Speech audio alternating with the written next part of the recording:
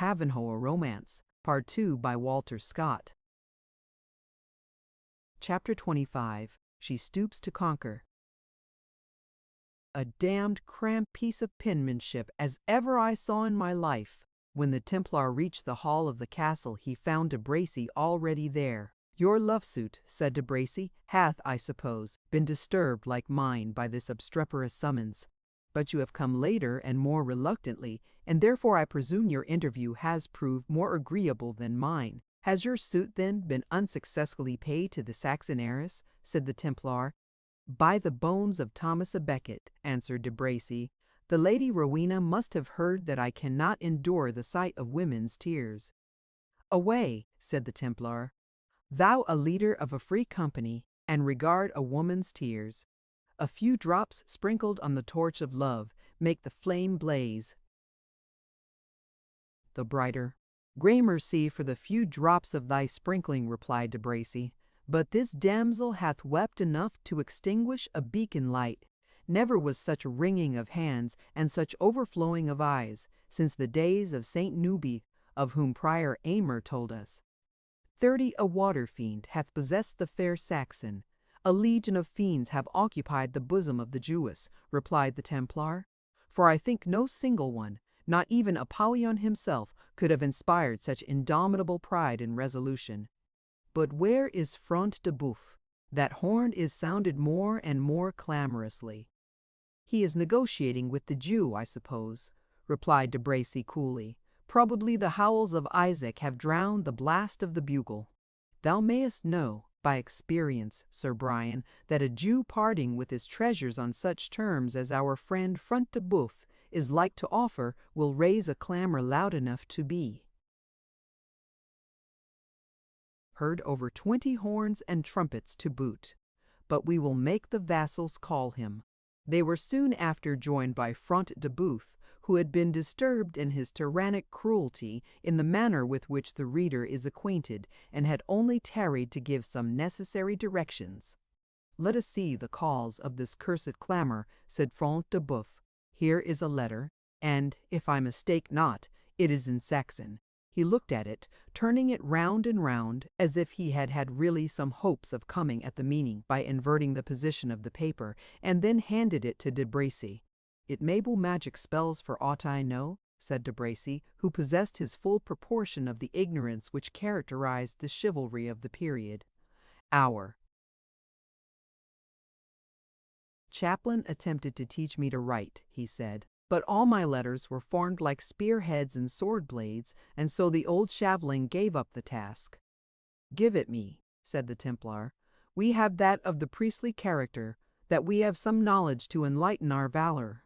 "Let us profit by your most reverend knowledge, then," said De Bracy. "What says the scroll?" "It is a formal letter of defiance," answered the Templar.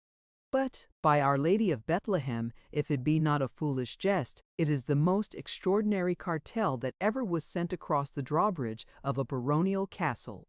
"Jest," said Front de Boeuf. "I would gladly know who dares jest with me in such a matter. Read it, Sir Brian." The Templar accordingly read it as follows: "I, Wamba, the son of Wightless, jester to a noble and free-born man, Cedric of Rotherwood, called the Saxon, and I, Gurth, the son of Beowulf, the swineherd. Thou art mad," said Front de Boeuf, interrupting the reader. "By St. Luke, it is so set down," answered the Templar. Then resuming his task, he went on: "I, Gurth, the son of Beowulf, swineherd unto the said Cedric, with the assistance of our allies and confederates, who make common cause with us in this our feud, namely, the good knight, called for the present Lenore Faineant, and the stout yeoman, Robert Locksley, called Cleave the Wand. Do you, Reginald Front de Boeuf, and your allies and accomplices whomsoever, to wit, that whereas you have, without cause given or feud declared, wrongfully and by mastery seized upon the person of our lord and master the said Cedric, also upon the person of a noble and free-born damsel, the Lady Rowena of Hargetstanstead, also upon the person of a noble and free-born man, and and nepik forward together with his daughter, a Jew of the Jewis and the Senate and court, a George Ed's corbett Dodin, or rogue I staled out wide of these tuberted hamided it quick might have it through a clot and kunky directed it carag and katie, my right bike like Diane rights tested in my I'm season. Failing of which, we do pronounce to you that we hold ye as robbers and traitors, and will wager our bodies against ye in battle, siege or otherwise, and do our utmost too. Your annoyance and destruction, wherefore may God have you in his keeping, signed by us upon the eve of Sate withholds day, under the great trysting oak in the Hart Hill Walk. The above being written by a holy man, clerk to God Our Lady, and St. Dunstan in the chapel of Copemanhurst. At the bottom of this document was scrawled, in the first place, a rude sketch of a cock's head and comb, with a legend expressing this hieroglyphic to be the sign manual of Wamba, son of Witless. Under this respectable emblem stood a cross, stated to be the mark of Gurth, the son of Beowulf. Then was written, in rough, bold characters, the words Le Nar Feninant, and, to conclude the whole, an arrow, neatly enough drawn, was described as the mark of the yeoman Locksley. The knights heard this uncommon document read from end to end, and then gazed upon each other in silent amazement, as being utterly at a loss to know what it could portend. De Bracy was the first to break silence by an uncontrollable fit of laughter, wherein he was joined, though with more moderation, by the Templar. Front de Boeuf, on the contrary, seemed impatient of their ill-timed jocularity. I give you plain warning, he said, fair sirs, that you had better consult how to bear yourselves under these circumstances than give way to such misplaced merriment. Front de Boeuf has not recovered his temper since his late overthrow, said de Bracy to the Templar. He is cowed at the very idea of a cartel, though it come but from a fool and a swineherd. By Saint Michael, answered Front de Boeuf, I would thou couldst stand the whole brunt of this adventure thyself, de Bracy. These fellows dared not have acted with such inconceivable impudence had they not been supported by some strong bands. There are enough of outlaws in this forest to resent my protecting. The deer. I did but tie one fellow who is taken red-handed and in the fact to the horns of a wild stag, which gored him to death in 5 minutes, and I had as many arrows shot at me as there were launched against yonder target at Ashby. Here, fellow, he added to one of his attendants, hast thou sent out to see by what force this precious challenge is to be supported? There are at least 200 men assembled in the woods, answered a squire who was in attendance. Here is a proper matter, said Front de Boeuf. This comes of lending you the use of my castle, that cannot manage your undertaking quietly, but you must bring this nest of hornets about my ears. Of hornets, said de Bracy, of stingless drones rather, a band of lazy knaves, who take to the wood, and destroy the venison rather than labor for their maintenance. Stingless, replied Front de Boeuf, fork-headed shafts of a cloth yard in length, and these shot within the breadth of a French crown, are sting enough. For shame, Sir Knight, said the Templar, let us summon our people and sally forth upon them. One knight one man at arms, were enough for 20 such peasants. Enough, and too much, said de Bracy. I should only be ashamed to couch lance against them. True, answered Front de Boeuf. Were they black Turks or Moors, Sir Templar, or the craven peasants of France, most valiant de Bracy? But these are English yeomen, over whom we shall have no advantage, save what we may derive from our arms and horses, which will avail us little in the glades of the forest. Sally, saidst thou, we have scarce men enough to defend the castle. The best of mine are at York. So is all your band, de Bracy, and we have scarcely 20. Besides the handful that were engaged in this mad business. Thou dost not fear, said the Templar, that they can assemble in force sufficient to attempt the castle? Not so, Sir Brian, answered Front de Boeuf. These outlaws have indeed a daring captain, but without machines, scaling ladders, and experienced leaders, my castle may defy them." "Send to thy neighbors," said the Templar. "Let them assemble their people, and come to the rescue of 3 knights, besieged by a jester and a swineherd in the baronial castle of Reginald Front de Boeuf." "You jest, Sir Knight," answered the Baron. "But to whom should I send? Malvoisin is by this time at York with his retainers, and so are my other allies, and so should I have been but for this infernal enterprise." "Then send to York, and recall our people," said De Bracy. "If they abide the shaking of my standard, or the sight of my free companions, I will give them credit for the boldest outlaws ever bent bow in green wood. And who shall bear such a message?" Said Front de Boeuf. "They will beset every path, and rip the errand out of his bosom. I have it," he added, after pausing for a moment. "Sir Templar, thou canst write as well as read, and if we can but find the writing materials of my chaplain, who died a 12 months since in the midst of his Christmas carousals." "So please ye," said the squire, who was still in attendance, "I think old Urfried has them somewhere in keeping, for love of the confessor. He was the last man, I have heard her tell, who ever said aught to her, which man ought in courtesy to address to maid or matron." "Go, search them out, Engelred," said Front de Boeuf. "And then, Sir Templar, thou shalt return an answer to this bold challenge." "I would rather do it at the sword's point than at that of the pen," said Bois Guilbert. "But be it as you will." He sat down accordingly, and indited, in the French language, an epistle of the following tenor: "Sir Reginald Front de Boeuf, with his noble and knightly allies and confederates, receive no defiances at the hands of slaves, bondsmen, or fugitives." If the person calling himself the Black Knight have indeed a claim to the honors of chivalry, he ought to know that he stands degraded by his present association, and has no right to ask reckoning at the hands of good men of noble blood. Touching the prisoners we have made, we do in Christian charity require you to send the man of religion, to receive their confession, and reconcile them with God, since it is our fixed intention to execute them this morning before noon, so that their heads being placed on the battlements shall show to all men how lightly we esteem those who have bestirred themselves in their rescue.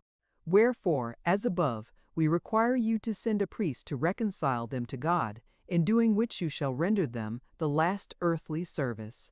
This letter being folded was delivered to the squire, and by him to the messenger who waited without, as the answer to that which he had brought. The yeoman, having thus accomplished his mission, returned to the headquarters of the allies, which were for the present established under a venerable oak tree, about 3 arrow flights distant from the castle. Here Wamba and Gurth, with their allies the Black Knight and Locksley, and the jovial hermit, awaited with impatience an answer to their summons. Around and at a distance from them were seen many a bold yeoman, whose sylvan dress and weather-beaten countenances showed the ordinary nature of their occupation. More than 200 had already assembled, and others were fast coming in. Those whom they obeyed as leaders were only distinguished from the others by a feather in the cap, their dress, arms, and equipments being in all other respects the same. Besides these bands, a less orderly and a worse armed force, consisting of the Saxon inhabitants of the neighbouring township, as well as many bondsmen and servants from Cedric's extensive estate, had already arrived, for the purpose of assisting in his rescue. Few of these were armed otherwise than with such rustic weapons as necessity sometimes converts to military purposes. Boar spears, scythes, flails, and the like were their chief arms, for the Normans, with the usual policy of conquerors, were jealous of permitting to the vanquished Saxons the possession or the use of swords and spears. These circumstances rendered the assistance of the Saxons far from being so formidable to the besieged as the strength of the men themselves, their superior numbers, and the animation inspired by a just cause, might otherwise well have made them. It was to the leaders of this motley army that the letter of the Templar was now delivered, Reference was at first made to the chaplain for an exposition of its contents. By the crook of St. Dunstan, said that worthy ecclesiastic, which hath brought more sheep within the sheepfold than the crook of e'er another saint in paradise, I swear that I cannot expound unto you this jargon, which, whether it be French or Arabic, is beyond my guess. He then gave the letter to Gurth, who shook his head gruffly and passed it to Wamba. The jester looked at each of the four corners of the paper with such a grin of affected intelligence as a monkey is apt to assume upon similar occasions, then cut a caper and gave the letter to Locksley. If the long letters were bows and the short letters broad arrows, I might know something of the matter, said the brave yeoman. But as the matter stands, the meaning is as safe for me as the stag that's at 12 miles distance. I must be clerk then, said the Black Knight, and taking the letter from Locksley, he first read it over to himself, and then explained the meaning in Saxon to his confederates. Execute the noble Cedric, exclaimed Wamba. By the rood, thou must be mistaken, Sir Knight. Not I, my worthy friend, replied the knight. I have explained the words as they are here set down. Then, by St. Thomas of Canterbury, replied Gurth, we will have the castle, should we tear it down with our hands.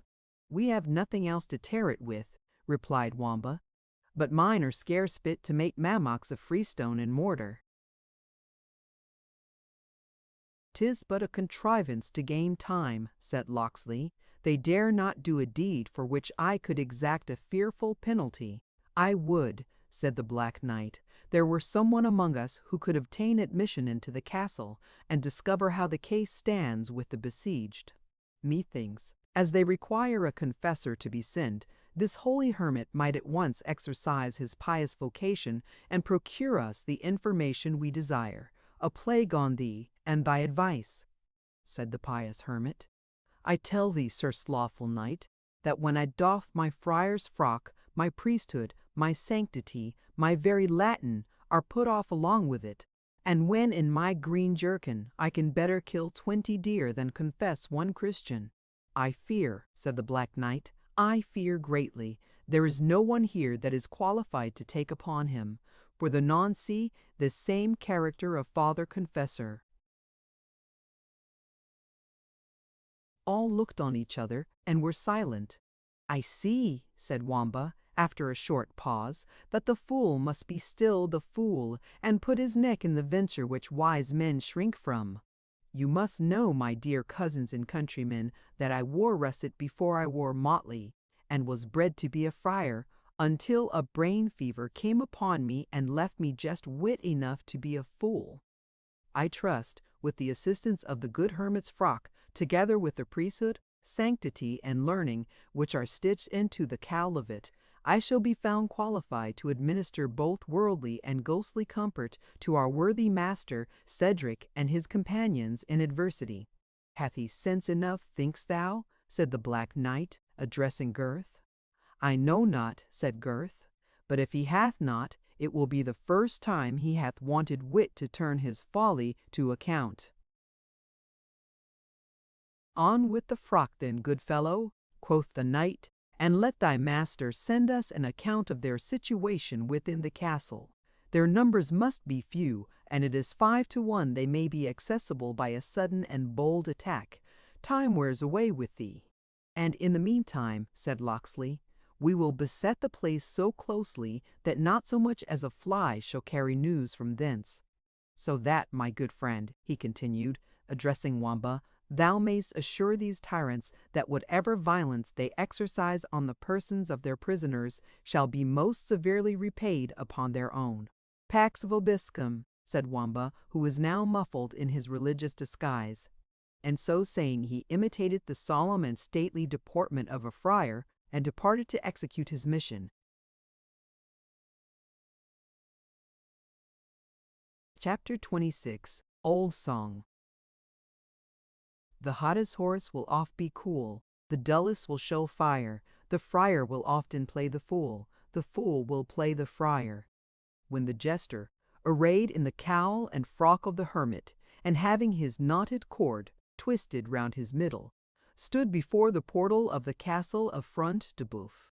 The warder demanded of him his name and errand. "Pax vobiscum," answered the jester. "I am a poor brother of the order of Saint Francis, who come hither to do my office to certain unhappy prisoners now secured within this castle." "Thou art a bold friar," said the warder, "to come hither where, saving our own drunken confessor, a cock of thy feather hath not crowed these 20 years. Yet I pray thee, do mine errand to the lord of the castle," answered the pretended friar. "Trust me, it will find good acceptance with him and the cock shall crow, that the whole castle shall hear him." "Gramercy," said the warder, "but if I come to shame for leaving my post upon thine errand, I will try whether a friar's grey gown be proof against a grey goose shaft." With this threat he left his turret, and carried to the hall of the castle his unwonted intelligence, that a holy friar stood before the gate and demanded instant admission. With no small wonder, he received his master's commands to admit the holy man immediately, and, having previously manned the entrance to guard against surprise, he obeyed, without further scruple, the commands which he had received. The hare-brained self-conceit which had emboldened Wamba to undertake this dangerous office was scarce sufficient to support him when he found himself in the presence of a man so dreadful and so much dreaded as Reginald Front de Boeuf, and he brought out his pax vobiscum, to which he in a good measure trusted for supporting his character with more anxiety and hesitation than had hitherto accompanied it. But Front de Boeuf was accustomed to see men of all ranks tremble in his presence, so that the timidity of the supposed father did not give him any cause of suspicion. "Who and whence art thou, priest?" said he. "Pax vobiscum," reiterated the jester. "I am a poor servant of Saint Francis, who, travelling through this wilderness, have fallen among thieves, as Scripture hath it, quidem viator incidi in latrons, which thieves have sent me unto this castle in order to do my ghostly office on 2 persons condemned by your honourable justice." "Ay, right," answered Front de Boeuf. "And canst thou tell me, holy father, the number of those banditti?" "Gallant sir," answered the jester, "nomen illis legio, their name is Legion. Tell me in plain terms what numbers there are, or, priest, thy cloak and cord will ill protect thee." "Alas," said the supposed friar, "cor meum eructavit, that is to say, I was like to burst with fear. But I conceive they may be what of yeomen, what of commons, at least 500 men." "What," said the Templar, who came into the hall that moment, "muster the wasps so thick here? It is time to stifle such a mischievous brood." Then taking Front de Boeuf aside, "Knowest thou the priest?" "He is a stranger from a distant convent," said Front de Boeuf. "I know him not." "Then trust him not with thy purpose and words," answered the Templar. "Let him carry a written order to De Bracy's company of free companions to repair instantly to their master's aid. In the meantime, and that the shaveling may suspect nothing, permit him to go freely about his task of preparing these Saxon hogs for the slaughter-house." "It shall be so," said Front de Boeuf. And he forthwith appointed a domestic to conduct Wamba to the apartment where Cedric and Athelstane were confined. The impatience of Cedric had been rather enhanced than diminished by his confinement. He walked from one end of the hall to the other with the attitude of one who advances to charge an enemy or to storm the breach of a beleaguered place, sometimes ejaculating to himself, sometimes addressing Athelstane, who stoutly and stoically awaited the issue of the adventure, digesting in the meantime, with great composure, the liberal meal which he had made at noon, and not greatly interesting himself about the duration of his captivity, which he concluded would, like all earthly evils, find an end in heaven's good time. "Pax vobiscum," said the jester, entering the apartment. "The blessing of St. Dunstan, St. Denis, St. Dunis, St. Duthoc, and all other saints whatsoever, be upon ye and about ye." "Enter freely," answered Cedric to the supposed friar. With what intent art thou come hither? To bid you prepare yourselves for death, answered the jester. It is impossible, replied Cedric, starting. Fearless and wicked as they are, they dare not attempt such open and gratuitous cruelty. Alas, said the jester, to restrain them by their sense of humanity is the same as to stop a runaway horse with a bridle of silk thread. Bethink thee, therefore, noble Cedric, and you also, gallant Athelstane, what crimes you have committed. In the flesh, for this very day will ye be called to answer at a higher tribunal. Hearest thou this, Athelstane? Said Cedric. We must rouse up our hearts to this last action, since better it is we should die like men than live like slaves. I am ready, answered Athelstane, to stand the worst of their malice, and shall walk to my death with as much composure as ever I did to my dinner. Let us then unto our holy gear, father, said Cedric. Wait yet a moment, good uncle, said the jester in his natural tone. Better look long before you leap in the dark. By my faith, said Cedric, I should know that voice. It is that of your trusty slave and jester, answered Wamba, throwing back his cowl. Had you taken a fool's advice formerly, you would not have been here at all. Take a fool's advice now, and you will not be here long. How meanest thou, knave? Answered the Saxon. Even thus, replied Wamba. Take thou this frock and cord, which are all the orders I ever had, and march quietly out of the castle, leaving me your cloak and girdle to take the long leap in thy stead. Leave thee in my stead, said Cedric, astonished at the proposal. Why, they would hang thee, my poor knave. E'en let them do as they are permitted, said Wamba. I trust no disparagement to your birth that the son of Witless may hang in a chain with as much gravity as the chain hung upon his ancestor the alderman. Well, Wamba, answered Cedric, for one thing will I grant thy request, and that is, if thou wilt make the exchange of garments with Lord Athelstane instead. Of me? No, by St. Dunstan, answered Wamba. There were little reason in that. Good right there is, that the son of Witless should suffer to save the son of Hereward, but little wisdom there were in his dying for the benefit of one whose fathers were strangers to his. Villain, said Cedric, the fathers of Athelstane were monarchs of England. They might be whomsoever they pleased, replied Wamba, but my neck stands too straight upon my shoulders to have it twisted for their sake. Wherefore, good my master, either take my proffer yourself, or suffer me to leave this dungeon as free as I entered. Let the old tree wither, continued Cedric, so the stately hope of the forest be preserved. Save the noble Athelstane, my trusty Wamba, it is the duty of each who has Saxon blood in his veins. Thou and I will abide together the utmost rage of our injurious oppressors, while he, free and safe, shall arouse the awakened spirits of our countrymen to avenge us. Not so, Father Cedric, said Athelstane, grasping his hand, for when roused to think or act, his deeds and sentiments were not unbecoming his high race.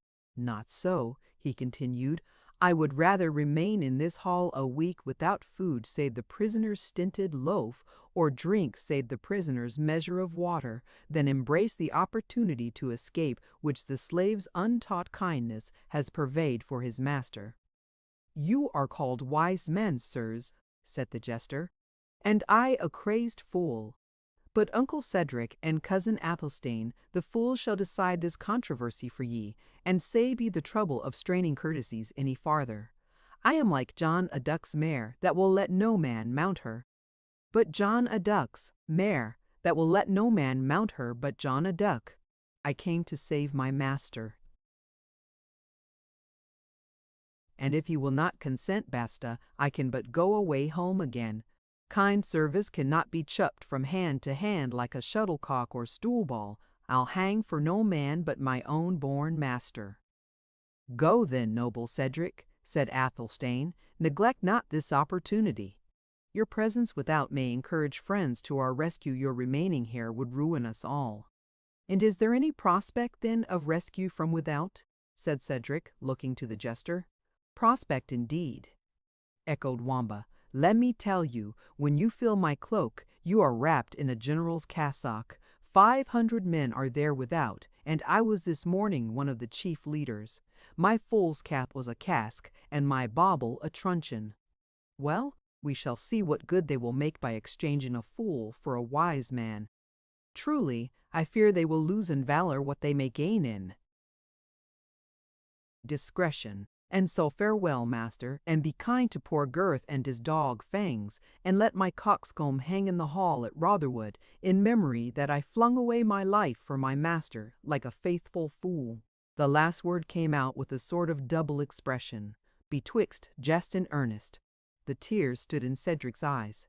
"Thy memory shall be preserved," he said, "while fidelity and affection have honor upon earth. But that I trust I shall find the means of saving Rowena and thee, Athelstane, and thee also, my poor Wamba. Thou shouldst not overbear me in this matter."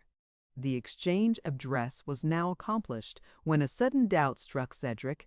"I know no language," he said, "but my own, and a few words of their mincing. Norman, how shall I bear myself like a reverend brother?" "The spell lies in 2 words," replied Wamba. "Pax vobiscum will answer all queries. If you go or come, eat or drink, bless or ban, Pax vobiscum carries you through it all. It is as useful to a friar as a broomstick to a witch, or a wand to a conjurer. Speak it but thus, in a deep grave tone, Pax vobiscum, it is irresistible. Watch and ward, knight and squire, foot and horse, it acts as a charm upon them all. I think, if they bring me out to be hanged tomorrow, as is much to be doubted they may, I will try its weight upon the finisher of the sentence." "If such prove the case," said the master, "my religious orders are soon taken Pax vobiscum. I trust I shall remember the password. Noble Athelstane, farewell. And farewell, my poor boy, whose heart might make amends for a weaker head. I will save you, or return and die with you. The royal blood of our Saxon kings shall not be spilt while mine beats in my veins, nor shall one hair fall from the head of the kind knave who risked himself for his master, if Cedric's peril can prevent it. Farewell." "Farewell, noble Cedric," said Athelstane. "Remember, it is the true part of a friar to accept refreshment, if you are offered any." "Farewell, uncle," added Wamba, "and remember Pax vobiscum." Thus exhorted, Cedric sallied forth upon his expedition, and it was not long ere he had occasion to try the force of that spell which his jester had recommended as omnipotent. In a low-arched and dusky passage, by which he endeavored to work his way to the hall of the castle, he was interrupted by a female form. "Pax vobiscum," said the pseudo-friar, and was endeavoring to hurry past, when a soft voice replied, "Et vobis quassel, Domine reverendissim, pro misericordia vestra."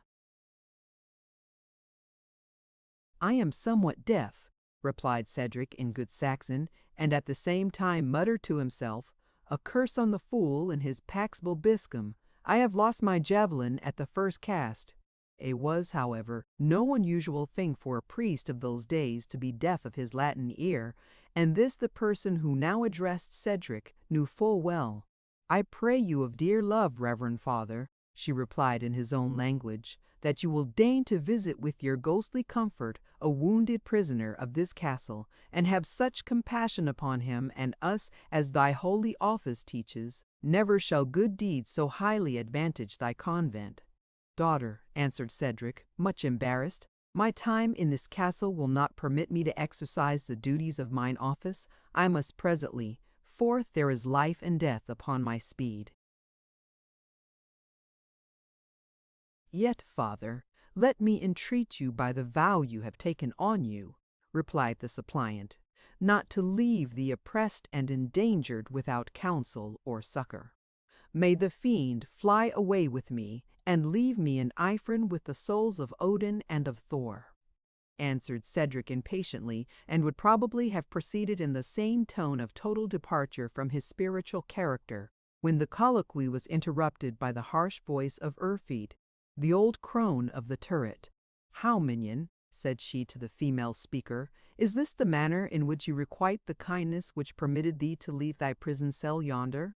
Puttest thou the reverend man to use ungracious language to free himself from the importunities of a Jewess?"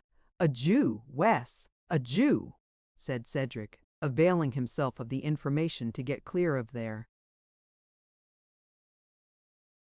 interruption. "Let me pass, woman, stop me not at your peril. I am fresh from my holy office, and would avoid pollution." "Come this way, father," said the old hag. "Thou art a stranger in this castle, and canst not leave it without a guide. Come hither, for I would speak with thee. And you, daughter of an accursed race, go to the sick man's chamber, and tend him until my return, and woe betide you if you again quit it without my permission." Rebecca retreated.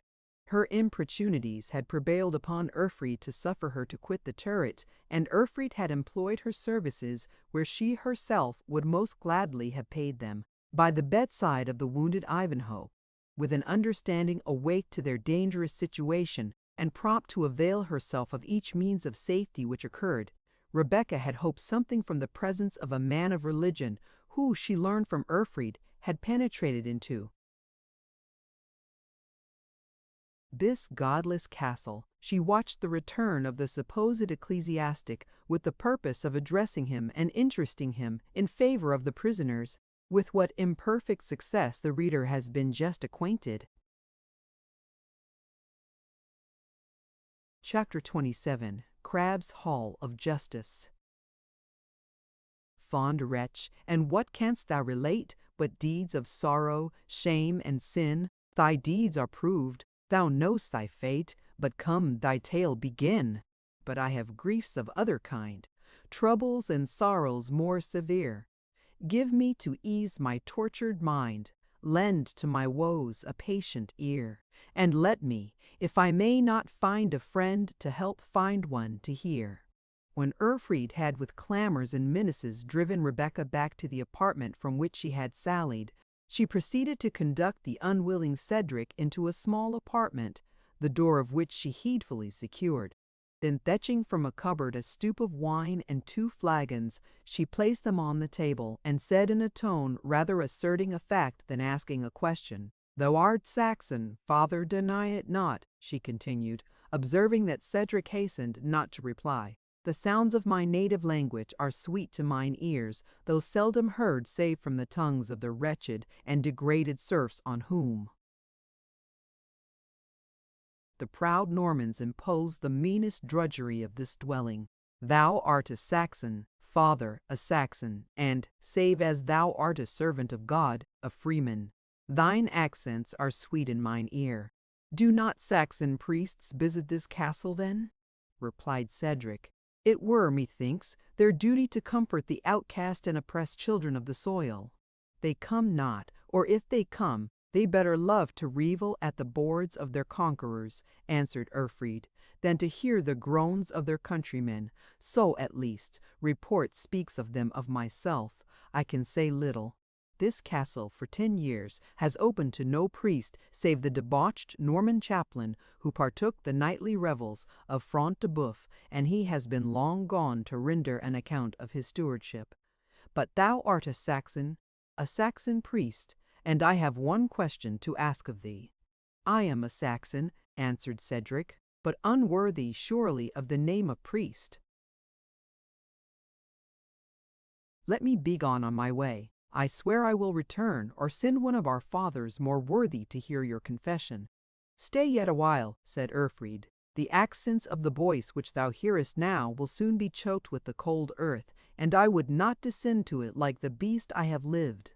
But wine must give me strength to tell the horrors of my tale." She poured out a cup and drank it with a frightful avidity, which seemed desirous of draining the last drop in the goblet. "It stupefies," she said, looking upwards as she finished her draught, "but it cannot cheer. Partake it, father, if you would hear my tale without sinking down upon the pavement. Cedric would have avoided pledging her in this ominous conviviality, but the sign which she made to him expressed impatience and despair. He complied with her request and answered her challenge in a large wine cup. She then proceeded with her story, as if appeased by his complaisance. "I was not born," she said, "father, the wretch that thou now seest me. I was free, was happy, was honored, loved, and was beloved. I am now a slave, miserable and degraded, the sport of my master's passions, while I had yet beauty, the object of their contempt, scorn, and hatred, since it has passed away. Dost thou wonder, father, that I should hate mankind, and, above all, the race that has wrought this change in me? Can the wrinkled, decrepit hag before thee, whose wrath must vent itself in impotent curses, forget she was once the daughter of the noble Thane of Torquilstone, before whose frown 1,000 vassals trembled? Thou the daughter of Torquil Wolfganger," said Cedric, receding as he spoke. Thou the daughter of that noble Saxon, my father's friend and companion in arms." "Thy father's friend," echoed Urfried. Then Cedric called the Saxon stands. "Before me, for the noble Hereward of Rotherwood had but one son, whose name is well known among his countrymen. But if thou art Cedric of Rotherwood, why this religious dress? Hast thou too despaired of saving thy country, and sought refuge from oppression in the shade of the convent?" "It matters not who I am," said Cedric. "Proceed, unhappy woman, with thy tale of horror and guilt. Guilt there must be, there is guilt even in thy living to tell it." There is," answered the wretched woman, "deep, black, damning guilt, guilt that lies like a load at my breast, guilt that all the penitential fires of hereafter cannot cleanse. Yes, in these halls, stained with the noble and pure blood of my father and my brethren, in these very halls, to have lived the paramour of their murderer, the slave at once, and the partaker of his pleasures, was to render every breath which I drew a vital air, a crime, and a curse." "Wretched woman!" exclaimed Cedric, "and while the friends of thy father, while each true Saxon heart, as it breathed the requiem for his soul, and those of his valiant sons, forgot not in their prayers the murdered Lulica, while all mourned and honored the dead, thou hast lived to merit our hate, and execration lived to unite thyself with the vile tyrant who murdered thy nearest and dearest, who shed the blood of infancy, rather than a male of the noble house of Torquil Wolfganger should survive with him. Hast thou lived to unite thyself, and in the hands of lawless life, in lawless hands indeed, but not in those of love," answered the hag. "Love will sooner visit the regions of eternal doom than those unhallowed vaults. No, with that at least I cannot reproach myself. Hatred to Front de Bœuf and his race governed my soul most deeply, even in the hour of his guilty endearments." "You hated him, and yet you lived," replied Cedric. "Wretch, was there no poniard, no knife, no bodkin? Well was it for thee, since thou didst prize such an existence, that the secrets of a Norman castle are like those of the grave. For had I but dreamed of the daughter of Torquil living in foul communion with the murderer of her father, the sword of a true Saxon had found thee out even in the arms of thy paramour." "Wouldst thou indeed have done this justice to the name of Torquil?" said Ulrica, "for we may now lay aside her assumed name of Urfried. Thou art, then, the true Saxon report speaks thee. For even within these accursed walls, where, as thou well sayest, guilt shrouds itself in inscrutable mystery, even there has the name of Cedric been sounded, and I, wretched and degraded, have rejoiced to think that there yet breathed an avenger of our unhappy nation. I also have had my hours of vengeance. I have fomented the quarrels of our foes, and heated drunken revelry into murderous broil. I have seen their blood flow, I have heard their dying groans. Look on me, Cedric, are there not still left on this foul and faded face some traces of the features of Torquil?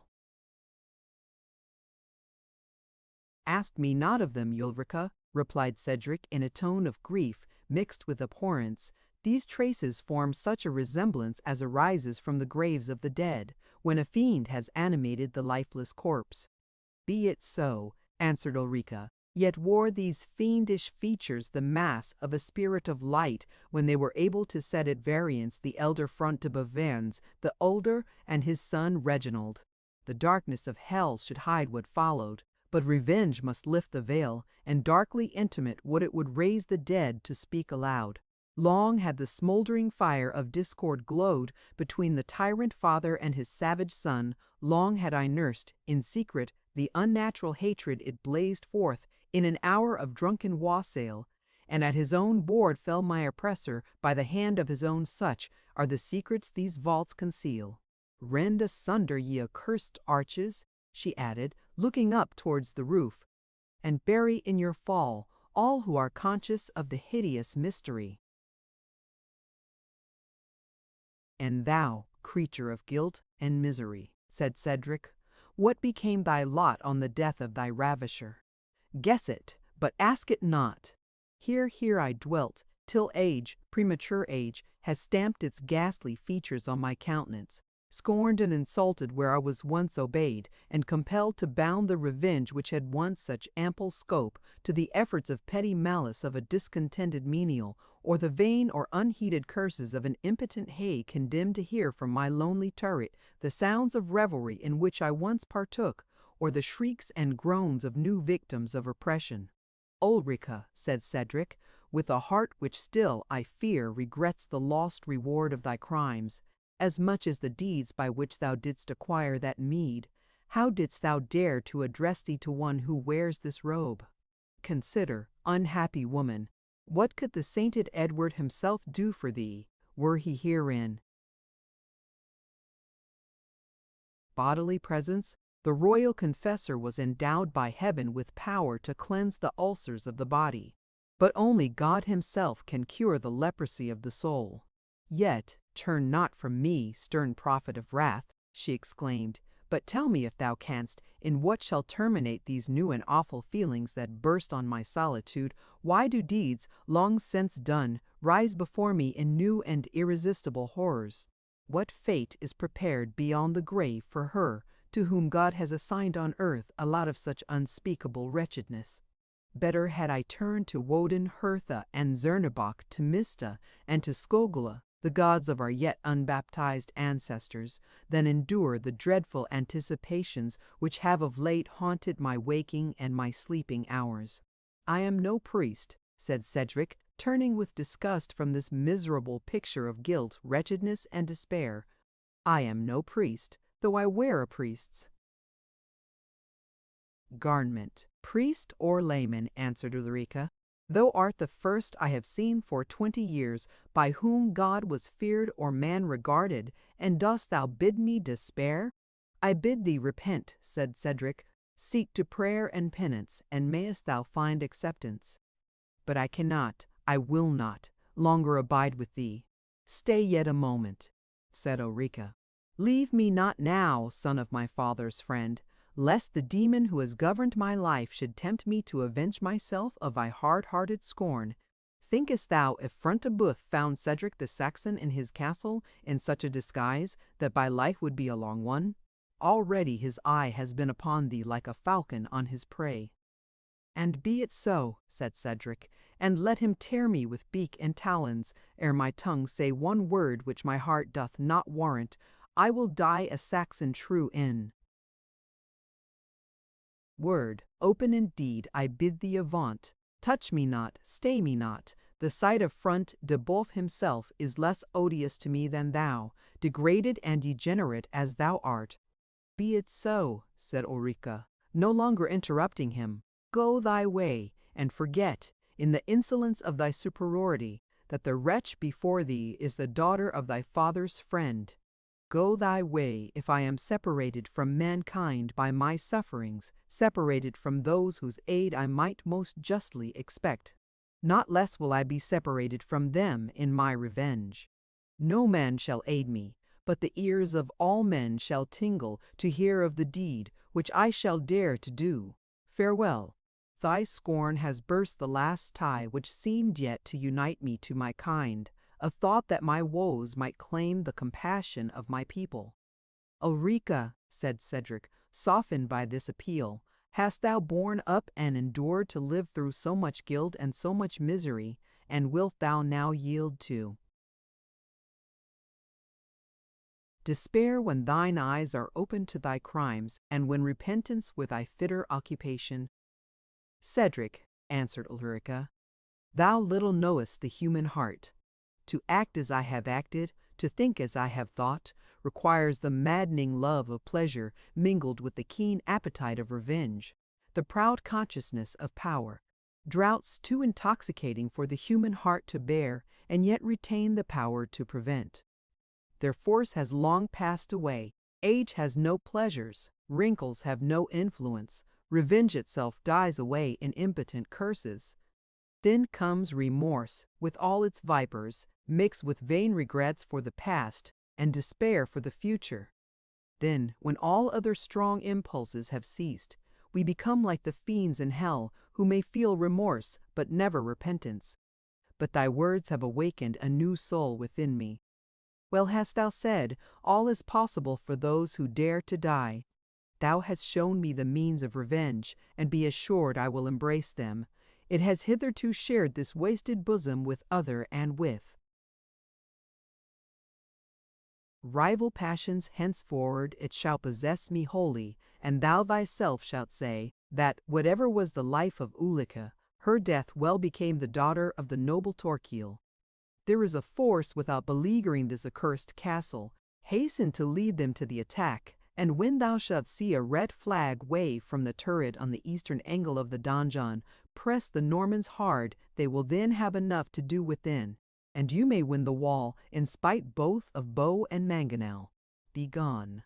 I pray thee follow thine own fate, and leave me to mine. Cedric would have inquired farther into the purpose which she thus darkly announced, but the stern voice of Front de Bœuf was heard, exclaiming, "Where tarries this loitering priest? By the scallop shell of Compostella, I will make a martyr of him if he loiters here to hatch treason among my domestics."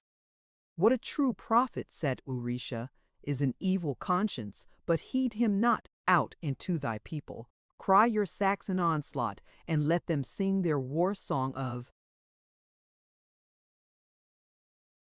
Rollo, if they will. Vengeance shall bear a burden to it. As she thus spoke, she vanished through a private door, and Reginald Front de Bœuf entered the apartment. Cedric, with some difficulty, compelled himself to make obeisance to the haughty baron, who returned his courtesy with a slight inclination of the head. Thy penitents, father, have made a long shrift. It is the better for them, since it is the last they shall ever make. Hast thou prepared them for death? I found them, said Cedric in such French as he could command, expecting the worst, from the moment they knew into whose power they had fallen. How now, Sir Friar, replied Front de Bœuf, the speech, methinks, smacks of a Saxon tongue. I was bred in the convent of St. Withold of Burton, answered Cedric. Ay, said the baron, it had been better for thee to have been a Norman, and better for my purpose too, but need has no choice of messengers. That Cinter Olds of Burton is an owlet's nest worth the harrying. The day will soon come that the frock shall protect the Saxon as little as the mail coat. God's will be done, said Cedric in a voice tremulous with passion, which Front de Bœuf imputed to fear. I see, said he, thou dreamest already that our men at arms are in thy refectory and thy ale vaults. But do me one cast of thy holy office, and, come what list of others, thou shalt sleep as safe in thy cell as a snail within his shell of proof. Speak your commands, said Cedric with suppressed emotion. Follow me through this passage, then, that I may dismiss thee by the postern. And as he strode on his way before the supposed friar, Front de Bœuf schooled him in the part which he desired he should act. Thou seest, Sir Friar, yon herd of Saxon swine, who have dared to environ this castle of Torquilstone. Tell them whatever thou hast a mind of the weakness of this fortalice, or aught else that can detain them before it for 24 hours. Meantime bear thou this scroll, but soft canst read, Sir Priest. Not a jot I, answered Cedric, save on my breviary, and then I know the characters, because I have the holy service by heart. Praised be Our Lady and Saint Withold, the fitter messenger for my purpose. Carry thou this scroll to the castle of Philip de Malvoisin. Say it cometh from me, and is written by the Templar Brian de Bois Gilbert, and that I pray him to send it to York with all the speed man and horse can make. Meanwhile tell him to doubt nothing, he shall find us whole and sound behind our battlement. Shame on it, that we should be compelled to hide thus by a pack of runagates, who are wont to fly even at the flash of our pennons and the tramp of our horses. I say to thee, priest, contrive some cast of thine art to keep the knaves where they are, until our friends bring up their lances. My vengeance is awake, and she is a falcon that slumbers not till she has been gorged. By my patron saint, said Cedric with deeper energy than became his character, and by every saint who has lived and died in England, your commands shall be obeyed. Not a Saxon shall stir from before these walls, if I have art and influence to detain them there. Ha, said Front de Bœuf, thou changest thy tone, Sir Priest, and speakest brief and bold, as if thy heart were in the slaughter of the Saxon herd, and yet thou art thyself of kindred to the swine. Cedric was no ready practicer of the art of dissimulation, and would at this moment have been much the better of a hint from Wamba's more fertile brain.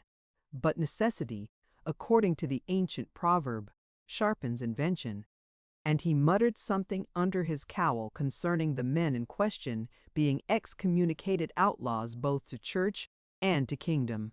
D'Esparieux, answered Front de Bœuf, thou hast spoken the very truth. I forgot that the knaves can strip a fat abbot, as well as if they had been born south of yonder salt channel. Was it not he of St. Ives whom they tied to an oak tree, and compelled to sing a mass while they were rifling his mails and his wallets? No, by Our Lady.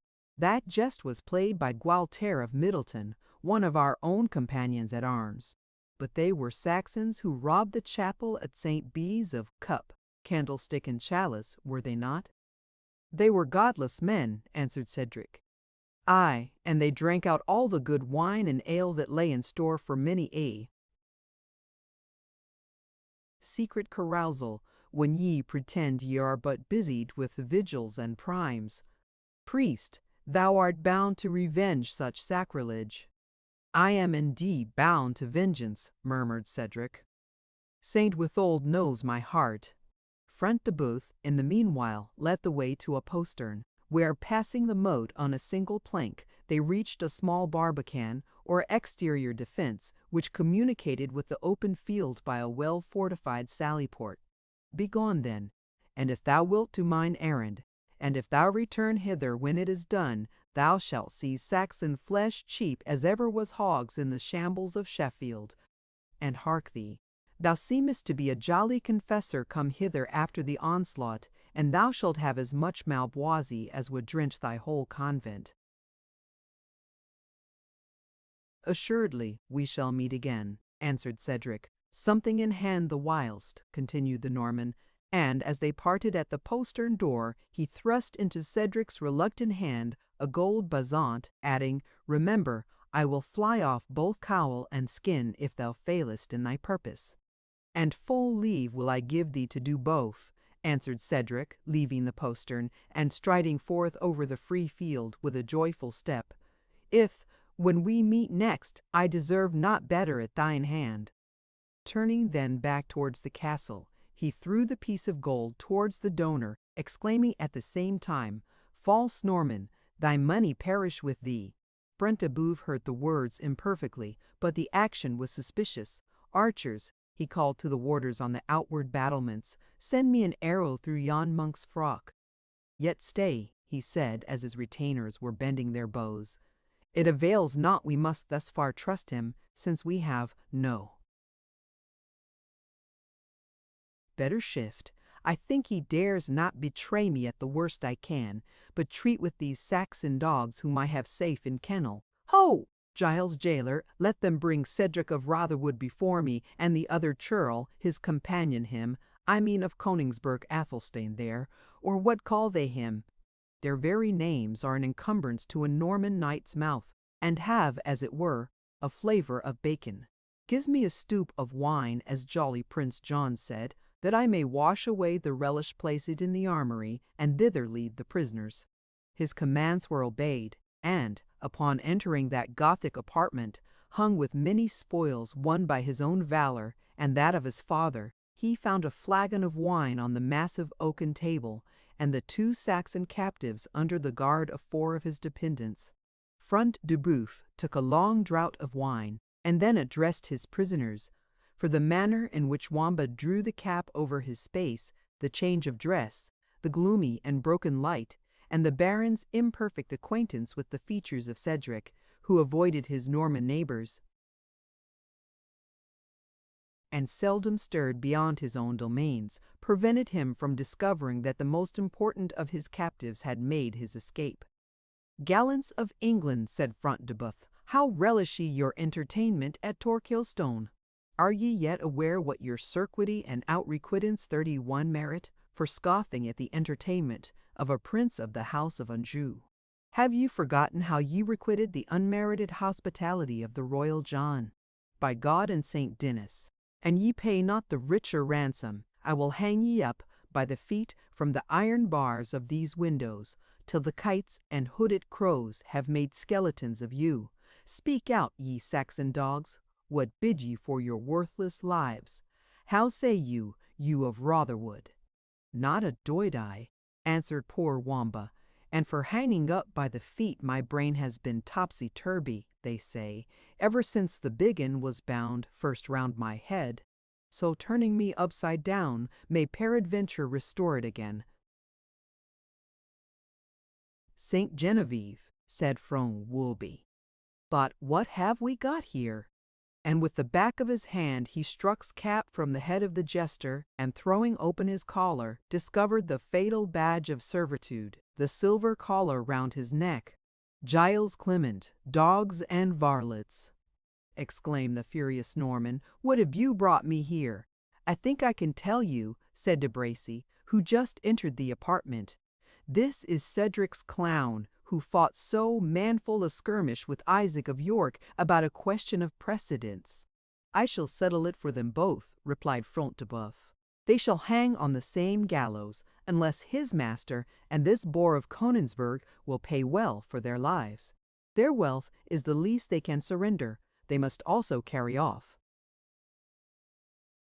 with them the swarms that are besetting the castle, subscribe a surrender of their pretended immunities, and live under us as serfs and vassals, too happy if, in the new world that is about to begin, we leave them the breath of their nostrils. Go," said he to 2 of his attendants, "fetch me the right Cedric hither, and I pardon your error for once, the rather that you but mistook a fool for a Saxon franklin." "Aye, but," said Wamba, "your chivalrous excellency will find there are more fools than franklins among us." "What means the knave?" said Front de Boeuf, looking towards his followers, who, lingering and loath, faltered forth their belief, that if this were not Cedric who was there in presence, they knew not what was become of him. "Saints of heaven!" exclaimed de Bracy, "he must have escaped in the monk's garments." "Fiends of hell!" echoed Front de Boeuf. "It was then the boar of Rotherwood whom I ushered to the postern, and dismissed with my own hands. And thou," he said to Wamba, "whose folly could overreach the wisdom of idiots yet more gross than thyself, I will give thee holy orders. I will shave thy crown for thee. Here, let them tear the scalp from his head, and then pitch him headlong from the battlements. My trade is to jest. Canst thou jest now?" you deal with me better than your word, noble knight," whimpered forth poor Wamba, whose habits of buffoonery were not to be overcome even by the immediate prospect of death. "If you give me the red cap you propose, out of a simple monk you will make a cardinal." "The poor wretch," said De Bracy, "is resolved to die in his vocation. Front de Bœuf, you shall not slay him. Give him to me to make sport for my free companions. How sayest thou, knave? Wilt thou take heart of grace and go to the wars with me?"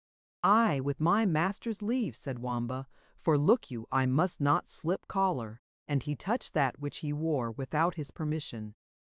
"Oh, a Norman saw will soon cut a Saxon collar," said De Bracy. "Ay, noble sir," said Wamba, "and thence goes the proverb, Norman saw on English oak, on English neck a Norman yoke, Norman spoon in English dish, and England ruled as Normans wish. Blithe world to England never will be more, till England's rid of all the four." "Thou dost well, De Bracy," said Front de Bœuf, "to stand there listening to a fool's jargon, when destruction is gaping for us. Seest thou not we are overreached, and that our proposed mode of communicating with our friends without has been disconcerted by this same motley gentleman thou art so fond to?" "Brother, what views have we to expect but instant storm?" "To the battlements, then," said De Bracy. "When didst thou ever see me the graver for the thoughts of battle? Call the Templar yonder, and let him fight but half so well for his life as he has done for his order. Make thou to the walls thyself with thy huge body. Let me do my poor endeavour in my own way, and I tell thee the Saxon outlaws may as well attempt to scale the clouds as the castle of Torquilstone, or, if you will treat with the banditti, why not employ the mediation of this worthy franklin, who seems in such deep contemplation of the wine-flagon? Here, Saxon," he continued, addressing Athelstane, and handing the cup to him, "rinse thy throat with that noble liquor, and rouse up thy soul to say what thou wilt do for thy liberty." "What a man of mould may," answered Athelstane, "providing it be what a man of manhood ought. Dismiss me free with my companions, and I will pay a ransom of 1,000 marks. And wilt moreover assure us the retreat of that scum of mankind who are swarming around the castle, contrary to God's peace and the king's?" said Front de Bœuf. "In so far as I can," answered Athelstane, "I will withdraw them, and I fear not but that my father Cedric will do his best to assist me." "We are agreed then," said Front de Bœuf. "Thor Hall and they are to be set at freedom, and peace is to be on both sides, for payment of 1,000 marks. It is a trifling ransom, Saxon, and thou wilt owe gratitude to the moderation which accepts of it in exchange of your persons.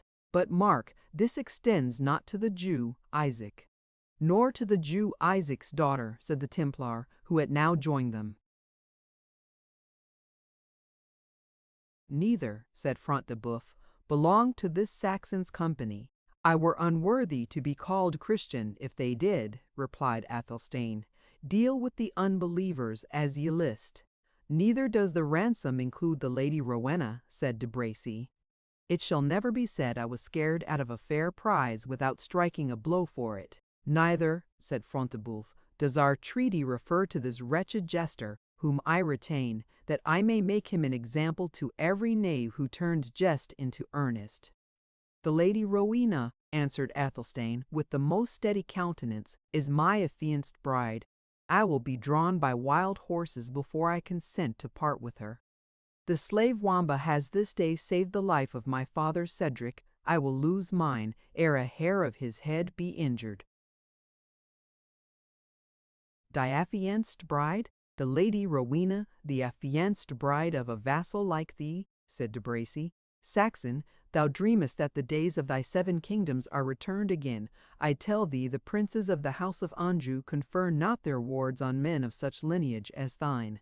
"My lineage, proud Norman," replied Athelstane, "is drawn from a source more pure and ancient than that of a beggarly Frenchman, whose living is won by selling the blood of the thieves whom he assembles under his paltry standard. Kings were my ancestors, strong in war and wise in counsel, who every day feasted in their hall more hundreds than thou canst number, individual followers, whose names have been sung by minstrels, and their laws recorded by wittenagemotes, whose munsters have been bend. Do hastet de Bracy, said Frondeboeuf, well pleased with the rebuff which his companion had received. The Saxon hath hit thee fairly. As fairly as a captive can strike, said de Bracy with apparent carelessness, for he whose hands are tied should have his tongue at freedom. But thy glibness of reply, comrade, rejoined he, speaking to Athelstane, will not win the freedom of the Lady Rowena. To this Athelstane, who had already made a longer speech than was his custom to do on any topic, however interesting, returned no answer. The conversation was interrupted by the arrival of a menial, who announced that a monk demanded admittance at the postern gate. In the name of Saint Bennet, the prince of these bull-beggars, said Front de Bœuf, have we a real monk this time, or another impostor? Search him, slaves, for an ye suffer a second impostor to be palmed upon you, I will have your eyes torn out, and hot coals put into the sockets. Let me endure the extremity of your anger, my lord, said Giles, if this be not a real cheveling. Your squire Jocelyn knows him well, and will vouch him to be brother Ambrose, a monk in attendance upon the prior of Jorvaux. Admit him, said Front de Bœuf. Most likely he brings us news from his jovial master. Surely the devil keeps holiday, and the priests are relieved from duty, that they are strolling thus wildly through the country. Remove these prisoners, and Saxon, think on what thou hast heard. I claim, said Athelstane, an honourable imprisonment, with due care of my board and of my couch, as becomes my rank, and as is due to one who is in treaty for ransom. Moreover, I hold him that deems himself the best of you, bound to answer to me with his body for this aggression on my freedom. This defiance hath already been sent to thee by thy sewer. Thou underliest it, and art bound to answer me. There lies my glove. I answer not the challenge of my prisoner, said Front de Bœuf, nor shalt thou, Maurice de Bracy. Giles, he continued, hang the franklin's glove upon the tine of yonder branched antlers. There shall it remain until he is a free man. Should he then presume to demand it, or to affirm he was unlawfully made my prisoner, by the belt of St. Christopher, he will speak to one who has never refused to meet a foe on foot or on horseback, alone or with his vassals at his back. The Saxon prisoners were accordingly removed, just as they introduced the monk Ambrose, who appeared to be in great perturbation. This is the real Deus Vobiscum, said Wamba, as he passed the reverend brother. The others were but counterfeits. Holy Mother, said the monk, as he addressed the assembled knights, I am at last safe and in Christian keeping. Safe thou art, replied de Bracy, and for Christianity, here is the stout Baron Reginald Front de Bœuf, whose utter abomination is a Jew, and the good Knight Templar Brian de Bois Guilbert, whose trade is to slay Saracens. If these are not good marks of Christianity, I know no other which they bear about them. Ye are friends and allies of our reverend father in God Aymer, prior of Jorvaux, said the monk, without noticing the tone of de Bracy's reply. Ye owe him aid both by knightly faith and holy charity. For what saith the blessed Saint Augustine in his treatise De Zibitate Dei? What saith the devil? Interrupted Front de Bœuf. Or rather, what dost thou say, Sir Priest? We have little time to hear texts from the Holy Fathers. Sancta Maria, ejaculated Father Ambrose, how prompt to ire are these unhallowed laymen! But be it known to you, brave knights, that certain murderous caitiffs, casting behind them fear of God and reverence of his church, and not regarding the bull of the Holy See, Siquis soidende diabolo, brother priest, said the Templar, all this we know or guess at. Tell us plainly, is thy master the prior made prisoner, and to whom? Surely, said Ambrose, he is in the hands of the men of Belial, infestors of these woods, and contemners of the holy text. touch not mine anointed, and do my prophets naught of evil. Here is a new argument for our swords, sirs, said Front de Bœuf, turning to his companions. And so, instead of reaching us any assistance, the prior of Jorvaulx requests aid at our hands. A man is well helped of these lazy churchmen when he hath most to do. But speak out, priest, and say at once, what doth thy master expect from us? So please you, said Ambrose, violent hands having been imposed on my Reverend Superior, contrary to the holy ordinance which I did already quote, and the men of Belial having rifled his mails and budgets, and stripped him of 200 marks of pure refined gold, they do yet demand of him a large sum beside, ere they will suffer him to depart from their uncircumcised hands. Wherefore the reverend Father in God prays you, as his dear friends, to rescue him, either by paying down the ransom at which they hold him, or by force of arms, at your best discretion. The foul fiend quell the prior, said Front de Bœuf. His morning's drought has been a deep one. When did thy master hear of a Norman baron unbuckling his purse to relieve a churchman whose bags are 10 times as weighty as ours? And how can we do aught by valor to free him that are cooped up here by 10 times our number, and expect an assault every moment? And that was what I was about to tell you, said the monk, had your hastiness allowed me time. But, God help me, I am old, and these foul onslaughts distract an aged man's brain. Nevertheless, it is a verity that they assemble a camp, and raise a bank against the walls of this castle. To the battlements, cried De Bracy, and let us mark what these knaves do without. And so saying, he opened a latticed window which led to a sort of bartizan or projecting balcony, and immediately called from thence to those in the apartment, Saint Denis, but the old monk hath brought true tidings. They bring forward mantelets and pavisses, 32, and the archers muster on the skirts of the wood like a dark cloud before a hailstorm. Reginald Front de Bœuf also looked out upon the field, and immediately snatched his bugle, and after winding a long and loud blast, commanded his men to their posts on the walls. De Bracy looked to the eastern side, where the walls are lowest, noble bois.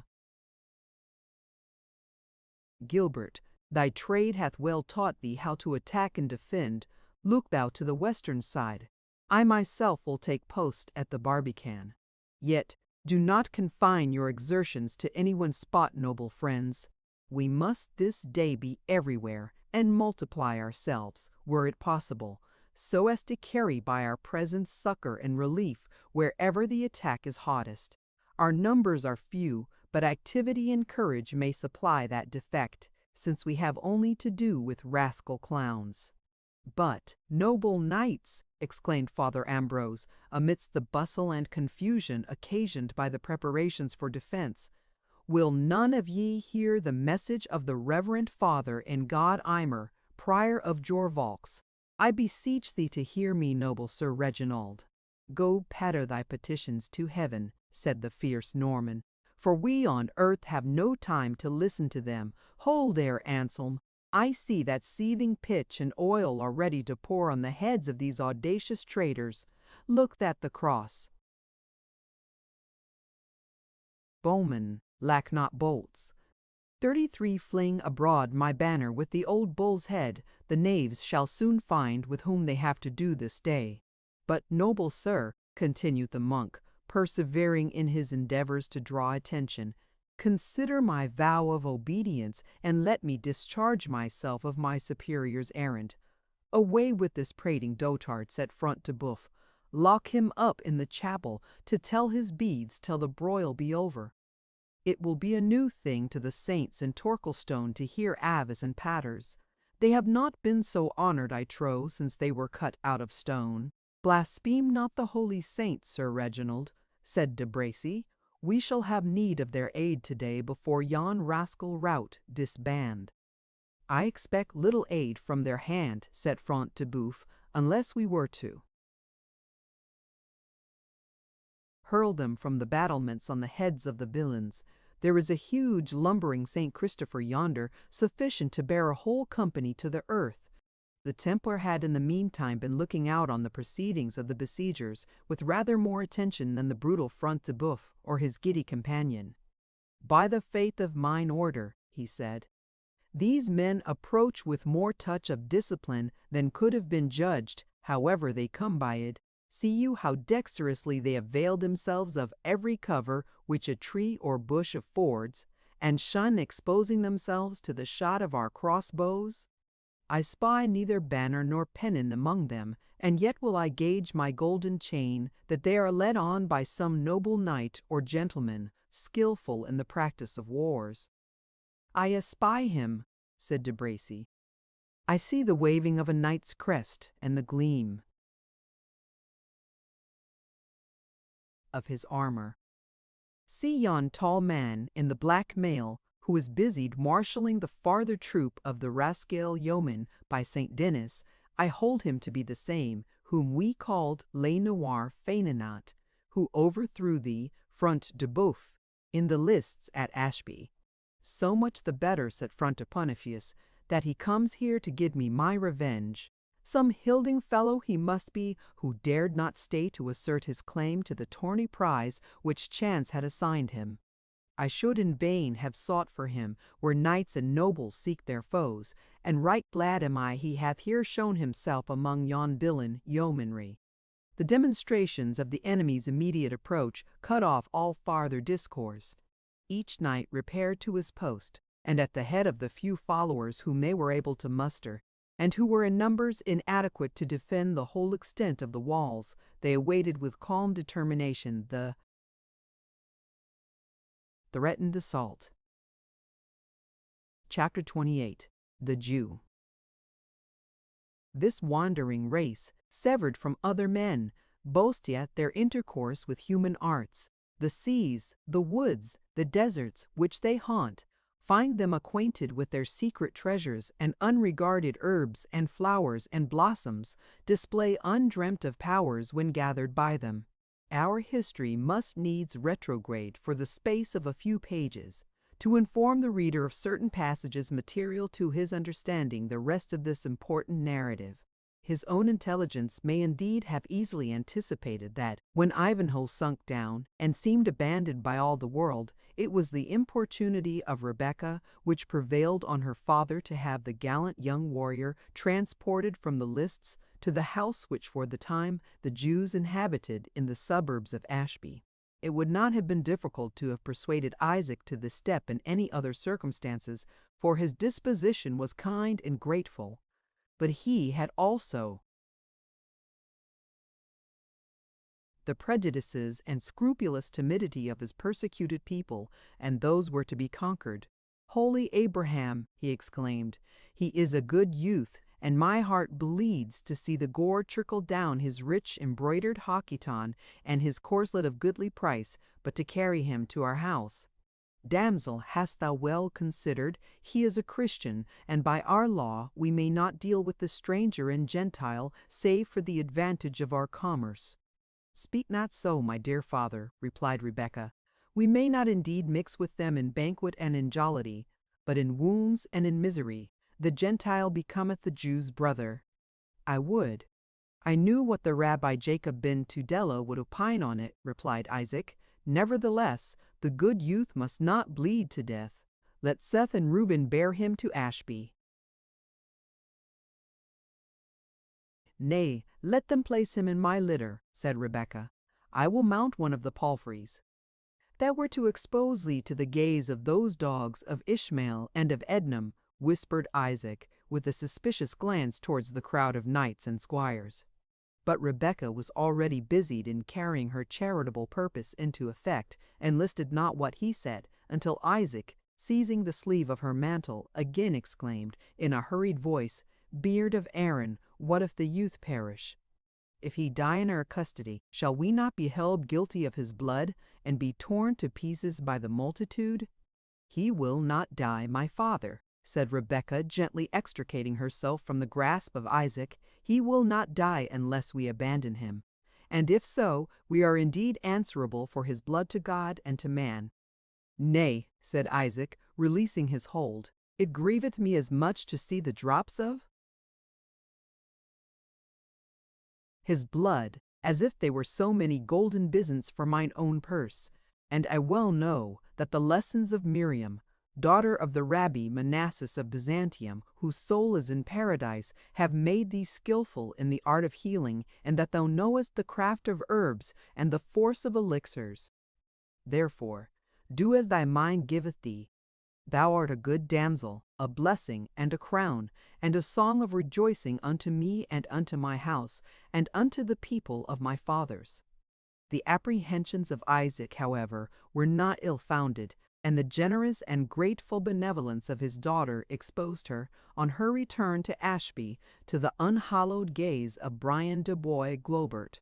The Templar twice passed and repassed them on the road, fixing his bold and ardent look on the beautiful Jewess, and we have already seen the consequences of the admiration which her charms excited when accident threw her into the power of that unprincipled voluptuary. Rebecca lost no time in causing the patient to be transported to their temporary dwelling, and proceeded with her own hands to examine and to bind up his wounds. The youngest reader of romances and romantic ballads must recollect how often the females, during the Dark Ages as they are called, were initiated into the mysteries of surgery, and how frequently the gallant knight submitted the wounds of his person to her cure, whose eyes had yet more deeply penetrated his heart.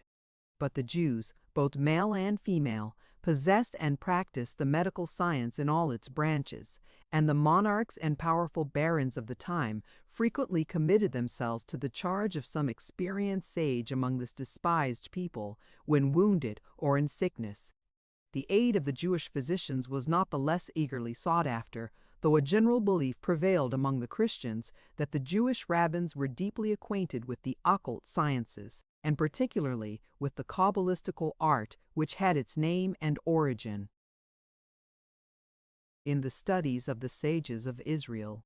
Neither did the rabbins disown such acquaintance with supernatural arts, which added nothing, for what could add aught, to the hatred with which their nation was regarded, while it diminished the contempt with which that malevolence was mingled.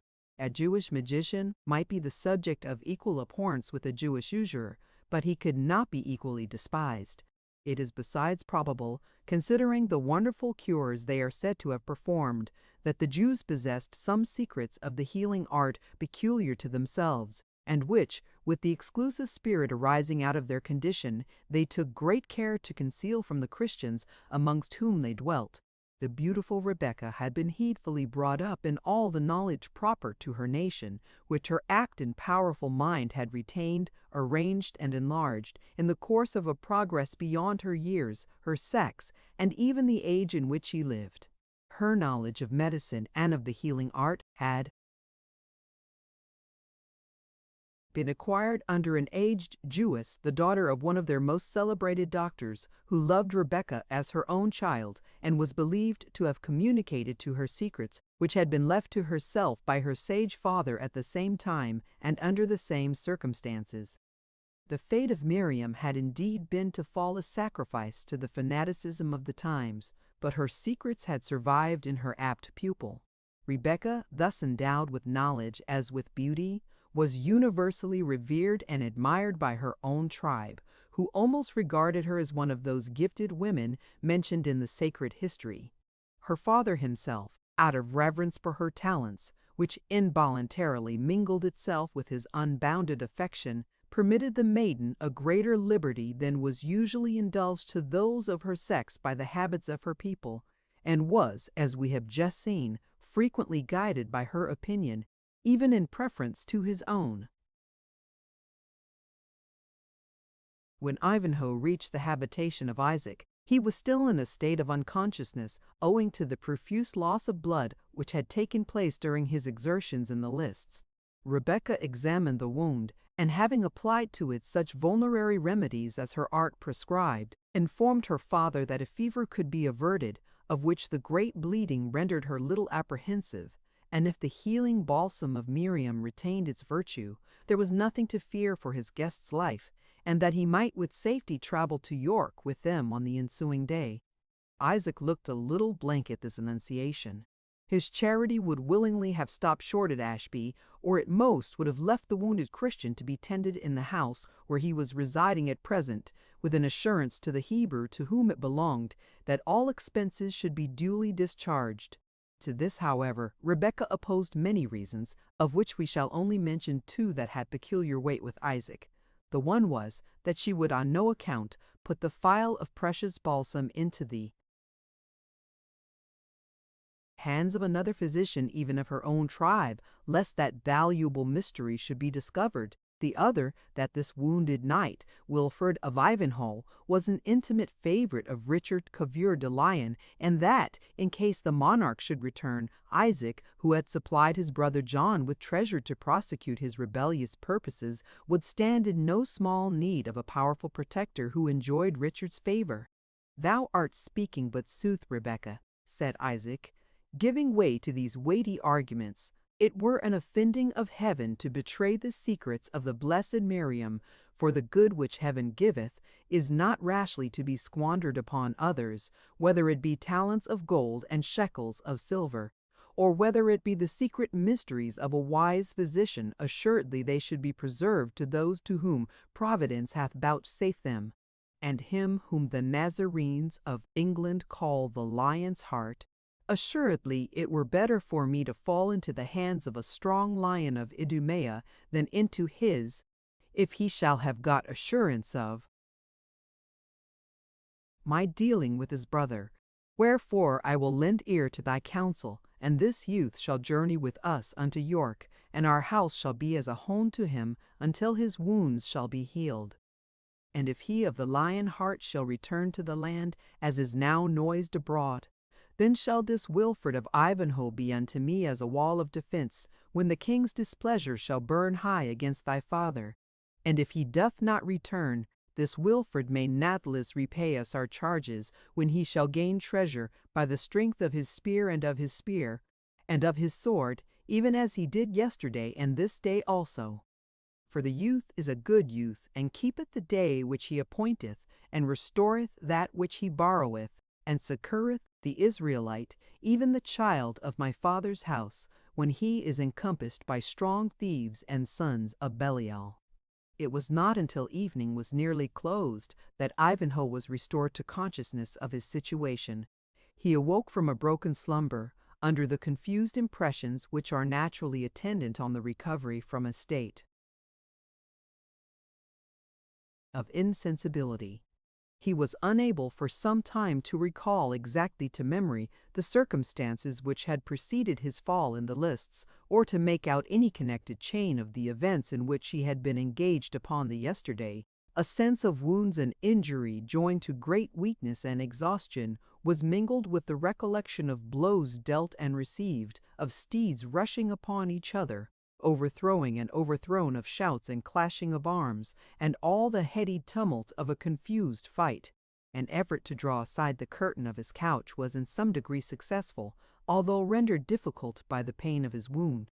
To his great surprise he found himself in a room magnificently furnished, but having cushions instead of chairs to rest upon, and in other respects partaking so much of Oriental costume that he began to doubt whether he had not, during his sleep, been transported back again to the land of Palestine.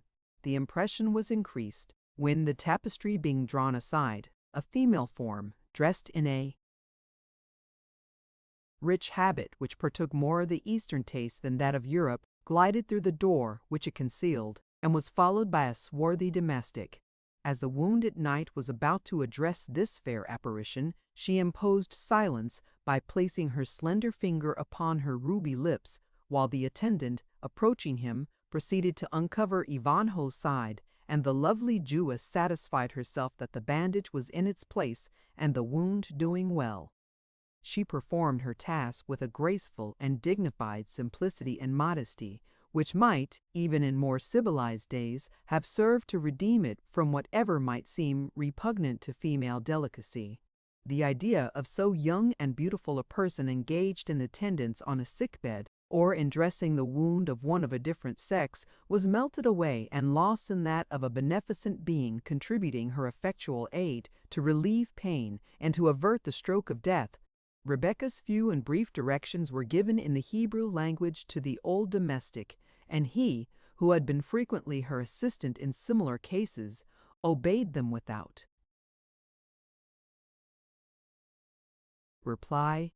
The accents of an unknown tongue, however harsh they might have sounded when uttered by another, had, coming from the beautiful Rebecca, the romantic and pleasing effect which fancy ascribes to the charms pronounced by some beneficent fairy, unintelligible, indeed, to the ear, but, from the sweetness of utterance and benignity of aspect which accompanied them, touching and affecting to the heart. Without making an attempt at further question, Ivanhoe suffered them in silence to take the measures they thought most proper for his recovery, and it was not until those were completed, and this kind physician about to retire, that his curiosity could no longer be suppressed. "Gentle maiden," he began in the Arabian tongue, with which his Eastern travels had rendered him familiar, and which he thought most likely to be understood by the turbaned and caftan damsel who stood before him, "I pray you, gentle maiden, of your courtesy." But here he was interrupted by his fair physician, a smile which she could scarce suppress dimpling for an instant, a face whose general expression was that of contemplative melancholy. "I am of England, Sir Knight, and speak the English tongue, although my dress and my lineage belong to another climate." "Noble damsel," again the Knight of Ivanhoe began, and again Rebecca hastened to interrupt him. "Bestow not on me, Sir Knight," she said, "the epithet of noble. It is well you should speedily know that your handmaiden is a poor Jewess, the daughter of that Isaac of York, to whom you were so lately a good and kind lord. It well becomes him, and those of his household, to render to you such careful tendance as your present state necessarily demands."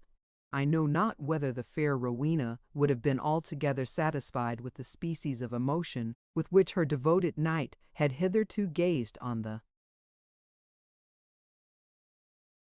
beautiful features and fair form and lustrous eyes of the lovely Rebecca, eyes whose brilliancy was shaded and, as it were, mellowed by the fringe of her long silken eyelashes, and which a minstrel would have compared to the evening star darting its rays through a bower of jessamine. But Ivanhoe was too good a Catholic to retain the same class of feelings towards a Jewess. This Rebecca had foreseen, and for this very purpose she had hastened to mention her father's name and lineage. Yet for the fair and wise daughter of Isaac was not without a touch of female weakness. She could not but sigh internally when the glance of respectful admiration, not altogether unmixed with tenderness, with which Ivanhoe had hitherto regarded his unknown benefactress, was exchanged at once for a manner cold, composed, and collected, and fraught with no deeper feeling than that which expressed a grateful acquaintance. It was not that Ivanhoe's former carriage expressed more than that general devotional homage which youth always pays to beauty. Yet it was mortifying that one word should operate as a spell to remove poor Rebecca, who could not be supposed altogether ignorant of her title to such homage, into a degraded class to whom it could not be honorably rendered. But the gentleness and candor of Rebecca's nature imputed no fault to Ivanhoe for sharing in the universal prejudices of his age and religion.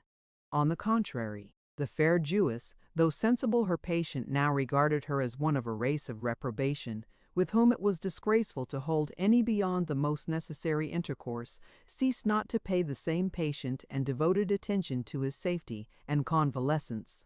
She informed him of the necessity they were under of removing to York, and of her father's resolution to transport him thither and tend him in his own house until his health should be restored. Ivanhoe expressed great repugnance to this plan, which he grounded on unwillingness to give farther trouble to his benefactors. Was there not, he said, in Ashby, or near it, some Saxon franklin, or even some wealthy peasant, who would endure the burden of a wounded countryman's residence with him until he should be again able to bear his armor? Was there no convent of Saxon endowment where he could be received? Or could he not be transported as far as Burton, where he was sure to find hospitality with Walthehoff, the abbot of St. Weithold's, to whom he was related? Any, the worst of these harborages, said Rebecca, with a melancholy smile, would unquestionably be more fitting for your residence than the abode of a despised Jew. Yet, Sir Knight, unless you would dismiss your physician, you cannot change your lodging. Our nation, as you well know, can cure wounds, though we deal not in inflicting them, and in our own family in particular, are secrets which have been handed down since the days of Solomon, and of which you have already experienced the advantages. No Nazarene, I crave your forgiveness, Sir Knight. No Christian leech within the 4 seas of Britain could enable you to bear your corslet within a month. And how soon wilt you enable me to brook it? Said Ivanhoe impatiently. Within 8 days, if thou wilt be patient and conformable to my directions, replied Rebecca. By our blessed Lady, said Wilfred, if it be not a sin to name her here, it is no time for me or any true knight to be bedridden, and if thou accomplish thy promise, maiden, I will pay thee with my cask full of crowns, come by them as I may. I will accomplish my promise, said Rebecca, and thou shalt bear thine armor on the 8th day from hence, if thou wilt grant me but one boon in the stead of the silver thou dost promise me. If it be within my power, and such as a true Christian knight may yield to one of thy people, replied Ivanhoe, I will grant thy boon blithely and thankfully. Nay, answered Rebecca, I will but pray of thee to believe henceforward that a Jew may do good service to a Christian, without desiring other guerdon than the blessing of the great Father who made both Jew and Gentile. It were sin to doubt it, maiden, replied Ivanhoe, and I repose myself on thy skill without further scruple or question, well trusting you will enable me to bear my corslet on the 8th day. And now, my kind leech, let me inquire of the news abroad. What of the noble Saxon Cedric and his household? What of the lovely lady? He stops, as if unwilling to speak Rowena's name in the house of a Jew. Of her, I mean, who was named queen of the tournament, and who was selected by you, Sir Knight, to hold that dignity with judgment which was admired as much as your valor, replied Rebecca. The blood which Ivanhoe had lost did not prevent a flush from crossing his cheek, feeling that he had incautiously betrayed a deep interest in Rowena by the awkward attempt he had made to conceal it. It was less of her I would speak, said he, than of Prince John, and I would fain know somewhat of a faithful squire, and why he now attends me not. Let me use my authority as a leech, answered Rebecca, and enjoin you to keep silence, and avoid agitating reflections, whilst I apprise you of what you desire to know.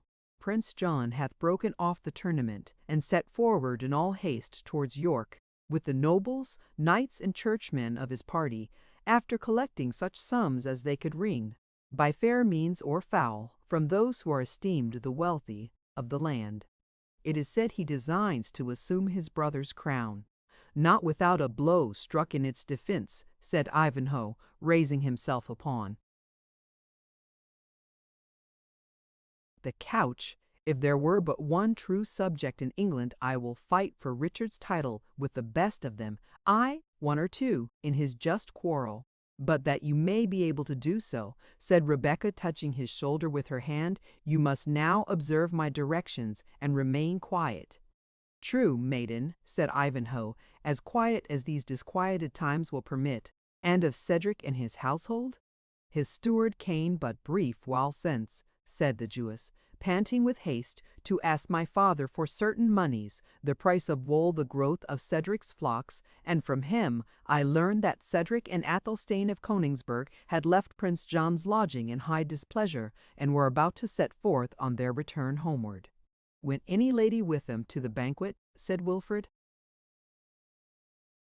The Lady Rowena, said Rebecca, answering the question with more precision than it had been asked. The Lady Rowena went not to the prince's feast, and, as the steward reported to us, she is now on her journey back to Rotherwood with her guardian Cedric. And touching your faithful squire Gurth, ha! exclaimed the knight, knowest thou his name? But thou dost, he immediately added, and well thou mayest, for it was from thy hand, and, as I am now convinced, from thine own generosity of spirit, that he received but yesterday 100 zecchins." "Speak not of that," said Rebecca, blushing deeply. "I see how easy it is for the tongue to betray what the heart would gladly conceal." "But this sum of gold," said Ivanhoe, gravely, "my honor is concerned in repaying it to your father." "Let it be as thou wilt," said Rebecca, "when 8 days have passed away.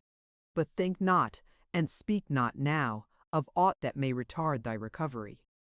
"Be it so, kind maiden," said Ivanhoe. "I were most ungrateful to dispute thy commands. But one word of the fate of poor Gurth, and I have done with questioning thee." "I grieve to tell thee, Sir Knight," answered the Jewess, "that he is in custody by the order of Cedric." And then, observing the distress which her communication gave to Wilfred, she instantly added, "But the steward Oswald said that if nothing occurred to renew his master's displeasure against him, he was sure that Cedric would pardon Gurth, a faithful serf, and one who stood high in favour, and who had but committed this error out of the love which he bore to Cedric's son. And he said, moreover, that he and his comrades, and especially Wamba the Jester, were resolved to warn Gurth to make his escape by the way, in case Cedric's ire against him could not be mitigated." "Would to God they may keep their purpose," said Ivanhoe. "But it seems as if I were destined to bring ruin on whomsoever hath shown kindness to me. My king, by whom I was honoured and distinguished, thou seest that the brother most indebted to him is raising his arms to grasp his crown. My regard hath brought restraint and trouble on the fairest of her sex.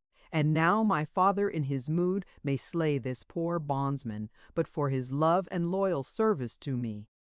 Thou seest, maiden, what an ill-fated wretch thou dost labour to assist. Be wise, and let me go, ere the misfortunes which track my footsteps like slot-hounds shall involve thee also in their pursuit." "Nay," said Rebecca, "thy weakness and thy grief, Sir Knight, make thee miscalculate the purposes of heaven. Thou hast been restored to thy country when it most needed the assistance of a strong hand and a true heart, and thou hast humbled the pride of thine enemies and those of thy king, when their horn was most highly exalted, and for the evil which thou hast sustained, seest thou not that heaven has raised thee a helper and a physician, even among the most despised of the land? Therefore be of good courage, and trust that thou art preserved for some marvel which thine arm shall work before this people. Adieu, and having taken the medicine which I shall send thee by the hand of Reuben, compose thyself again to rest, that thou mayest be the more able to endure the journey on the succeeding day." Ivanhoe was convinced by the reasoning, and obeyed the directions of Rebecca. The draught which Reuben administered was of a sedative and narcotic quality, and secured the patient's sound and undisturbed slumbers. In the morning his kind physician found him entirely free from feverish symptoms, and fit to undergo the fatigue of a journey. He was deposited in the horse litter which had brought him from the lists, and every precaution taken for his travelling with ease. In one circumstance, only even the entreaties of Rebecca were unable to secure sufficient attention to the accommodation of the wounded knight. Isaac, like the enriched traveller of Juvenal's 10th satire, had ever the fear of robbery before his eyes, conscious that he would be alike accounted fair game by the marauding Norman noble and by the Saxon outlaw. He therefore journeyed at a great rate, and made short halts and shorter repasts, so that he passed by Cedric and Athelstane, who had several hours the start of him, but who had been delayed by their protracted feasting at the convent of St. Withold's. Yet such was the virtue of Miriam's balsam, or such the strength of Ivanhoe's constitution, that he did not sustain from the hurried journey that inconvenience which his kind physician had apprehended. In another point of view, however, the Jew's haste proved somewhat more than good speed. The rapidity with which he insisted on travelling bred several disputes between him and the party whom he had hired to attend him as a guard. These men were Saxons, and not free by any means from the national love of ease and good living which the Normans stigmatized as laziness and gluttony. Reversing Shylock's position, they had accepted the employment in hopes of feeding upon the wealthy Jew, and were very much displeased when they found themselves disappointed by the rapidity with which he insisted on their proceeding. They remonstrated also upon the risk of damage to their horses by these forced marches. Finally, there arose betwixt Isaac and his satellites a deadly feud concerning the quantity of wine and ale to be allowed for consumption at each meal. And thus it happened that when the alarm of danger approached, and that which Isaac feared was likely to come upon him, he was deserted by the discontented mercenaries on whose protection he had relied, without using the means necessary to secure their attachment. In this deplorable condition, the Jew, with his daughter and her wounded patient, were found by Cedric, as has already been noticed, and soon afterwards fell into the power of De Bracy and his confederates. Little notice was at first taken of the horse litter, and it might have remained behind but for the curiosity of De Bracy, who looked into it under the impression that it might contain the object of his enterprise, for Rowena had not unveiled herself. But De Bracy's astonishment was considerable when he discovered that the litter contained a wounded man, who, conceiving himself to have fallen into the power of Saxon outlaws, with whom his name might be a protection for himself and his friends, frankly avowed himself to be Wilfred of Ivanhoe. The ideas of chivalrous honor, which, amidst his wildness and levity, never utterly abandoned De Bracy, prohibited him from doing the knight any injury in his defenseless condition, and equally interdicted his betraying him to Front de Boeuf, who would have had no scruples to put to death, under any circumstances, the rival claimant of the fief of Ivanhoe. On the other hand, to liberate a suitor preferred by the Lady Rowena, as the events of the tournament, and indeed Wilfred's previous banishment from his father's house, had made matter of notoriety, was a pitch far above the flight of De Bracy's generosity. A middle course betwixt good and evil was all which he found himself capable of adopting, and he commanded 2 of his own squires to keep close by the litter and to suffer no one to approach it.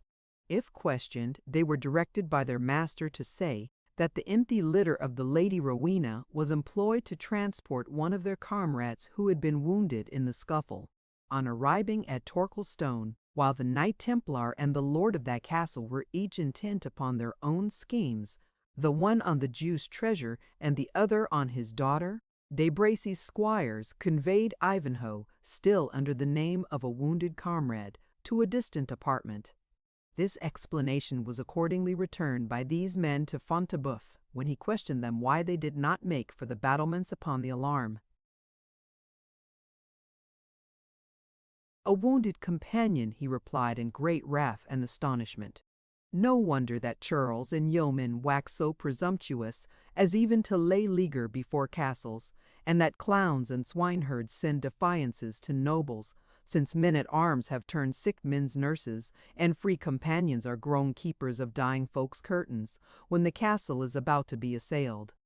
"To the battlements, ye loitering villains!" he exclaimed, raising his stentorian voice till the arches around rung again. "To the battlements, or I will splinter your bones with this truncheon." The men sulkily replied that they desired nothing better than to go to the battlements, providing Front de Boeuf would bear them out with their master, who had commanded them to tend the dying man. "The dying man, knaves!" rejoined the Baron. "I promise thee we shall all be dying men, and we stand not to it the more stoutly. But I will relieve the guard upon this caitiff companion of yours. Here, Urfried hag-fiend of a Saxon witch, hearest me not?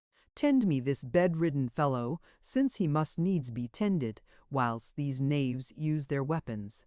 Here be 2 Arblasts, comrades, with windlasses and quarrels, 34 to the barbican with you, and see you drive each bolt through a Saxon brain." The men, who, like most of their description, were fond of enterprise and detested inaction, went joyfully to the scene of danger as they were commanded, and thus the charge of Ivanhoe was transferred to Urfried or Ulrica. But she, whose brain was burning with remembrance of injuries and with hopes of vengeance, was readily induced to devolve upon Rebecca the care of her patient. Chapter 29. Stiller's Maid of Orleans. Ascend the watchtower yonder, valiant soldier, look on the field and say how goes the battle. A moment of peril is often also a moment of open-hearted kindness and affection. We are thrown off our guard by the general agitation of our feelings, and betray the intensity of those which, at more tranquil periods, our prudence at least conceals, if it cannot altogether suppress them. In finding herself once more by the side of Ivanhoe, Rebecca was astonished at the keen sensation of pleasure which she experienced, even at a time when all around them both was danger, if not despair. As she felt his pulse, and inquired after his health, there was a softness in her touch, and in her accents implying a kinder interest than she would herself have been pleased to have voluntarily expressed. Her voice faltered and her hand trembled, and it was only the cold question of Ivanhoe, "Is it you, gentle maiden?" which recalled her to herself and reminded her the sensations which she felt were not and could not be mutual. A sigh escaped, but it was scarce audible, and the questions which she asked the knight concerning his state of health were put in the tone of calm friendship. Ivanhoe answered her hastily that he was, in point of health, as well, and better than he could have expected.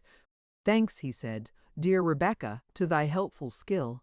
"He calls me dear Rebecca," said the maiden to herself, "but it is in the cold and careless tone which ill suits the word. His war-horse, his hunting-hound, are dearer to him than the despised Jewess.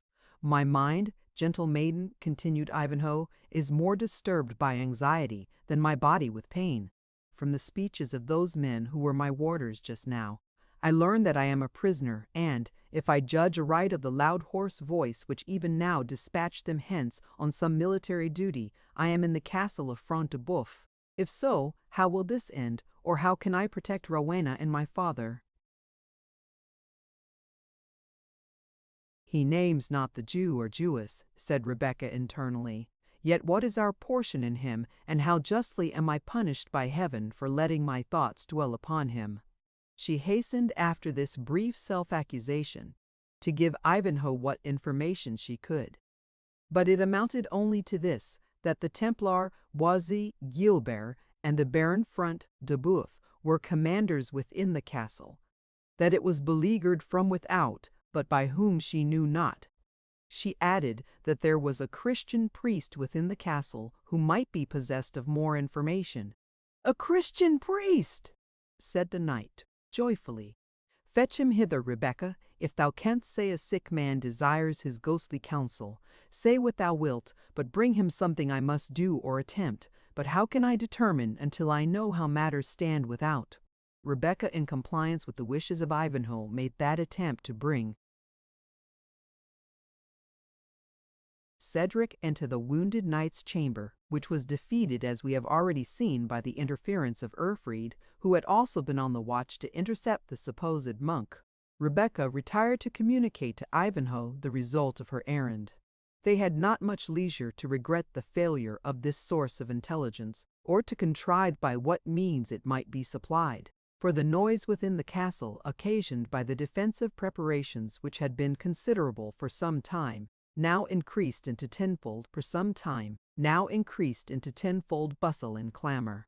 The heavy yet hasty step of the men-at-arms traversed the battlements or resounded on the narrow and winding passages and stairs which led to the various bartisans and points of defence.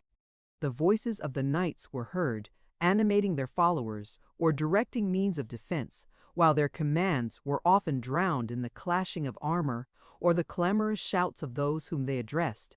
Tremendous as these sounds were, and yet more terrible from the awful event which they presaged, there was a sublimity mixed with them, which Rebecca's high-toned mind could feel even in that moment of terror.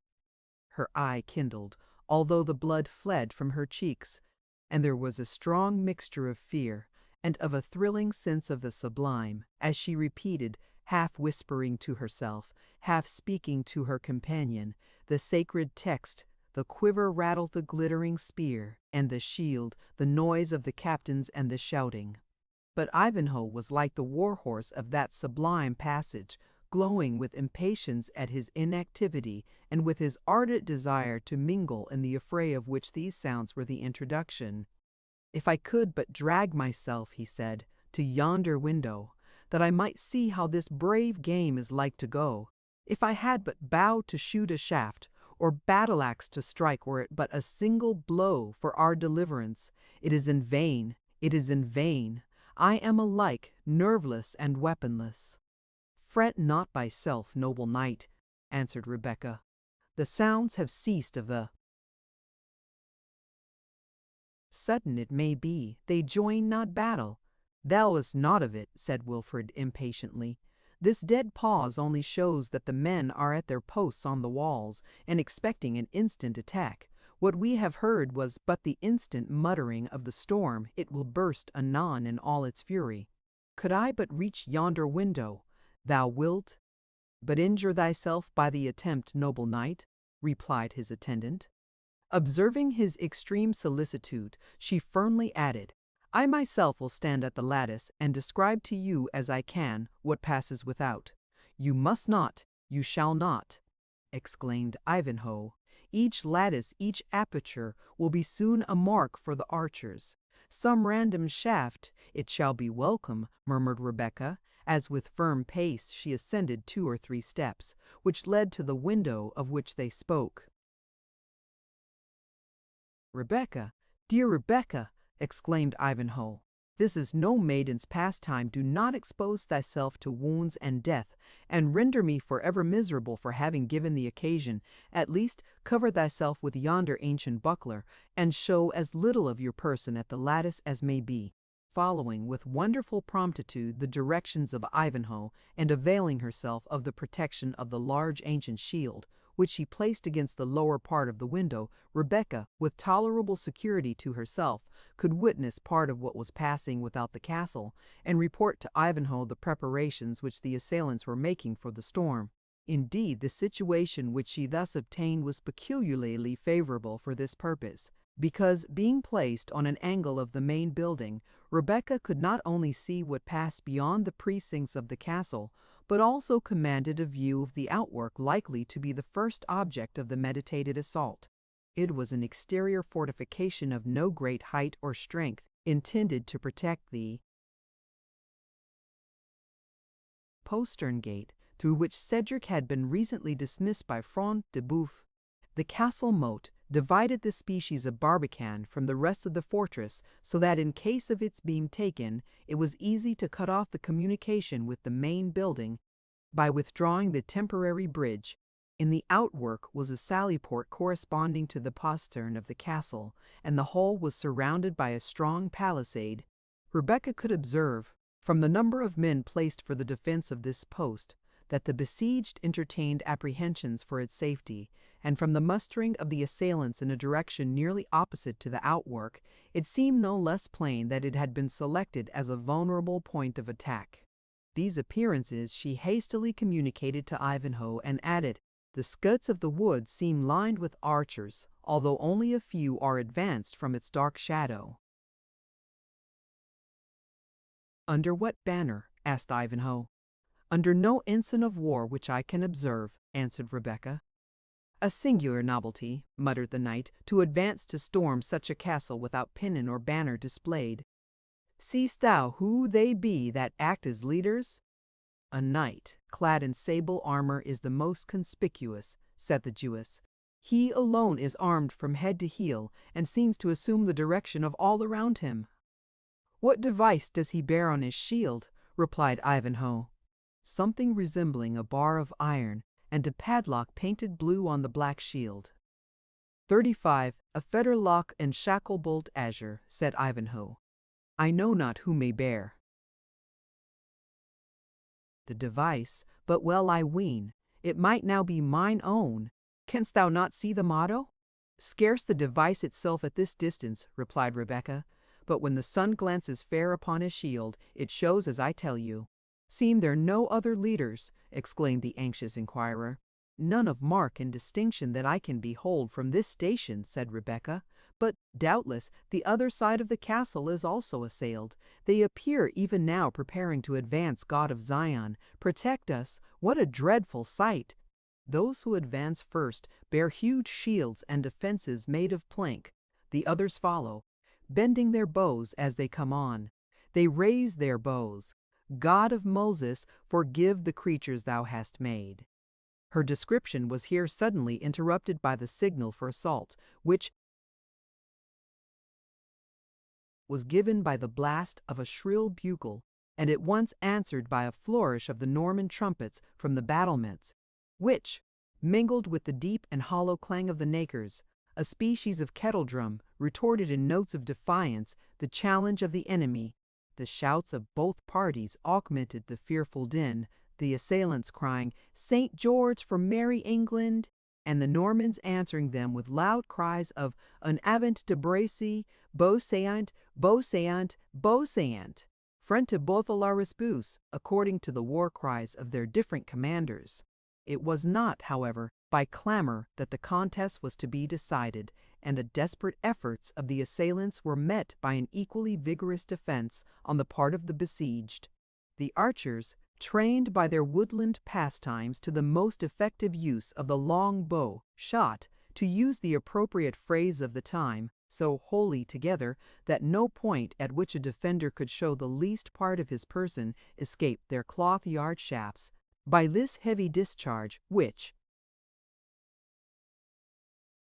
continued as thick and sharp as hail, while, notwithstanding, every arrow had its individual aim, and flew by scores together against each embrasure and opening in the parapets, as well as at every window where a defender either occasionally had post, or might be suspected to be stationed. By this sustained discharge, 2 or 3 of the garrison were slain, and several others wounded.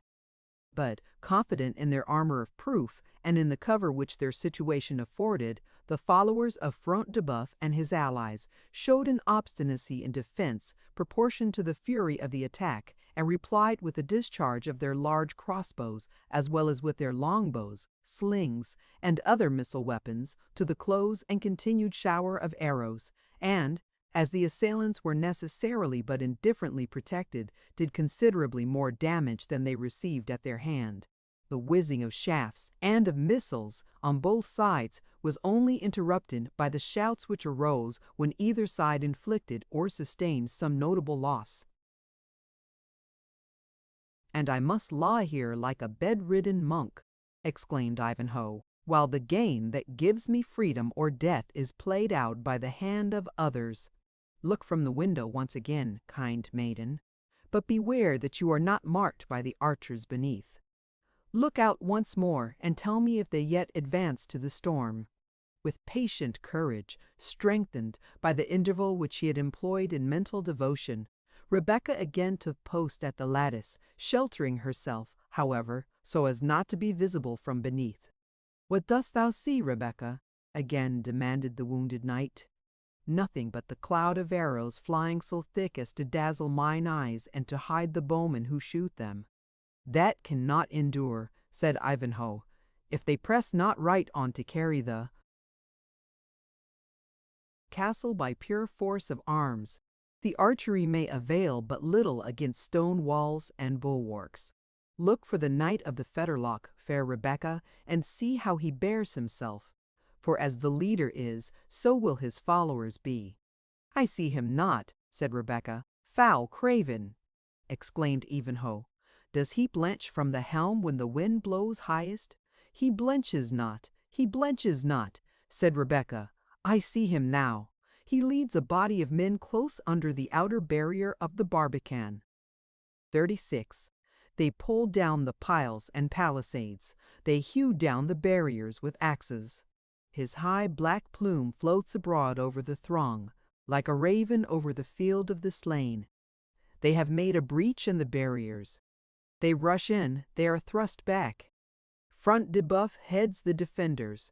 I see his gigantic form above the press. They throng again to the breach, and the pass is disputed hand to hand and man to man. God. Of Jacob, it is the meeting of two fierce tides, the conflict of two oceans moved by adverse winds. She turned her head from the lattice, as if unable longer to endure a sight so terrible. "Look forth again, Rebecca," said Ivanhoe, mistaking the cause of her retiring. "The archery must in some degree have ceased, since they are now fighting hand to hand. Look again, there is now less danger." Rebecca again looked forth, and almost immediately exclaimed, "Holy prophets of the law!" Front de Beuve and the Black Knight fight hand to hand on the breach, amid the roar of their followers, who watch the progress of the strife. Heaven strike with the cause of the oppressed and of the captive. She then uttered a loud shriek, and exclaimed, "He is down! He is down! He is down!" "Who is down?" cried Ivanhoe. "For our dear lady's sake, tell me which is fallen." "The Black Knight," answered Rebecca faintly, then instantly again shouted with joyful eagerness, but no, the name of the Lord of hosts be blessed. He is on foot again, and fights as if there were 20 men's strength in his single arm. His sword is broken. He snatches an axe from a yeoman, he presses front de Boeuf with blow on blow. The giant stoops and totters like an oak under the steel of the woodman. He falls, he falls. "Front de Boeuf?" exclaimed Ivanhoe. "Front de Boeuf," answered the Jewess. His men rush to the rescue. Headed by the haughty Templar, their united force compels the champion to pause. They drag Front de Boeuf within the walls. "The assailants have won the barriers, have they not?" said Ivanhoe. They have!" exclaimed Rebecca. "And they press the besieged hard upon the outer wall. Some plant ladders, some swarm like bees, and endeavor to ascend upon the shoulders of each other, dangle stones, beams, and trunks of trees upon their heads, and as fast as they bear the wounded to the rear, fresh men supply their places in the assault. Great God! Hast thou given men thine own image, that it should be thus cruelly defaced by the hands of their brethren?" "Think not of that," said Ivanhoe. "This is no time for such thoughts. Who yield? Who push their way?" "The ladders are thrown down," replied Rebecca, shuddering. "The soldiers lie groveling under them like crushed reptiles. The besieged have the better."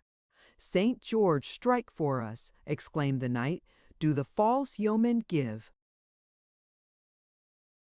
way?" "No," exclaimed Rebecca. "They bear themselves right yeomanly. The Black Knight approaches the postern with his huge axe.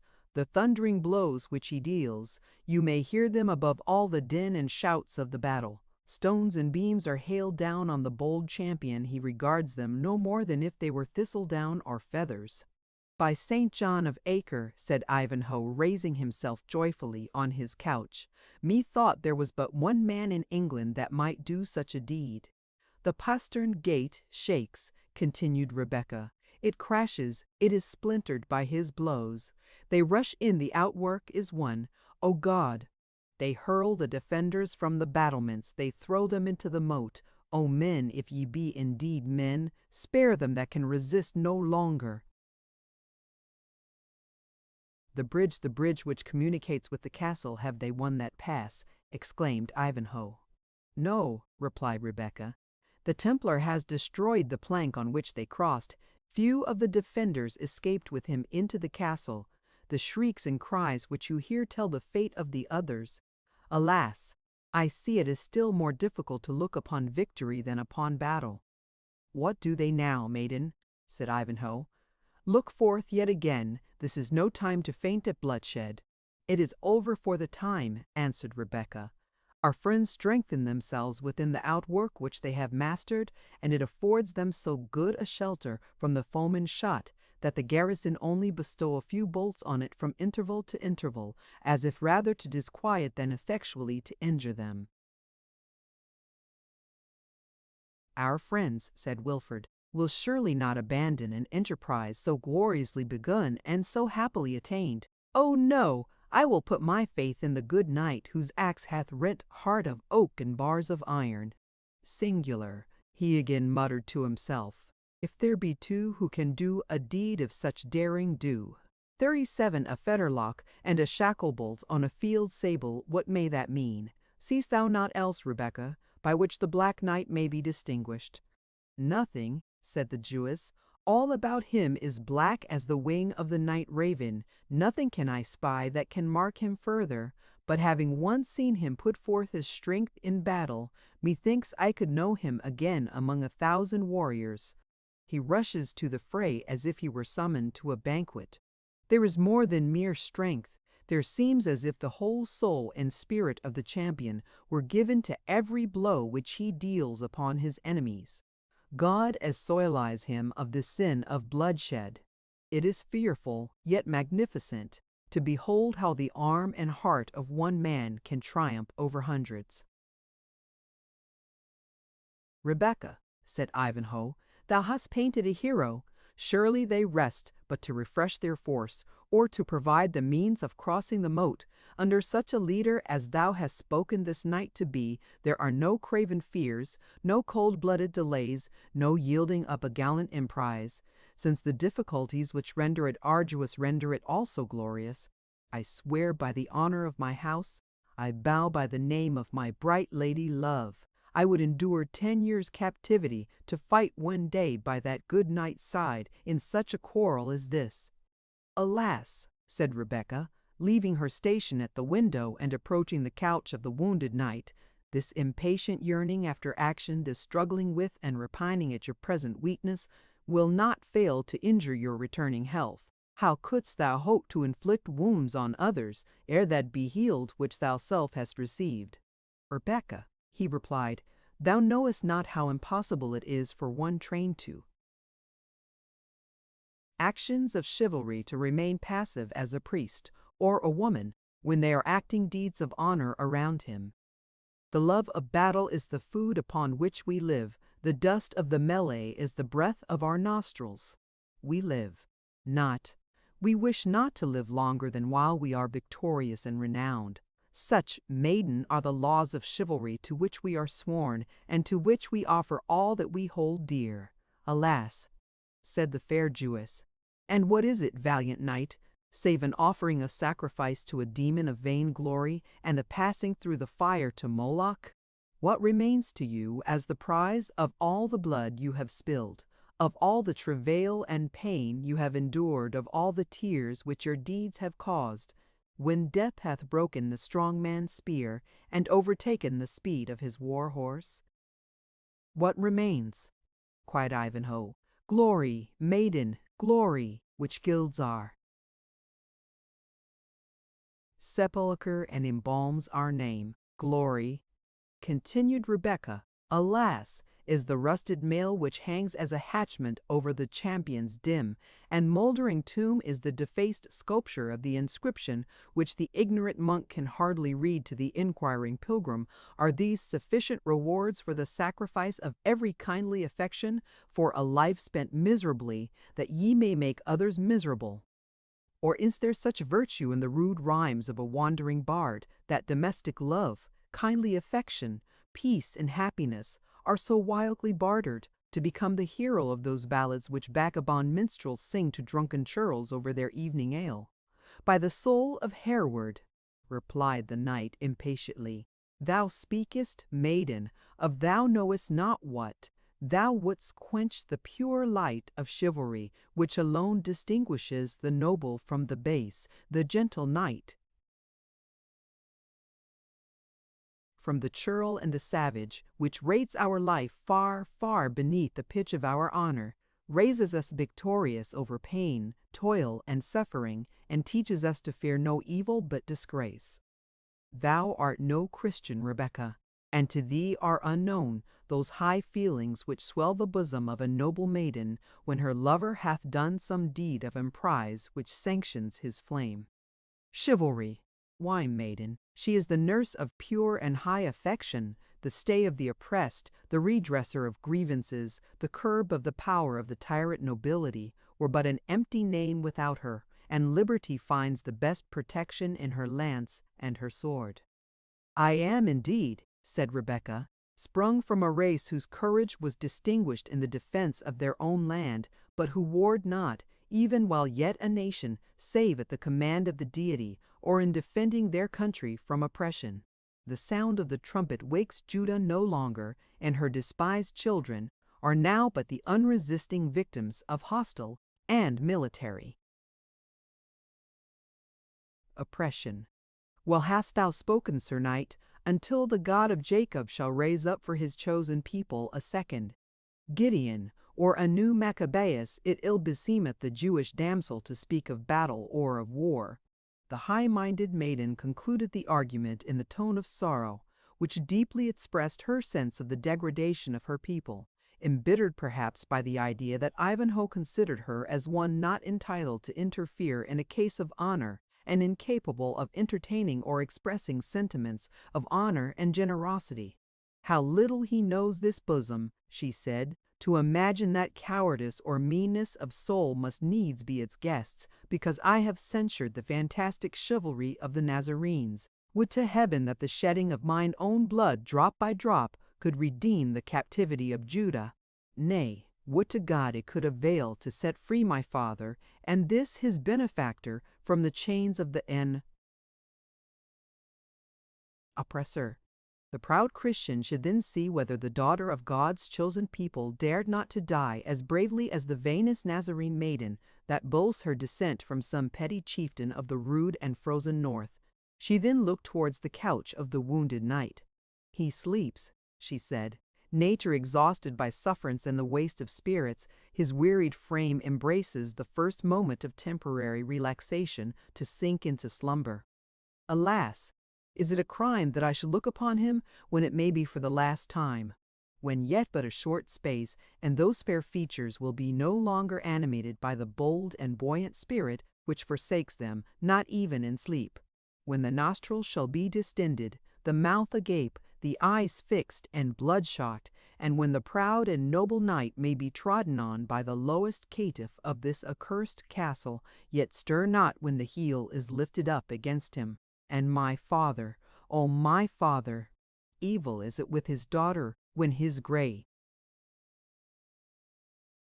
hairs are not remembered because of the golden locks of youth. What know I but that these evils are the messengers of Jehovah's wrath to the unnatural child who thinks of a stranger's captivity before a parent's, who forgets the desolation of Judah and looks upon the comeliness of a Gentile and a stranger. But I will tear this folly from my heart, though every fiber bleed as I rend it away. She wrapped herself closely in her veil and sat down at a distance from the couch of the wounded knight, with her back turned towards it, fortifying or endeavoring to fortify her mind, not only against the impending evils from without, but also against those treacherous feelings which assailed her from within. Chapter 30. Old Play. Approach the chamber, look upon his bed. His is the passing of no peaceful ghost, which, as the lark arises to the sky, mid-morning's sweetest breeze and softest dew, is winged to heaven by good men's sighs and tears. Anselm parts otherwise.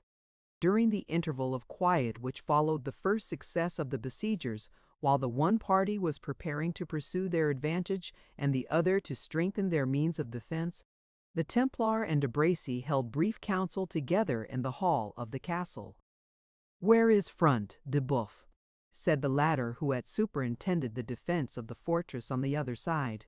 "Men say he hath been slain." "He lives," said the Templar coolly, "lives as yet. But had he worn the bull's head of which he bears the name, and 10 plates of iron to fence it withal, he must have gone down before yonder fatal axe. Yet a few hours, and Front de Boeuf with his fathers a powerful limb locked off Prince John's enterprise, and a brave addition to the kingdom of Satan, said de Bracy. This comes of reviling saints and angels, and ordering images of holy things and holy men to be flung down on the heads of these rascal yeomen.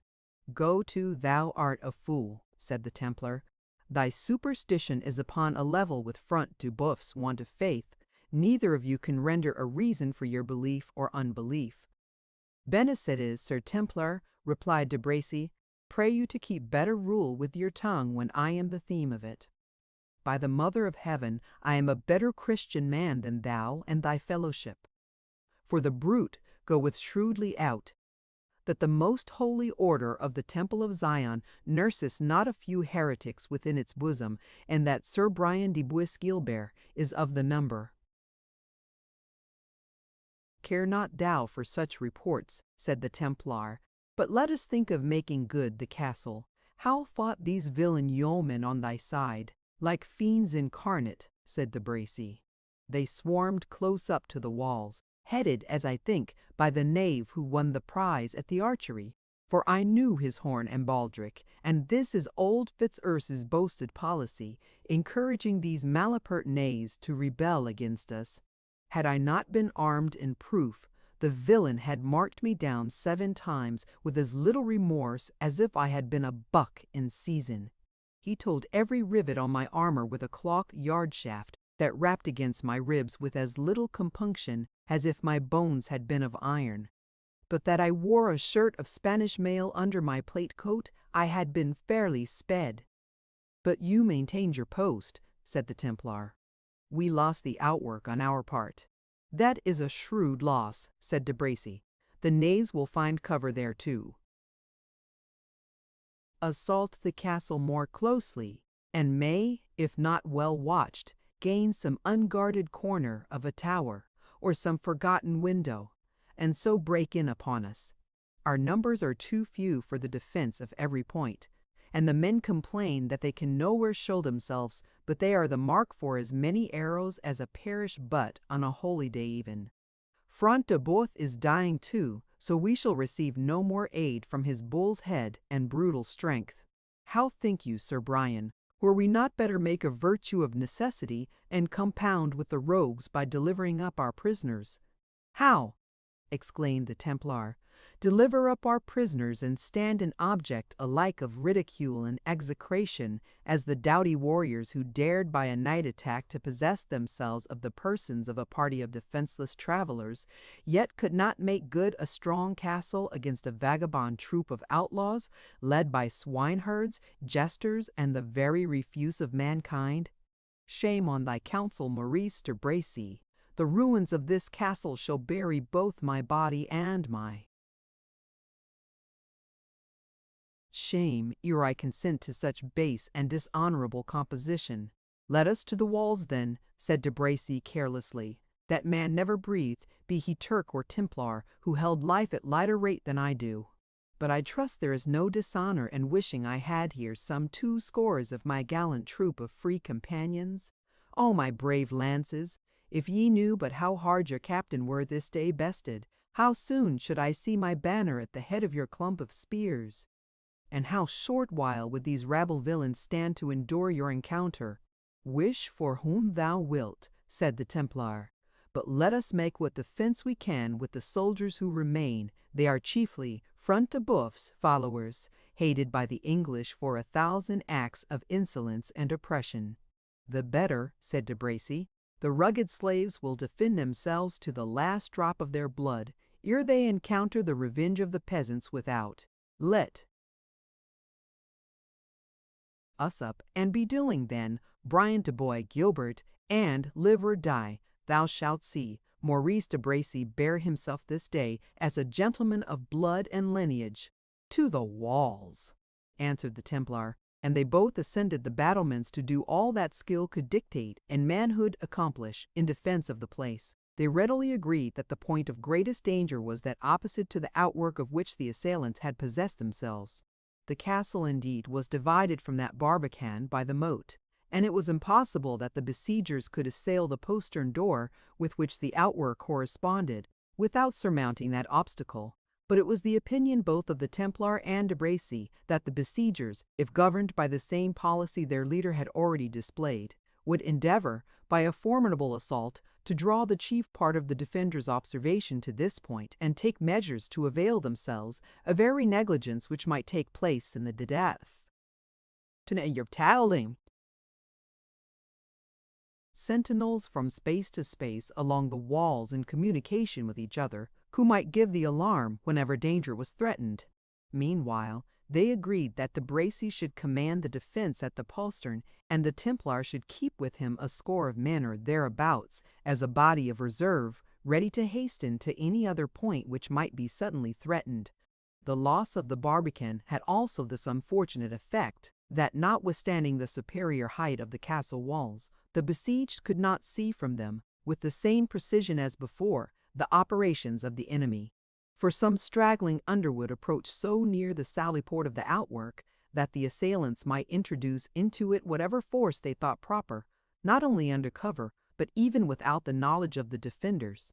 Utterly uncertain, therefore, upon what point the storm was to burst, de Bracy and his companion were under the necessity of providing against every possible contingency, and their followers, however brave, experienced the anxious dejection of mind incident to men enclosed by enemies who possessed the power of choosing their time and mode of attack. Meanwhile, the lord of the beleaguered and endangered castle lay upon a bed of bodily pain and mental agony.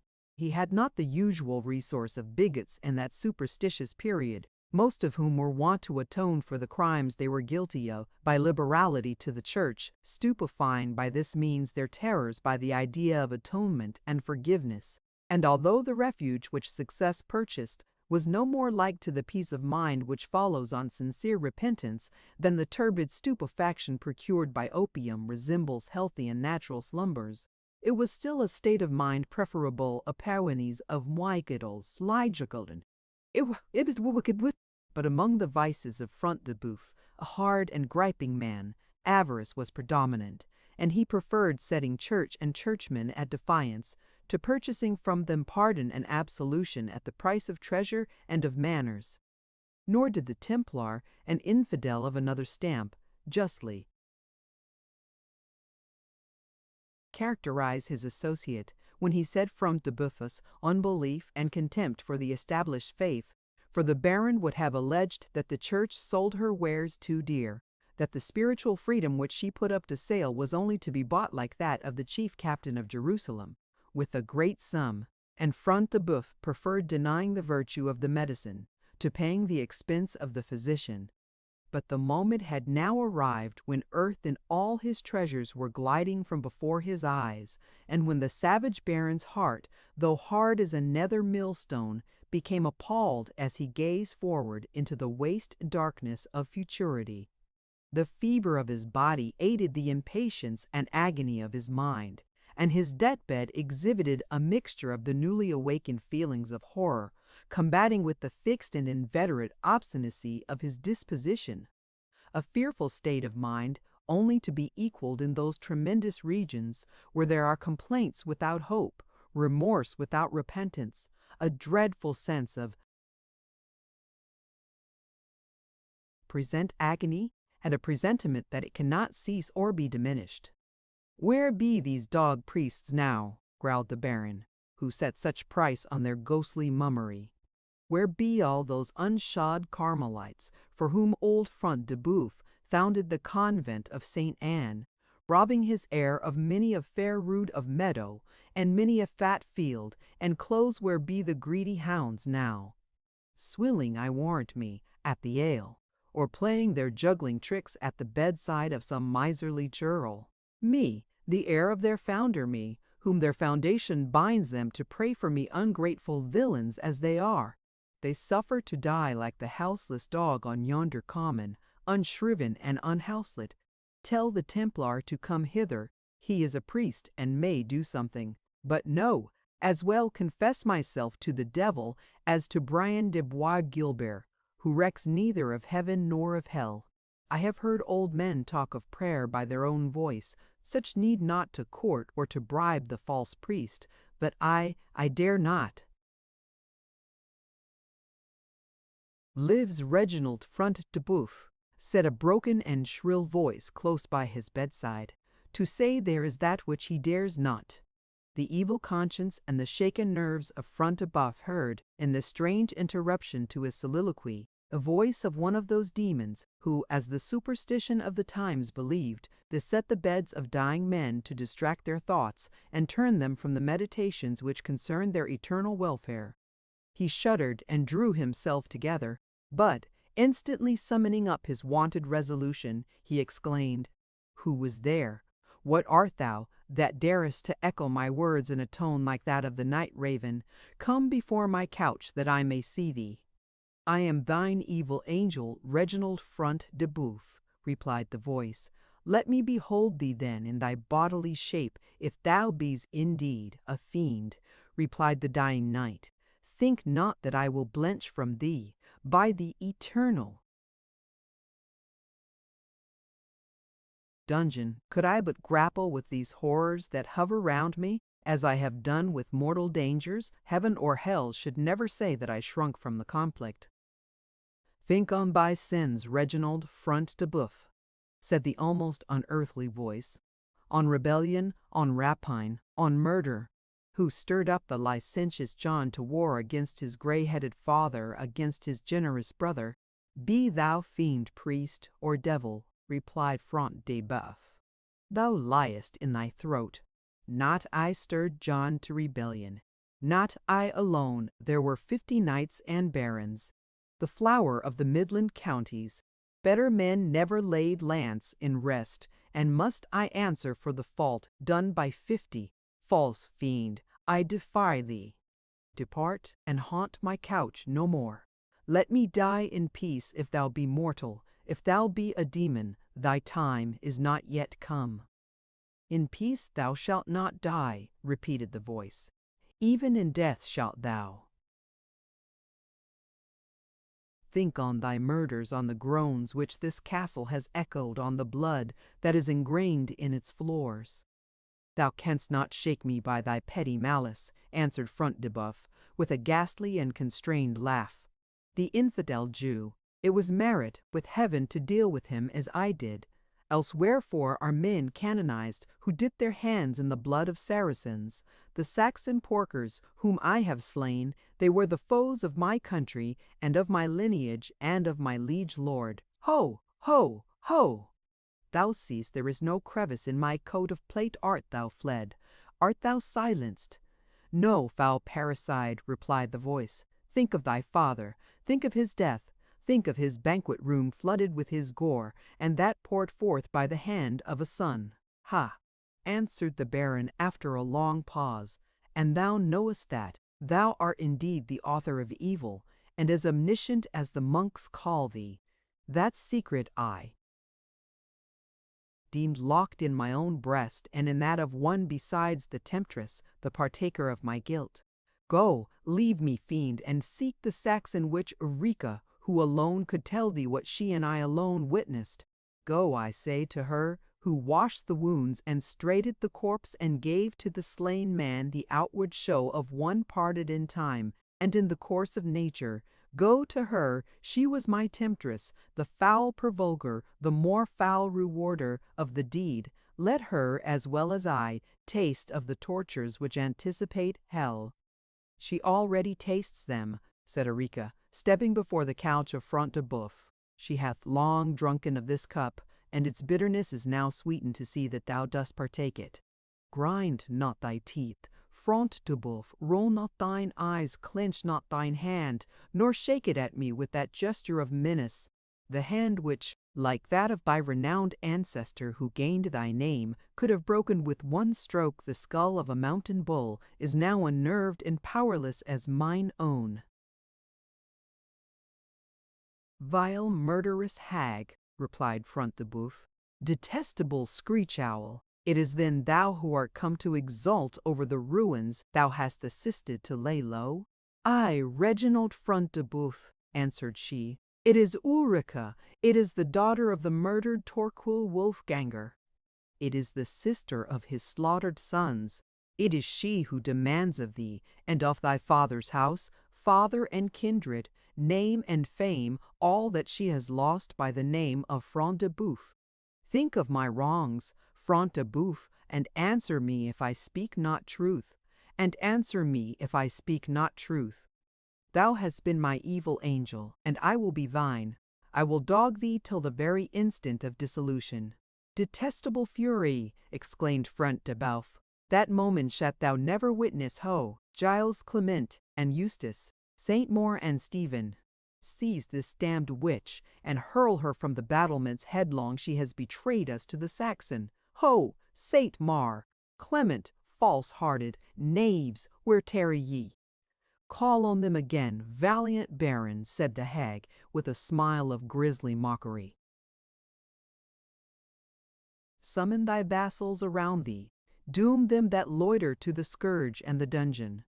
But know, mighty chief, she continued, suddenly changing her tone, thou shalt have neither answer, nor aid, nor obedience at their hands. Listen to these horrid sounds, for the din of the recommenced assault and defense now rung fearfully loud from the battlements of the castle. In that war cry is the downfall of thy house. The blood-cemented fabric of Front de Bœuf's power totters to the foundation, and afore the foes he most despised, the Saxon Reginald, the scorned Saxon, assails thy walls. Why liest thou here, like a worn-out hind, when the Saxon storms thy place of strength?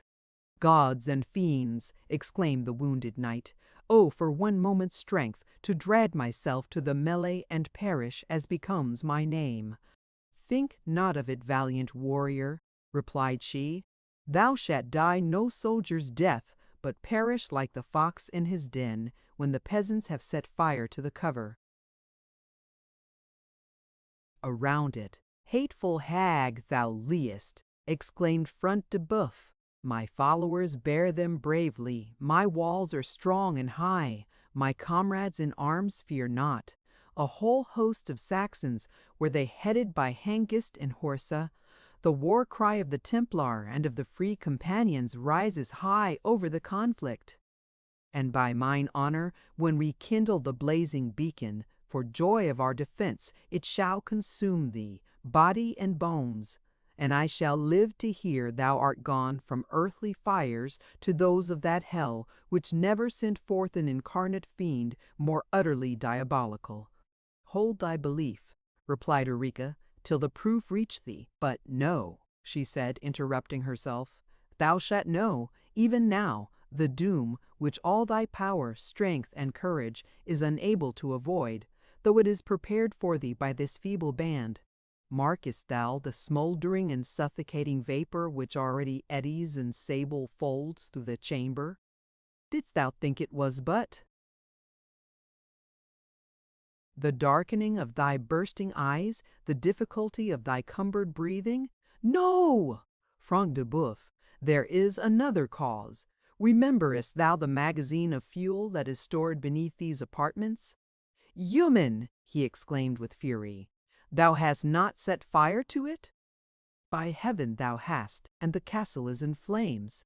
They are fast rising at least, said Ulrica with frightful composure, and a signal shall soon wave to warn the besiegers to press hard upon those who would extinguish them. Farewell, Front de Bœuf. May Mista, Skogula, and Zernibach, gods of the ancient Saxon fiends, as the priests now call them, supply the place of comforters at your dying bed, which Ulrica now relinquishes.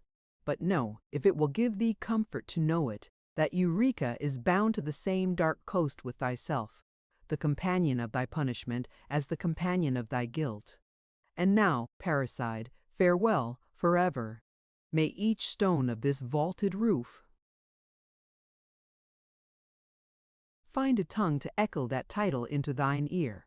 So saying, she left the apartment, and Front de Bœuf could hear the crash of the ponderous key as she locked and double-locked the door behind her, thus cutting off the most slender chance of escape. In the extremity of agony he shouted upon his servants and allies, Stephen and Saint Maur, Clement and Giles, I burn here unaided.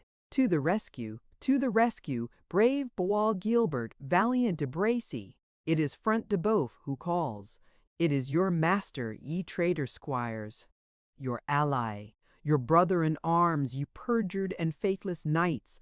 All the curses due to traitors upon your recreant heads do you abandon me to perish thus miserably. They hear me not, they cannot hear me. My voice is lost in the din of battle. The smoke rolls thicker and thicker, the fire has caught upon the floor below. Oh, for one draught of the air of heaven were it to be purchased by instant annihilation. And in the mad frenzy of despair, the wretch now shouted with the shouts of the fighters, now muttered curses on himself, on mankind, and on heaven itself. The red fire flashes through the thick smoke, he exclaimed. The demon marches against me under the banner of his own element. Foul spirit, avoid. I go not with thee, without my comrades all are thine, that garrison these walls. Thinkest thou Front de Boeuf will be singled out to go alone? No, the infidel Templar, the licentious de Bracy Ulrica, the foul murdering strumpet, the men who aided my enterprises, the dog Saxons and accursed Jews who are my prisoners, all shall attend me, a goodly fellowship as ever took the downward road. Ha, ha, ha! And he laughed in his frenzy till the vaulted roof rang again. Who laughed there?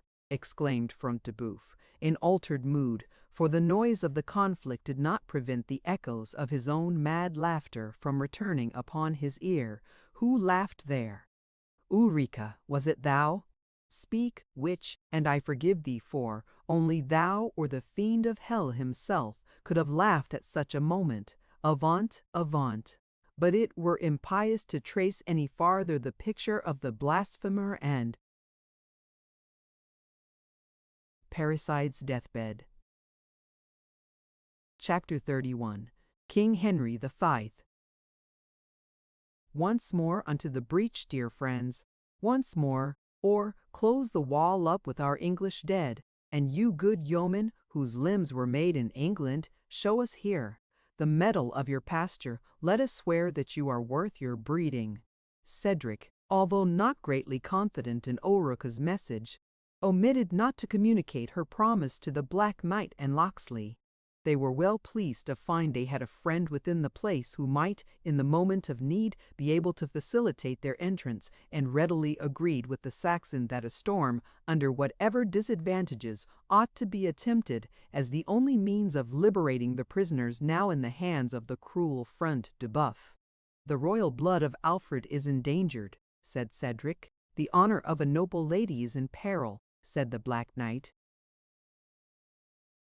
And by the Saint Christopher at my baldric, said the good yeoman, were there no other cause than the safety of that poor faithful knave Wamba, I would jeopard a joint ere a hair of his head were hurt. And so would I, said the friar. What, sirs? I trust well that a fool, D.C. me, sirs, a fool that is free of his guild and master of his craft, and can give as much relish and flavour to a cup of wine as ever a flitch of bacon, can I say, brethren? Such a fool shall never want a wise clerk to pray for, or fight for him at a strait, while I can say a mass or flourish a partisan. And with that he made his heavy halberd to play around his head as a shepherd boy flourishes his light crook. True, holy clerk, said the Black Knight. True as if St. Dunstan himself had said it. And now, good Locksley, were it not well that noble Cedric should assume the direction of this assault? Not a jot I, returned Cedric.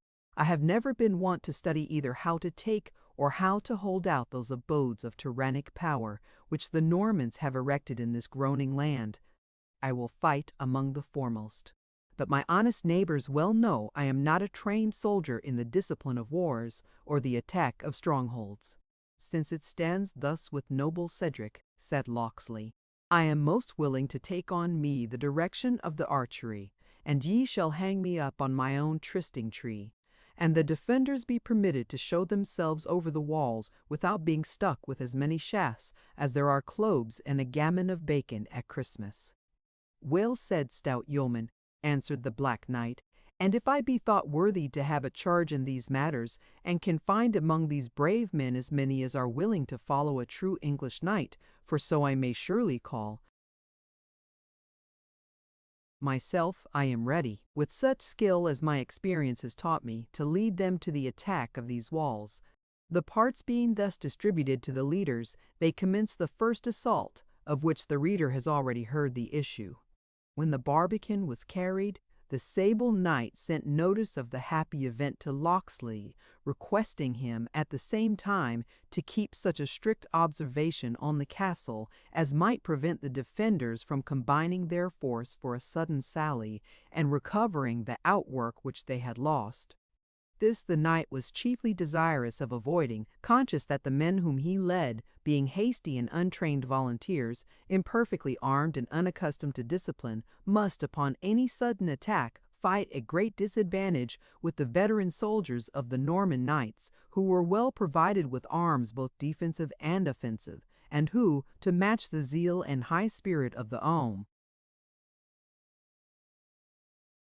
Besseekers had all the confidence which arises from perfect discipline and the habitual use of weapons. The knight employed the interval in causing to be constructed a sort of floating bridge or long raft, by means of which he hoped to cross the moat in despite of the resistance of the enemy. This was a work of some time, which the leaders the less regretted, as it gave Ulrica leisure to execute her plan of diversion in their favor, whatever that might be. When the raft was completed, the Black Knight addressed the besiegers. "It avails not waiting here longer, my friends. The sun is descending to the west, and I have that upon my hands which will not permit me to tarry with you another day. Besides, it will be a marvel if the horsemen come not upon us from York unless we speedily accomplish our purpose. Wherefore, one of you go to Locksley and bid him commence a discharge of arrows on the opposite side of the castle, and move forward as if about to assault it. And you, true English hearts, stand by me, and be ready to thrust the raft inlong over the moat whenever the postern on our side is thrown open. Follow me boldly across, and aid me to burst yon sallyport in the main wall of the castle. As many of you as like not this service, or are but ill armed to meet it, do you man the top of the outwork, draw your bowstrings to your ears, and mind you quell with your shot whatever shall appear to man the rampart. Noble Cedric, wilt thou take the direction of those which remain?" "Not so, by the soul of Hereward," said the Saxon. "Lead I cannot, but may posterity curse me in my grave if I follow not with the foremost wherever thou shalt point the way. The quarrel is mine, and well it becomes me to be in the van of the battle." "Yet bethink thee, noble Saxon," said the knight, "thou hast neither hauberk, nor corslet, nor aught but that light helmet, target, and sword." "The better," answered Cedric. "I shall be the lighter to climb these walls, and, forgive the boast, Sir Knight, thou shalt this day see the naked breast of a Saxon as boldly presented to the battle as ever ye beheld the steel corslet of a Norman." "In the name of God, then," said the knight, "fling open the door and launch the floating bridge." The portal, which led from the inner wall of the barbican to the moat, and which corresponded with the sallyport in the main wall of the castle, was now suddenly opened. The temporary bridge was then thrust forward and soon flashed in the waters, extending its length between the castle and outwork, and forming a slippery and precarious passage for two men abreast to cross the moat. Well aware of the importance of taking the foe by surprise, the Black Knight, closely followed by Cedric, threw himself upon the bridge and reached the opposite side. Here he began to thunder with his axe upon the gate of the castle, protected in part from the shot and stones cast by the defenders by the ruins of the former drawbridge, which the Templar had demolished in his retreat from the barbican, leaving the counterpoise still attached to the upper part of the portal. The followers of the knight had no such shelter. Two were instantly shot with crossbow bolts, and two more fell into the moat. The others retreated back into the barbican. The situation of Cedric and of the Black Knight was now truly dangerous, and would have been still more so, but for the constancy of the archers in the barbican, who ceased not to shower their arrows upon the battlements, distracting the attention of those by whom they were manned, and thus affording a respite to their two chiefs from the storm of missiles which must otherwise have overwhelmed them. But their situation was eminently perilous. and was becoming more so with every moment. "Shame on ye all," cried de Bracy to the soldiers around him. "Do ye call yourselves crossbowmen, and let these two dogs keep their station under the walls of the castle? Heave over the coping stones from the battlements, and better may not be. Get pickaxe and levers, and down with that huge pinnacle," pointing to a heavy piece of stone carved work that projected from the parapet. At this moment the besiegers caught sight of the red flag upon the angle of the tower which Ulric had described to Cedric.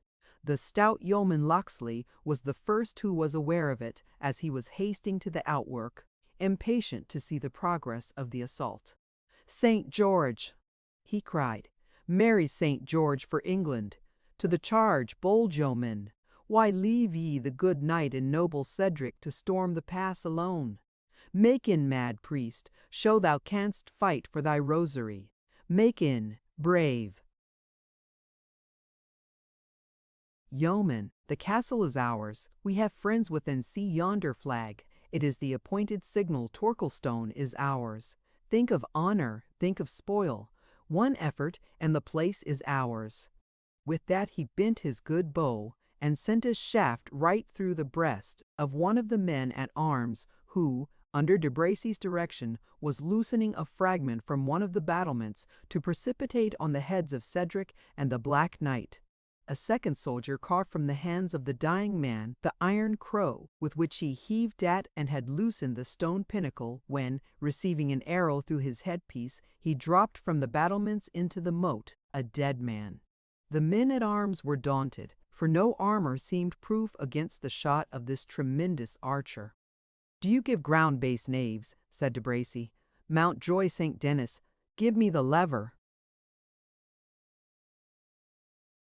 And snatching it up, he again assailed the loosened pinnacle, which was a weight enough, if thrown down, not only to have destroyed the remnant of the drawbridge which sheltered the two foremost assailants, but also to have sunk the rude float of planks over which they had crossed. All saw the danger, and the boldest, even the stout friar himself, avoided setting foot on the raft. Thrice did Locksley bend his shaft against de Bracy, and thrice did his arrow bound back from the knight's armor of proof. "Curse on thy Spanish steel coat," said Locksley. "Had English smith forged it, these arrows had gone through, and as if it had been silk or sendal." He then began to call out, "Comrades, friends, noble Cedric, bear back and let the ruin fall." His warning voice was unheard, for the din which the knight himself occasioned by his strokes upon the postern would have drowned 20 war trumpets. The faithful Gurth indeed sprung forward on the planked bridge to gird,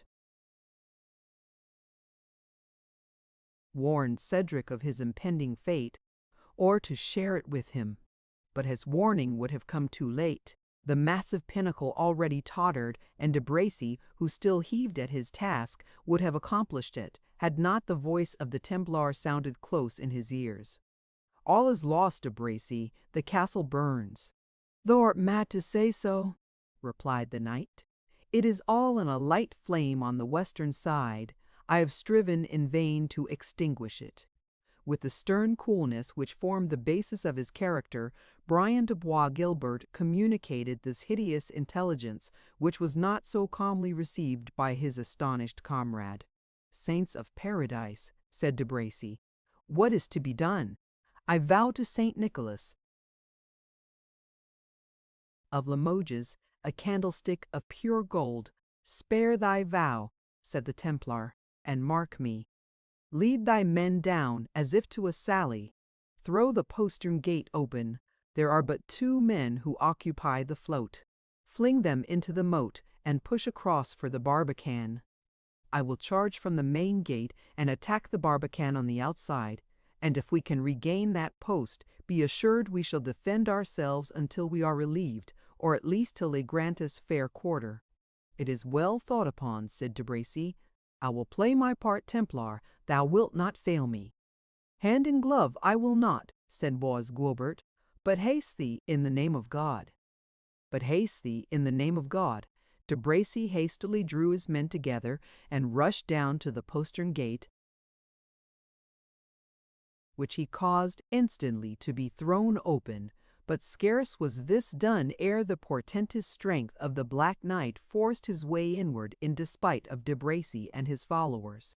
2 of the foremost instantly fell, and the rest gave way notwithstanding all their leaders' efforts to stop them. "Dogs," said De Bracy, "will you let 2 men win our only pass for safety?" "He is the devil," said a veteran man-at-arms, bearing back from the blows of their sable antagonist. "And if he be the devil," replied De Bracy, "would you fly from him into the mouth of hell? The castle burns behind us villains. Let despair give you courage, or let me forward. I will cope with this champion myself." And well and chivalrous did De Bracy that day maintain the fame he had acquired in the civil wars of that dreadful period. The vaulted passage to which the postern gave entrance, and in which these 2 redoubted champions were now fighting hand to hand, rung with the furious blows which they dealt each other, De Bracy with his sword, the Black Knight with his ponderous axe. At length the Norman received a blow, which, though its force partly parried by his shield, for otherwise never more would De Bracy have again moved limb, descended yet with such violence on his crest that he measured his length on the paved floor.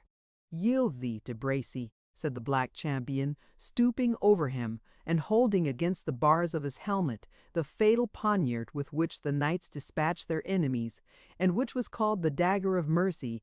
"Yield thee, Maurice de Bracy, rescue or no rescue, or thou art but a dead man." "I will not yield," replied De Bracy faintly, "to an unknown conqueror.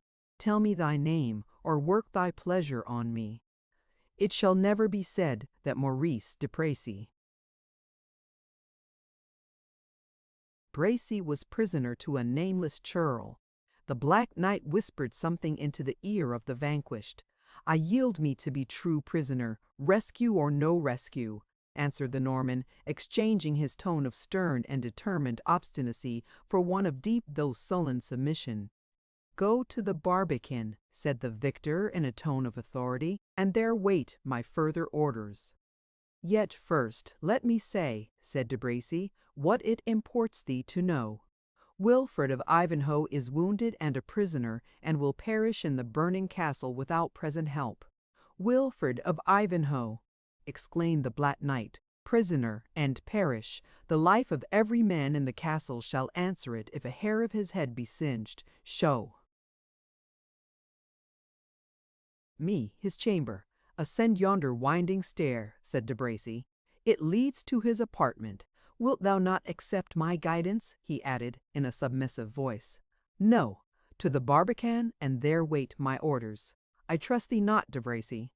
During this combat and the brief conversation which ensued, Cedric, at the head of a body of men, among whom the friar was conspicuous, had pushed across the bridge as soon as they saw the postern open, and drove back the dispirited and despairing followers of De Bracy, of whom some asked quarter, some offered vain resistance, and the greater part fled towards the courtyard. De Bracy himself arose from the ground and cast a sorrowful glance after his conqueror. "He trusts me not," he repeated, "but have I deserved his trust?" He then lifted his sword from the floor, took off his helmet in token of submission, and, going to the barbican, gave up his sword to Locksley, whom he met by the way. As the fire augmented, symptoms of it became soon apparent in the chamber where Ivanhoe was watched and tended by the Jewess Rebecca. He had been awakened from his brief slumber by the noise of the battle, and his attendant, who had, at his anxious desire, again placed herself at the window to watch and report to him the fate of the attack, was for some time prevented from observing either by the increase of the smouldering and stifling vapor. At length the volumes of smoke which rolled into the apartment, the cries for water which were heard even above the din of the battle, made them sensible of the progress of this new danger. "The castle burns," said Rebecca. "It burns! What can we do to save ourselves?" "Fly, Rebecca, and save thine own life," said Ivanhoe, "for no human aid can avail me." "I will not fly," answered Rebecca. We will be saved or perish together, and yet, great God, my father, what will be his fate?" At this moment the door of the apartment flew open, and the Templar presented himself, a ghastly figure, for his gilded armor was broken and bloody, and the plume was partly shorn away, partly burnt from his casque. "I have found thee," said he to Rebecca. "Thou shalt prove I will keep my word to share weal and woe with thee. There is but one path to safety. I have cut my way through 50 dangers to point it to thee up, and instantly follow me." 38. "Alone," answered Rebecca. "I will not follow thee." 38. "Alone," answered Rebecca. "I will not follow thee. If thou wert born of woman, if thou hast but a touch of human charity in thee, if thy heart be not hard as thy breastplate, save my aged father, save this wounded knight."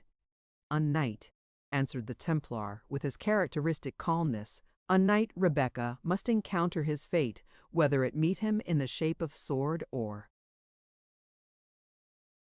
flame, and who recks how or where a Jew meets with his." "Savage warrior," said Rebecca, "rather will I perish in the flames than accept safety from thee. Thou shalt not choose, Rebecca, once didst thou foil me, but never mortal did so twice." So saying, he seized on the terrified maiden, who filled the air with her shrieks, and bore her out of the room in his arms, in spite of her cries, and without regarding the menaces and defiance which Ivanhoe thundered against him. "Hound of the Temple Stain, to thine order set free the damsel. Traitor of voice Gilbert, it is Ivanhoe commands thee. Villain, I will have thy heart's blood." "I had not found thee, Wilfred," said the Black Knight, who at that instant entered the apartment, "but for thy shouts." "If thou be'st true knight," said Wilfred, "think not of me, pursue yon ravisher, save the Lady Rowena. Look to the noble Cedric." "In their turn," answered he of the fetterlock, "but thine is first." And seizing upon Ivanhoe, he bore him off with as much ease as the Templar had carried off Rebecca, rushed with him to the postern, and having there delivered his burden to the care of 2 yeomen, he again entered the castle to assist in the rescue of the other prisoners. One turret was now in bright flames, which flashed out furiously from window, and shot whole.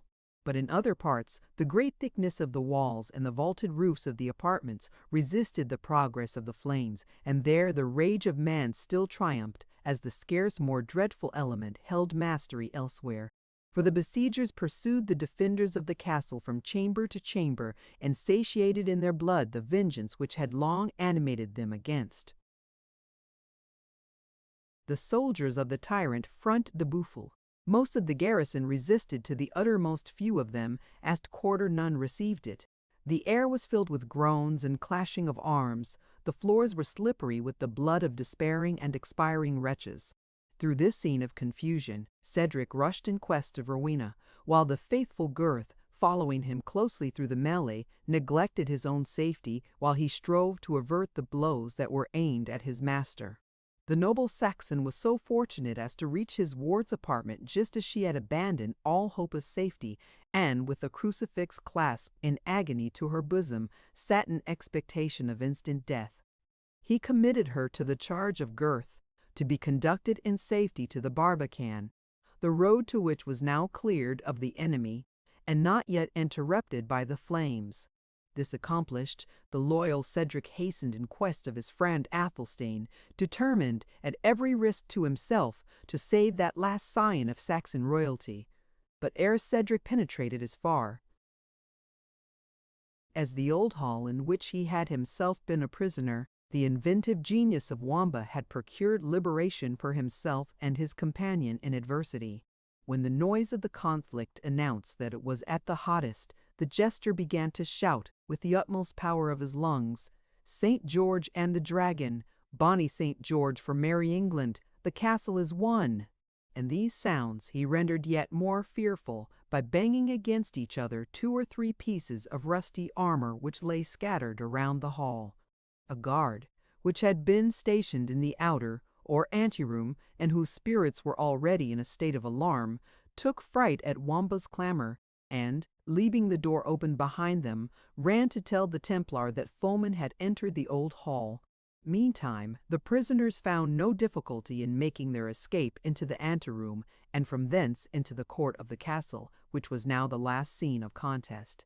Here sat the fierce Templar, mounted on horseback, surrounded by several of the garrison, both on horse and foot, who had united their strength to that of this renowned leader in order to secure the last chance of safety and retreat which remained to them.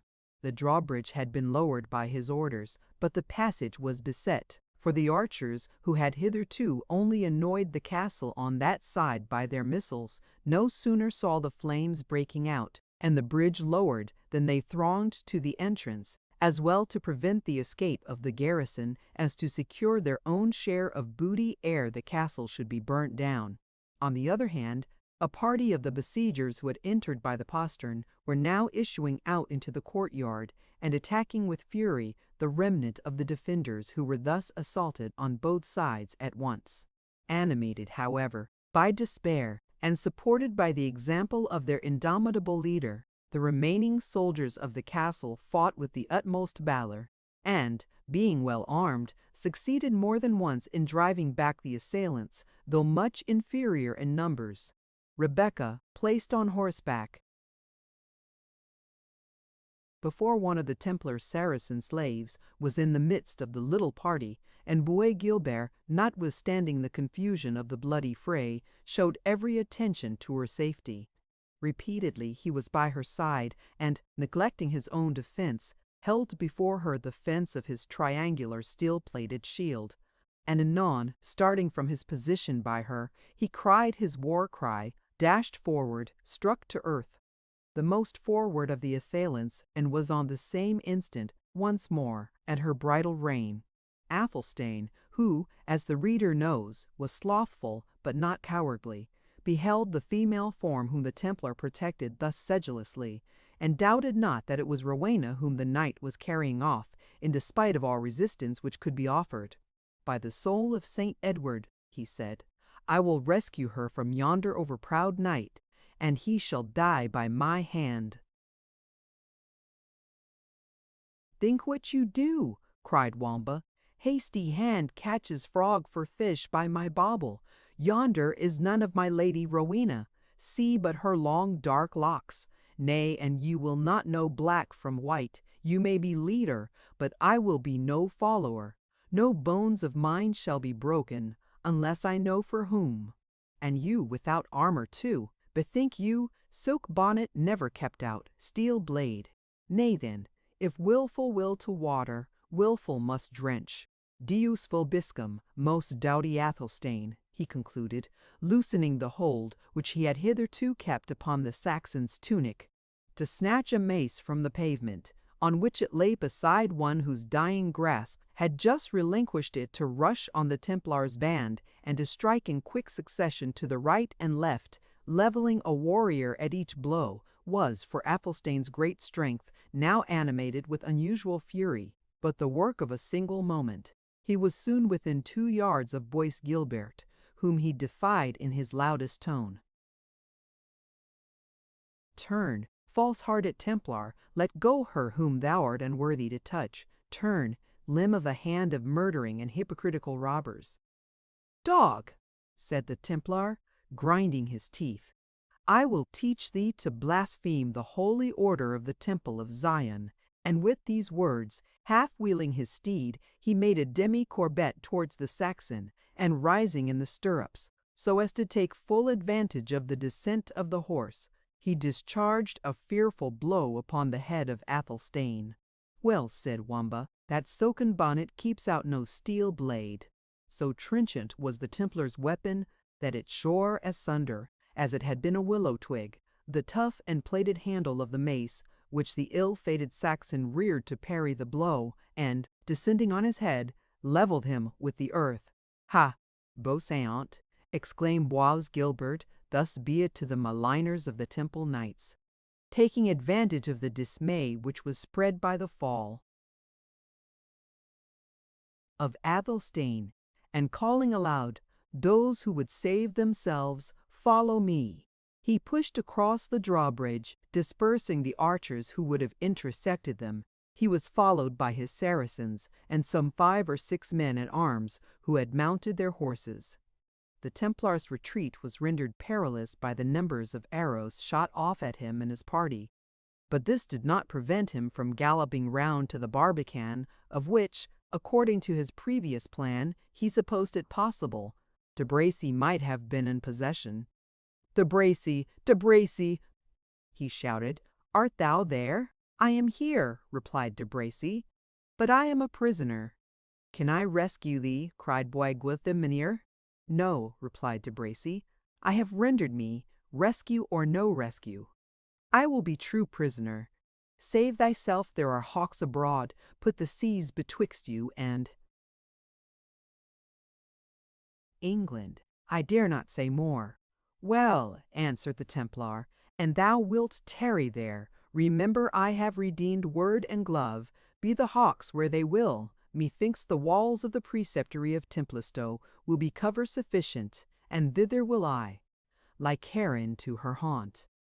Having thus spoken, he galloped off with his followers. Those of the castle who had not gotten to horse still continued to fight desperately with the besiegers after the departure of the Templar, but rather in despair of quarter than that they entertained any hope of escape. The fire was spreading rapidly through all parts of the castle when Ulrica, who had first kindled it, appeared on a turret in the guise of one of the ancient Furies, yelling forth a war song, such as was of yore raised on the field of battle by the skalds of the yet heathen Saxons. Her long dishevelled grey hair flew back from her uncovered head. The inebriating delight of gratified vengeance contended in her eyes with the fire of insanity, and she brandished the distaff which she held in her hand as if she had been one of the fatal sisters who spin and abridge the thread of human life. Tradition has preserved some wild strophes of the barbarous hymn which she chanted wildly amid that scene of fire and of slaughter. 1. Whet the bright steel, sons of the white dragon, kindle the torch, daughter of Hengist. The steel glimmers, not for the carving of the banquet. It is hard, broad, and sharply pointed. The torch goeth not to the bridal chamber. It steams and glitters blue with sulphur. Whet the steel, the raven croaks. Light the steel, the raven croaks.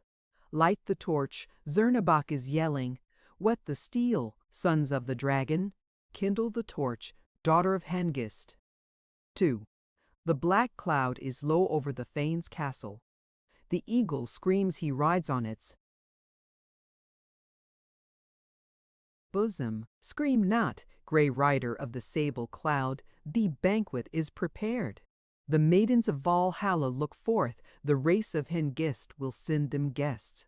Shake your black tresses, maidens of Valhalla, and strike your loud timbrels for joy. Many a haughty step bends to your halls, many a helmed head. 3. Dark sits the evening upon the Thane's castle. The black clouds gather round. Soon shall they be red as the blood of the valiant. The destroyer of forests shall shake his red crest against them. He, the bright consumer of palaces, broad waves he his blazing banner, red, wide, and dusky, over the strife of the valiant. His joy is in the clashing swords and broken bucklers. He loves to lick the hissing blood as it bursts warm from the wound. 4. All must perish. The sword cleaveth the helmet. The strong armor is pierced by the lance. Fire devoureth the dwelling of princes. Engines break down the fences of the battle. All must perish. The race of Hengist is gone. The name of Horsa is no more. Shrink not then from your doom, sons of the sword. Let your blades drink blood like wine. Feast ye in the banquet of slaughter by the light of the blazing halls. Strong be your swords while your blood is warm, and spare neither for pity nor fear, for vengeance hath but an hour. Strong hate itself shall expire. I also must perish. 39. The towering flames had now surmounted every obstruction, and rose to the evening skies one huge and burning beacon, seen far and wide through the adjacent country. Tower after tower crashed down, with blazing roof and rafter, and the combatants were driven from the courtyard. The vanquished, of whom very few remained, scattered and escaped into the neighboring wood. The victors, assembling in large bands, gazed with wonder, not unmixed with fear, upon the flames, in which their own ranks and arms glanced dusky red. The maniac figure of the Saxon Ulrica was for a long time visible on the lofty stand she had chosen, tossing her arms abroad with wild exultation, as if she reigned, empress of the conflagration which she had raised. At length, with a terrific crash, the whole turret gave way, and she perished in the flames which had consumed her tyrant. An awful pause of horror silenced each murmur of the armed spectators, who, for the space of several minutes, stirred not a finger save to sign the cross. The voice of Locksley was then heard. "Shout, yeomen! The den of tyrants is no more. Let each bring his spoil to our chosen place of rendezvous at the trysting tree in the Harthill Walk. For there at break of day will we make just partition among our own bands, together with our worthy allies in this great deed of vengeance." Chapter 32. Old Play. Trust me, each state must have its policies, kingdoms have edicts, cities have their charters. Even the wild outlaw in his forest walk keeps yet some touch of civil discipline, for not since Adam wore his verdant apron hath man with man in social union dwelt, but laws were made to draw that union closer. The daylight had dawned upon the glades of the oak forest.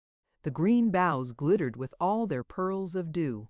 The hind led her fawn from the covert of high fern to the more open walks of the greenwood, and no huntsman was there to watch or intercept the stately hart as he paced at the head of the antlered herd.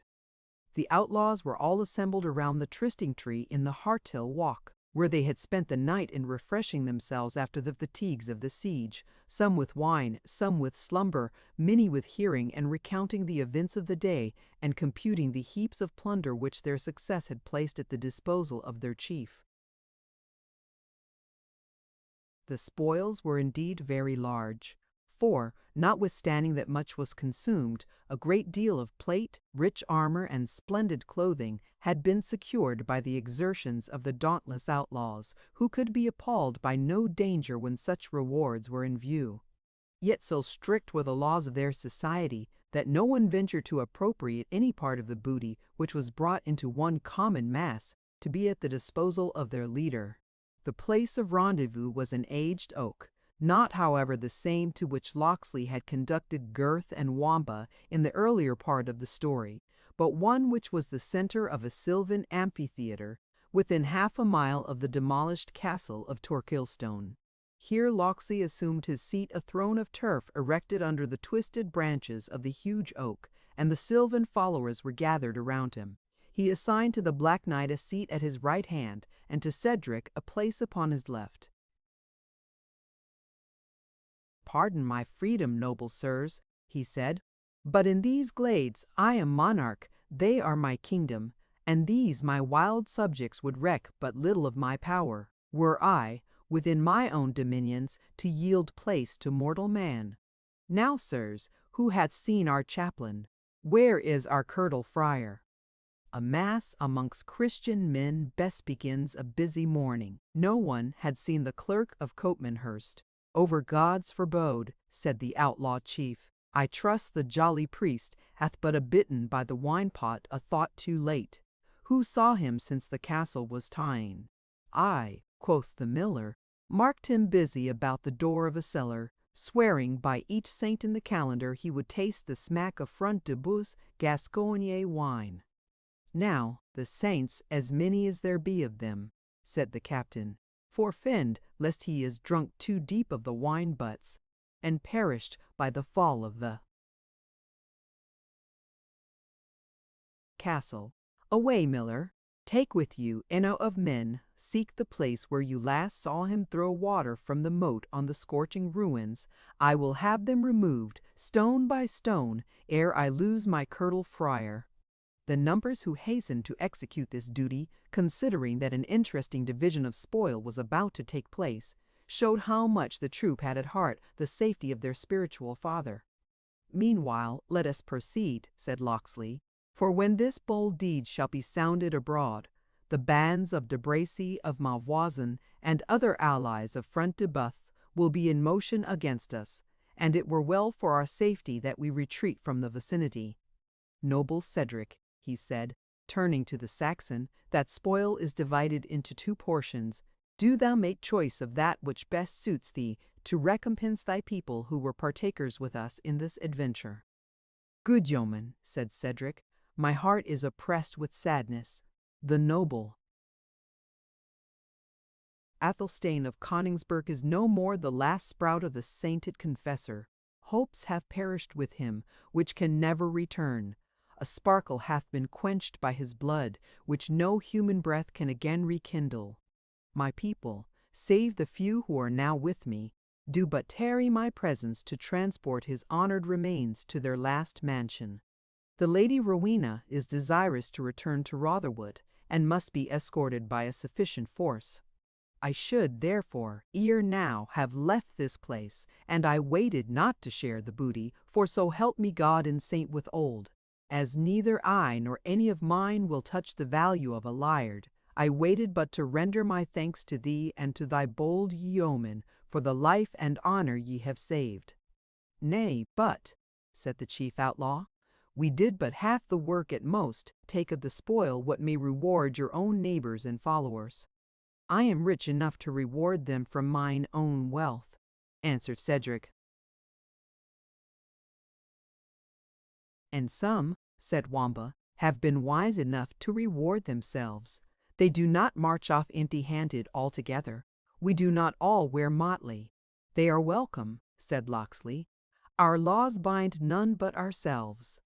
"But thou, my poor knave," said Cedric, turning about and embracing his jester, "how shall I reward thee, who feared not to give thy body to chains and death instead of mine? All forsook me when the poor fool was faithful." A tear stood in the eye of the rough thane as he spoke, a mark of feeling which even the death of Athelstane had not extracted, but there was something in the half-instinctive attachment of his clown that waked his nature more keenly than even grief itself.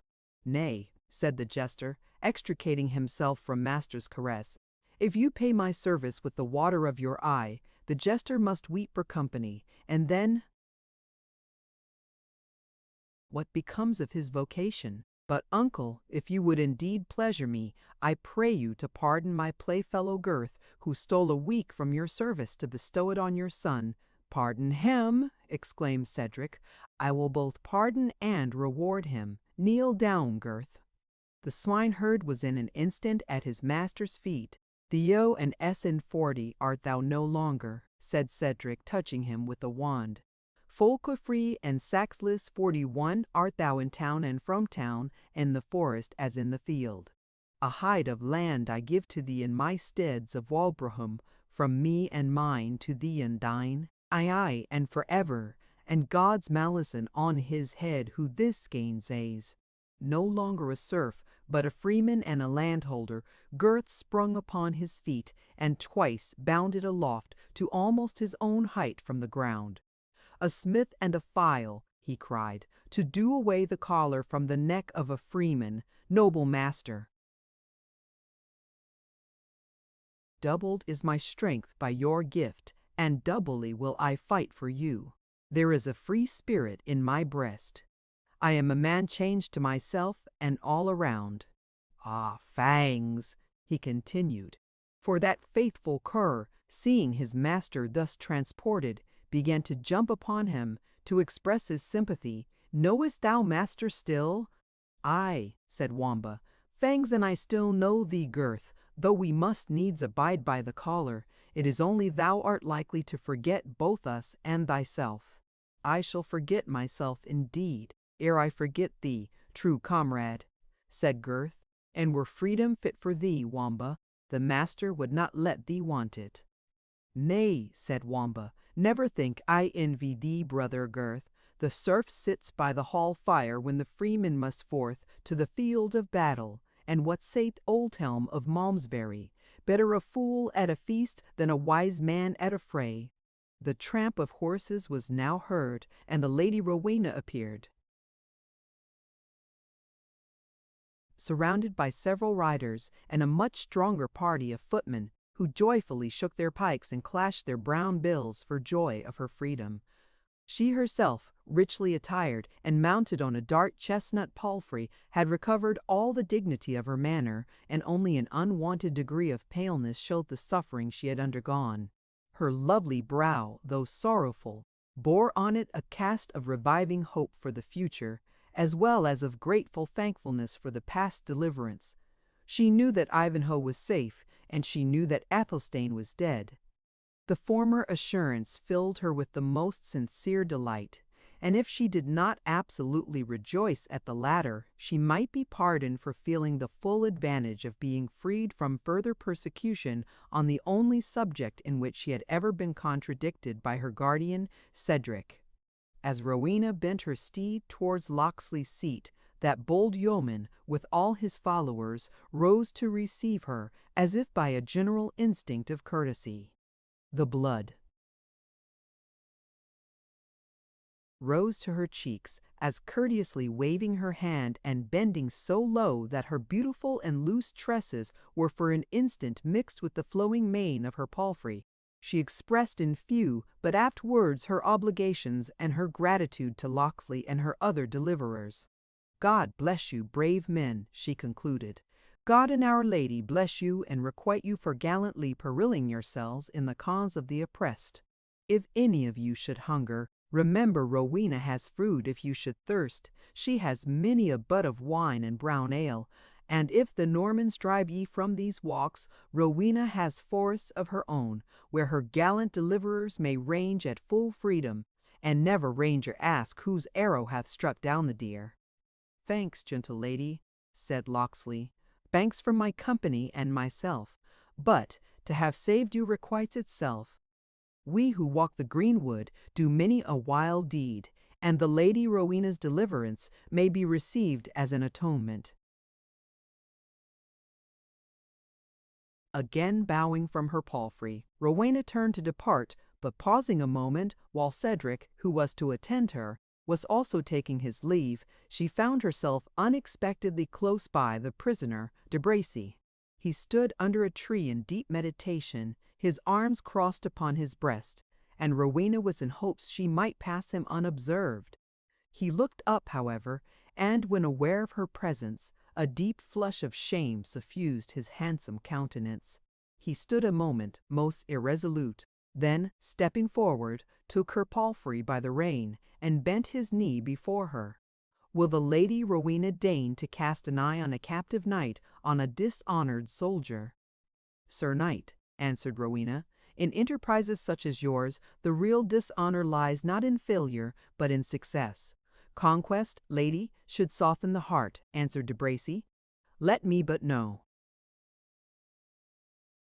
that the Lady Rowena forgives the violence occasioned by an ill-fated passion, and she shall soon learn that de Bracy knows how to serve her in nobler ways." "I forgive you, Sir Knight," said Rowena, "as a Christian." "That means," said Wamba, "that she does not forgive him at all."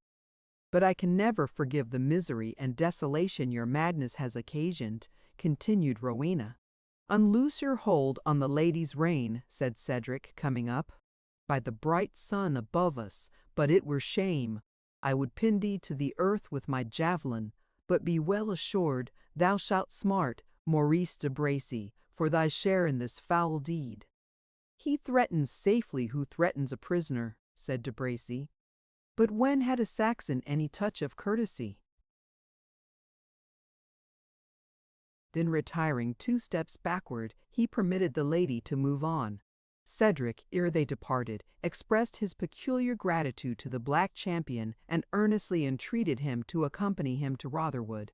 "I know," he said, "that you errant knights desire to carry your fortunes on the point of your lance, and reck not of land or goods, but war is a changeful mistress, and a home is sometimes desirable, even to the champion whose trade is wandering.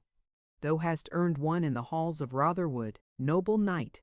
Cedric has wealth enough to repair the injuries of fortune, and all he has is his deliverer's. Come therefore to Rotherwood, not as a guest, but as a son or brother. Cedric has already made me rich, said the knight. He has taught me the value of Saxon virtue.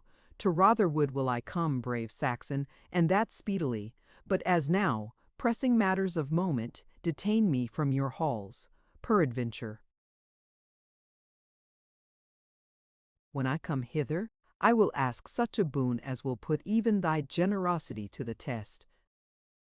It is granted ere spoken out, said Cedric, striking his ready hand into the gauntleted palm of the Black Knight. It is granted already, were it to affect half my fortune.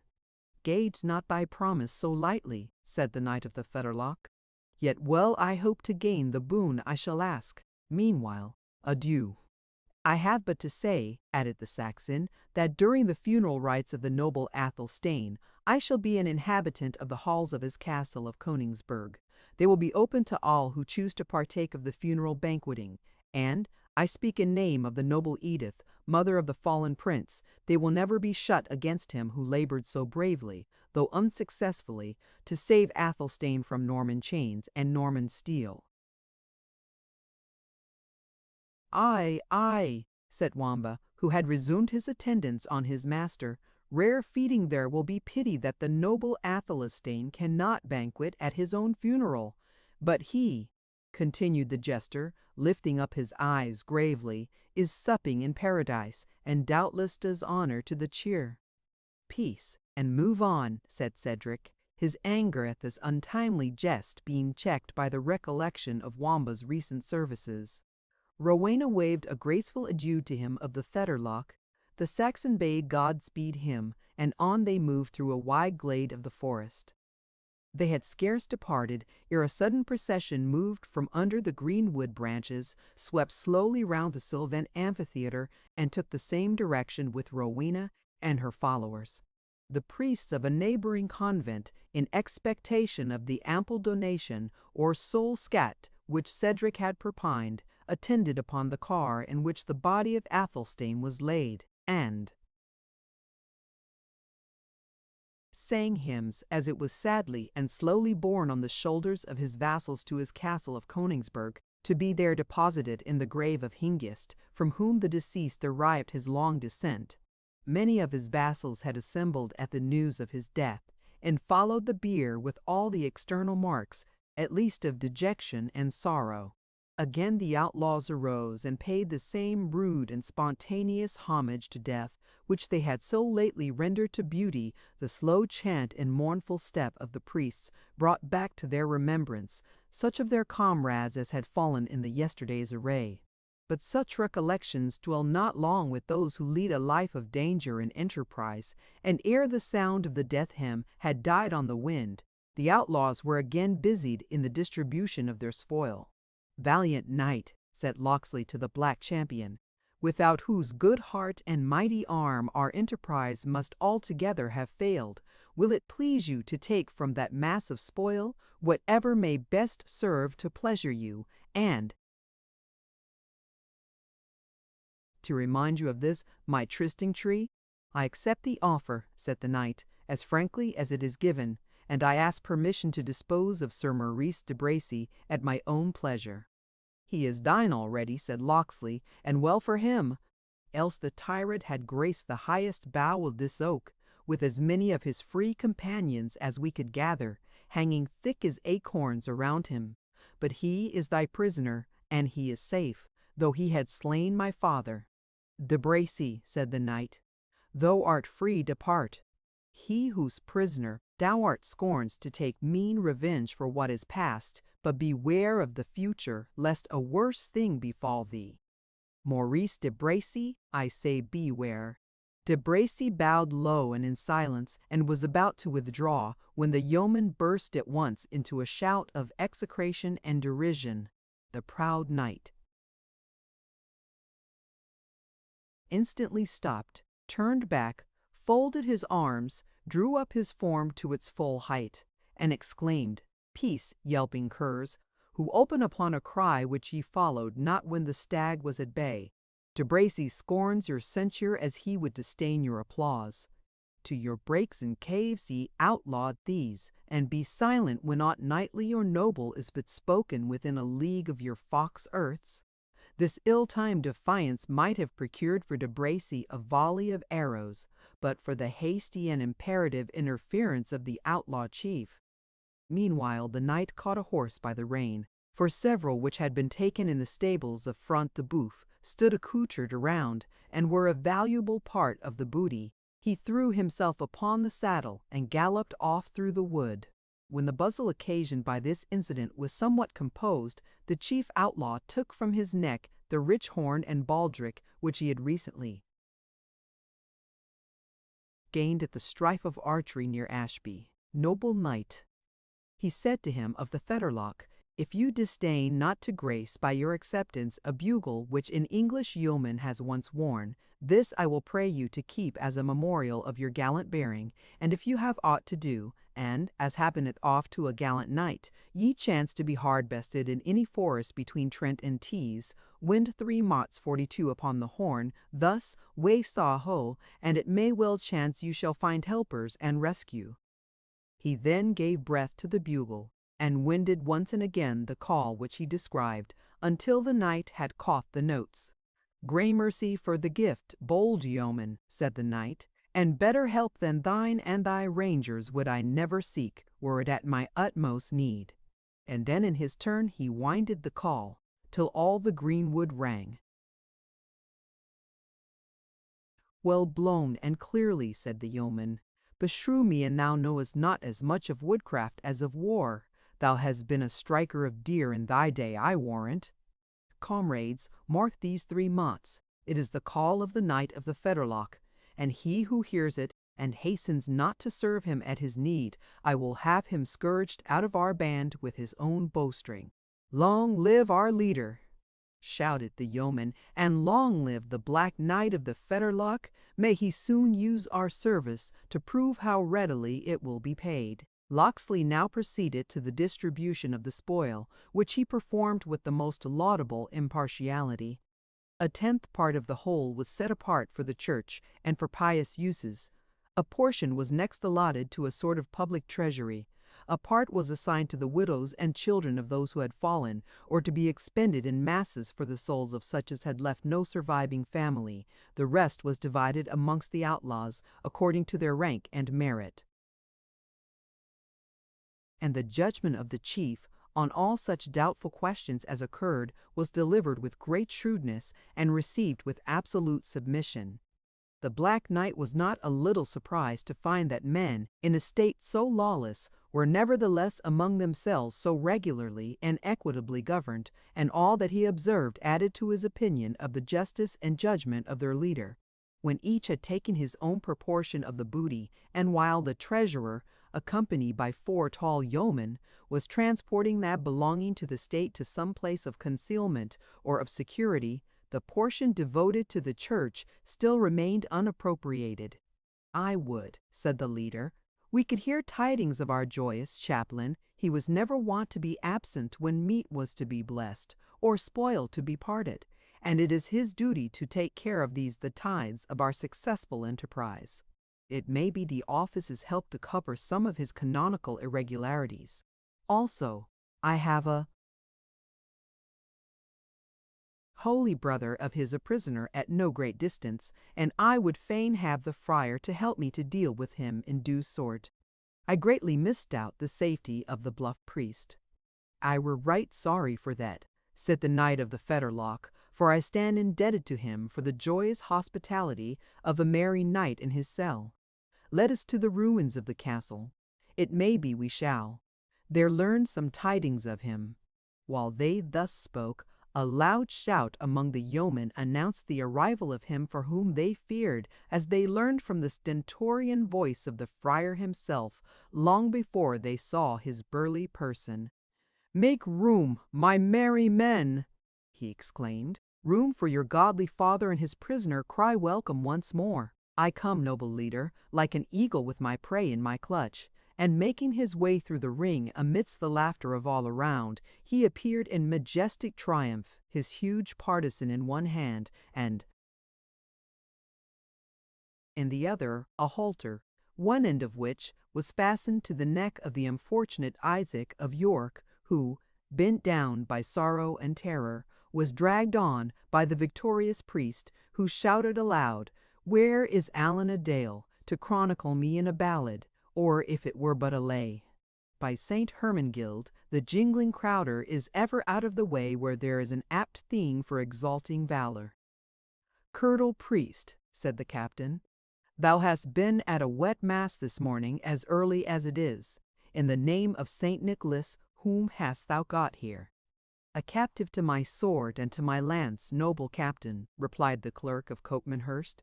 "To my bow and to my halberd, I should rather say. And yet I have redeemed him by my divinity from a worse captivity. Speak, Jew, have I not ransomed thee from Sithanus? Have I not taught thee thy Credo, thy Pater, and thine Ave Maria? Did I not spend the whole night in drinking to thee and in expounding of mysteries?" "For the love of God," ejaculated the poor Jew, "will no one take me out of the keeping of this this holy man?" "How's this, Jew?" said the friar, with a menacing aspect. "Dost thou recant, Jew? Bethink thee, if thou dost relapse into thine infidelity, though thou art not so tender as a suckling pig, I had one to break my fast upon thou art not too tough to be roasted. Be conformable, Isaac, and repeat the words after me.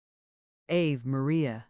"Nay, we will have no profanation, mad priest," said Locksley. "Let us rather hear where you found this prisoner of thine." "By St. Dunstan," said the friar, "I found him where I sought for better wear. I did step into the cellarage to see what might be rescued there, for though a cup of burnt wine with spice be an evening's draught for an emperor, it were waste, methought, to let so much good liquor be mulled at once, and I had caught up one runlet of sack, and was coming to call more aid among these lazy knaves, who are ever to seek when a good deed is to be done. When I was avised of a strong door, aha! thought I, here's the choicest juice of all in this secret crypt, and the knave butler, being disturbed in his vocation, hath left the key in the door, and therefore I went, and found just naught besides a commodity of rusted chains and this dog of a Jew, who presently rendered himself my prisoner.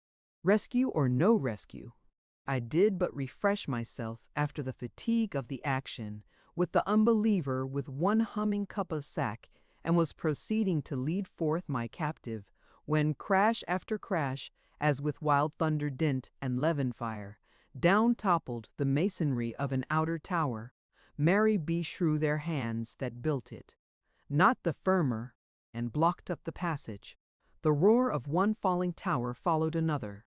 I gave up thought of life, and deeming it a dishonor to one of my profession to pass out of this world in company with a Jew, I heaved up my halberd to beat his brains out, but I took pity on his gray hairs, and judged it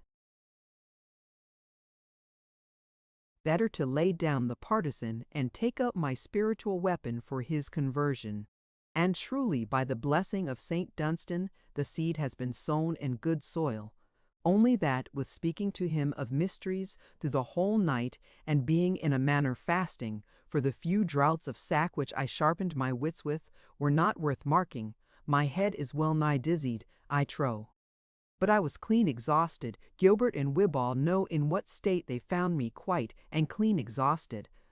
"We can bear witness," said Gilbert, "for when we had cleared away the ruin, and by St. Dunstan's help lighted upon the dungeon stair, we found the runlet of sack half empty, the Jew half dead, and the friar more than half exhausted, as he calls it." "Ye be knaves, ye lie," retorted the offended friar. "It was you and your gormandizing companions that drank up the sack and called it your morning." "Drast, I am a pagan, and I kept it not for the captain's own throat. But what recks it? The Jew is converted and understands all I have told him very nearly, if not altogether, as well as myself." "Jew," said the captain, "is this true? Hast thou renounced thine unbelief?" "May I so find mercy in your eyes," said the Jew, "as I know not one word which the reverend prelate spake to me all this fearful night. Alas, I was so distraught with agony and fear and grief that had our holy father Abraham come to preach to me, he had found but a deaf listener." "Thou liest, Jew, and thou knowest thou dost," said the friar. "I will remind thee of but one word of our conference. Thou didst promise to give all thy substance to our holy order." "So help me the promise, fair sirs," said Isaac, even more alarmed than before, as no such sounds ever crossed my lips. "Alas, I am an aged beggared man. I fear me a childless have ruth on me, and let me go." "Nay," said the friar, "if thou dost retract vows made in favor of Holy Church, thou must do penance." Accordingly, he raised his halberd and would have laid the staff of it lustily on the Jew's shoulders, had not the Black Knight stopped the blow, and thereby transferred the holy clerk's resentment to himself. "By St. Thomas of Kent," said he, "and I buckle to my gear, I will teach thee, sir lazy lover, to mell with thine own matters. Maugre thine iron case there." "Nay, be not wroth with me," said the knight. "Thou knowest I am thy sworn friend and comrade." "I know no such thing," answered the friar, "and defy thee for a meddling." "Coxcomb, nay, but," said the knight, who seemed to take a pleasure in provoking his quondam host, "hast thou forgotten how, that for my sake, for I say nothing of the temptation of the flagon and the pasty, thou didst break thy vow of fast and vigil?" "Truly, friend," said the friar, clenching his huge fist, "I will bestow a buffet on thee." "I accept of no such presents," said the knight. "I am content to take thy cuff 421 as a loan, but I will repay thee with a jury as deep as ever thy prisoner there exacted in his traffic." "I will prove that presently," said the friar. "Ola!" cried the captain, "what art thou after, mad friar, brawling beneath our trysting tree?" "No brawling," said the knight. "It is but a friendly interchange of courtesy. Friar, strike an thou darest, I will stand thy blow if thou wilt stand mine." "Thou hast the advantage with that iron pot on thy head," said the churchman. "But have it thee down thou goest, and thou wert Goliath of Gath in his brazen helmet." The friar bared his brawny arm up to the elbow, and putting his full strength to the blow, gave the knight a buffet that might have felled an ox. But his adversary stood firm as a rock. A loud shout was uttered by all the yeomen around, for the clerk's cuff was proverbial amongst them, and there were few who, in jest or earnest, had not had the occasion to know its vigor. "Now, priest," said the knight, pulling off his gauntlet, "if I had vantage on my head, I will have none on my hand stand fast as a true man. Gene nam meme dedi vapulatori. I have given my cheek to the smiter," said the priest, "and thou canst stir me from the spot, fellow. I will freely bestow on thee the Jew's ransom." So spoke the burly priest, assuming, on his part, high defiance, but who may resist his fate? The buffet of the knight was given with such strength and good will that the friar rolled head over heels upon the plain, to the great amazement of all the spectators. But he arose neither angry nor crestfallen. "Brother," said he to the knight, "thou shouldst have used thy strength with more discretion. I had mumbled but a lame mass, and thou hadst broken my jaw, for the piper plays ill that wants the nether chops. Nevertheless, there is my hand in friendly witness that I will exchange no more cuffs with thee, having been a loser by the barter. And now all unkindness. Let us put the Jew to ransom, since the leopard will not change his spots, and a Jew he will continue to be." "The priest," said Clement, "is not, half so confident of the Jew's conversion, since he received that buffet on the ear. Go to, knave, what pratest thou of conversions? What, is there no respect? All masters and no men? I tell thee, fellow, I was somewhat toddy when I received the good knight's blow, or I had kept my ground under it. But an thou gibest more of it, thou shalt learn I can give as well as take. Peace all, said the captain. And thou, Jew, think of thy ransom. Thou needest not to be told that thy race are held to be accursed in all Christian communities, and trust me that we cannot endure thy presence among us. Think, therefore, of an offer while I examine a prisoner of another caste. Were many of Front de Bœuf's men taken? Demanded the Black Knight. None of note enough to be put to ransom, answered the captain. A set of hilding fellows there were, whom we dismissed to find them a new master enough had been done for revenge and profit. The bunch of them were not worth a cardicue. The prisoner I speak of is better booty, a jolly monk riding to visit his leman, and I may judge by his horse gear and wearing apparel. Here cometh the worthy prelate, as pert as a Pied, and, between two yeomen, was brought before the sylvan throne of the outlaw chief, our old friend, Prior Immerse of Jorvaux. Chapter 33. Coriolanus. Flower of warriors, how isn't with Titus Lartius, Marcius? As with the man busied about decrees, condemning some to death and some to exile, ransoming him or pitying, threatening the other. The captive abbot's features and manners exhibited a whimsical mixture of offended pride and deranged foppery and bodily terror. "Why, how now, my masters?" said he, with a voice in which all three emotions were blended. "What order is this among ye? Be ye Turks or Christians, that handle a churchman? Know ye what it is, manus imponere in servos, domini? Ye have plundered my mails, torn my cope of curious cut lace, which might have served a cardinal. Another in my place would have been at his excommunicable voss.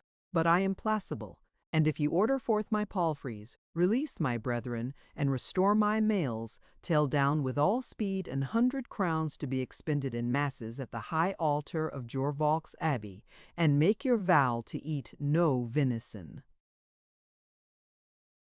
Until next Pentecost, it may be you shall hear little more of this mad frolic." "Holy Father," said the chief outlaw, "it grieves me to think that you have met with such usage from any of my followers as calls for your fatherly reprehension." "Usaged!" echoed the priest, encouraged by the mild tone of the sylvan leader.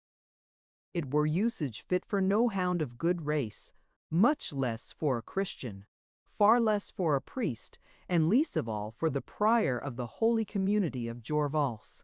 Here is a profane and drunken minstrel, called Alan a Dale Nebulo Quidem, who has menaced me with corporal punishment, nay, with death itself, and I pay not down 400 crowns of ransom, to the boot of all the treasure he hath already robbed me of gold chains and gemmel rings to an unknown value, besides what is broken and spoiled among their rude hands, such as my pouncer box and silver crisping tongs." "It is impossible that Alan Adale can have thus treated a man of your reverend bearing," replied the captain. "It is true as the gospel of Saint Nicodemus," said the prior. "He swore, with many a cruel north country oath, that he would hang me up on the highest tree in the greenwood. Did he so in very deed? Nay then, reverend father, I think you had better comply with his demands for Alan. Adale is the very man to abide by his word when he has so pledged it." 43. "You do but jest with me," said the astounded prior with a forced laugh, "and I love a good jest with all my heart. But ha, ha, ha! When the mirth has lasted the livelong night, it is time to be grave in the morning." "And I am as grave as a father confessor," replied the outlaw. "You must pay a round ransom, Sir Prior, or your convent is likely to be called to a new election, for your place will know you no more." "Are ye Christians?" said the prior, "and hold this language to a churchman." "Christians! Aye, marry are we, and have divinity among us to boot," answered the outlaw. let our buxom chaplain stand forth and expound to this reverend father the texts which concern this matter." The friar, half drunk, half sober, had huddled a friar's frock over his green cassock, and now summoning together whatever scraps of learning he had acquired by rote in former days. "Holy Father," said he, "Deus faciat salvum benignitatem vestram. You are welcome to the greenwood." "What profane mummery is this?" said the prior. "Friend, if thou be'st indeed of the church, it were a better deed to show me how I may escape from these men's hands than to stand ducking and grinning here like a Morris dancer." "Truly, reverend father," said the friar, "I know but one mode in which thou mayest escape. This is St. Andrew's Day with us. We are taking our tithes." "But not of the church then, I trust, my good brother," said the prior. "Of church and lay," said the friar, "and therefore, Sir Prior, facit vobis amicos de mammone, iniquitatis, make yourselves friends of the mammon of unrighteousness, for no other friendship is like to serve your turn." "I love a jolly woodsman at heart," said the prior, softening his tone. "Come, you must not deal too hard with me. I can well of woodcraft, and can wind a horn clear and lustily, and hollow till every oak rings again. Come, you must not deal too hard with me."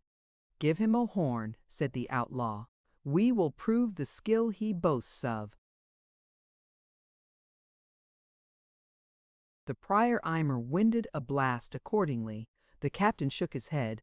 "Sir Prior," he said, "thou blowest a merry note, but it may not ransom thee. We cannot afford, as the legend on a good knight's shield hath it, to set thee free for a blast. Moreover, I have found thee. Thou art one of those who, with new French graces and trally-ras, disturb the ancient English bugle notes. Prior, that last flourish on the rickety hath added 50 crowns to thy ransom for corrupting the true old manly blasts of venery." "Well, friend," said the abbot peevishly, "thou art ill to please with thy woodcraft. I pray thee be more conformable in this matter of my ransom. At a word, since I must needs, for once, hold a candle to the devil, what ransom am I to pay for walking on Watling Street without having 50 men at my back?" "Were it not well," said the lieutenant of the gang apart to the captain, "that the prior should name the Jew's ransom, and the Jew name the prior's?" "Thou art a mad knave," said the captain, "but thy plan transcends. Here, Jew, step forth. Look at that holy father Aymer, prior of the rich abbey of Jorvaulx, and tell us at what ransom we should hold him. Thou knowest the income of his convent, I warrant thee." "Oh, assuredly," said Isaac. "I have trafficked with the good fathers, and bought wheat and barley, and fruits of the earth, and also much wool. Oh, it is a rich abbey steed, and they do live upon the fat, and drink the sweet wines upon the lees, these good fathers of Jorvaulx. Ah, if an outcast like me had such a home to go to and such encampings by the year and by the month, I would pay much gold and silver to redeem my captivity." "Hound of a Jew!" exclaimed a prior, "no one knows better than thy own cursed self that our holy house of God is indebted for the finishing of our chancel, and for the storing of your cellars in the last season with a due allowance of Gascon wine," interrupted the Jew. "But that is small matters. Hear the infidel dog," said the churchman. "He jangles as if our holy community did come under debts for the wines we have a license to drink. Propter necessitatem et at affrigus depellendum. The circumcised villain blasphemeth the holy church, and Christian men listen and rebuke him not." "All this helps nothing," said the leader. "Isaac, pronounce what he may pay, without flaying both hide and hair." "And 600 crowns," said Isaac. "The good prior might well pay to your honored valors, and never sit less soft in his stall." 600 crowns, said the leader gravely. "I am contented thou hast well spoken. Isaac, 600 crowns. It is a sentence, Sir Prior."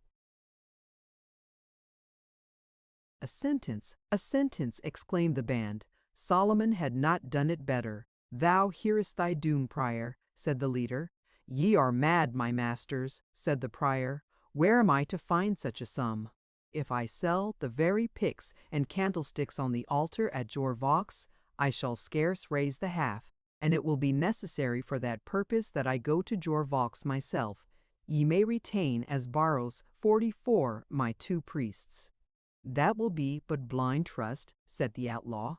"We will retain thee, prior, and send them to fetch thy ransom. Thou shalt not want a cup of wine and a collop of venison the while, and if thou lovest woodcraft, thou shalt see such as your north country never witnessed." "Or, if so please you," said Isaac, willing to curry favor with the outlaws, "I can send to York for the 600 crowns out of certain moneys in my hands, if so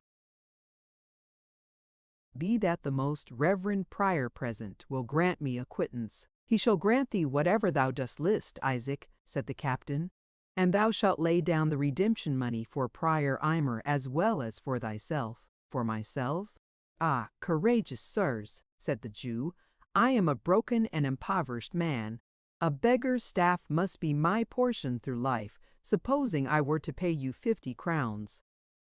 "The prior shall judge of that matter," replied the captain. "How say you, Father Aymer? Can the Jew afford a good ransom?" "Can he afford a ransom?" answered the prior. "Is he not Isaac of York, rich enough to redeem the captivity of the 10 tribes of Israel who were led into Assyrian bondage? I have seen but little of him myself, but our cellarer and treasurer have dealt largely with him, and report says that his house at York is so full of gold and silver as is a shame in any Christian land. Marvel it is to all living Christian hearts that such gnawing adders should be suffered to eat into the bowels of the state, and even of the Holy Church herself, with foul usuries and extortions." "Hold, father," said the Jew, "mitigate and assuage your choler. I pray of your reverence to remember that I force my moneys upon no one, but when churchman and layman, prince and prior, knight and priest, come knocking to Isaac's door, they borrow not his shekels with these uncivil terms. It is then, friend Isaac, will you pleasure us in this matter, and our day shall be truly kept. So God Sammy, and kind Isaac, if ever you serve man, show yourself a friend in this need. And when the day comes and I ask my own, then what care I, but damn Jew, and the curse of Egypt on your tribe, and all that may stir up the rude and uncivil populace against poor strangers." "Friar," said the captain, "Jew though he be, he hath in this spoken well. Do thou therefore name his ransom as he named thine, without farther rude terms." "None, but latro pharmacies, the interpretation whereof," said the prior, "will I give at some other time, and Tide would place a Christian prelate and an unbaptized Jew upon the same bench. But since you require me to put a price upon this caseth, I tell you openly that you will wrong yourselves if you take from him a penny under 1,000 crowns." A sentence," exclaimed the chief outlaw. A sentence," shouted his assessors. "The Christian has shown his good nurture, and dealt with us more generously than the Jew. The God of my fathers help me," said the Jew. "Will ye bear to the ground, Anne?"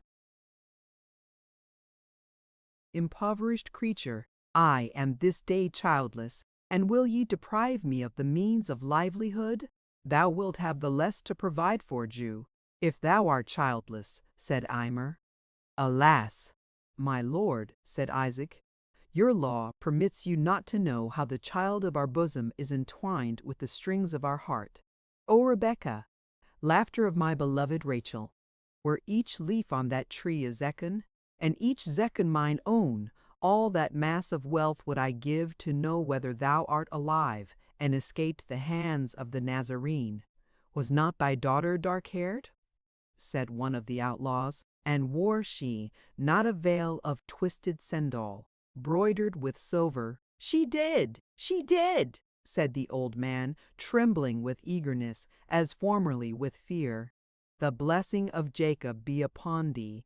Canst thou tell me aught of her safety?" "It was she, then," said the yeoman, who was carried off by the proud Templar when he broke through our ranks on yester-even. I had drawn my bow to send a shaft after him, but spared him even for the sake of the damsel, who I feared might take harm from the arrow." "Oh," answered the Jew, "I would to God thou hadst shot, though the arrow had pierced her bosom. Better the tomb of her fathers than the dishonorable couch of the licentious and savage Templar. Ichabod, Ichabod, the glory hath departed from my house." "Friends," said the chief, looking round, "the old man is but a Jew, nathless his grief touches me. Deal uprightly with us, Isaac will paying this ransom of 1,000 crowns leave thee altogether penniless." Isaac, recalled to think of his worldly goods, the love of which, by dint of inveterate habit, contended even with his parental affection, grew pale, stammered, and could not deny there might be some small surplus. "Well, go to what though there be," said the outlaw, "we will not reckon with thee too closely. Without treasure thou mayest as well hope to redeem thy child from the clutches of Sir Brian de Bois Gilbert as to shoot a stag royal with the headless shaft. We will take thee at the same ransom with Prior Aymer, or rather at 100 crowns lower, which 100 crowns shall be mine own peculiar loss, and not light upon this worshipful community, and so we shall avoid the heinous offence of rating a Jew merchant as high as a Christian prelate, and thou wilt have 600 crowns remaining to treat for thy daughter's ransom. Templars love the glitter of silver shekels, as well as the sparkle of black eyes. Hasten to make thy crowns chink in the ear of de Bois Guilbert, ere worse comes of it. Thou wilt bind him, as our scouts have brought notice, at the next preceptory house of his order.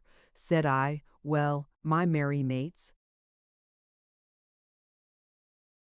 The yeomen expressed their wonted acquiescence in their leader's opinion, and Isaac, relieved of one half of his apprehensions by learning that his daughter lived and might possibly be ransomed, threw himself at the feet of the generous outlaw, and, rubbing his beard against his buskins, sought to kiss the hem of his green cassock.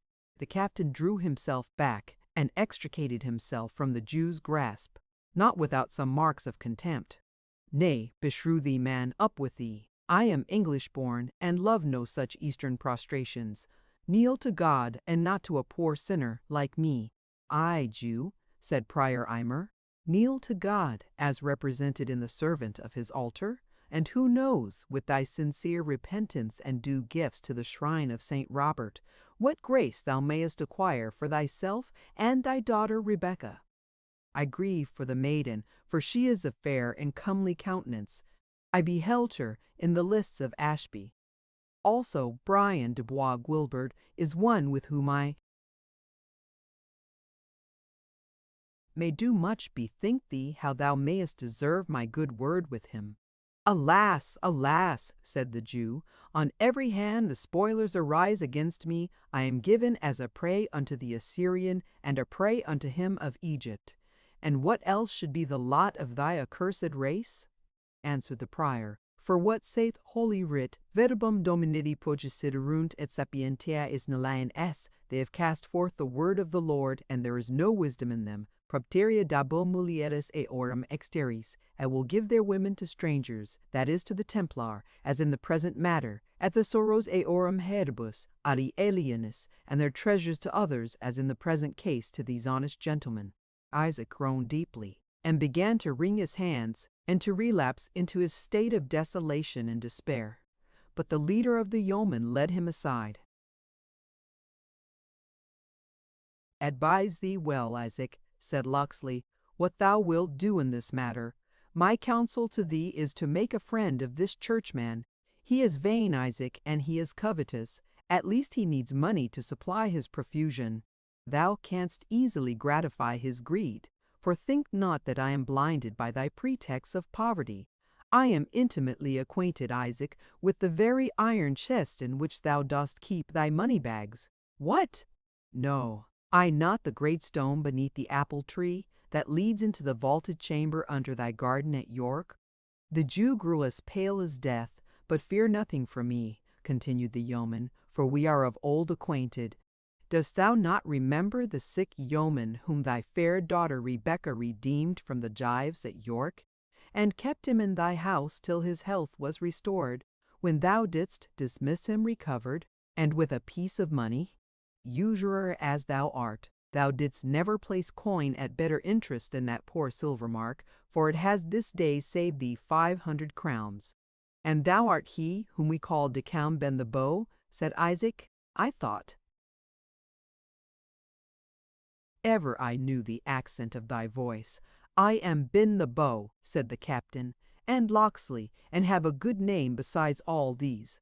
But thou art mistaken, good Ben the Bow, concerning that same vaulted apartment. So help me heaven, as there is naught in it but some merchandises which I will gladly part with to you.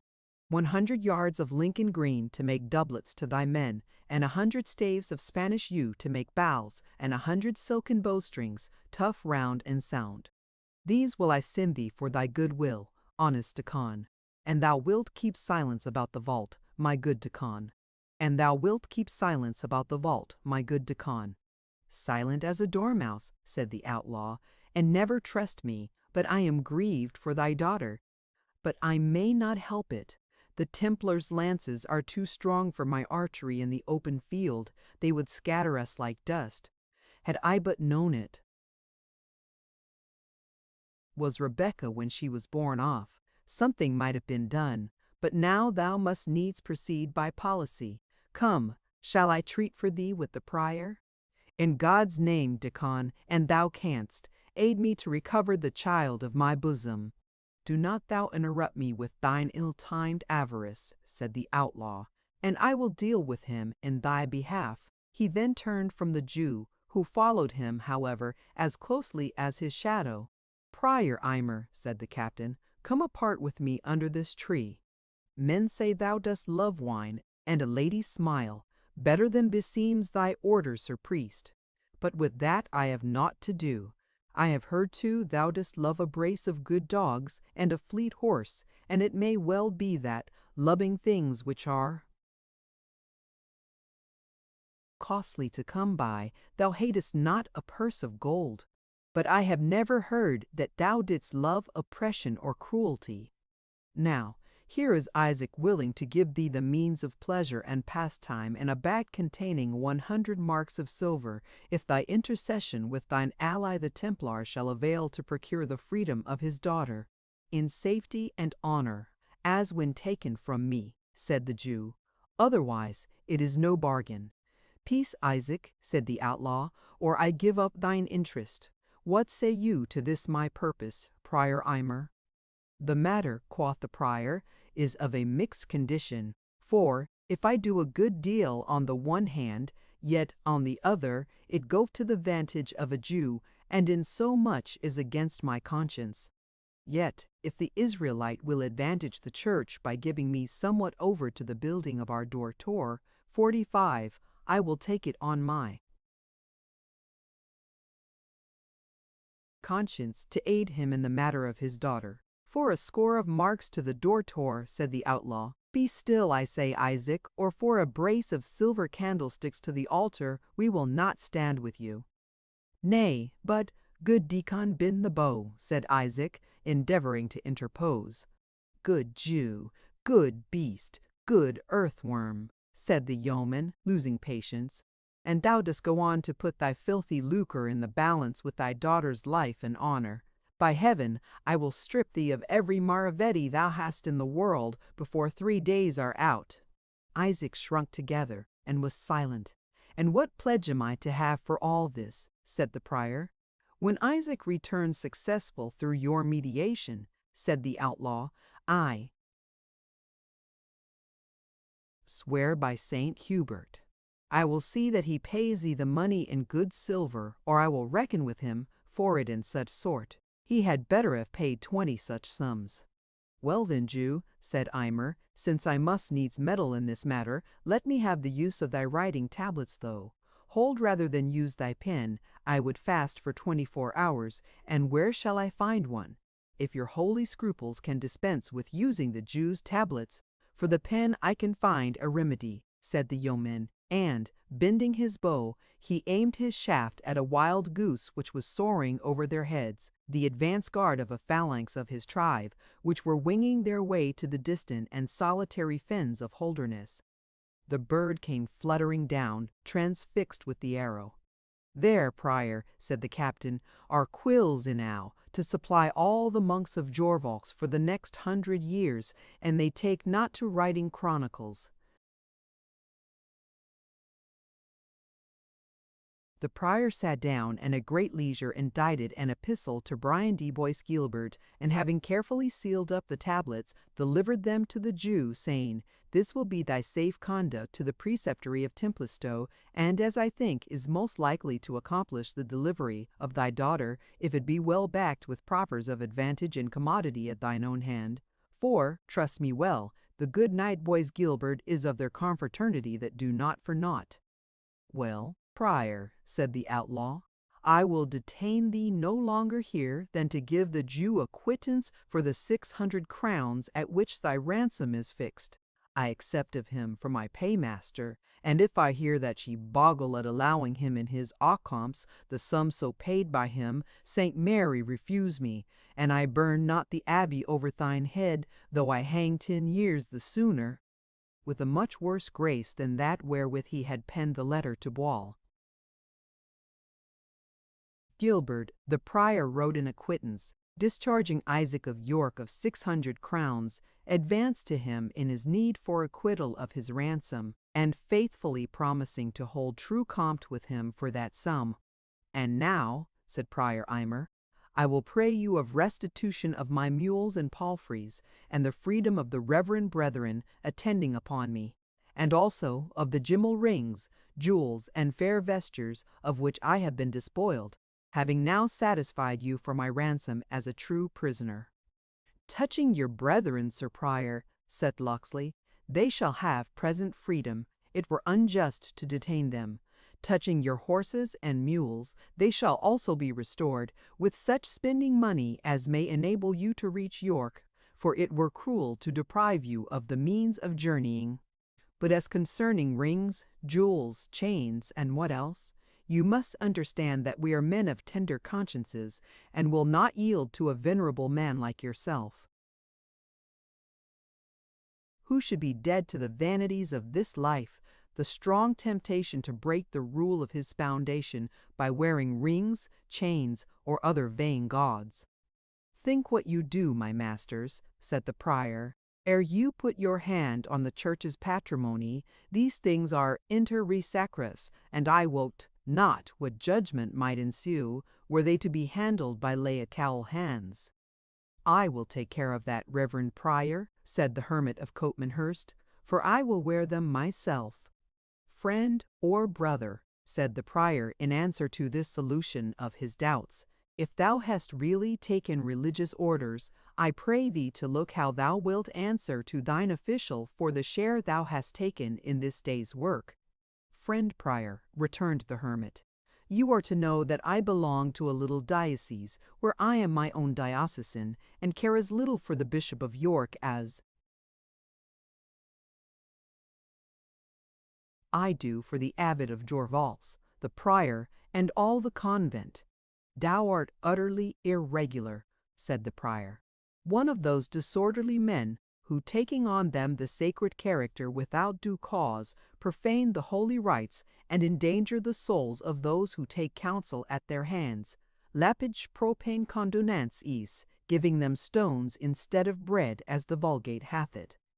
"Nay," said the friar, "and my brain pan could have been broken by Latin, it had not held so long together. I say that easing a world of such misproud priests as thou art of their jewels and their gimcracks is a lawful spoiling of the Egyptians." "Thou be'st a hedge priest, 46, said the prior in great wrath, excommunicable vos. "Thou be'st thyself more like a thief and a heretic," said the friar, equally indignant. "I will pouch of no such affront before my parishioners as thou.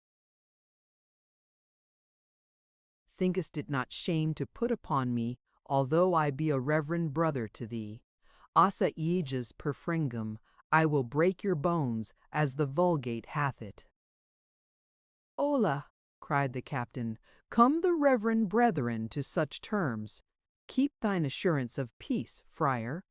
Prior, and thou hast not made thy peace perfect with God, provoke the friar no further. Hermit, let the reverend father depart in peace, as a ransomed man."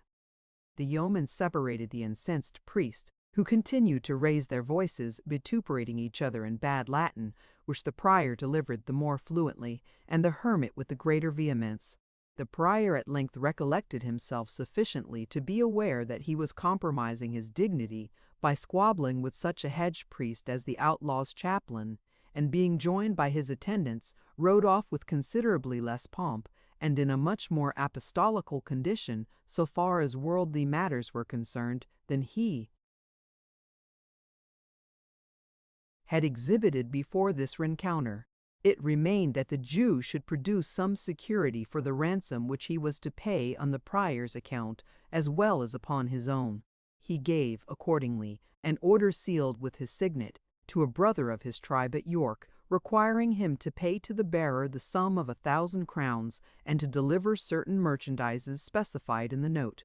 "My brother Sheva," he said, groaning deeply, "hath the key of my warehouses."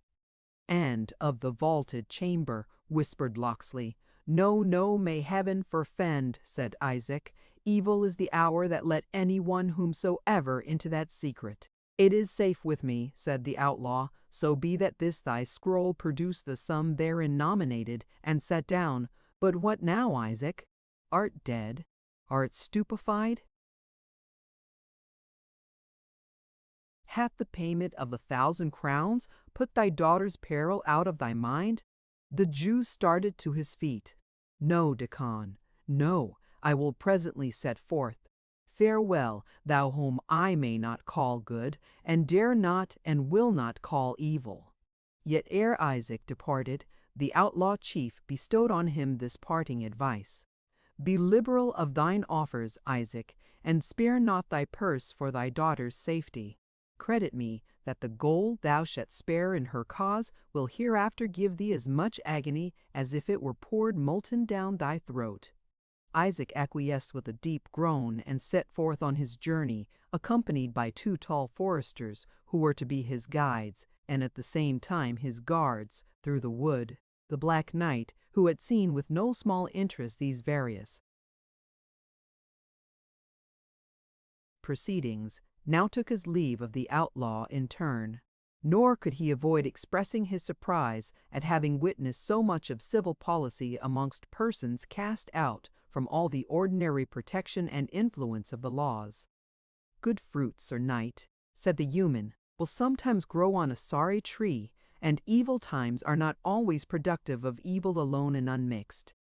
Amongst those who are drawn into this lawless state there are, doubtless, numbers who wish to exercise its license with some moderation, and some who regret, it may be, that they are obliged to follow such a trade at all. And to one of those," said the knight, "I am now, I presume, speaking." "Sir Knight," said the outlaw, "we have each our secret. You are welcome to form your judgment of me, and I may use my conjectures touching you, though neither of our shafts may hit the mark they are shot at. But as I do not pray to be admitted into your mystery, be not offended that I preserve my own." "I crave pardon, brave outlaw," said the knight. "Your reproof is just, but it may be we shall meet hereafter with less of concealment on either side. Meanwhile we part friends, do we not?" "There is my hand upon it," said Locksley, "and I will call it the hand of a true Englishman, though an outlaw for the present." "And there is mine in return," said the knight, "and I hold it honored by being clasped with yours. For he that does good, having the unlimited power to do evil, deserves praise not only for the good which he performs, but for the evil which he forbears. Fare thee well, gallant outlaw." Thus parted that fair fellowship, and he of the Fetterlock, mounting upon his strong war horse, rode off through the forest. Chapter 34. King John. "King Jol, I'll tell thee what, my friend, He is a very serpent in my way, and wheresoe'er this foot of mine doth tread, he lies before me. Dost thou understand me?" There was brave feasting in the castle of York, to which Prince John had invited those nobles, prelates, and leaders by whose assistance he hoped to carry through his ambitious projects upon his brother's throne. Waldemar Fitzurse, his able and politic agent, was at secret work among them, tempering all to that pitch of courage which was necessary in making an open declaration of their purpose. But their enterprise was delayed by the absence of more than one main limb of the Confederacy. The stubborn and daring, though brutal courage of Front de Boeuf, the buoyant spirits and bold bearing of de Bracy, the sagacity, martial experience, and renowned valor of Brian de Bois-Guilbert were important to the success of their conspiracy, and while cursing in secret their unnecessary and unmeaning absence, neither John nor his adviser dared to proceed without them. Isaac the Jew also seemed to have vanished, and with him the hope of certain sums of money, making up the subsidy for which Prince John had contracted with that Israelite and his brethren. This deficiency was likely to prove perilous in an emergency so critical. It was on the morning after the fall of Torquilstone that a confused report began to spread abroad in the city of York that de Bracy and Bois-Guilbert, with their confederate Front de Boeuf, had been taken or slain. Waldemar brought the rumor to Prince John, announcing that he feared its truth the more that they had set out with a small attendance for the purpose of committing an assault on the Saxon Cedric and his attendants. At another time the prince would have treated this deed of violence as a good jest, but now that it interfered with and impeded his own plans, he exclaimed against the perpetrators and spoke of the broken laws and the infringement of public order and of private property in a tone which might have become King Alfred. "The unprincipled marauders," he said. "Were I ever to become monarch of England, I would hang such transgressors over the drawbridges of their own castles." "But to become monarch of England," said his Ahithophel coolly, "it is necessary not only that your grace should endure the transgressions of these unprincipled marauders, but that you should afford them your protection, notwithstanding your laudable zeal for the laws they are in the habit of infringing. We shall be finely helped if the churl Saxons should have realized your grace's vision of converting feudal drawbridges into gibbets, and yonder bold-spirited Cedric seemeth one to whom such an imagination might occur. Your grace is well aware it will be dangerous to stir without Front de Boeuf, de Bracy, and the Templar, and yet we have gone too far to recede with safety." Prince John struck his forehead with impatience, and then began to stride up and down the apartment. "The villains," he said, "the base, treacherous villains, to desert me at this pinch. Nay, say rather the feather-pated giddy madmen," said Waldemar, "who must be toying with follies when such business was in hand." "What is to be done?" said the prince, stopping short before Waldemar. "I know nothing which can be done," answered his counselor, "save that which I have already taken order for. I came not to bewail this evil chance with your grace, until I had done my best to remedy it." "Thou art ever my better angel, Waldemar," said the prince, "and when I have such a chancellor to advise withal, the reign of John will be renowned in our annals. What hast thou commanded?" "I have ordered Louis Winkelbrand, de Bracy's lieutenant, to cause his trumpet sound to horse, and to display his banner, and to set presently forth towards the castle of Front de Boeuf, to do what yet may be done for the succor of our friends." Prince John's face flushed with the pride of a spoiled child who has undergone what it conceives to be an insult. "By the face of God," he said, "Waldemar Fitzurse, much hast thou taken upon thee. And over malapert thou wert to cause trumpet to blow or banner to be raised in a town where ourselves were in presence without our express command." "I crave your grace's pardon," said Fitzurse, internally cursing the idle vanity of his patron, "but when time pressed, and even the loss of minutes might be fatal, I judged it best to take this much burden upon me, in a matter of such importance to your grace's interest." "Thou art pardoned, Fitzurse," said the prince gravely. "Thy purpose hath atoned for thy hasty rashness. But whom have we here? De Bracy himself, by the rood, and in strange guise doth he come before us." It was, indeed, De Bracy, bloody with spurring, fiery red with speed. His armor bore all the marks of the late obstinate fray, being broken, defaced, and stained with blood in many places, and covered with clay and dust from the crest to the spur. Undoing his helmet, he placed it on the table, and stood a moment as if to collect himself before he told his news. "De Bracy," said Prince John, "what means this? Speak, I charge thee. Are the Saxons in rebellion? Speak, De Bracy," said Fitzurse, almost in the same moment with his master. "Thou wert wont to be a man. Where is the Templar? Where Front de Bœuf?" "The Templar is fled," said De Bracy. "Front de Bœuf you will never see more. He has found a red grave among the blazing rafters of his own castle, and I alone am escaped to tell you." "Cold news," said Waldemar. "To us, though you speak of fire and conflagration." "The worst news is not yet said," answered De Bracy, and coming up to Prince John, he uttered in a low and emphatic tone, "Richard is in England. I have seen and spoken with him." Prince John turned pale, tottered, and caught at the back of an oaken bench to support himself, much like to a man who receives an arrow in his bosom. "Thou ravest, De Bracy," said Fitzurse. "It cannot be." "It is as true as truth itself," said De Bracy. "I was his prisoner, and spoke with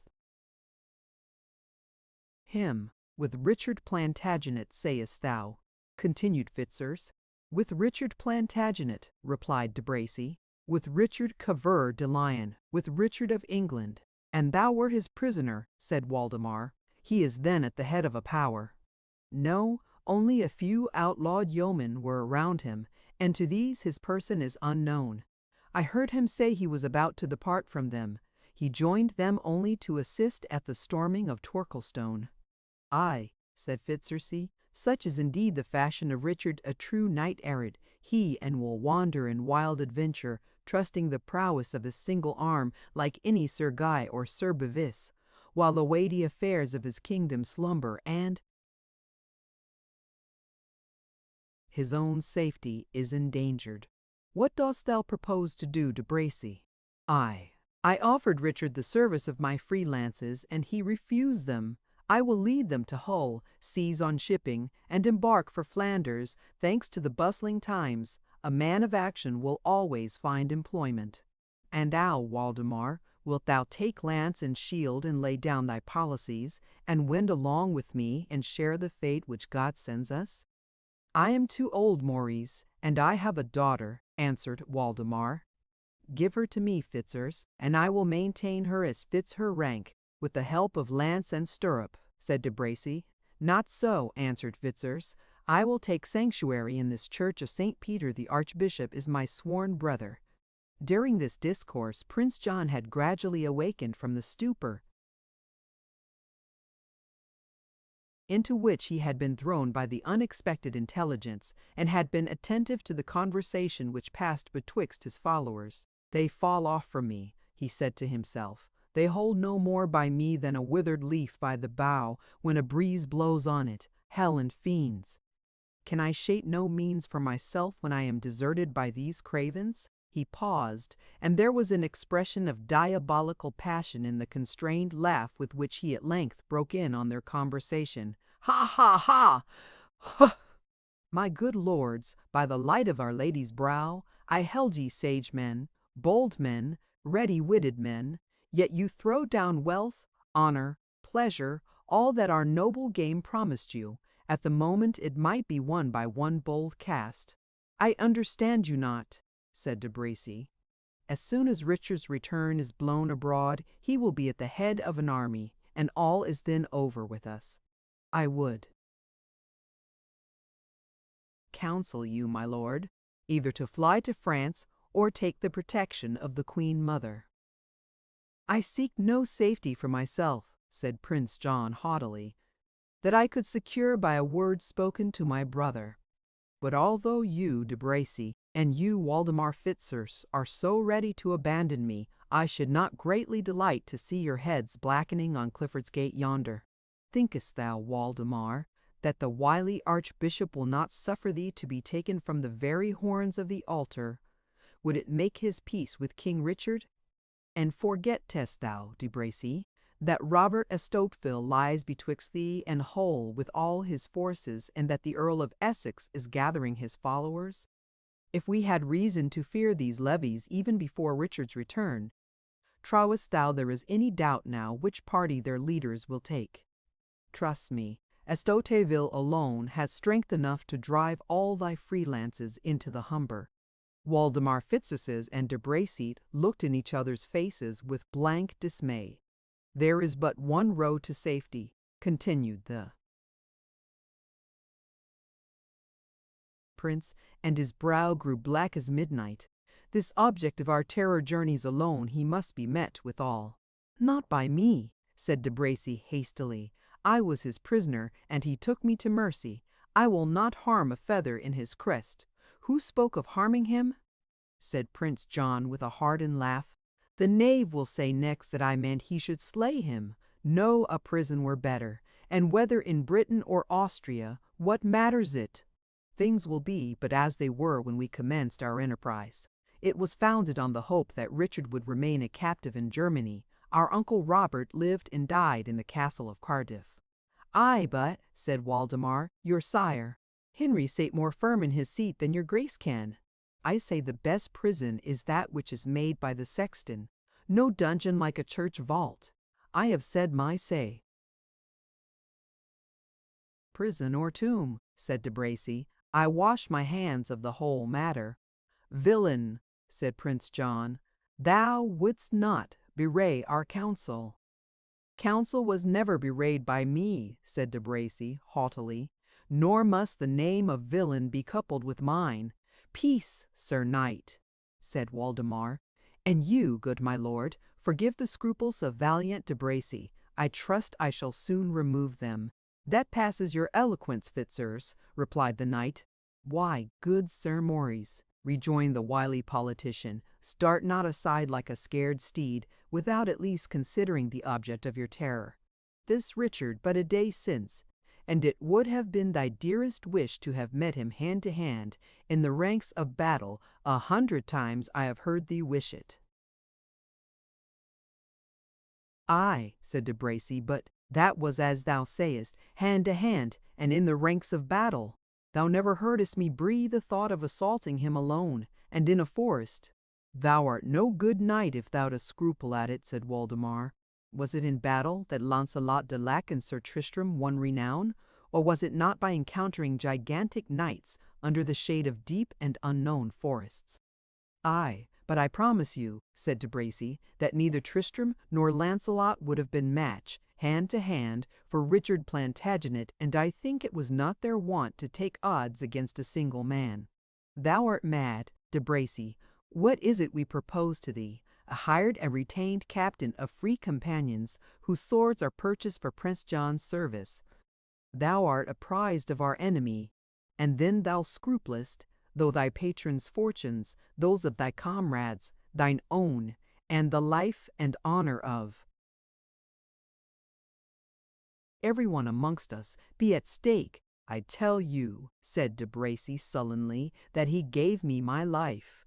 True, he sent me from his presence and refused my homage. So far I owe him neither favor nor allegiance, but I will not lift hand against him.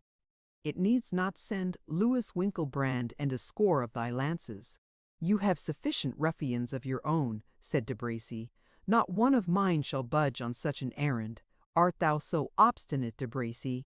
Said Prince John, and wilt thou forsake me, after so many protestations of zeal for my service? I mean it not, said de Bracy. I will abide by you in aught that becomes a knight, whether in the lists or in the camp, but this highway practice comes not within my vow. Come hither, Waldemar, said Prince John. An unhappy prince am I. My father, King Henry, had faithful servants. He had but to say that he was plagued with a factious priest, and the blood of Thomas a Becket, saint though he was, stained the steps of his own altar. Tracy, Morville, Bristol, 47 loyal and daring subjects, your names, your spirit, are extinct. And although Reginald Fitzurse hath left a son, he hath fallen off from his father's fidelity and courage. He has fallen off from neither, said Waldemar Fitzurse, and since it may not better be, I will take on me the conduct of this perilous enterprise. Dearly, however, did my father purchase the praise of a zealous friend, and yet did his proof of loyalty to Henry fall far short of what I am about to afford. For rather would I assail a whole calendar of saints than put spear in rest against Coeur de Lion. De Bracy, to thee I must trust to keep up the spirits of the doubtful and to guard Prince John's person. If you receive such news as I trust to send you, our enterprise will no longer wear a doubtful aspect. Page, he said, he to my lodgings, and tell my armourer to be there in readiness, and bid Stephen Wetherall, Broad Thorsby, and the 3 spears of Spyinghow come to me instantly, and let the scout-master, Hugh Barden, attend me also. Adieu, my prince, till better times. Thus speaking, he left the apartment. He goes to make my brother prisoner, said Prince John to de Bracy, with as little touch of compunction as if it but concerned the liberty of a Saxon franklin. I trust he will observe our orders and use our dear Richard's person with all due respect. De Bracy only answered by a smile. By the light of Our Lady's brow, said Prince John, our orders to him were most precise, though it may be you heard them not, as we stood together in the oriel window. Most clear and positive was our charge that Richard's safety should be cared for, and woe to Waldemar's head if he transgress it. I had better pass to his lodgings, said de Bracy, and make him fully aware of your Grace's pleasure, for, as it quite escaped my ear, it may not perchance have reached that of Waldemar. Nay, nay, said Prince John impatiently, I promise thee he heard me, and, besides, I have farther occupation for thee. Maurice, come hither, let me lean on thy shoulder. They walked a turn through the hall in this familiar posture, and Prince John, with an air of the most confidential intimacy, proceeded to say, What thinkest thou of this Waldemar Fitzurse, my de Bracy? He trusts to be our chancellor. Surely we will pause ere we give an office so high to one who shows evidently how little he reverences our blood by his so readily undertaking this enterprise against Richard. Thou dost think, I warrant, that thou hast lost somewhat of our regard by thy boldly declining this unpleasing task. But no, Maurice, I rather honor thee for thy virtuous constancy. There are things most necessary to be done, the perpetrator of which we neither love nor honor, and there may be refusals to serve us, which shall rather exalt in our estimation those who deny our request. The arrest of my unfortunate brother forms no such good title to the high office of Chancellor as thy chivalrous and courageous denial establishes in thee to the truncheon of High Marshal. Think of this, de Bracy, and begone to thy charge. Fickle tyrant, muttered de Bracy as he left the presence of the prince. Evil luck have they who trust thee, thy chancellor indeed. He who hath the keeping of thy conscience shall have an easy charge, I trow. But High Marshal of England, that, he said, extending his arm, as if to grasp the baton of office, and assuming a loftier stride along the antechamber, that is indeed a prize worth playing for. De Bracy had no sooner left the apartment than Prince John summoned an attendant. Bid Hugh Barden, our scoutmaster, come hither as soon as he shall have spoken with Waldemar Fitzurse. The scoutmaster arrived after a brief delay, during which John traversed the apartment with unequal and disordered steps. Barden, said he, what did Waldemar desire of thee? 2 resolute men, well acquainted with these northern wilds, and skilful in tracking the tread of man and horse. And thou hast fitted him? Let your grace never trust me else, answered the master of the spies. One is from Hexhamshire. He is wont to trace the Tynedale and Teviotdale thieves, as a bloodhound follows the slot of a hurt deer. The other is Yorkshire bred, and has twanged his bowstring right oft in merry Sherwood. He knows each glade and dingle, copse, and high wood, betwixt this and Richmond. "'Tis well," said the prince. "Goes Waldemar forth with them?" "Instantly," said Barden. "With what attendants?" asked John, carelessly. "Broad Thorsbeagle's with him, and Wetherell, whom they call for his cruelty, Stephen Steelheart, and 3 northern men-at-arms that belong to Ralph Middleton's gang. They are called the Spears of Spyinghow." "'Tis well," said Prince John, then added after a moment's pause, "Barden, it imports our service that thou keep a strict watch on Maurice de Bracy, so that he shall not observe it, however. And let us know of his motions from time to time, with whom he converses, what he proposeth. Fail not in this, as thou wilt be answerable." Hugh Barden bowed and retired. "If Maurice betrays me," said Prince John, "if he betrays me, as his bearing leads me to fear, I will have his head, were Richard thundering at the gates of York." Chapter 35. Anonymous. Arouse the tiger of Hyrcanian deserts, strive with the half-starved lion for his prey. Lesser the risk than rouse the slumbering fire of wild fanaticism.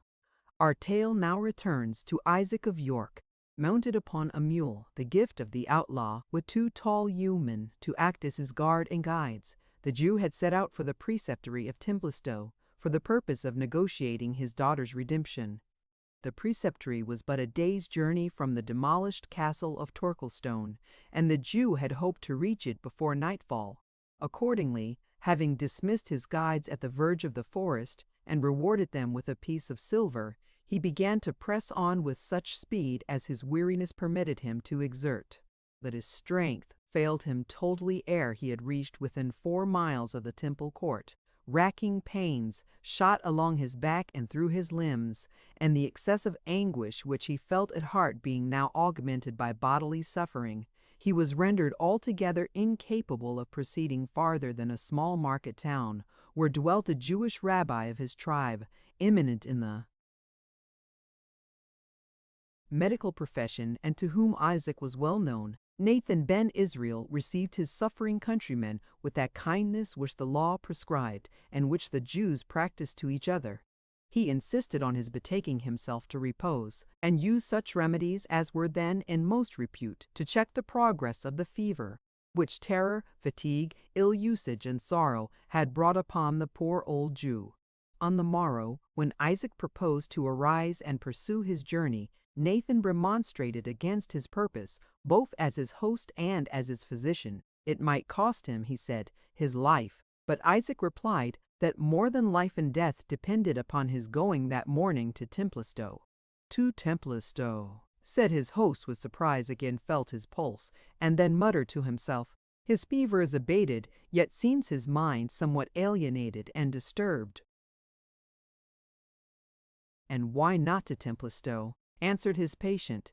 "I grant thee, Nathan, that it is a dwelling of those to whom the despised children of the promise are a stumbling block and an abomination.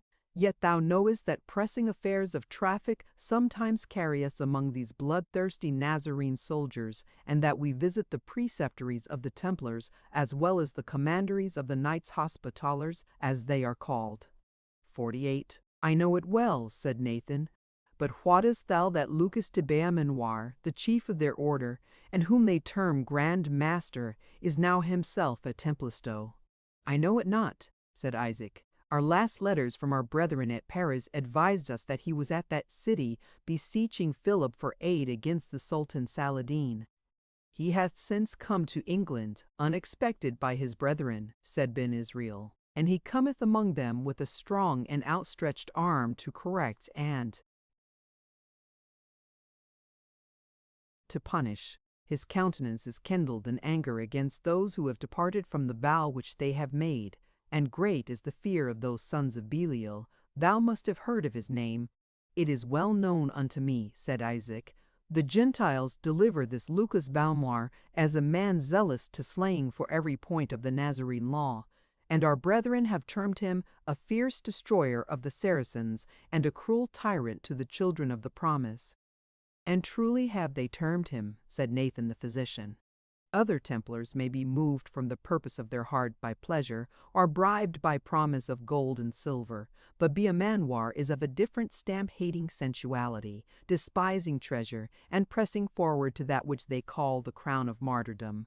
The God of Jacob speedily send it unto him and unto them all. Specially hath this proud man extended his glove over the children of Judah, as holy David over Edom, holding the murder of a Jew to be an offering of his sweet savor, as the death of a Saracen.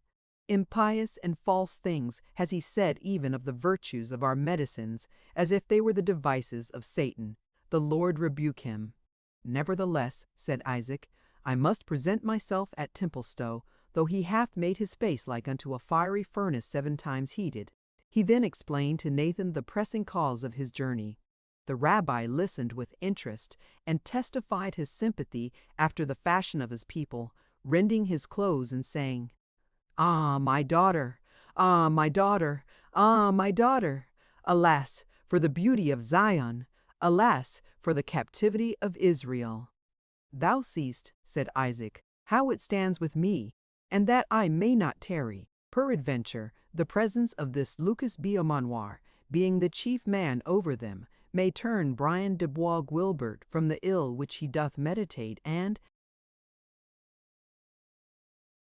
that he may deliver to me my beloved daughter Rebekah. Go thou, said Nathan ben Israel, and be wise, for wisdom availed Daniel in the den of lions into which he was cast, and may it go well with thee, even as thine heart wisheth. Yet, if thou canst, keep thee from the presence of the Grand Master, for to do foul scorn to our people is his morning and evening delight. It may be if thou couldst speak with Bois Guilbert in private, thou shalt the better prevail with him. For men say that these accursed Nazarenes are not of one mind in the preceptory. May their counsels be confounded and brought to shame. But do thou, brother, return to me as if it were to the house of thy father, and bring me word how it is sped with thee. And well do I hope thou wilt bring with thee Rebekah, even the scholar of the wise Miriam, whose cures the Gentiles slandered as if they had been wrought by necromancy. Isaac accordingly bade his friend farewell, and about an hour's riding brought him before the preceptory of Templestowe. This establishment of the Templars was seated amidst bare meadows and pastures, which the devotion of the former preceptor had bestowed upon their order. It was strong and well fortified, a point never neglected by these knights, and which the disordered state of England rendered peculiarly necessary. 2 halberdiers, clad in black, guarded the drawbridge, and others, in the same sad livery, glided to and fro upon the walls with a funereal pace resembling spectres more than soldiers. The inferior officers of the order were thus dressed, ever since their use of white garments, similar to those of the knights and esquires, had given rise to a combination of certain false brethren in the mountains of Palestine, terming themselves Templars, and bringing great dishonor on the order. A knight was now and then seen to cross the court in his long white cloak, his head depressed on his breast, and his arms folded. They passed each other, if they chanced to meet, with a slow, solemn, and mute greeting, for such was the rule of their order, quoting thereupon the holy text, in many words, Thou shalt not avoid sin, and life and death are in the power of the tongue. In a word, the stern ascetic rigor of the temple discipline, which had been so long exchanged for prodigal and licentious indulgence, seemed at once to have revived at Templestowe under the severe eye of Lucas Beaumanoir. Isaac paused at the gate to consider how he might seek entrance in the manner most likely to bespeak favor, for he was well aware that to his unhappy race the reviving fanaticism of the order was not less dangerous than their unprincipled licentiousness, and that his religion would be the object of hate and persecution in the one case, as his wealth would have exposed him in the other to the extortions of unrelenting oppression. Meantime, Lucas Beaumanoir walked in a small garden belonging to the preceptory, included within the precincts of his exterior fortification, and held sad and confidential communication with a brother of his order who had come in his company from Palestine. The Grand Master was a man advanced in age, as was testified by his long gray beard and the shaggy gray eyebrows overhanging eyes, of which, however, years had been unable to quench the fire. A formidable warrior, his thin and severe features retained the soldier's fierceness of expression. An ascetic bigot, they were no less marked by the emaciation of abstinence and the spiritual pride of the self-satisfied devotee. Yet with these severer traits of physiognomy there was mixed somewhat striking and noble, arising doubtless from the great part which his high office called upon him to act among monarchs and princes, and from the habitual exercise of supreme authority over the valiant and high-born knights who were united by the rules of the order. His stature was tall, and his gait, undepressed by age and toil, was erect and stately. His white mantle was shaped with severe regularity, according to the rule of Saint Bernard himself, being composed of what was then called burl cloth, exactly fitted to the size of the wearer, and bearing on the left shoulder the octangular cross peculiar to the order, formed of red cloth. No vair or ermine decked this garment, but in respect of his age, the Grand Master, as permitted by the rules, wore his doublet lined and trimmed with the softest lambskin, dressed with the wool outwards, which was the nearest approach he could regularly make to the use of fur, then the greatest luxury of dress. In his hand he bore that singular abacus or staff of office with which Templars are usually represented, having at the upper end a round plate on which was engraved the cross of the order, inscribed within a circle or, and tribed within a circle or orle, as heralds term it. His companion, who attended on this great personage, had nearly the same dress in all respects, but his extreme deference towards his superior showed that no other equality subsisted between them. The preceptor, for such he was in rank, walked not in a line with the Grand Master, but just so far behind that Beaumanoir could speak to him without turning round his head. "Conrad," said the Grand Master, "dear companion of my battles and my toils, to thy faithful bosom alone I can confide my sorrows. To thee alone can I tell how oft, since I came to this kingdom, I have desired to be dissolved and to be with the just. Not one object in England hath met mine eye which it could rest upon with pleasure, save the tombs of our brethren beneath the massive roof of our temple church in yonder proud capital. O valiant Robert de Ros!" did I exclaim internally as I gazed upon these good soldiers of the cross, where they lie sculptured on their sepulchres. O worthy William de Mareschal, open your marble cells, and take to your repose a weary brother, who would rather strive with 100,000 pagans than witness the decay of our holy order. "It is but true," answered Conrad Montfichet, "it is but too true, and the irregularities of our brethren in England are even more gross than those in France, because they are more wealthy," answered the Grand Master. "Bear with me, brother, although I should something vaunt myself.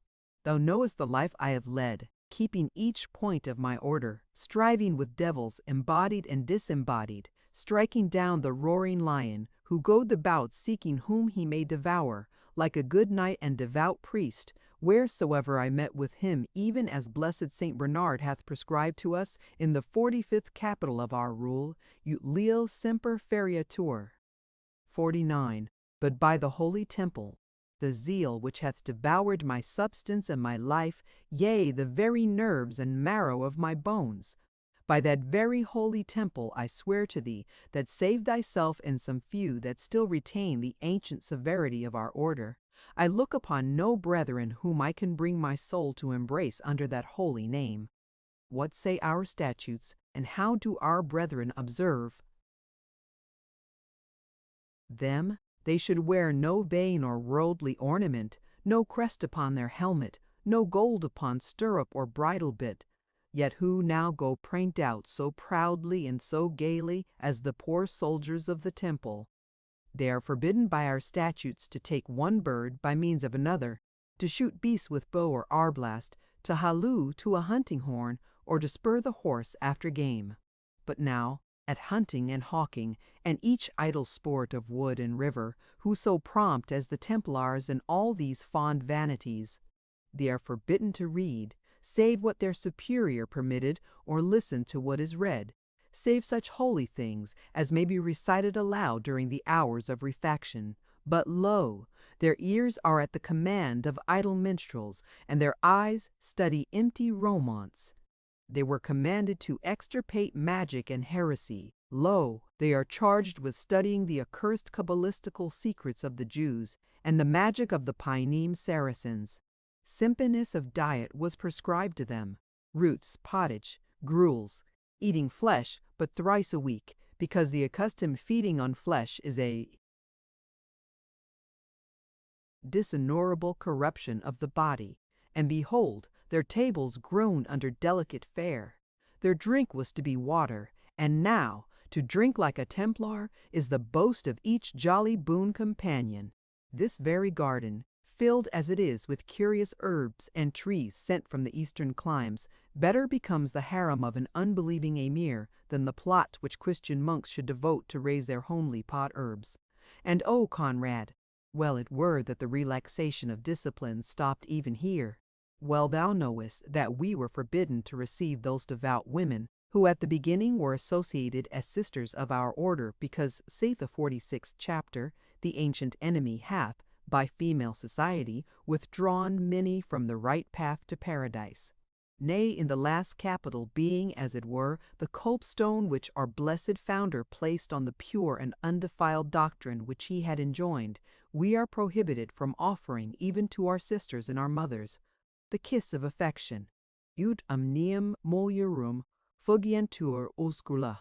I shame to speak, I shame to think of the corruptions which have rushed in upon us even like a flood. The souls of our pure founders, the spirits of Hugh de Payne and Godfrey de Saint Omer, and of the blessed seven who first joined in dedicating their lives to the service of the temple, are disturbed even in the enjoyment of paradise itself.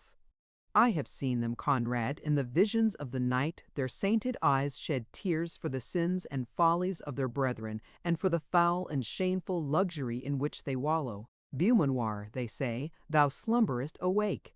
There is a stain in the fabric of the temple, deep and foul as that left by the streaks of leprosy on the walls of the infected houses of old. 50. The soldiers of the cross, who should shun the glance of a woman as the eye of a basilisk, live in open sin, not with the females of their own race only, but with the daughters of the accursed heathen and more accursed Jew. Beaumanoir, thou sleepest. Up and avenge our cause. Slay the sinners, male and female. Take to thee the brand of Phineas. The vision fled, Conrad, but as I await, I could still hear the clank of their mail and see the waving of their white mantles. And I will do according to their word. I will purify the fabric of the temple, and the unclean stones in which the plague is, I will remove and cast out of the building. Yet bethink thee, reverend father, said Montfichet, the stain hath become ingrained by time and consuetude. Let thy reformation be cautious, as it is just and wise. No, Montfichet, answered the stern old man, it must be sharp and sudden. The order is on the crisis of its fate. The sobriety, self-devotion, and piety of our predecessors made us powerful friends. Our presumption, our wealth, our luxury have raised up against us mighty enemies. We must cast away these riches, which are a temptation to princes. We must lay down that presumption, which is an offense to them. We must reform that license of manners, which is a scandal to the whole Christian world. Or mark my words, the order of the temple will be utterly demolished, and the place thereof shall no more be known among the nations. Now may God avert such a calamity, said the preceptor. Amen, said the Grand Master with solemnity, but we must deserve his aid.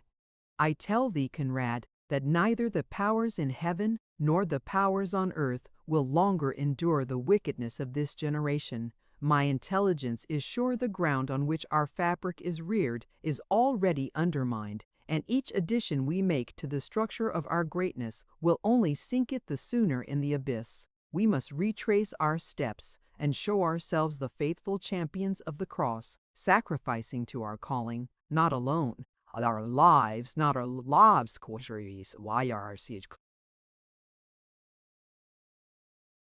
At this moment a squire, clothed in a threadbare vestment, for the aspirants after this holy order wore, during their novitiate, the cast-off garments of the knights, entered the garden, and, bowing profoundly before the Grand Master, stood silent, awaiting his permission ere he presumed to tell his errand.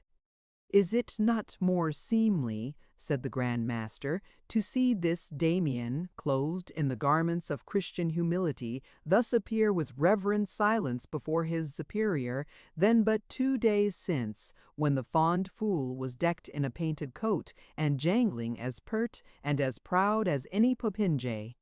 Speak, Damien, we permit thee. What is thine errand?" "A Jew stands without the gate, noble and reverend father," said the squire, "who prays to speak with brother Brian de Bois Gilbert." "Thou wert right to give me knowledge of it," said the Grand Master. "In our presence a preceptor is but as a common compeer of our order who may not walk according to his own will, but to that of his master, even according to the text. In the hearing of the ear he hath obeyed me. It imports us especially to know of this Bois Guilbert's proceedings," said he, turning to his companion. "Report speaks him brave and valiant," said Conrad.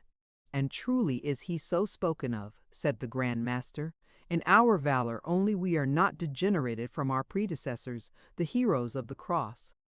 But brother Brian came into our order, a moody and disappointed man, stirred, I doubt me, to take our vows and to renounce the world, not in sincerity of soul, but as one whom some touch of light discontent had driven into penitence.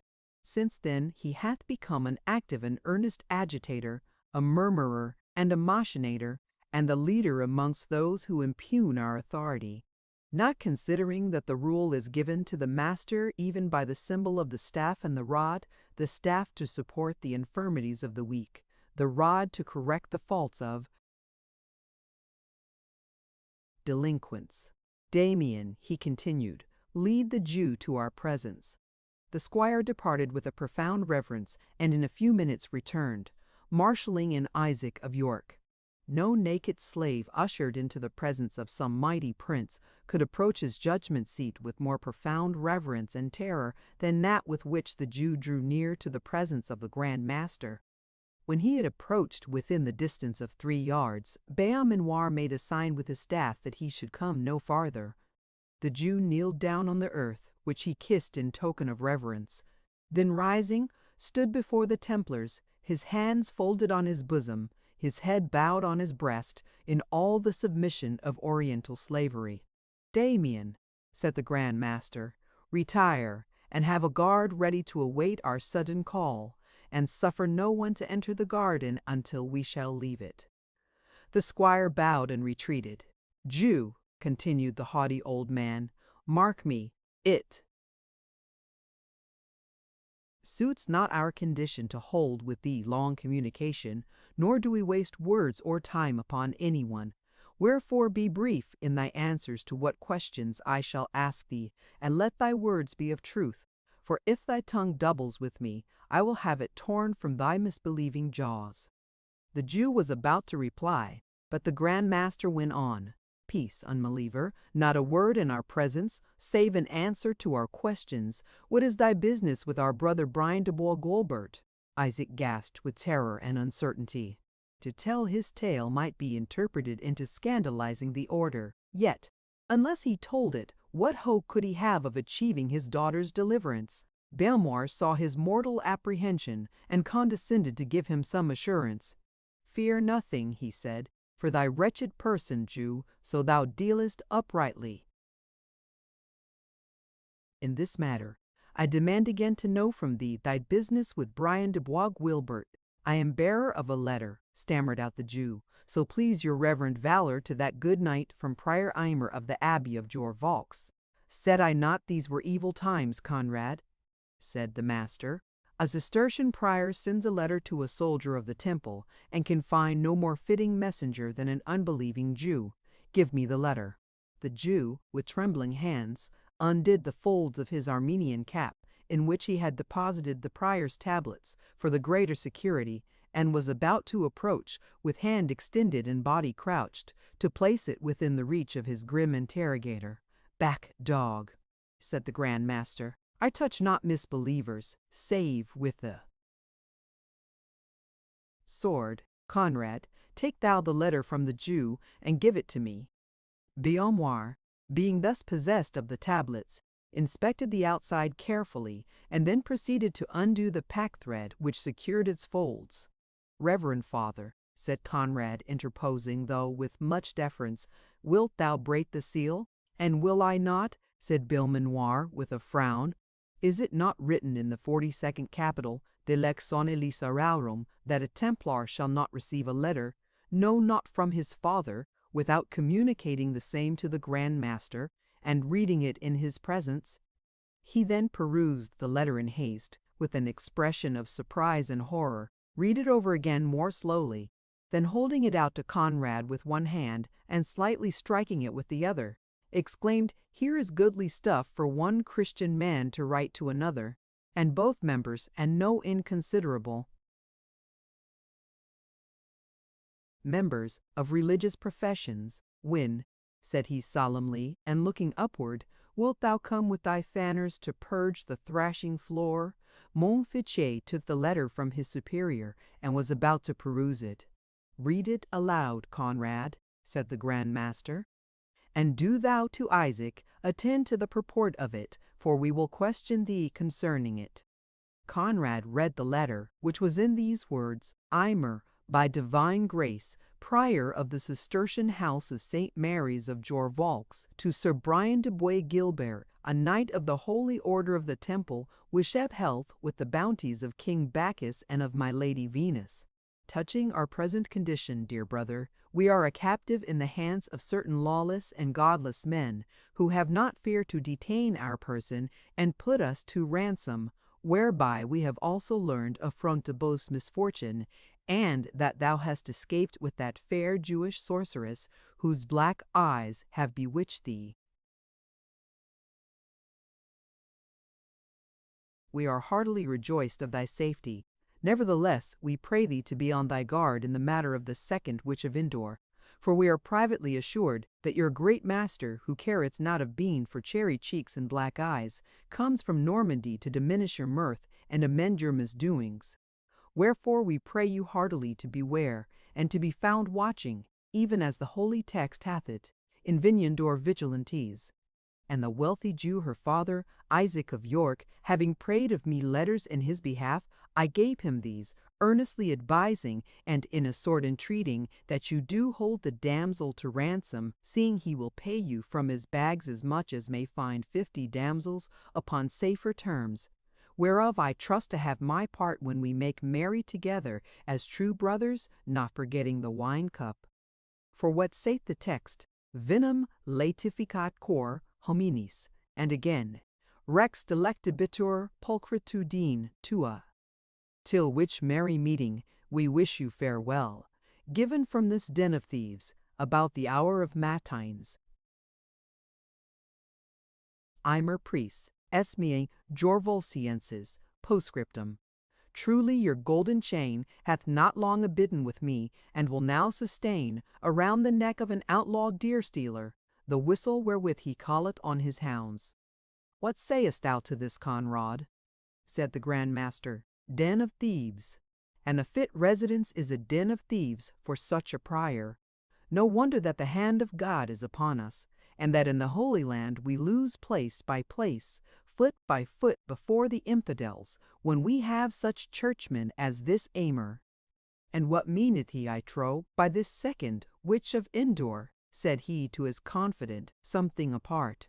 Conrad was better acquainted, perhaps by practice, with the jargon of gallantry than was his superior, and he expounded the passage which embarrassed the Grand Master to be a sort of language used by worldly men towards those whom they loved paramours. But the explanation did not satisfy the bigoted Bailmanoir. "There's more in it than thou dost guess, Conrad. Thy simplicity is no match for this deep abyss of wickedness." This Rebecca of York was a pupil of that Miriam of whom thou hast heard. Thou shalt hear the Jew own it even now. Then turning to Isaac, he said aloud, "Thy daughter, then, is prisoner with Brian de Bois Guilbert?" "Aye, reverend valorous sir," stammered poor Isaac, "and whatsoever ransom a poor man may pay for her deliverance." "Peace," said the Grand Master. "This thy daughter hath practised the art of healing, hath she not?" "Aye, gracious sir," answered the Jew with more confidence, "and knight and yeoman, squire and vassal, may bless the goodly gift which heaven hath assigned to her. Many a one can testify that she hath recovered them by her art, when every other human aid hath proved vain, but the blessing of the God of Jacob was upon her." Beaumanoir turned to Montfichet with a grim smile. "See, brother," he said, "the deceptions of the devouring enemy. Behold the baits with which he fishes for souls, giving a poor space of earthly life in exchange for eternal happiness hereafter. Well said our blessed rule, semper cutiatur leo verans, up on the lion, down with the destroyer," said he, shaking aloft his mystic abacus as if in defiance of the powers of darkness. "Thy daughter worketh the cures, I doubt not." Thus he went on to address the Jew, by words and sighs, and periapts, and other cabalistical mysteries. "Nay, reverend and brave knight," answered Isaac, "but in chief measure by a balsam of marvellous virtue." "Where had she that secret?" said Beaumanoir. "It was delivered to her," answered Isaac reluctantly, "by Miriam, a sage matron of our tribe." "Ah, false Jew!" said the Grand Master. "Was it not from that same witch, Miriam, the abomination of whose enchantments have been heard of throughout every Christian land?" exclaimed the Grand Master, crossing himself. "Her body was burnt at a stake, and her ashes were scattered to the four winds, and so be it with me and mine. Order if I do not as much to her pupil, and more also. I will teach her to throw spell and incantation over the soldiers of the blessed temple. There, Damien, spurn this Jew from the gate, shoot him dead if he oppose or turn again. With his daughter we will deal as the Christian law and our own high office warrant." Poor Isaac was hurried off accordingly, and expelled from the preceptory, all his entreaties and even his offers unheard and disregarded. He could do not better than return to the house of the rabbi and endeavor through his means to learn how his daughter was to be disposed of. He had hitherto feared for her honor, he was now to tremble for her life. Meanwhile the Grand Master ordered to his presence the preceptor of Templestowe. Chapter 36. Old Play. "Say not my art is fraud, all live by seeming. The beggar begs with it, and the gay courtier gains land and title, rank and rule by seeming. The clergy scorn it not, and the bold soldier will eke with it his service. All admit it, all practice it, and he who is content with showing what he is shall have small credit in church or camp or state. So wags the world." Albert Malvoisin, President, or, in the language of the order, preceptor of the establishment of Templestowe, was brother to that Philip Malvoisin who has been already occasionally mentioned in this history, and was, like that baron, in close league with Brian de Bois Guilbert.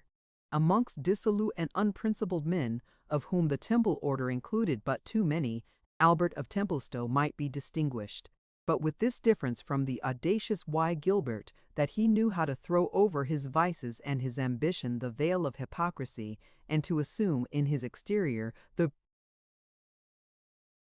fanaticism which he internally despised. Had not the arrival of the Grand Master been so unexpectedly sudden, he would have seen nothing at Templestowe which might have appeared to argue any relaxation of discipline. And even although surprised, and to a certain extent detected, Albert Malvoisin listened with such respect and apparent contrition to the rebuke of his superior, and made such haste to reform the particulars he censured, succeeded, in fine, so well in giving an air of ascetic devotion to a family which had been lately devoted to license and pleasure, that Lucas Beaumont began to entertain a higher opinion of the preceptor's morals than the first appearance of the establishment had inclined him to adopt. But these favorable sentiments on the part of the Grand Master were greatly shaken by the intelligence that Albert had received within a house of religion the Jewish captive, and, as was to be feared, the paramour of a brother of the order. And when Albert appeared before him, he was regarded with unwonted sternness. There is in this mansion, dedicated to the purposes of the Holy Order of the Temple, said the Grand Master in a severe tone, a Jewish woman, brought hither by a brother of religion, by your connivance, Sir Preceptor. Albert Malvoisin was overwhelmed with confusion, for the unfortunate Rebecca had been confined in a remote and secret part of the building, and every precaution used to prevent her residence there from being known. He read in the looks of Beaumanoir ruin to Bois Guilbert and to himself, unless he should be able to avert the impending storm. "Why are you mute?" continued the Grand Master. "Is it permitted to me to reply?"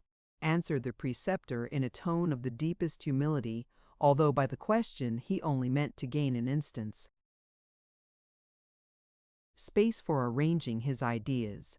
"Speak, you are permitted," said the Grand Master. "Speak and say, knowest thou the capital of our holy rule, de commilitonibus timini in sancta civitate, qui cum miserimis mulieribus versantur, propter oblationem carnis." 51. "Surely, most reverend father," answered the preceptor, "I have not risen to this office in the order, being ignorant of one of its most important prohibitions. How comes it then, I demand of thee once more, that thou hast suffered a brother to bring a paramour, and that paramour a Jewish sorceress, into this holy place, to the stain and pollution thereof?" "A Jewish sorceress!" echoed Albert Malvoisin. "Good angels guard us!" "Ay, brother, a Jewish sorceress," said the Grand Master sternly. "I have said it. Darest thou deny that this Rebecca, the daughter of that wretched usurer Isaac of York, and the pupil of the foul witch Miriam, is now shamed to be thought or spoken, lodged within this thy preceptory?" "Your wisdom, reverend father," answered the preceptor, "hath rolled away the darkness from my understanding. Much did I wonder that so good a knight as Brian de Bois Guilbert seemed so fondly besotted on the charms of this female, whom I received into this house merely to place a bar betwixt their growing intimacy, which else might have been cemented at the expense of the fall of our valiant and religious brother. Hath nothing, then, as yet passed betwixt them in breach of his vow?" demanded the Grand Master. "What, under this roof," said the preceptor, crossing himself, "Saint Magdalene and the 10,000 virgins forbid. No! If I have sinned in receiving her here, it was in the erring thought that I might thus break off our brother's besotted devotion to this Jewess, which seemed to me so wild and unnatural that I could not but ascribe it to some touch of insanity, more to be cured by pity than reproof. But since your reverend wisdom hath discovered this Jewish queen to be a sorceress, perchance it may account fully for his enamoured folly." It doth," said Beaumanoir. "See, brother Conrad, the peril of yielding to the first devices and blandishments of Satan. We look upon woman only to gratify the lust of the eye, and to take pleasure in what men call her beauty, and the ancient enemy, the devouring lion, obtains power over us, to complete by talisman and spell a work which was begun by idleness and folly. It may be that our brother, Bois Guilbert, does in this matter deserve rather pity than severe chastisement, rather the support of the staff than the strokes of the rod, and that our admonitions and prayers may turn him from his folly and restore him to his brethren." "It were deep pity," said Conrad Montfichet, "to lose to the order one of its best lances, when the holy community most requires the aid of its sons. 300 Saracens hath this Brian de Bois Guilbert slain with his own hand." "The blood of these accursed dogs," said the Grand Master, "shall be a sweet and acceptable offering to the saints and angels whom they despise and blaspheme, and with their aid will we counteract the spells and charms with which our brother is entwined as in a net. He shall burst the bands of this Delilah, as Samson burst the 2 new cords with which the Philistines had bound him, and shall slaughter the infidels, even heaps upon heaps. But concerning this foul witch, who hath flung her enchantments over a brother of the holy temple, assuredly she shall die the death. But the laws of England," said the preceptor, who, though delighted that the Grand Master's resentment thus fortunately averted from himself and Bois. Gilbert had taken another direction, began now to fear he was carrying it too far. "The laws of England," interrupted Beaumanoir, "permit and enjoin each judge to execute justice within his own jurisdiction. The most petty baron may arrest, try, and condemn a witch found within his own domain. And shall that power be denied to the Grand Master of the Temple within a preceptory of his order? No, we will judge and condemn. The witch shall be taken out of the land, and the wickedness thereof shall be forgiven. Prepare the castle hall for the trial of the sorceress." Albert Malvoisin bowed and retired, not to give directions for preparing the hall, but to seek out Brian de Bois Guilbert and communicate to him how matters were likely to terminate. It was not long ere he found him, foaming with indignation at a repulse he had anew sustained from the fair Jewess. The unthinking," he said, "the ungrateful, to scorn him who, amidst blood and flames, would have saved her life at the risk of his own. By heaven, Malvoisin, I abode until roof and rafters crackled and crashed around me. I was the butt of 100 arrows. They rattled on mine armor like hailstones against a latticed casement, and the only use I made of my shield was for her protection. This did I endure for her. And now the self-willed girl upbraids me that I did not leave her to perish, and refuses me not only the slightest proof of gratitude, but even the most distant hope that ever she will be brought to grant any. The devil that possessed her race with obstinacy has concentrated its full force in her single person." "The devil," said the preceptor, "I think, possessed you both. How oft have I preached to you caution, if not continence? Did I not tell you that there were enough willing Christian damsels to be met with, who would think it sin to refuse so brave a knight the don de moral mercy, and you must needs anchor your affection on a wilful, obstinate Jewess? By the mass, I think old Lucas Beaumanoir guesses right when he maintains she hath cast a spell over you." "Lucas Beaumanoir," said Bois Guilbert reproachfully, "are these your precautions, Malvoisin? Hast thou suffered the dotard to learn that Rebecca is in the preceptory?" "How could I help it?" said the preceptor. "I neglected nothing that could keep secret your mystery, but it is betrayed, and whether by the devil or no, the devil only can tell. But I have turned the matter as I could. You are safe if you renounce Rebecca. You are pitied the victim of magical delusion. She is a sorceress, and must suffer as such." "She shall not, by heaven," said Bois Guilbert. "By heaven, she must and will," said Malvoisin. "Neither you nor any one else can save her. Lucas Belmanoir hath settled that the death of a Jewess will be a sin offering sufficient to atone for all the amorous indulgences of the Knights Templars, and thou knowest he hath both the power and will to execute so reasonable and pious a purpose." "Will future ages believe that such stupid bigotry ever existed?" said Bois Guilbert, striding up and down the apartment. "What they may believe I know not," said Malvoisin calmly, But I know well that in this our day, clergy and laymen take 99 to the 100, will cry Amen to the Grand Master's sentence. I have it, said Bois Guilbert. Albert, thou art my friend. Thou must connive at her escape, Malvoisin, and I will transport her to some place of greater security and secrecy. I cannot if I would, replied the preceptor. The mansion is filled with the attendants of the Grand Master and others who are devoted to him. And, to be frank with you, brother, I would not embark with you in this matter, even if I could hope to bring my bark to haven. I have risked enough already for your sake. I have no mind to encounter a sentence of degradation, or even to lose my preceptory for the sake of a painted piece of Jewish flesh and blood. And you, if you will be guided by my counsel, will give up this wild goose chase and fly your hawk at some other game. Think, wise Gilbert, thy present rank, thy future honors, all depend on thy place in the order. Shouldst thou adhere perversely to thy passion for this Rebecca, thou wilt give Beaumanoir the power of expelling thee, and he will not neglect it. He is jealous of the truncheon which he holds in his trembling gripe, and he knows thou stretchest thy bold hand towards it. Doubt not he will ruin thee, if thou affordest him a pretext so fair as thy protection of a Jewish sorceress. Give him his scope in this matter, for thou canst not control him. When the staff is in thine own firm grasp, thou mayest caress the daughters of Judah, or burn them, as may best suit thine own humor.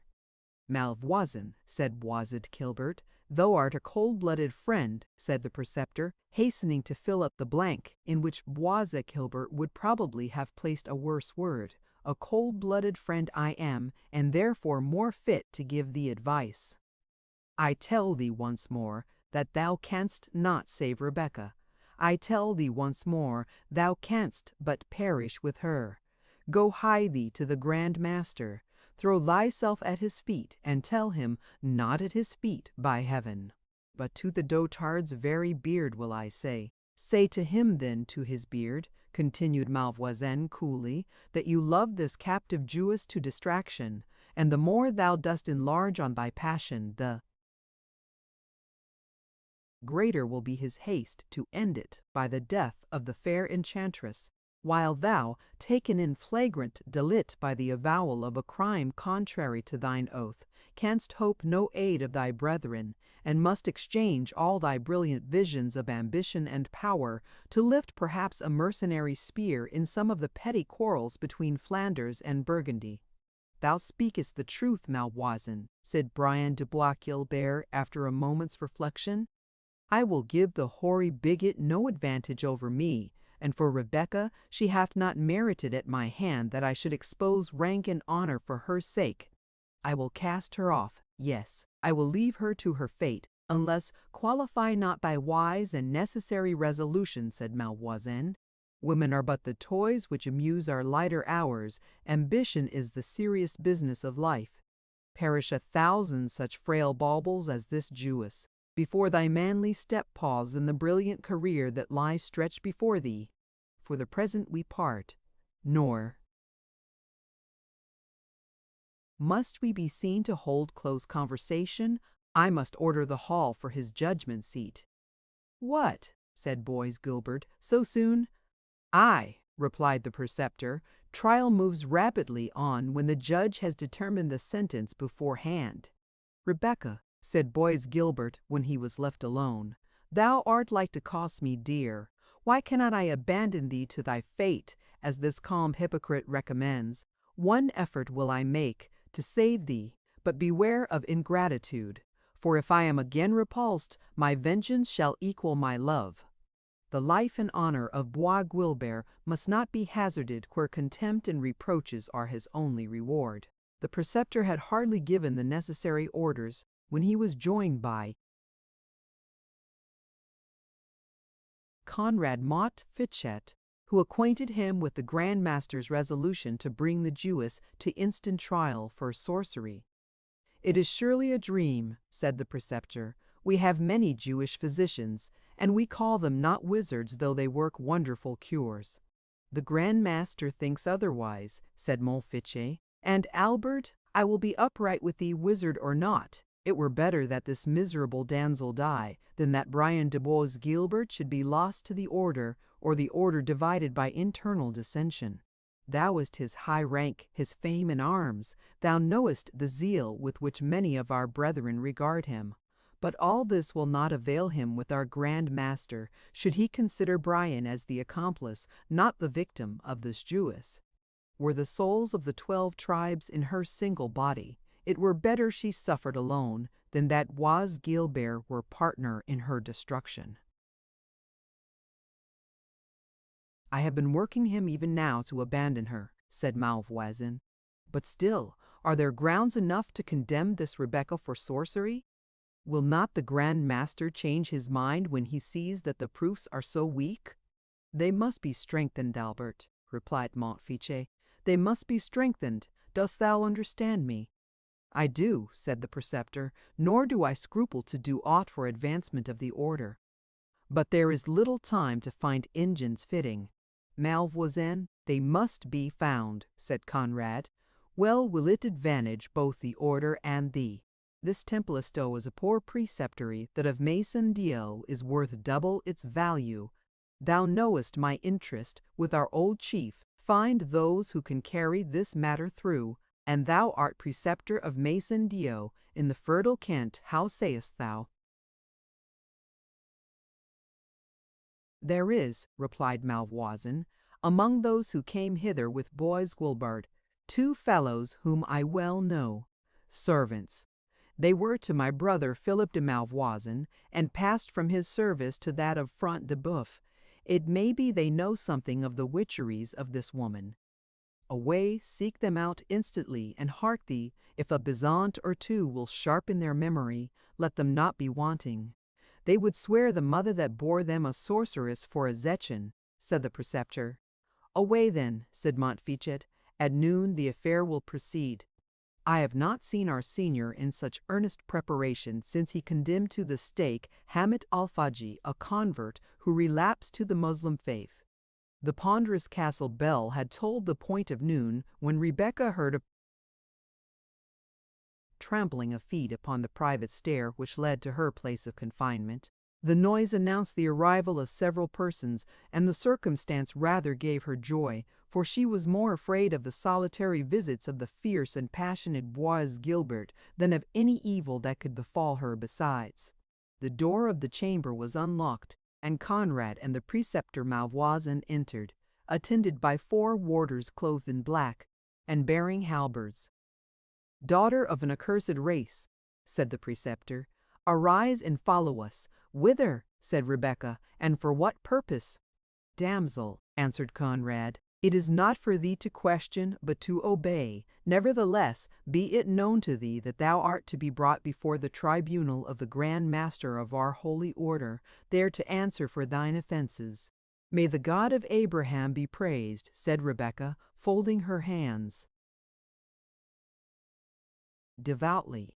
"The name of a judge, though an enemy to my people, is to me as the name of a protector. Most willingly do I follow thee. Permit me only to wrap my veil around my head." They descended the stair with slow and solemn step, traversed a long gallery, and, by a pair of folding doors placed at the end, entered the great hall in which the Grand Master had for the time established his court of justice. The lower part of this ample apartment was filled with squires and yeomen, who made way not without some difficulty for Rebecca, attended by the preceptor and Montfichet, and followed by the guard of halberdiers, to move forward to the seat appointed for her. As she passed through the crowd, her arms folded and her head depressed, a scrap of paper was thrust into her hand, which she received almost unconsciously, and continued to hold without examining its contents. The assurance that she possessed some friend in this awful assembly gave her courage to look around and to mark into whose presence she had been conducted. She gazed accordingly upon the scene, which we shall endeavor to describe in the next chapter. Chapter 37. The Middle Ages.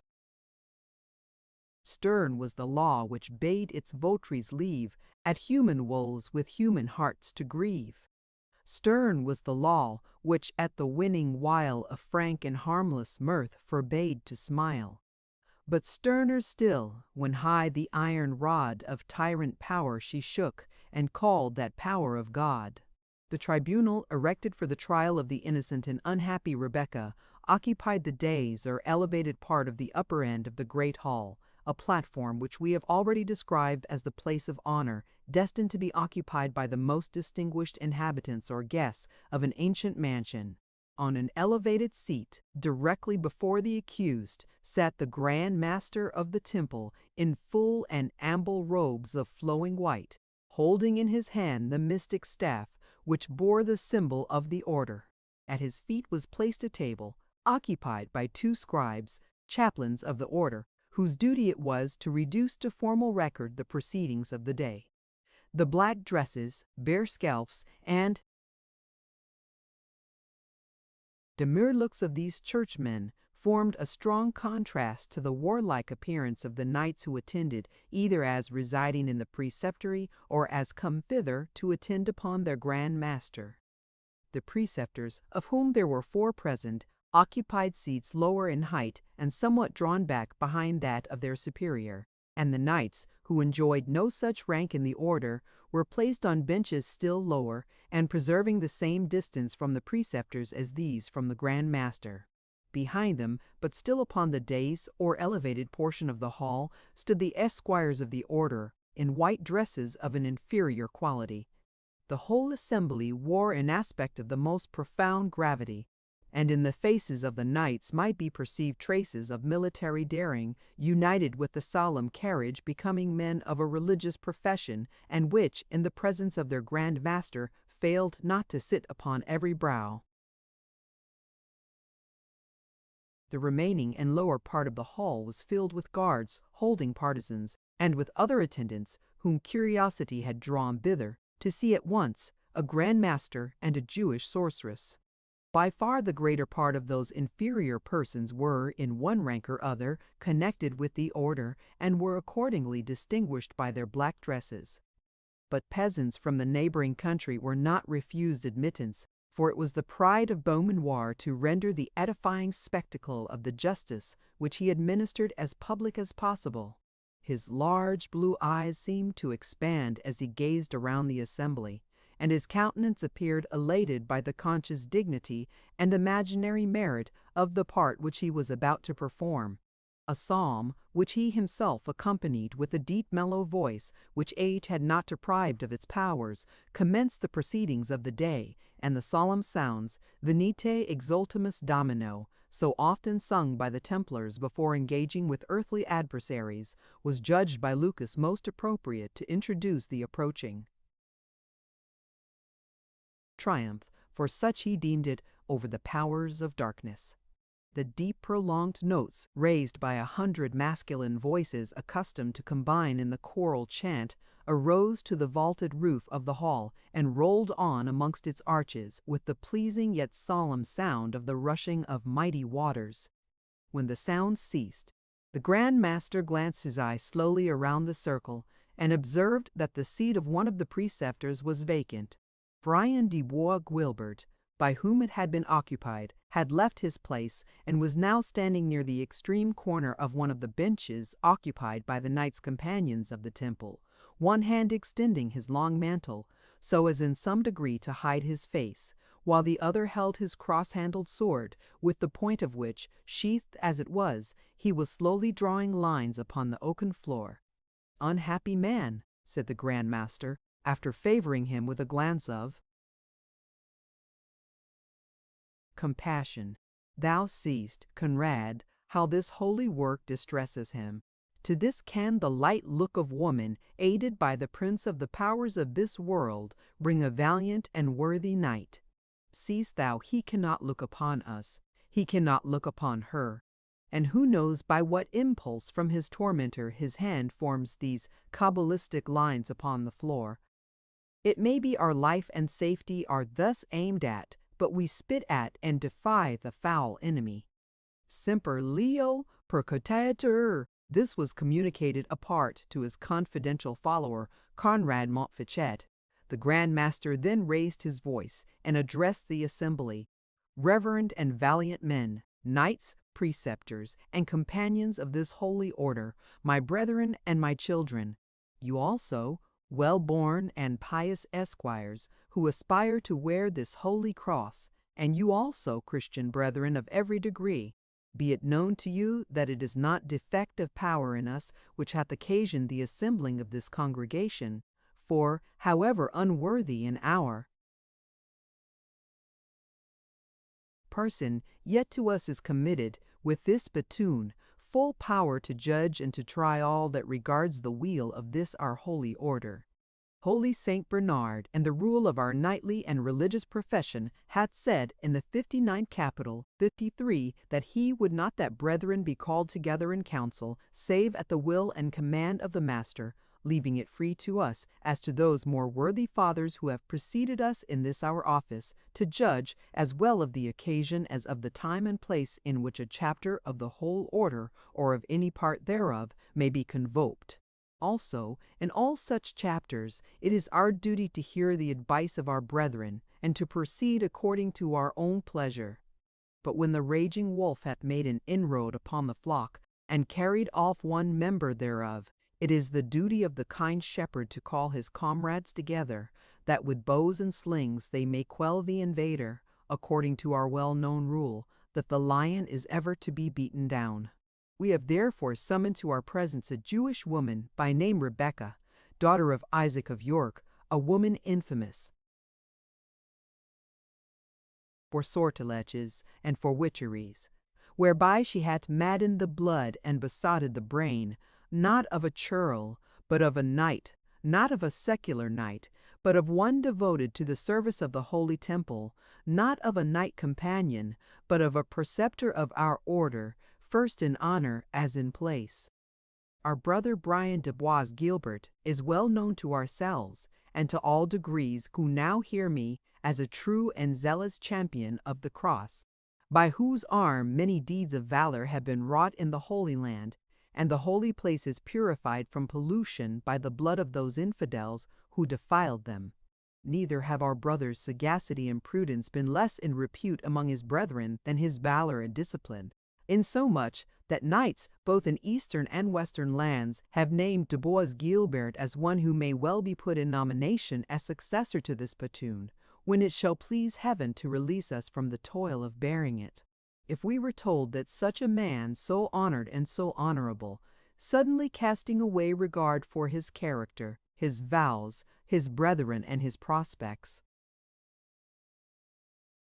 had associated to himself a Jewish damsel, wandered in this lewd company through solitary places, defended her person in preference to his own, and finally was so utterly blinded and besotted by his folly as to bring her even to one of our own preceptories, what should we say but that the noble knight was possessed by some evil demon or influenced by some wicked spell? If we could suppose it otherwise, think not rank, valor, high repute, or any earthly consideration should prevent us from visiting him with punishment, that the evil thing might be removed, even according to the text, a forte malum ex vobis. For various and heinous are the acts of transgression against the rule of our blessed order in this lamentable history. First, he hath walked according to his proper will, contrary to Capital 33, quod nullus juxta propriam voluntatem incedat. 2d. He hath held communication with an excommunicated person. Capital 57, Wilfred's non-participant cum excommunicatis, and therefore hath a portion in anathemaranatha. 3. He hath conversed with strange women. Contrary to the Capital, ut fratres non conversentur cum extraneis mulieribus. 4th. He hath not avoided, nay, he hath, it is to be feared, solicited the kiss of woman, by which, saith the last rule of our renowned order, ut fugientur oscula, the soldiers of the cross are brought into a snare. for which heinous and multiplied guilt Brian de Bois Gilbert should be cut off and cast out from our congregation, were he the right hand and right eye thereof." He paused. A low murmur went through the assembly. Some of the younger part, who had been inclined to smile at the statute De Osculis Fugiendis, became now grave enough, and anxiously waited what the Grand Master was next to propose. "Such," he said, "and so great should indeed be the punishment of a Knight Templar who wilfully offended against the rules of his order in such weighty points. But if, by means of charms and of spells, Satan had obtained dominion over the knight, perchance because he cast his eyes too lightly upon a damsel's beauty, we are then rather to lament than chastise his backsliding, and, imposing on him only such penance as may purify him from his iniquity, we are to turn the full edge of our indignation upon the accursed instrument which had so well nigh occasioned his utter falling away. Stand forth, therefore, and bear witness, ye who have witnessed these unhappy doings, that we may judge of the sum and bearing thereof, and judge whether our justice may be satisfied with the punishment of this infidel woman, or if we must go on, with a bleeding heart, to the further proceeding against our brother." Several witnesses were called upon to prove the risks to which Bois Gilbert exposed himself in endeavoring to save Rebecca from the blazing castle, and his neglect of his personal defense in attending to her safety. The men gave these details with the exaggerations common to vulgar minds, which have been strongly excited by any remarkable event, and their natural disposition to the marvelous was greatly increased by the satisfaction which their evidence seemed to afford to the eminent person for whose information it had been delivered. Thus the dangers which Wag Gilbert surmounted, in themselves sufficiently great, became portentous in their narrative. The devotion of the knight to Rebecca's defense was exaggerated beyond the bounds, not only of discretion, but even of the most frantic excess of chivalrous zeal, and his deference to what she said, even although her language was often severe and upbraiding, was painted as carried to an excess which, in a man of his haughty temper, seemed almost preternatural. The preceptor of Templestowe was then called on to describe the manner in which Bois Gilbert and the Jewess arrived at the preceptory. The evidence of Malvoisin was skilfully guarded, but while he apparently studied to spare the feelings of Bois Gilbert, he threw in, from time to time, such hints as seemed to infer that he labored under some temporary alienation of mind, so deeply did he appear to be enamored of the damsel whom he brought along with him. With sighs of penitence, the preceptor avowed his own contrition for having admitted Rebecca and her lover within the walls of the preceptory. "But my defense," he concluded, "has been made in my confession to our most reverend Father, the Grand Master. He knows my motives were not evil, though my conduct may have been irregular. Joyfully will I submit to any penance he shall assign me." "Thou hast spoken well, brother Albert," said Beaumanoir. "Thy motives were good, since thou didst judge it right to arrest thine erring brother in his career of precipitate folly. But thy conduct was wrong, as he that would stop a runaway steed, and seizing by the stirrup instead of the bridle, receiveth injury himself instead of accomplishing his purpose. 13 paternosters are assigned by our pious founder for matins, and 9 for vespers. Be those services doubled by thee. Thrice a week our Templars permitted the use of flesh, but do thou keep fast for all the 7 days. This do for 6 weeks to come, and thy penance is accomplished." With a hypocritical look of the deepest submission, the preceptor of Templestowe bowed to the ground before his superior, and resumed his seat. "Were it not well, brethren," said the Grand Master, "that we examine something into the former life and conversation of this woman, specially that we may discover whether she be one likely to use magical charms and spells, since the truths which we have heard may well incline us to suppose that in this unhappy course our erring brother has been acted upon by some infernal enticement and delusion." Herman of Goodalricke was the 4th preceptor present. The other 3 were Conrad, Malvoisin, and Bois Gilbert himself. Herman was an ancient warrior whose face was marked with scars inflicted by the saber of the Moslem, and had great rank and consideration among his brethren. He arose and bowed to the Grand Master, who instantly granted him license of speech. I would crave to know, most reverend father, of our valiant brother, Brian de Bois Gilbert, what he says to these wondrous accusations, and with what eye he himself now regards his unhappy intercourse with this Jewish maiden? Brian de Bois Gilbert, said the Grand Master, thou hearest the question which our brother of good Ulric desirest thou shouldst answer. I command thee to reply to him. Bois Gilbert turned his head towards the Grand Master when thus addressed, and remained silent. He is possessed by a dumb devil, said the Grand Master. Avoid thee, Sathanas. Speak, Brian de Bois Gilbert. I conjure thee by this symbol of our holy order. Bois Gilbert made an effort to suppress his rising scorn and indignation, the expression of which, he was well aware, would have little availed him. Brian de Bois Gilbert, he answered, replies not, most reverend father, to such wild and vague charges. If his honor be impeached, he will defend it with his body, and with that sword which is often fought for Christendom. We forgive thee, brother Brian, said the Grand Master. Though that thou hast boasted thy warlike achievements before us is a glorifying of thine own deeds, and cometh of the enemy, who tempteth us to exalt our own worship. But thou hast our pardon, judging thou speakest less of thine own suggestion than from the impulse of him whom by heaven's leave we will quell and drive forth from our assembly. A glance of disdain flashed from the dark, fierce eyes of Bois Gilbert, but he made no reply.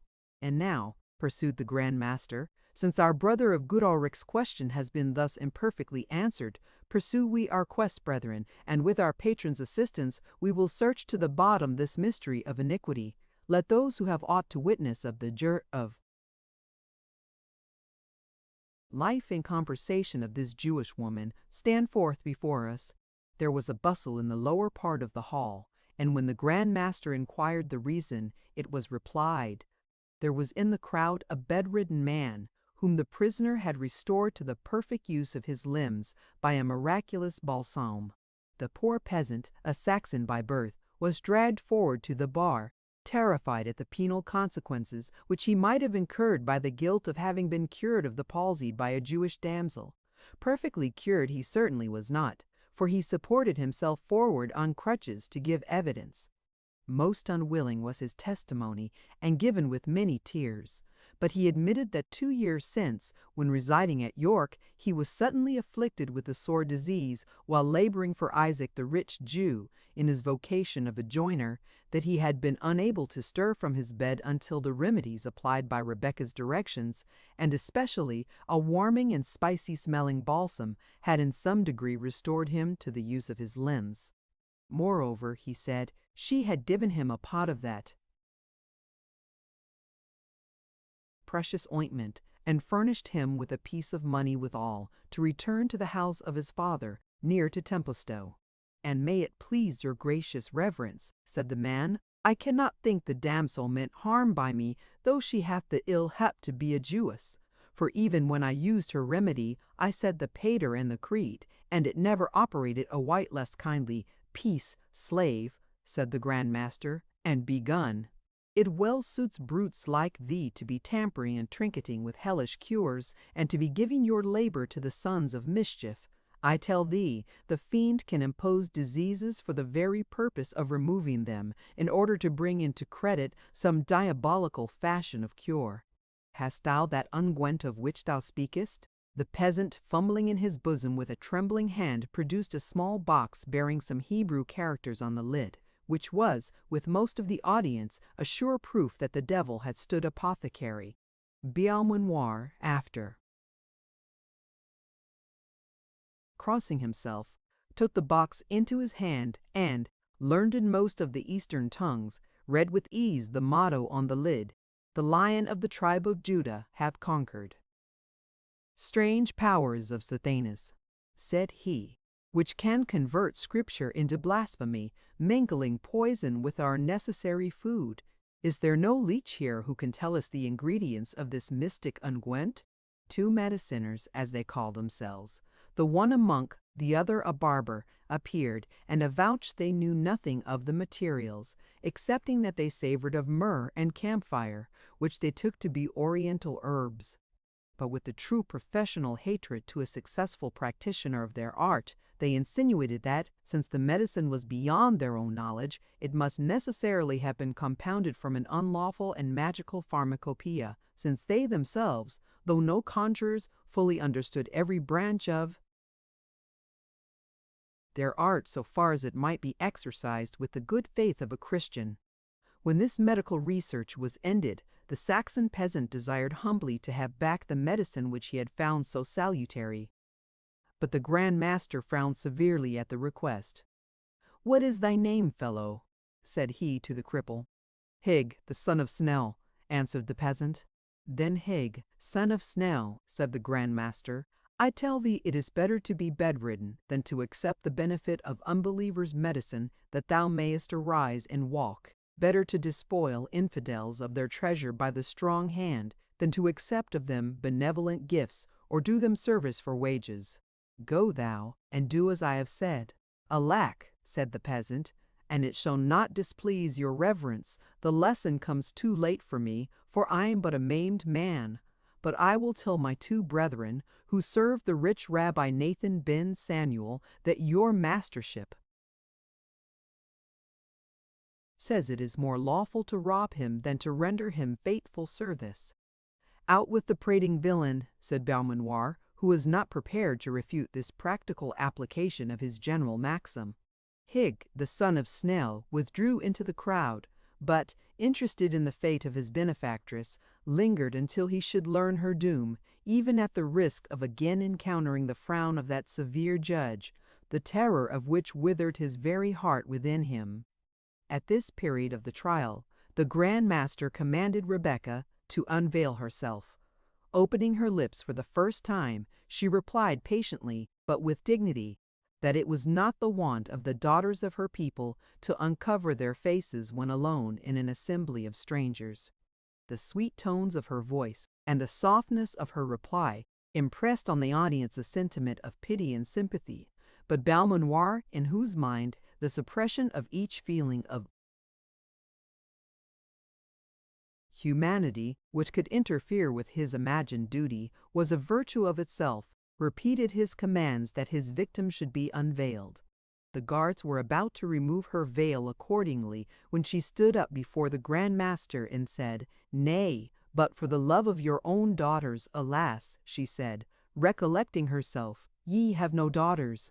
Yet for the remembrance of your mothers, for the love of your sisters, and of female decency, let me not be thus handled in your presence.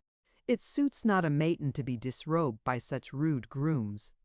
I will obey you," she added, with an expression of patient sorrow in her voice, which had almost melted the heart of Beaumanoir himself. "Ye are elders among your people, and at your command I will show the features of an ill-fated maiden." She withdrew her veil and looked on them with a countenance in which bashfulness contended with dignity. Her exceeding beauty excited a murmur of surprise, and the younger knights told each other with their eyes in silent correspondence that Brian's best apology was in the power of her real charms rather than of her imaginary witchcraft. But Hig, the son of Snell, felt most deeply the effect produced by the sight of the countenance of his benefactress. "Let me go forth," he said to the warders at the door of the hall. "Let me go forth. To look at her again will kill me, for I have had a share in murdering her." "Peace, poor man," said Rebecca when she heard his exclamation. "Thou hast done me no harm by speaking the truth. Thou canst not aid me by thy complaints or lamentations. Peace, I pray thee go home and save thyself." Hig was about to be thrust out by the compassion of the warders, who were apprehensive lest his clamorous grief should draw upon them reprehension and upon himself punishment. But he promised to be silent, and was permitted to remain. The two men-at-arms with whom Albert Malvoisin had not failed to communicate upon the import of their testimony were now called forward. Though both were hardened and inflexible villains, the sight of the captive maiden, as well as her excelling beauty, at first appeared to stagger them, but an expressive glance from the preceptor of Templestowe restored them to their dogged composure, and they delivered, with a precision which would have seemed suspicious to more impartial judges, circumstances either altogether fictitious or trivial and natural in themselves, but rendered pregnant with suspicion by the exaggerated manner in which they were told, and the sinister commentary which the witnesses added to the facts. The circumstances of their evidence would have been, in modern days, divided into two classes, those which were immaterial, and those which were actually and physically impossible. But both were, in those ignorant and superstitious times, easily credited as proofs of guilt.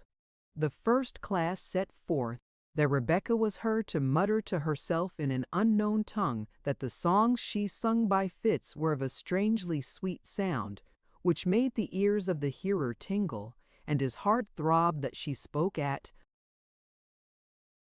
times to herself, and seemed to look upward for a reply, that her garments were of a strange and mystic form, unlike those of women of good repute, that she had rings impressed with cabalistical devices, and that strange characters were broidered on her veil. All these circumstances, so natural and so trivial, were gravely listened to as proofs, or, at least, as affording strong suspicions that Rebecca had unlawful correspondence with mystical powers.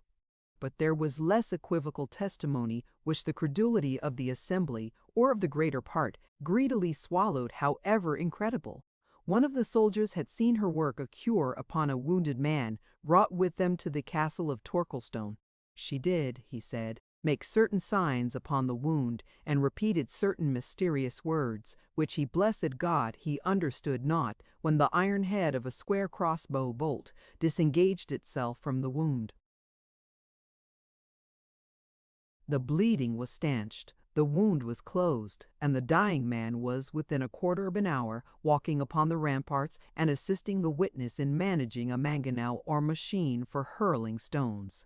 This legend was probably founded upon the fact that Rebecca had attended on the wounded Ivanhoe when in the castle of Torquilstone.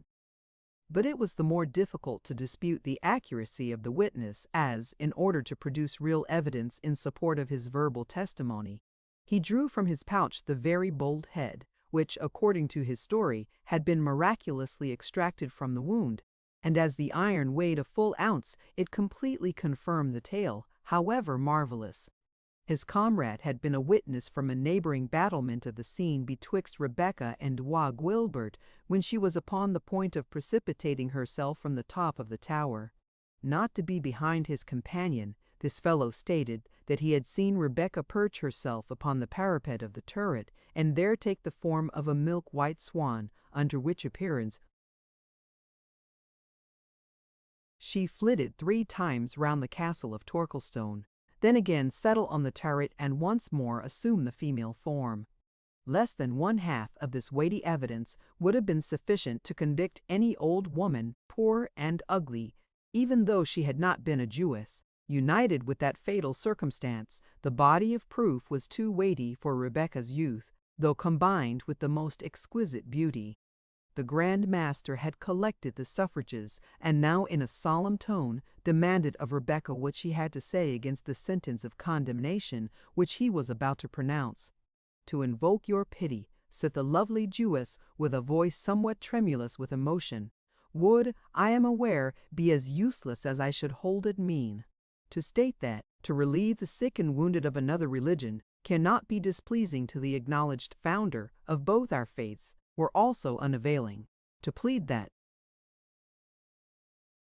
many things which these men, whom may Heaven pardon, have spoken against me are impossible, would avail me but little, since you believe in their possibility, and still less would it advantage me to explain that the peculiarities of my dress, language, and manners are those of my people. I had well nigh said of my country, but alas, we have no country, nor will I even vindicate myself at the expense of my oppressor, who stands there listening to the fictions and surmises which seem to convert the tyrant into the victim. God be judge between him and me. But rather would I submit to 10 such deaths as your pleasure may denounce against me, Then listen to the suit which that man of Belial has urged upon me, friendless, defenseless, and his prisoner. But he is of your own faith, and his lightest affirmance would weigh down the most solemn protestations of the distressed Jewess. I will not therefore return to himself the charge brought against me, but to himself. Yes, Brian de Bois Guilbert, to thyself I appeal, whether these accusations are not false, as monstrous and calumnious as they are. Deadly? There was a pause. All eyes turned to Brian de Bois Guilbert. He was silent. Speak, she said. If thou art a man, if thou art a Christian, speak. I conjure thee, by the habit which thou dost wear, by the name thou dost inherit, by the knighthood thou dost vaunt, by the honor of thy mother, by the tomb and the bones of thy father. I conjure thee to say, are these things true? Answer her, brother, said the Grand Master, if the enemy with whom thou dost wrestle will give thee power. In fact, Bois Guilbert seemed agitated by contending passions which almost convulsed his features, and it was with a constrained voice that at last he replied, looking to Rebecca, "The scroll, the scroll, the scroll." "Ay," said Bohemond, "this is indeed testimony, the victim of her witcheries." Can only name the fatal scroll, the spell inscribed on which is, doubtless, the cause of his silence. But Rebecca put another interpretation on the words, extorted, as it were, from Bois Guilbert, and glancing her eye upon the slip of parchment which she continued to hold in her hand, she read written thereupon in the Arabian character, "Demand a champion." The murmuring commentary which ran through the assembly at the strange reply of Bois Guilbert gave Rebecca leisure to examine and instantly to destroy the scroll unobserved. When the whisper had ceased, the Grand Master spoke. "Rebecca, thou canst derive no benefit from the evidence of this unhappy knight, for whom, as we well perceive, the enemy is yet too powerful. Hast thou aught else to say?" "There is yet one chance of life left to me," said Rebecca, "even by your own." Fierce laws! Life has been miserable at least of late, but I will not cast away the gift of God, while he affords me the means of defending it. I deny this charge, I maintain my innocence, and I declare the falsehood of this accusation. I challenge the privilege of trial by combat, and will appear by my champion. "And who, Rebecca," replied the Grand Master, "will lay lance in rest for a sorceress? Who will be the champion of a Jewess?" "God will raise me up a champion," said Rebecca. "It cannot be that in merry England, the hospitable, the generous, the free, where so many are ready to peril their lives for honor, there will not be found one to fight for justice. But it is enough that I challenge the trial by combat, there lies my gage." She took her embroidered glove from her hand and flung it down before the Grand Master with an air of mingled simplicity and dignity, which excited universal surprise and admiration. Chapter 38. Richard Eyre. There I throw my gage, to prove it on thee to the extremest point of martial daring. Even Lucas Balmoir himself was affected by the mien and appearance of Rebecca. He was not originally a cruel or even a severe man, but with passions by nature cold, and with a high though mistaken sense of duty, his heart had been gradually hardened by the ascetic life which he pursued, the supreme power which he enjoyed, and the supposed necessity of subduing infidelity and eradicating heresy, which he conceived peculiarly incumbent on him. His features relaxed in their usual severity as he gazed upon the beautiful creature before him, alone, unfriended, and defending herself with so much spirit and courage. He crossed himself twice, as doubting whence arose the unwonted softening of a heart, which on such occasions used to resemble in hardness the steel of his sword. At length he spoke. "Damsel," he said, "if the pity I feel for thee arise from any practice thine evil arts have made on me, great is thy guilt. But I rather judge it the kinder feelings of nature, which grieves that so goodly a form should be a vessel of perdition. Repent, my daughter, confess thy witchcrafts, turn thee from thine evil faith, embrace this holy emblem, and all shall yet be well with thee here and hereafter. In some sisterhood of the strictest order shalt thou have time for prayer and fitting penance, and that repentance of to be repented of. This do, and live what has the law of Moses done for thee, that thou shouldest die for it. It was the law of my fathers, said Rebekah. It was delivered in thunders and in storms upon the mountain of Sinai, in cloud and in fire. This, if ye are Christians, ye believe it is, you say, recalled, but so my teachers have not taught me. Let our chaplain, said Beaumois, stand forth and tell this obstinate infidel. Forgive the interruption, said Rebekah meekly. I am a maiden, unskilled to dispute for my religion, but I can die for it if it be God's will. Let me pray your answer to my demand of a champion. Give me her glove, said Beaumanoir. This is indeed, he continued as he looked at the flimsy texture and slender fingers, a slight and frail gauge for a purpose so deadly. Seest thou, Rebekah, as this thin and light glove of thine is to one of our heavy steel gauntlets, so is thy cause to that of the temple, for it is our order which thou hast defied. Cast my innocence into the scale, answered Rebekah, and the glove of silk shall outweigh the glove of iron. Then thou dost persist in thy refusal to confess thy guilt, and in that bold challenge which thou hast made? I do persist, noble sir, answered Rebekah. So be it then, in the name of heaven, said the Grand Master, and may God show the right. Amen, replied the preceptors around him, and the word was deeply echoed by the whole assembly. Brethren, said Beaumanoir, you are aware that we might well have refused to this woman the benefit of the trial by combat, but though a Jewess and an unbeliever, she is also a stranger and defenseless, and God forbid that she should ask the benefit of our mild laws, and that it should be refused to her. Moreover, we are knights and soldiers as well as men of religion, and shame it were to us upon any pretense to refuse proffered combat. Thus, therefore, stands the case. Rebekah, the daughter of Isaac of York, is by many frequent and suspicious circumstances defamed of sorcery practiced on the person of a noble knight of our holy order, and hath challenged the combat in proof of her innocence. To whom, reverend brethren, is it your opinion that we should deliver the gage of battle, naming him at the same time to be our champion on the field? To Brian de Bois Gilbert, whom it chiefly concerns, said the preceptor of Goodalricke, and who, moreover, best knows how the truth stands in this matter. But if, said the Grand Master, our brother Brian be under the influence of a charm or a spell, we speak, but for the sake of precaution, for to the arm of none of our holy order would we more willingly confide this or a more weighty cause. Reverend Father, answered the preceptor of Goodalricke, no spell can effect the champion who comes forward to fight for the judgment of God. Thou sayest right, brother, said the Grand Master. Albert Malvoisin, give this gage of battle to Brian de Bois Gilbert. It is our charge to thee, brother, he continued, addressing himself to Bois Gilbert, that thou do thy battle manfully, nothing doubting that the good cause shall triumph. And do thou, Rebekah, attend, that we assign thee the 3rd day from the present to find a champion.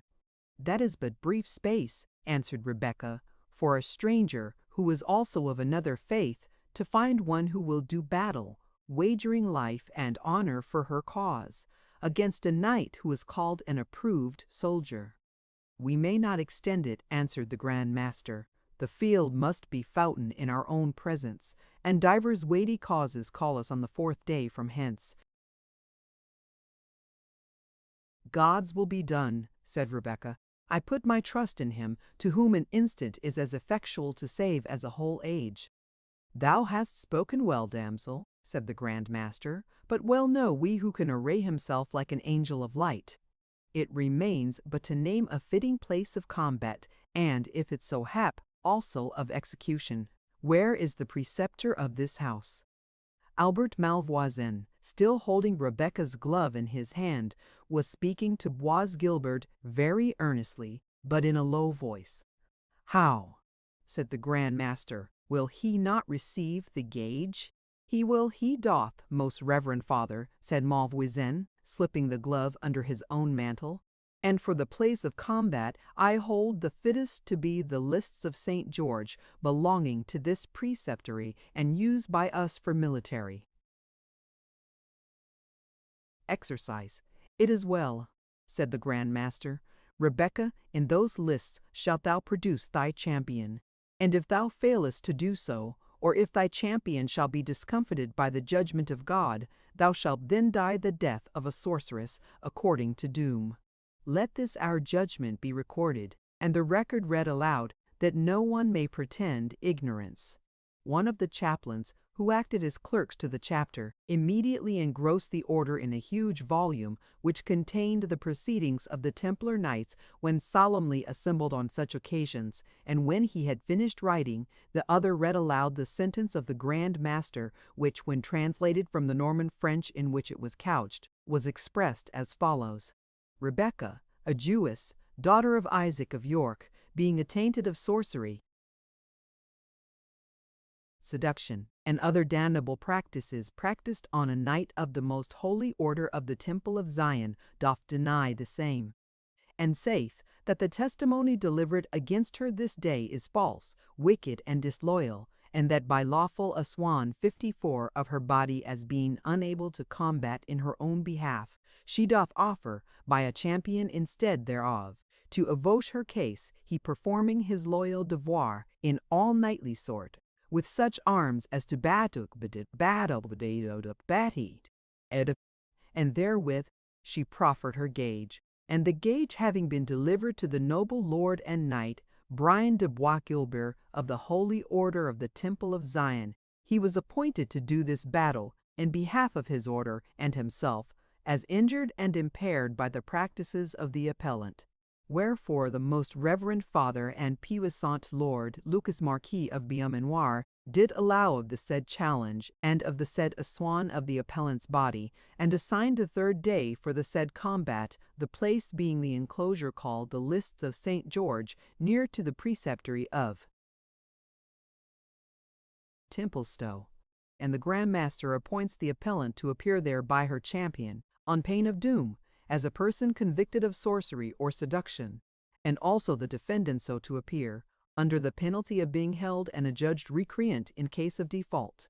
And the noble lord and most reverend father aforesaid appointed the battle to be done in his own presence, and according to all that is commendable and profitable in such a case.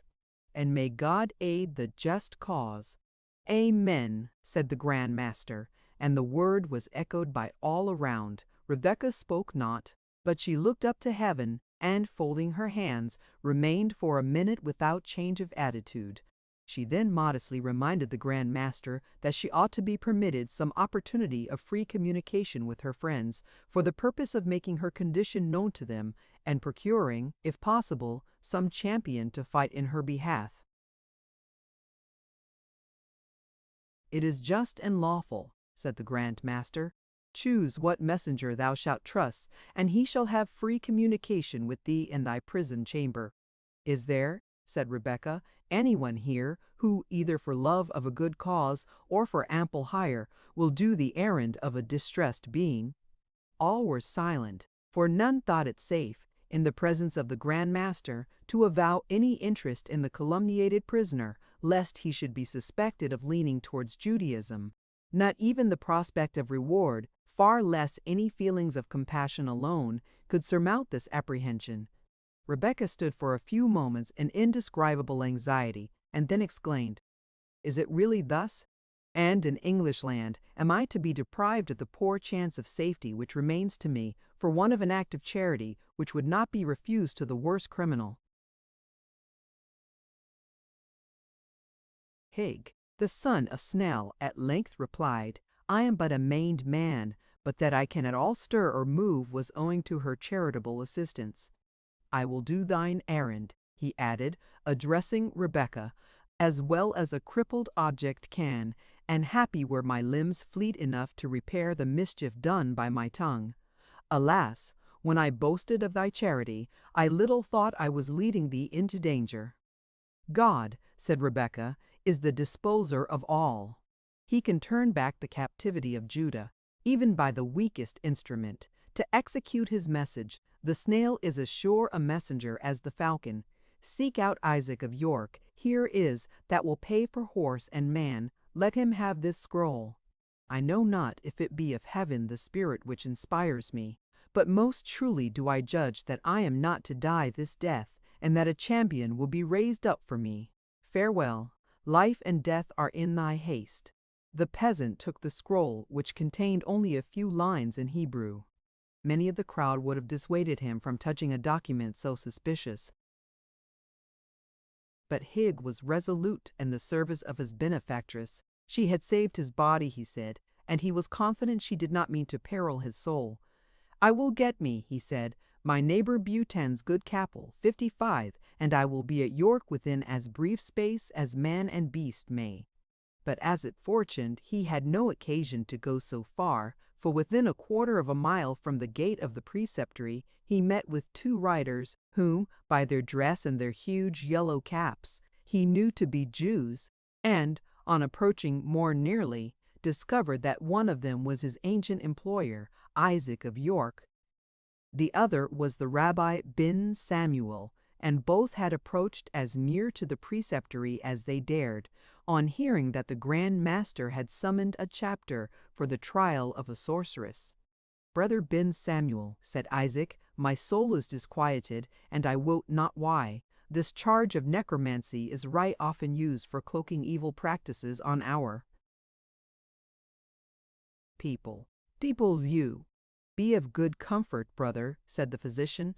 Thou canst deal with the Nazarenes as one possessing the mammon of unrighteousness, and canst therefore purchase immunity at their hands. It rules the savage minds of those ungodly men, even as the signet of the mighty Solomon was said to command the evil genii. But what poor wretch comes hither upon his crutches, desiring, as I think, some speech of me? Friend, continued the physician, addressing Higg, the son of Snell, I refuse thee not the aid of mine art, but I relieve not with one esper those who beg for alms upon the highway. Out upon thee! Hast thou the palsy in thy legs? Then let thy hands work for thy livelihood, for albeit thou be'st unfit for a speedy post, or for a careful shepherd, or for the warfare, or for the service of a hasty master, yet there be occupations. How now, brother? Said he, interrupting his harangue to look towards Isaac, who had but glanced at the scroll which Higg offered when, uttering a deep groan, he fell from his mule like a dying man and lay for a minute insensible. The rabbi now dismounted in great alarm and hastily applied the remedies which his art suggested for the recovery of his companion.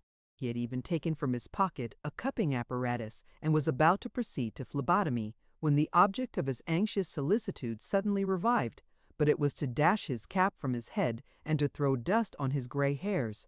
The physician was at first inclined to ascribe this sudden and violent emotion to the effects of insanity, and, adhering to his original purpose, began once again to handle his implements. But Isaac soon convinced him of his error.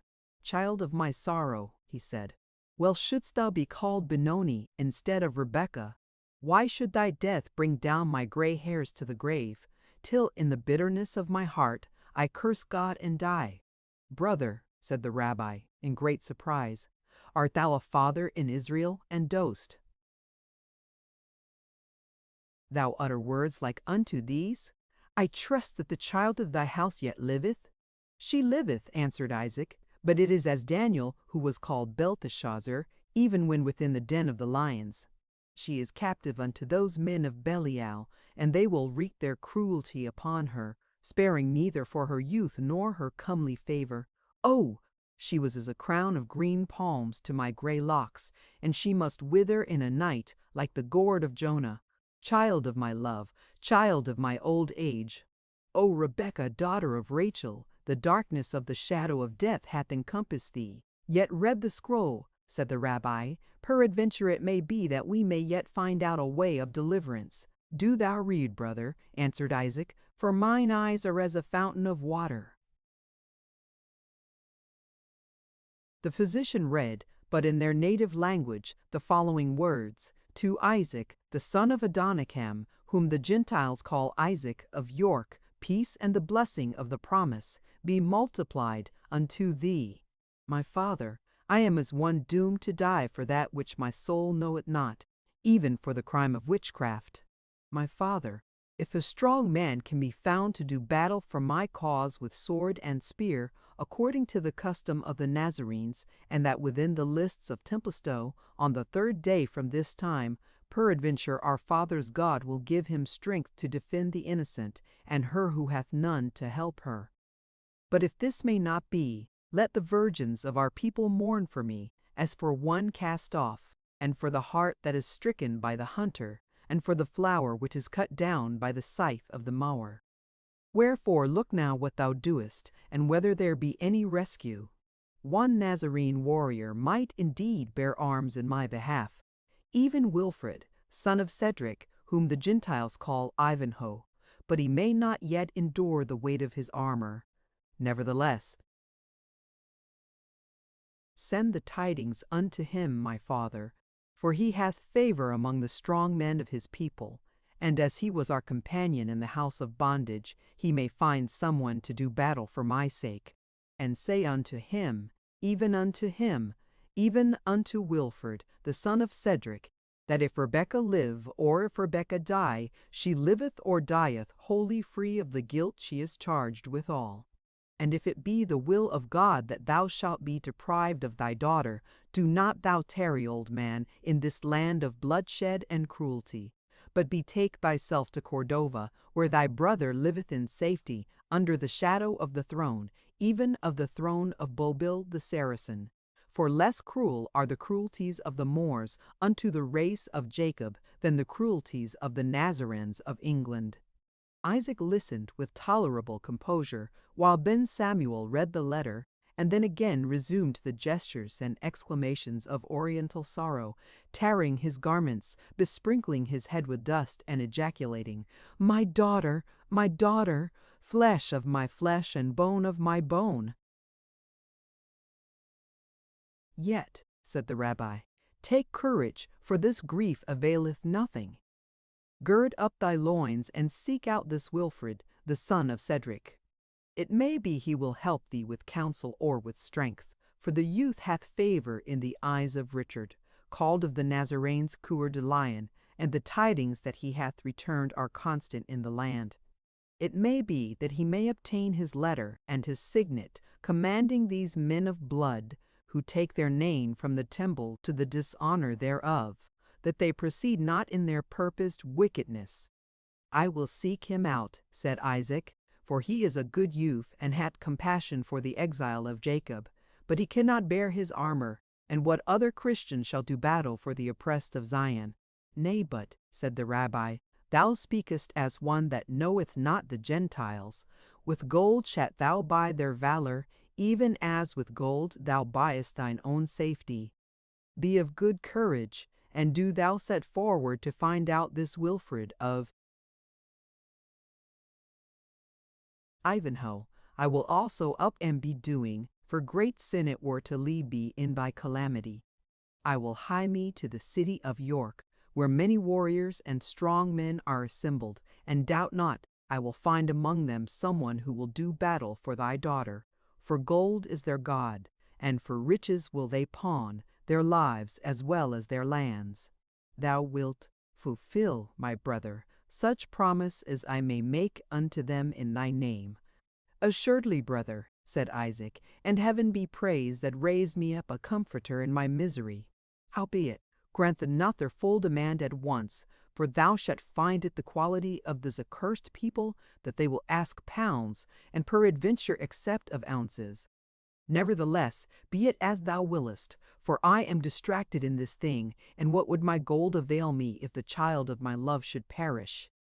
Farewell, said the physician, and may it be to thee as thy heart desireth.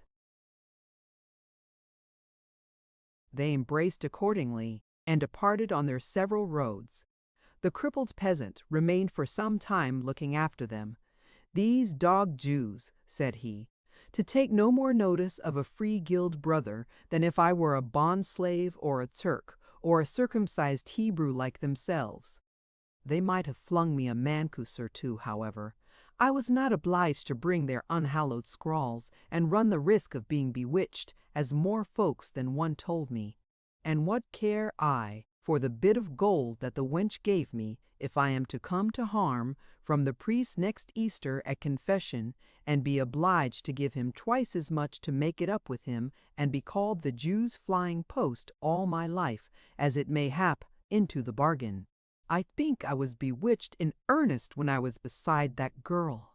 But it was always so with Jew or Gentile, whosoever came near her. None could stay when she had an errand to go, and still, whenever I think of her, I would give shop and tools to save her life. Chapter 39. Seward. O maid, unrelenting and cold as thou art, my bosom is proud as thine own. It was in the twilight of the day, when her trial, if it could be called such, had taken place, that a low knock was heard at the door of Rebecca's prison chamber. It disturbed not the inmate, who was then engaged in the evening prayer recommended by her religion, and which concluded with a hymn we have ventured thus to translate into English. When Israel of the Lord beloved out of the land of bondage came, her father's God before her moved, an awful guide, in smoke and flame. By day along the astonished lands the cloudy pillar glided slow. By night Arabia's crimson sands returned the fiery column's glow. There rose the choral hymn of praise, and trump and timbrel answered keen, and Zion's daughters poured their lays, with priests and warriors' voice between. No portents now our foes amaze, forsaken Israel wanders lone. Our fathers would not know THY ways, and TOH each left them to their own. But, present still, though now unseen, when brightly shines the prosperous day, be thoughts of the a cloudy screen to temper the deceitful ray. And oh, when stoops on Judah's path, in shade and storm the frequent night, be all, long-suffering, slow to wrath, a burning and a shining light. Our harps we left by Babel's streams, the tyrant's jest, the Gentile's scorn. No censer round our altar beams, and mute our timbrel, trump, and horn. But Thalhu hast said, the blood of goat, the flesh of rams, I will not prize, a contrite heart and humble thought, are mine accepted sacrifice. When the sounds of Rebecca's devotional hymn had died away in silence, the low knock at the door was again renewed. Enter, she said, if thou art a friend, and if a foe, I have not the means of refusing thy entrance. I am, said Brian de Bois Gilbert, entering the apartment, friend or foe, Rebecca, as the event of this interview shall make me. Alarmed at the sight of this man, whose licentious passion she considered as the root of her misfortunes, Rebecca drew backward with a cautious and alarmed, yet not a timorous demeanor, into the farthest corner of the apartment, as if determined to retreat as far as she could, but to stand her ground when retreat became no longer possible. She drew herself into an attitude not of defiance, but of resolution, as one that would avoid provoking assault, yet was resolute to repel it, being offered to the utmost of her power. You have no reason to fear me, Rebecca, said the Templar, or if I must so qualify my speech, you have at least now no reason to fear me. I fear you not, Sir Knight, replied Rebecca, although her short-drawn breath seemed to belie the heroism of her accents. My trust is strong, and I feared thee. Not. You have no cause, answered Boise Gilbert gravely. My former frantic attempts you have not now to dread. Within your call are guards, over whom I have no authority. They are designed to conduct you to death, Rebecca, yet would not suffer you to be insulted by anyone, even by me, were my frenzy for frenzy. It is to urge me so far. May heaven be praised, said the Jewess. Death is the least of my apprehensions in this den of evil.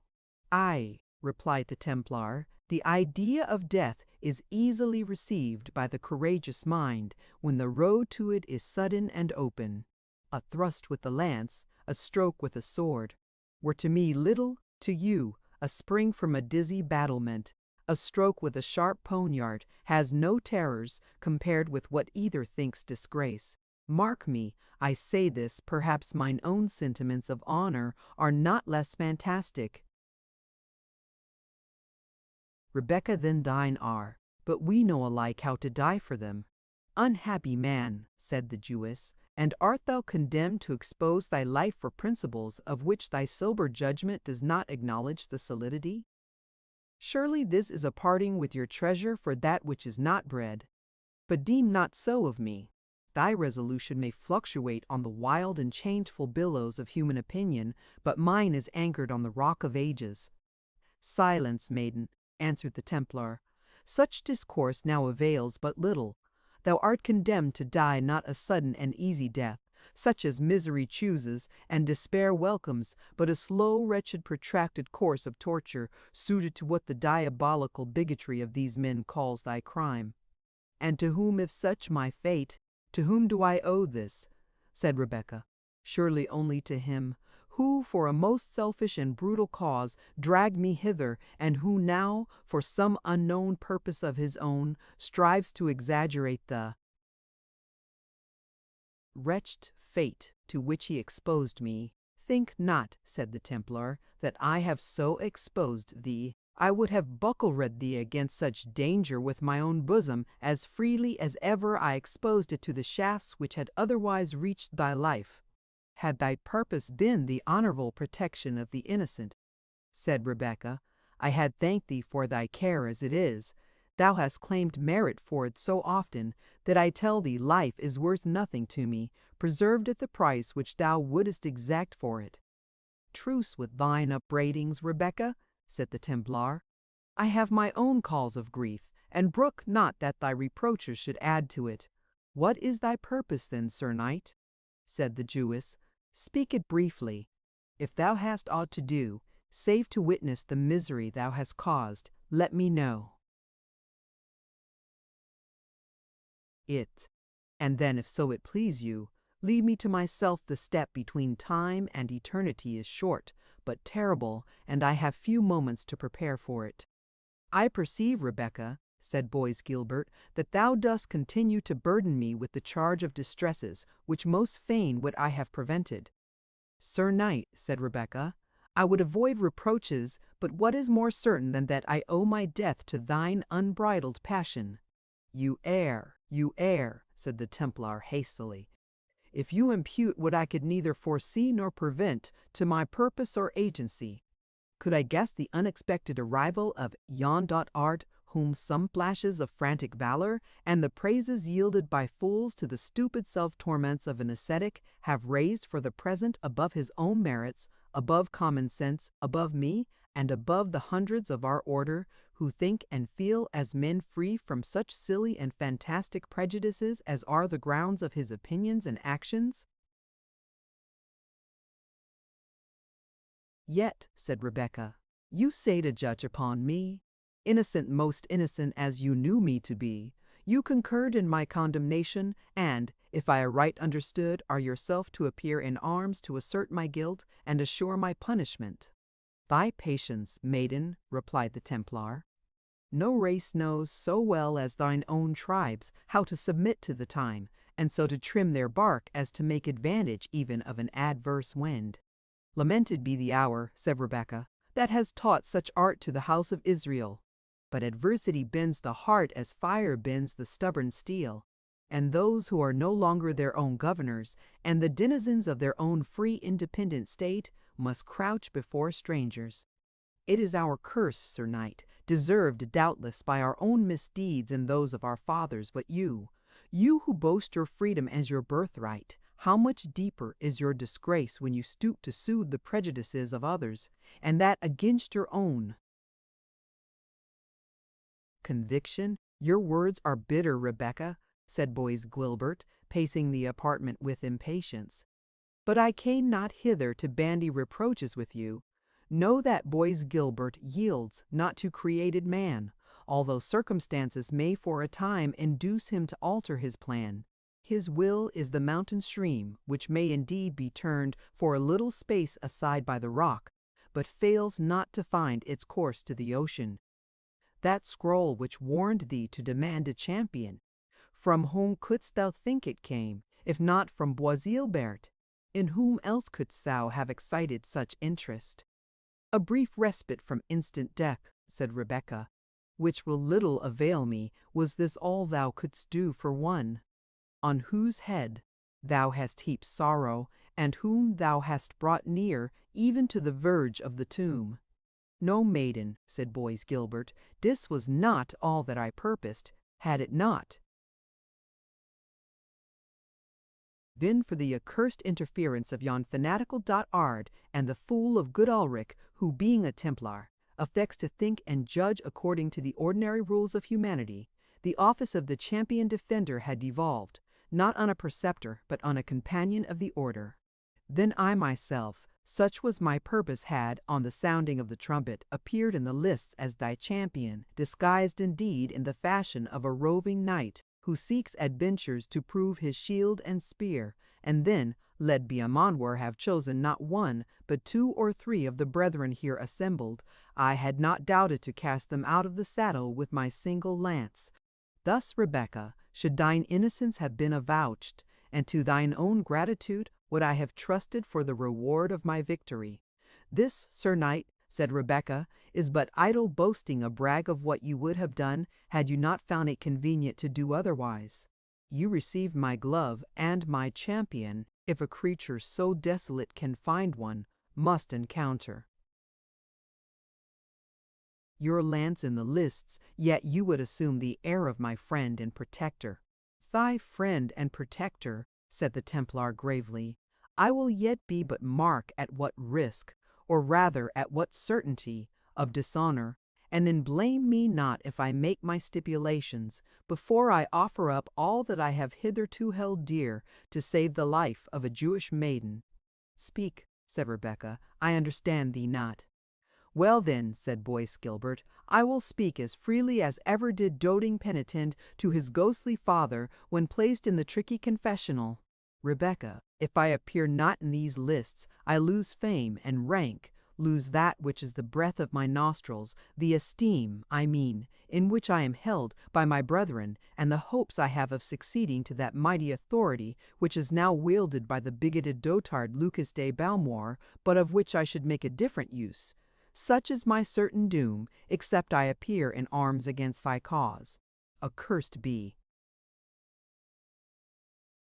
he of good Ulrich, who baited this trap for me, and doubly accursed Albert de Malvoisin, who withheld me from the resolution I had formed, of hurling back the glove at the face of the superstitious and superannuated fool, who listened to a charge so absurd, and against a creature so high in mind, and so lovely in form as thou art. And what now avails rant or flattery? Answered Rebecca. Thou hast made thy choice between causing to be shed the blood of an innocent woman, or of endangering thine own earthly state and earthly hopes. What avails it to reckon together? Thy choice is made. No, Rebecca, said the knight in a softer tone, and drawing nearer towards her. My choice is not made, nay, mark, it is thine to make the election. If I appear in the lists, I must maintain my name in arms, and if I do so, championed or unchampioned, thou deest by the stake and faggot, for there lives not the knight who hath coped with me in arms on equal issue, or on terms of vantage, save Richard Coeur de Lion and his minion of Ivanhoe. Ivanhoe, as thou well knowest, is unable to bear his corslet, and Richard is in a foreign prison. If I appear, then thou diest, even although thy charms should instigate some hot-headed youth to enter the lists in thy defense. And what avails repeating this so often? Said Rebecca. Much, replied the Templar, for thou must learn to look at thy fate on every side. Well then, turn the tapestry, said the Jewess, and let me see the other side. If I appear, said Bois-Guilbert, in the fatal lists, thou diest by a slow and cruel death in pain such as they say is destined to the guilty hereafter. But if I appear not, then am I a degraded and dishonored knight, accused of witchcraft and of communion with infidels. The illustrious name which has grown yet more so under my wearing becomes a hissing and a reproach. I lose fame, I lose honor, I lose the prospect of such greatness as scarce emperors attain to.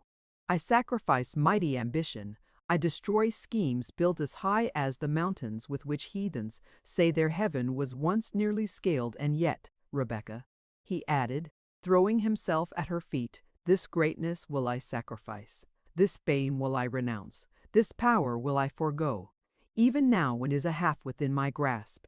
If thou wilt say, boys gigahavawist, I received thee for ill fit. Think not of such foolishness, Sir Knight, answered Rebecca, but hasten to the regent, the Queen Mother, and to Prince John. They cannot, in honor to the English crown, allow of the proceedings of your Grand Master. So shall you give me protection without sacrifice on your part, or the pretext of requiring any requital from me. With these I deal not, he continued, holding the train of her robe.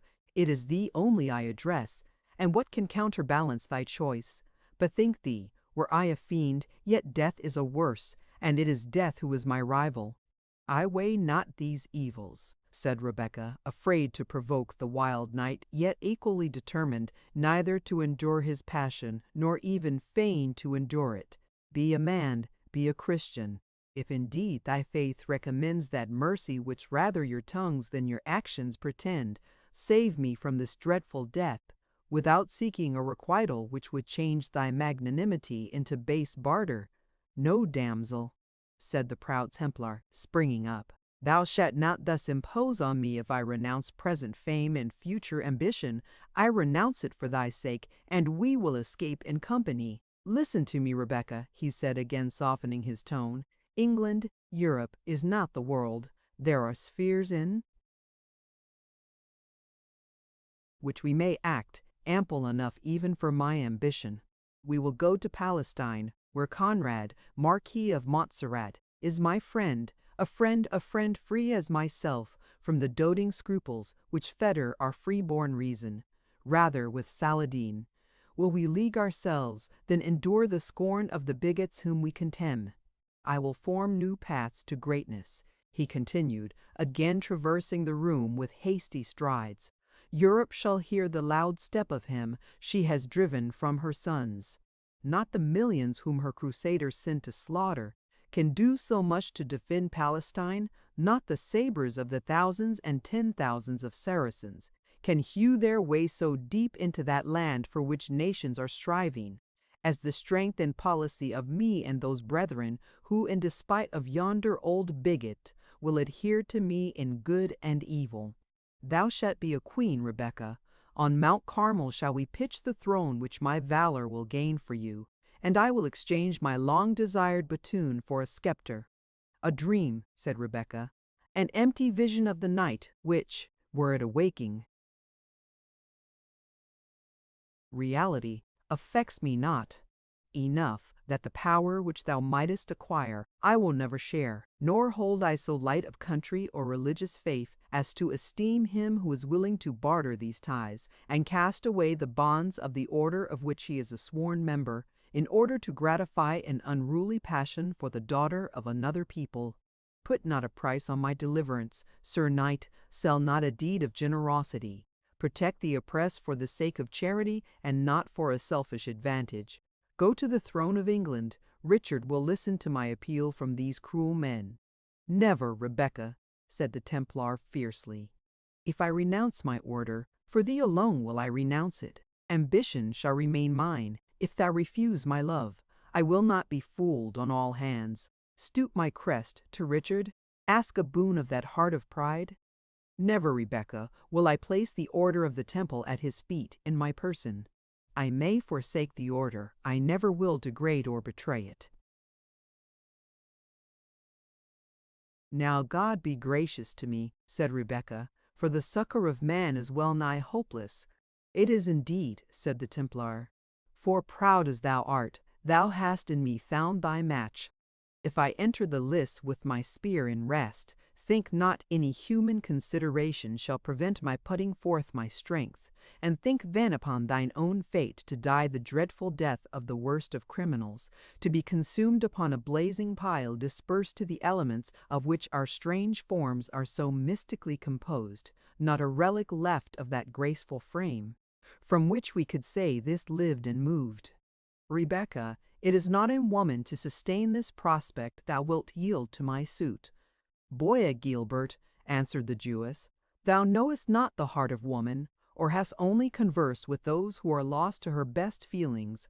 I tell thee, proud Templar, that not in thy fiercest battles hast thou displayed more of thy vaunted courage than has been shown by woman when called upon to suffer by affection or duty. I am myself a woman, tenderly nurtured, naturally fearful of danger, and impatient of pain. Yet, when we enter those fatal lists, thou to fight and I to suffer, I feel the strong assurance within me that my courage shall mount higher than thine. Farewell. I waste no more words on thee. The time that remains on earth to the daughter of Jacob must be otherwise spent. She must seek the Comforter, who may hide his face from his people, but who ever opens his ear to the cry of those who seek him in sincerity and in truth. We part then thus, said the Templar after a short pause. Would to heaven that we had never met, or that thou hadst been noble in birth and Christian in faith.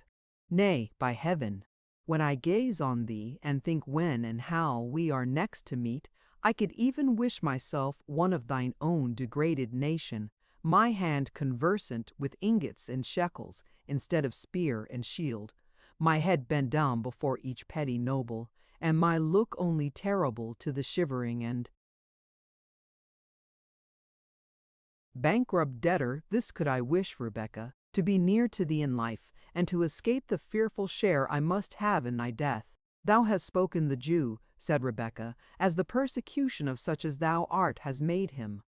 Heaven in ire has driven him from his country, but industry has opened to him the only road to power and to influence, which oppression has left unbarred. Read the ancient history of the people of God, and tell me if those, by whom Jehovah wrought such marvels among the nations, were then a people of misers and of usurers.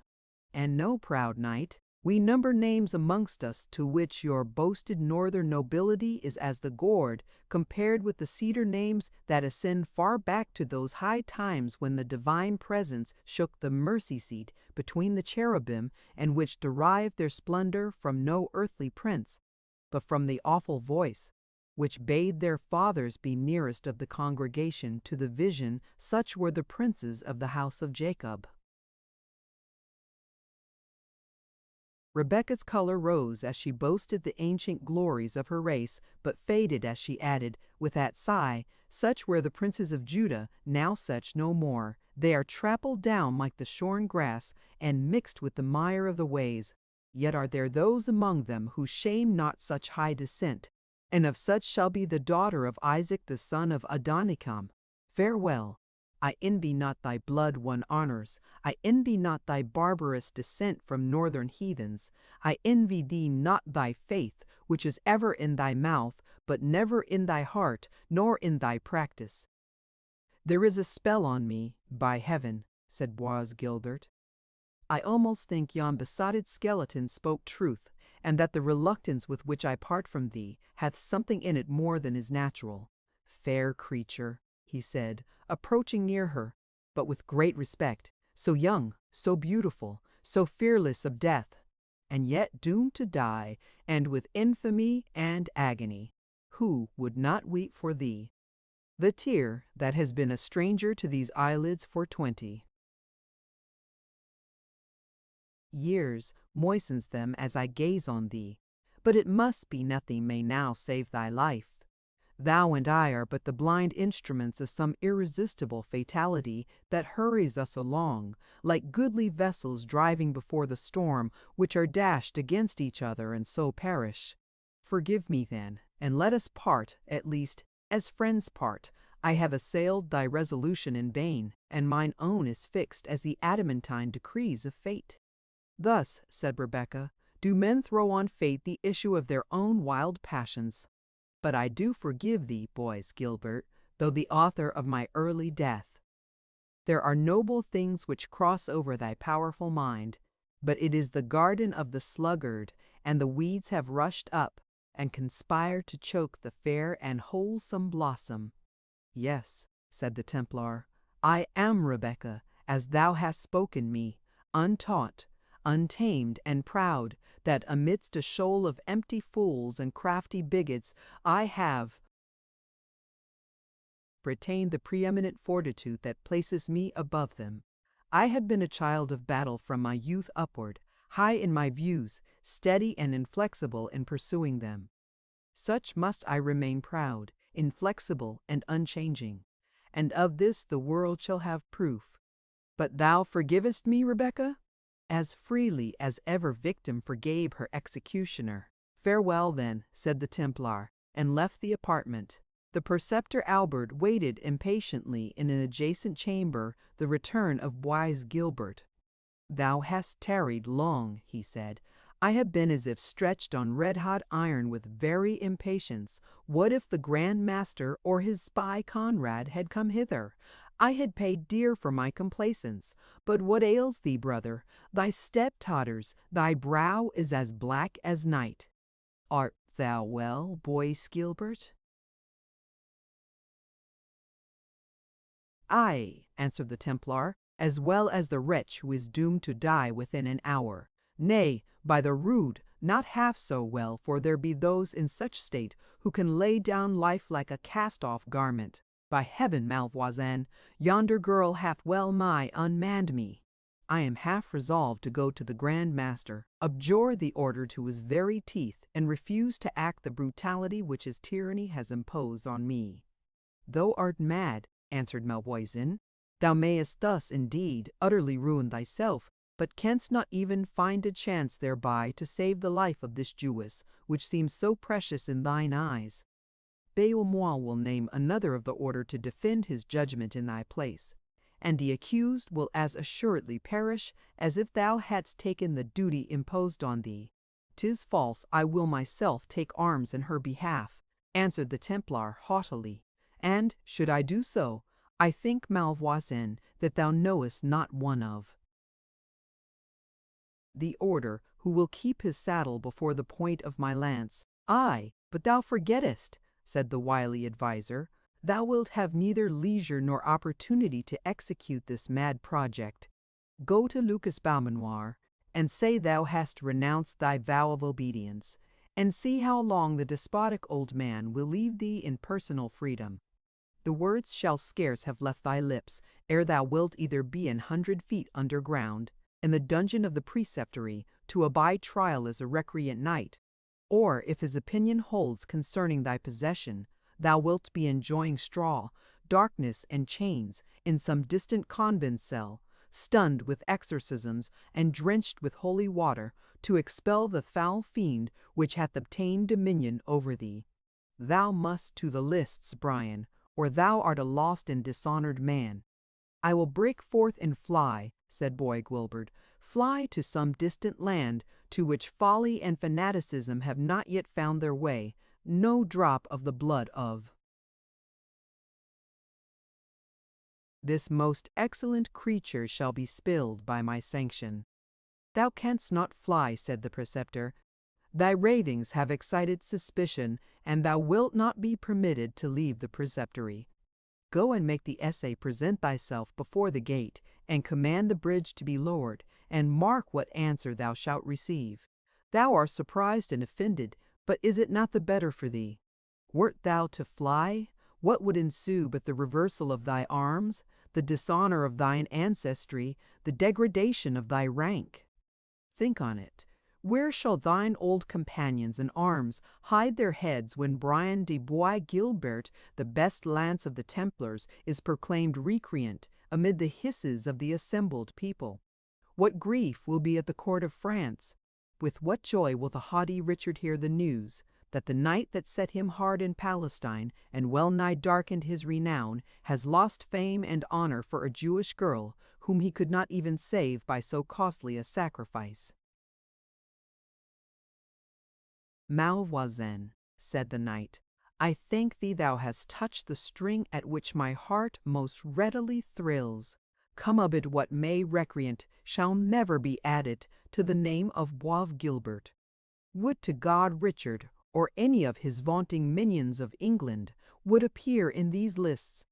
But they will be empty, no one will risk to break a lance for the innocent, the forlorn." "The better for thee, if it prove so," said the preceptor. "If no champion appears, it is not by thy means that this unlucky damsel shall die, but by the doom of the Grand Master with whom rests all the blame, and who will count that blame for praise and commendation." "True," said Bois Gilbert. "If no champion appears, I am but a part of the pageant, sitting indeed on horseback in the lists, but having no part in what is to follow." "None whatever," said Malvoisin, "no more than the armed image of Saint Treat." "George, when it makes part of a procession." "Well, I will resume my resolution," replied the haughty Templar. "She has despised me, repulsed me, reviled me, and wherefore should I offer up for her whatever of estimation I have in the opinion of others? Malvoisin, I will appear in the lists." He left the apartment hastily as he uttered these words, and the preceptor followed to watch and confirm him in his resolution, for in Bois Gilbert's fame he had himself a strong interest, expecting much advantage from his being one day at the head of the order, not to mention the preferment of which Montfichet had given him hopes, on condition he would forward the condemnation of the unfortunate Rebecca.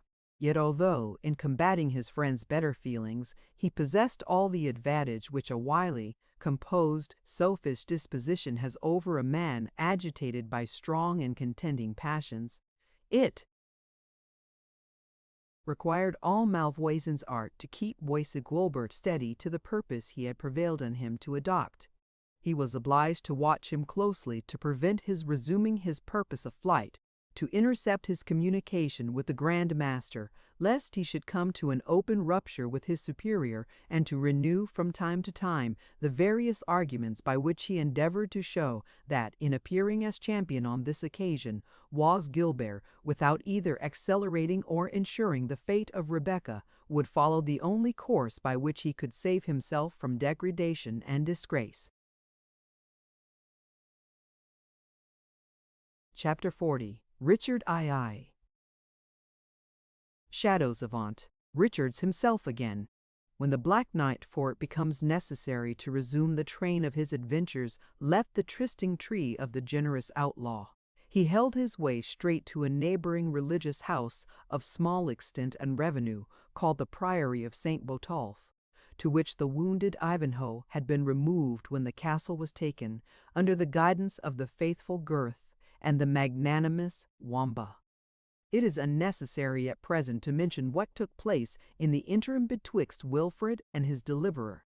Suffice it to say that after long and grave communication, messengers were dispatched by the prior in several directions, and that on the succeeding morning the Black Knight was about to set forth on his journey, accompanied by the jester Wamba, who attended as his guide. "We will meet," he said to Ivanhoe, "at Koningsberg, the castle of the deceased Athelstane, since there thy father Cedric holds the funeral feast for his noble relation. I would see your Saxon kindred together, Sir Wilfred, and become better acquainted with them than heretofore. Thou also wilt meet me, and it shall be my task to reconcile thee to thy father." So saying, he took an affectionate farewell of Ivanhoe, who expressed an anxious desire to attend upon his deliverer. But the Black Knight would not listen to the proposal. "Rest this day, thou wilt have scarce strength enough to travel on the next. I will have no guide with me but honest Wamba, who can play priest or fool as I shall be, most in the humour. And I," said Wamba, "will attend you with all my heart. I would fain see the feasting at the funeral of Athelstane, for, if it be not full and frequent, he will rise from the dead to rebuke cook, sewer, and cupbearer, and that were a sight." worth seeing. Always, Sir Knight, I will trust your valor with making my excuse to my master Cedric, in case mine own wit should fail. And how should my poor valor succeed, Sir Jester, when thy light wit halts? Resolve me that. Wit, Sir Knight, replied the Jester, may do much. He is a quick, apprehensive knave, who sees his neighbour's blind side, and knows how to keep the lee gauge when his passions are blowing high. But valor is a sturdy fellow, that makes all split. He rows against both wind and tide, and makes way notwithstanding. And therefore, good Sir Knight, while I take advantage of the fair weather in our noble master's temper, I will expect you to bestir yourself when it grows rough. Sir Knight of the Fetterlock, since it is your pleasure so to be distinguished, said Ivanhoe, I fear me you have chosen a talkative and a troublesome fool to be your guide, but he knows every path and alley in the woods as well as Ira. Hunter who frequents them, and the poor knave, as thou hast partly seen, is as faithful as steel. Nay, said the knight, and he have the gift of showing my road, I shall not grumble with him that he desires to make it pleasant. Fare thee well, kind Wilfred. I charge thee not to attempt to travel till tomorrow at earliest. So saying, he extended his hand to Ivanhoe, who pressed it to his lips, took leave of the prior, mounted his horse, and departed, with Wamba for his companion. Ivanhoe followed them with his eyes, until they were lost in the shades of the surrounding forest, and then returned into the convent. But shortly after matin song, he requested to see the prior. The old man came in haste, and inquired anxiously after the state of his health. It is better, he said, than my fondest hope could have anticipated. Either my wound has been slighter than the effusion of blood led me to suppose, or this balsam hath wrought a wonderful cure upon it. I feel already as if I could bear my corslet, and so much the better, for thoughts pass in my mind which render me unwilling to remain here longer in activity. Now the saints forbid, said the prior, that the son of the Saxon Cedric should leave our convent ere his wounds were healed. It were shame to our profession were we to suffer it. Nor would I desire to leave your hospitable roof, venerable father, said Ivanhoe, did I not feel myself able to endure the journey and compelled to undertake it. And what can have urged you to so sudden a departure? Said the prior. Have you never, holy father, answered the knight, felt an apprehension of approaching evil, for which you in vain attempted to assign a cause? Have you never found your mind darkened, like the sunny landscape, by the sudden cloud which augurs a coming tempest?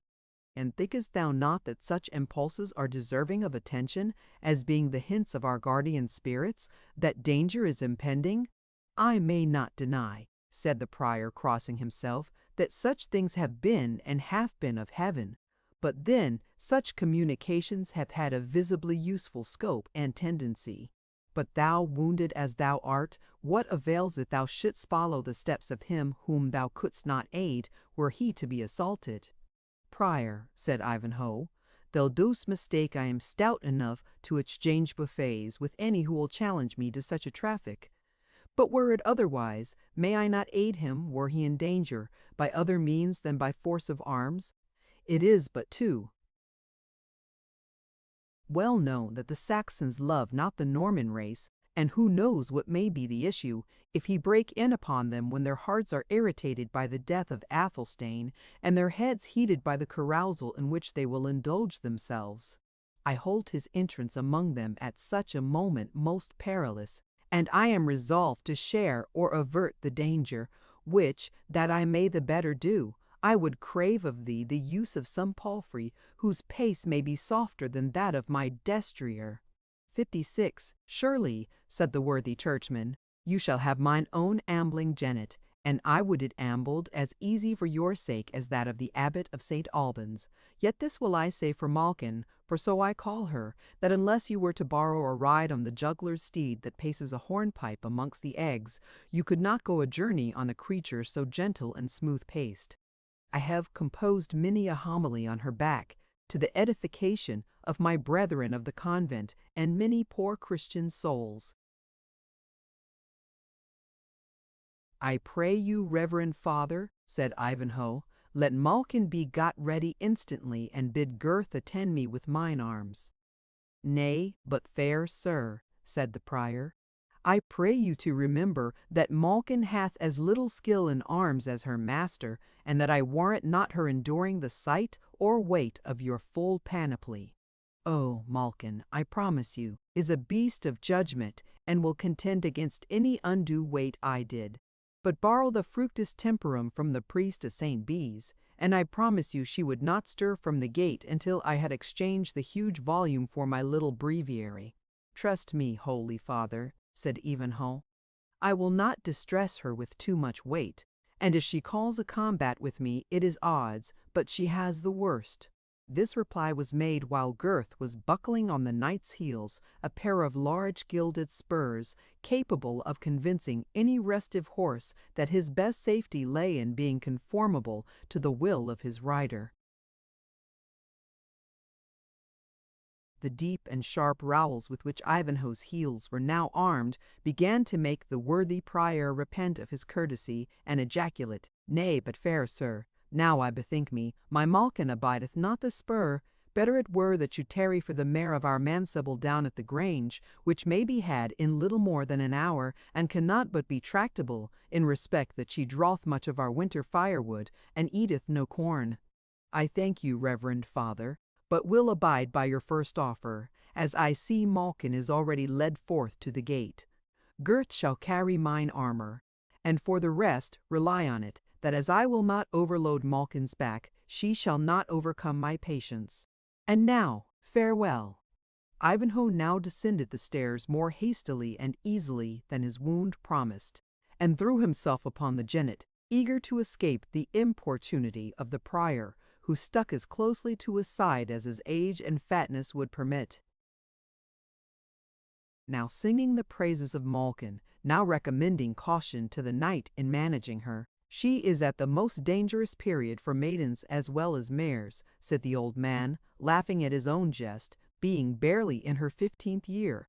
Ivanhoe, who had other web to weave than to stand canvassing a palfrey's paces with its owner, lent but a deaf ear to the prior's grave advices and facetious jests, and having leapt on his mare and commanded his squire for such girth now called himself to keep close by his side, he followed the track of the Black Knight into the forest, while the prior stood at the gate of the convent looking after him and ejaculating, "Saint Mary! How prompt and fiery be these men of war! I would I had not trusted Malkin to his keeping, for, crippled as I am with the cold rum, I am undone if aught but good befalls her. And yet," said he, recollecting himself, "as I would not spare my own old and disabled limbs in the good cause of old England, so Malkin must e'en run her hazard on the same venture, and it may be they will think our poor house worthy of some munificent guerdon, or, it may be, they will send the old prior a pacing nag. And if they do none of these, as great men will forget little men's service, truly I shall hold me well repaid in having done that which is right. And it is now well nigh the fitting time to summon the brethren to breakfast in the refectory. Ah! I doubt they obey that call more cheerily than the bells for primes and matins." So the prior of St. Botolph's hobbled back again into the refectory to preside over the stockfish and ale which was just serving out for the friar's breakfast. Busy and important, he sat him down at the table, and many a dark word he threw out, of benefits to be expected to the convent, and high deeds of service done by himself, which at another season would have attracted observation. But as the stockfish was highly salted, and the ale reasonably powerful, the jaws of the brethren were too anxiously employed to admit of their making much use of their ears, nor do we read of any of the fraternity who was tempted to speculate upon the mysterious hints of their superior, except Father Diggory, who was severely afflicted by the toothache, so that he could only eat on one side of his jaws. In the meantime, the black champion and his guide were pacing at their leisure through the recesses of the forest. The good knight whiles humming to himself the lay of some enamored troubadour, sometimes encouraging by questions the prating disposition of his attendant, so that their dialogue formed a whimsical mixture of song and jest, of which we would fain give our readers some idea. You are then to imagine this knight, such as we have already described him, strong of person, tall, broad-shouldered and large of bone, mounted on his mighty black charger, which seemed made on purpose to bear his weight. So easily he paced forward under it, having the visor of his helmet raised, in order to admit freedom of breath, yet keeping the beaver, or under part, closed, so that his features could be but imperfectly distinguished. But his ruddy embrowned cheekbones could be plainly seen, and the large and bright blue eyes that flashed from under the dark shade of the raised visor, and the whole gesture and look of the champion expressed careless gaiety and fearless confidence, a mind which was unapt to apprehend danger, and prompt to defy it when most imminent, yet with whom danger was a familiar thought, as with one whose trade was war and adventure. The jester wore his usual fantastic habit, but late accidents had led him to adopt a good-cutting falchion instead of his wooden sword, with a targe to match it, of both which weapons he had, notwithstanding his profession, shown himself a skilful master during the storming of Torquilstone. Indeed, the infirmity of Wamba's brain consisted chiefly in a kind of impatient irritability, which suffered him not long to remain quiet in any posture, or adhere to any certain train of ideas, although he was for a few minutes alert enough in performing any immediate task, or in apprehending any immediate topic, on horseback. Therefore he was perpetually swinging himself backwards and forwards, now on the horse's ears, then anon on the very rump of the animal, now hanging both his legs on one side, and now sitting with his face to the tail, moping, mowing, and making 1,000 apish gestures, until his palfrey took his freak so much to heart, as fairly to lay him at his length on the green grass, an incident which greatly amused the knight, but compelled his companion to ride more steadily thereafter. At the point of their journey at which we take them up, this joyous pair were engaged in singing a virelai, as it was called, in which the clown bore a mellow burden to the better instructed knight of the Fetterlock. And thus run the ditty Anna Marie, love. Up is the sun, Anna Marie, love. Morn is begun, mists are dispersing, love. Birds singing free, up in the morning, love. Anna Marie, Anna Marie, love, up in the morn, the hunter is winding blithe sounds on his horn, the echo rings merry from rock and from tree. 'Tis time to arouse thee, love, Anna Marie, Wamba. O Tybalt, love Tybalt, awake me not yet, around my soft pillow while softer dreams flit. For what are the joys that in waking we prove, compared with these visions, O Tybalt, my love? Let the birds to the rise of the mist carol shrill, let the hunter blow out his loud horn on the hill. Softer sounds, softer pleasures, in slumber I prove. But think not, I dreamt of thee, Tybalt, my love. A dainty song, said Wamba when they had finished their carol, and I swear by my bauble, a pretty moral. I used to sing it with Gurf, once my playfellow, and now, by the grace of God and his master, no less than a freeman. And we once came by the cudgel for being so entranced by the melody that we lay in bed too. Hours after sunrise, singing the ditty betwixt sleeping and waking, my bones ache at thinking of the tune ever since. Nevertheless, I had played the part of Anna Marie to please you, fair sir. The jester next struck into another carol, a sort of comic ditty, to which the knight, catching up the tune, replied in the like manner, Knight and Wamba. There came 3 merry men from south, west, and north, evermore sing the roundelay, to win the widow of Wycombe forth, and where was the widow might say them nay. The first was a knight, and from Tynedale he came, evermore sing the roundelay, and his fathers, God save us, were men of great fame, and where was the widow might say him nay. Of his father the laird, of his uncle the squire, he boasted in rhyme and in roundelay. She bade him go bask by his sea-coal fire, for she was the widow would say him nay. Wamba, the next that came forth, swore by blood and by nails, merrily sing the roundelay. Hers a gentleman, God wot, and hers lineage was of Wales, and where was the widow might say him nay. Sir David ap Morgan ap Griffith, ap Hugh ap Tudor ap Rice, quoth his roundelay.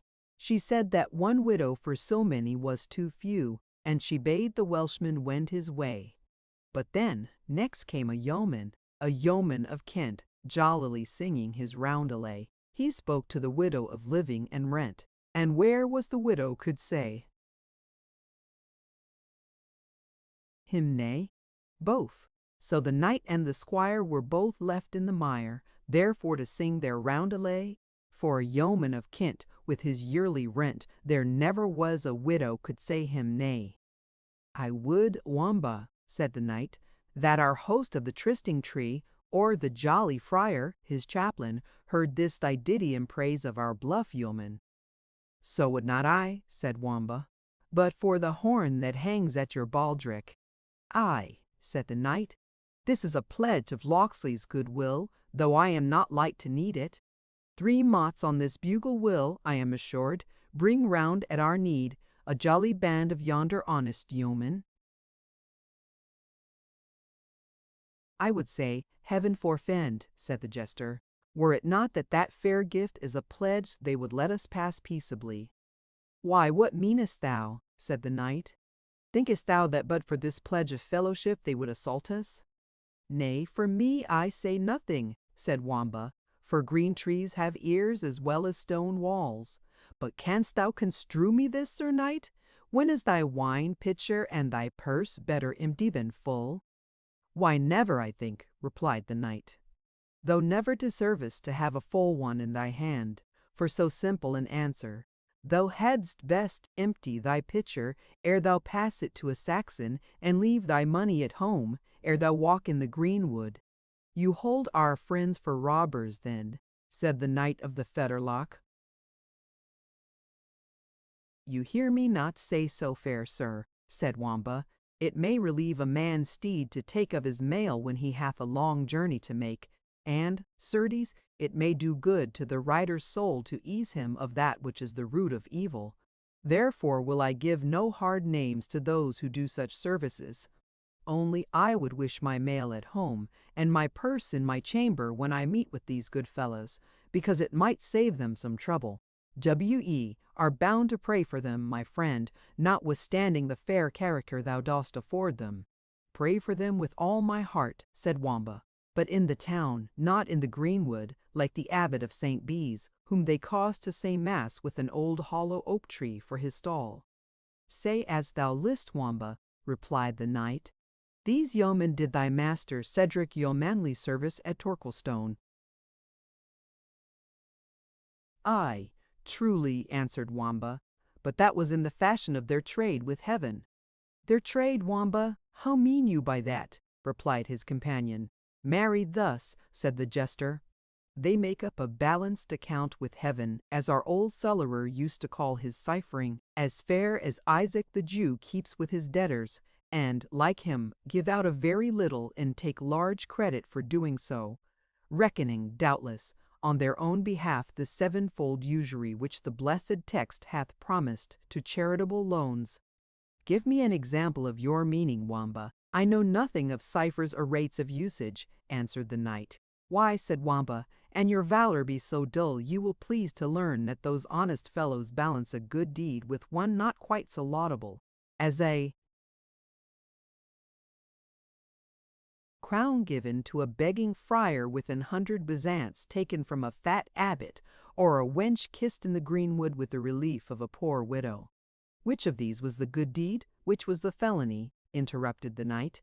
A good jibe, a good jibe, a good jibe, said Wamba.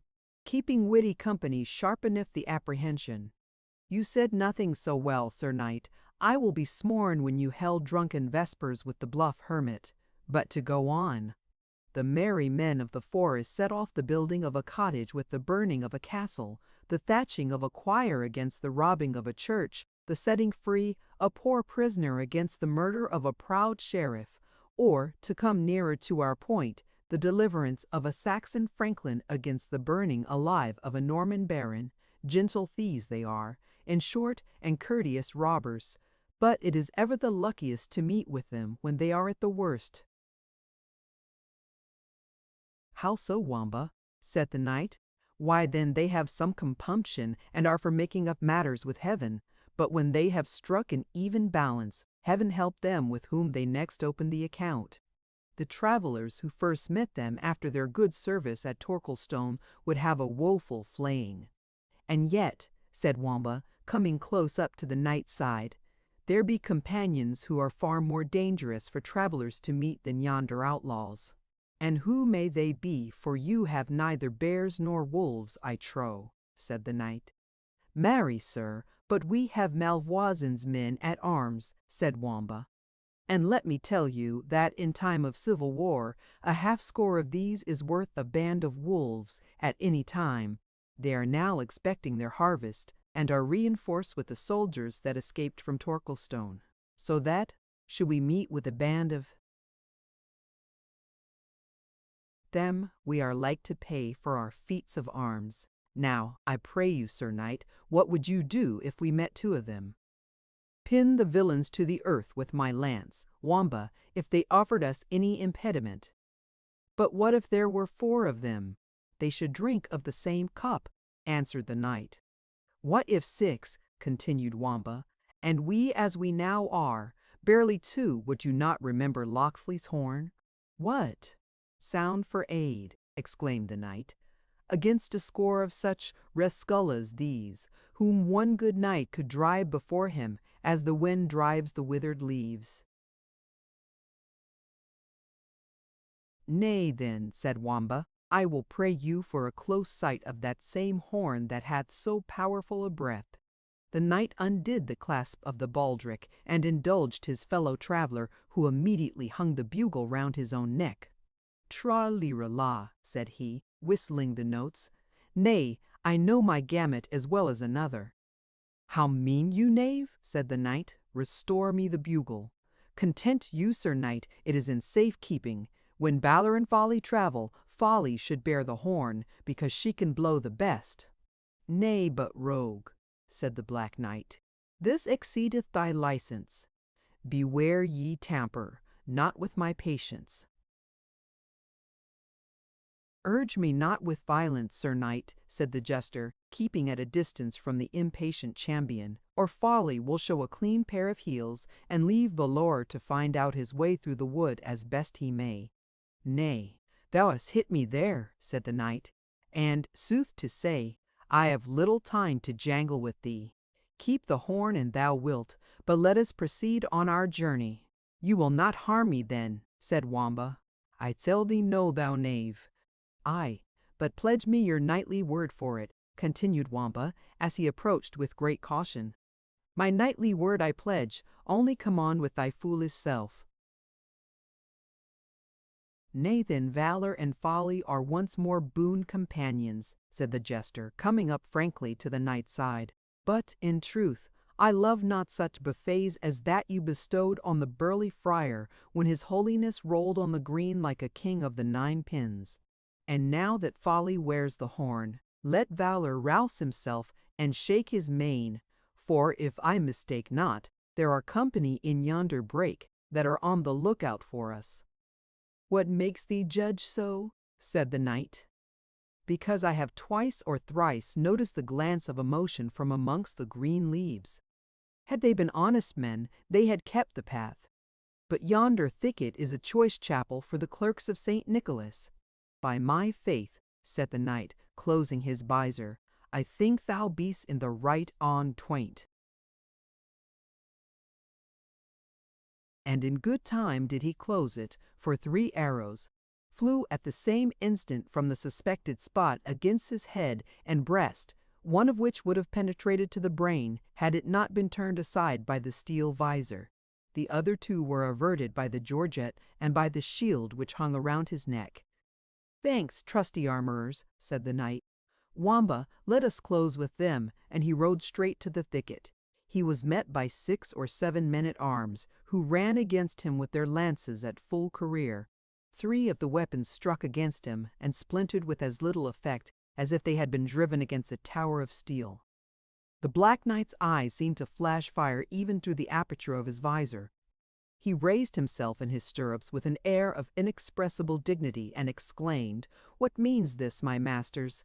The men made no other reply than by drawing their swords and attacking him on every side, crying, "Die, tyrant!"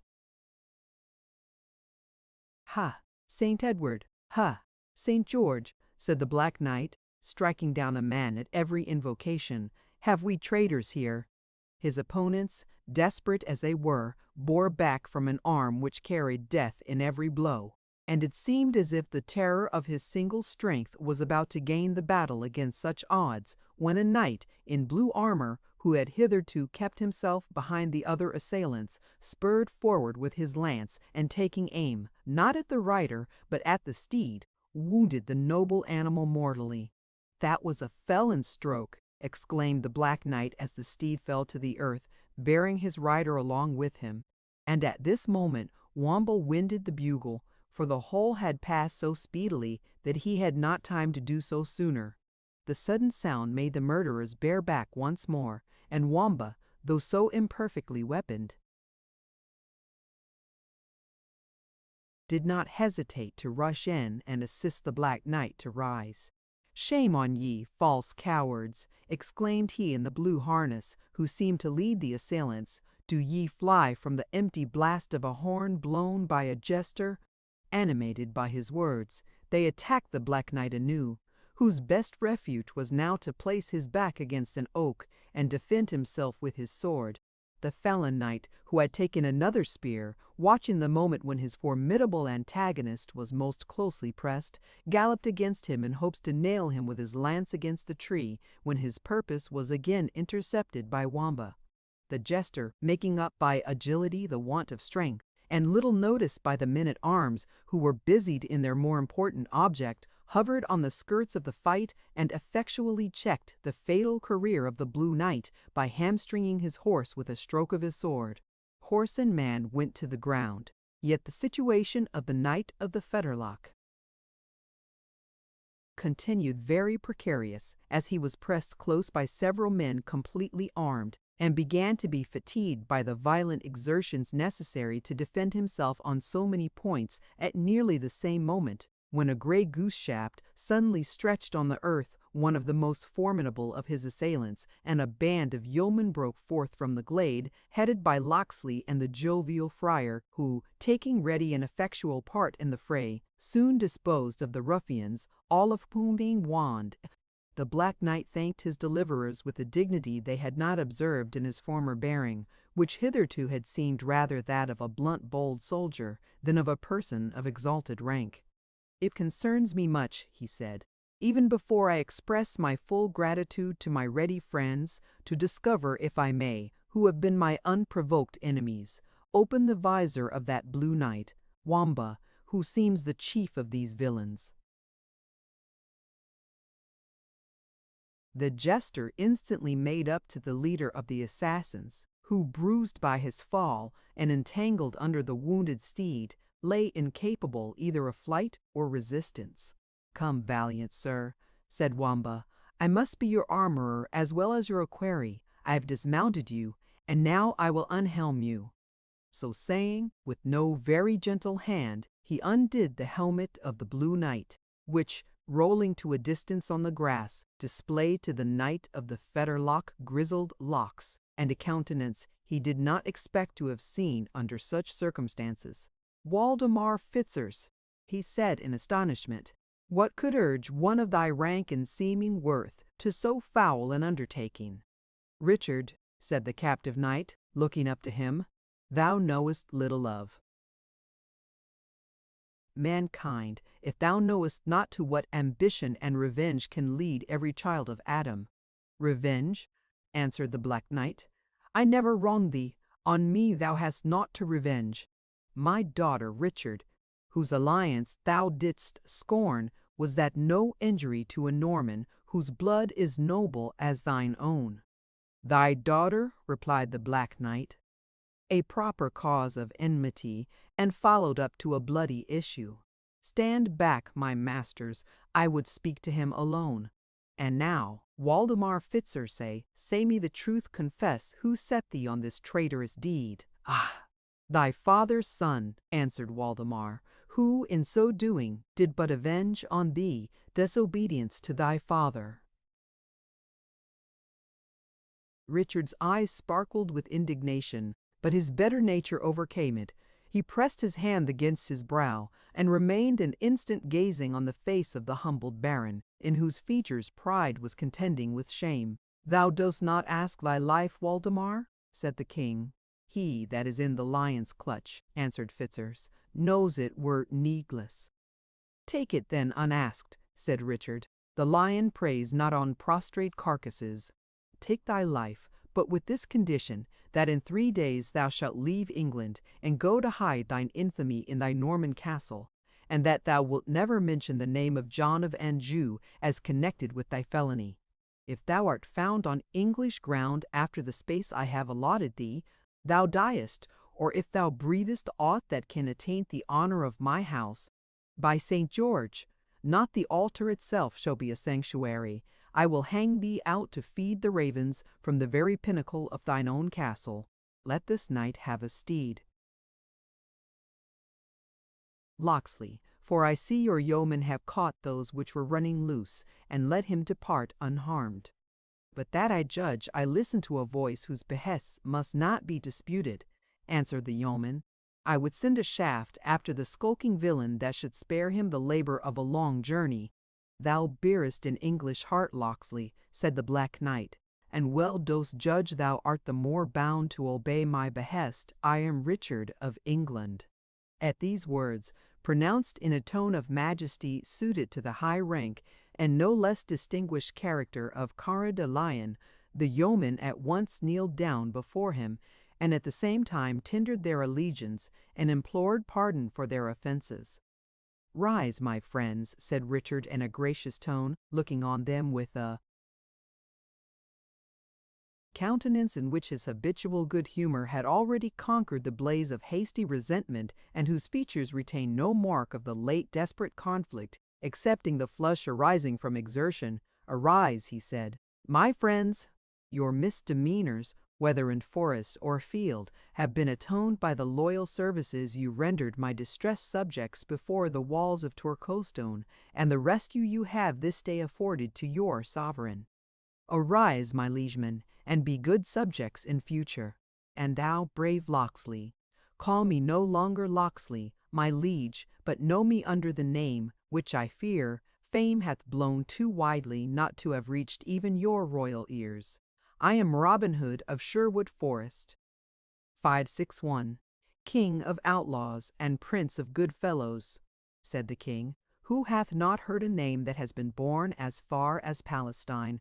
But be assured, brave outlaw, that no deed done in our absence and in the turbulent times to which it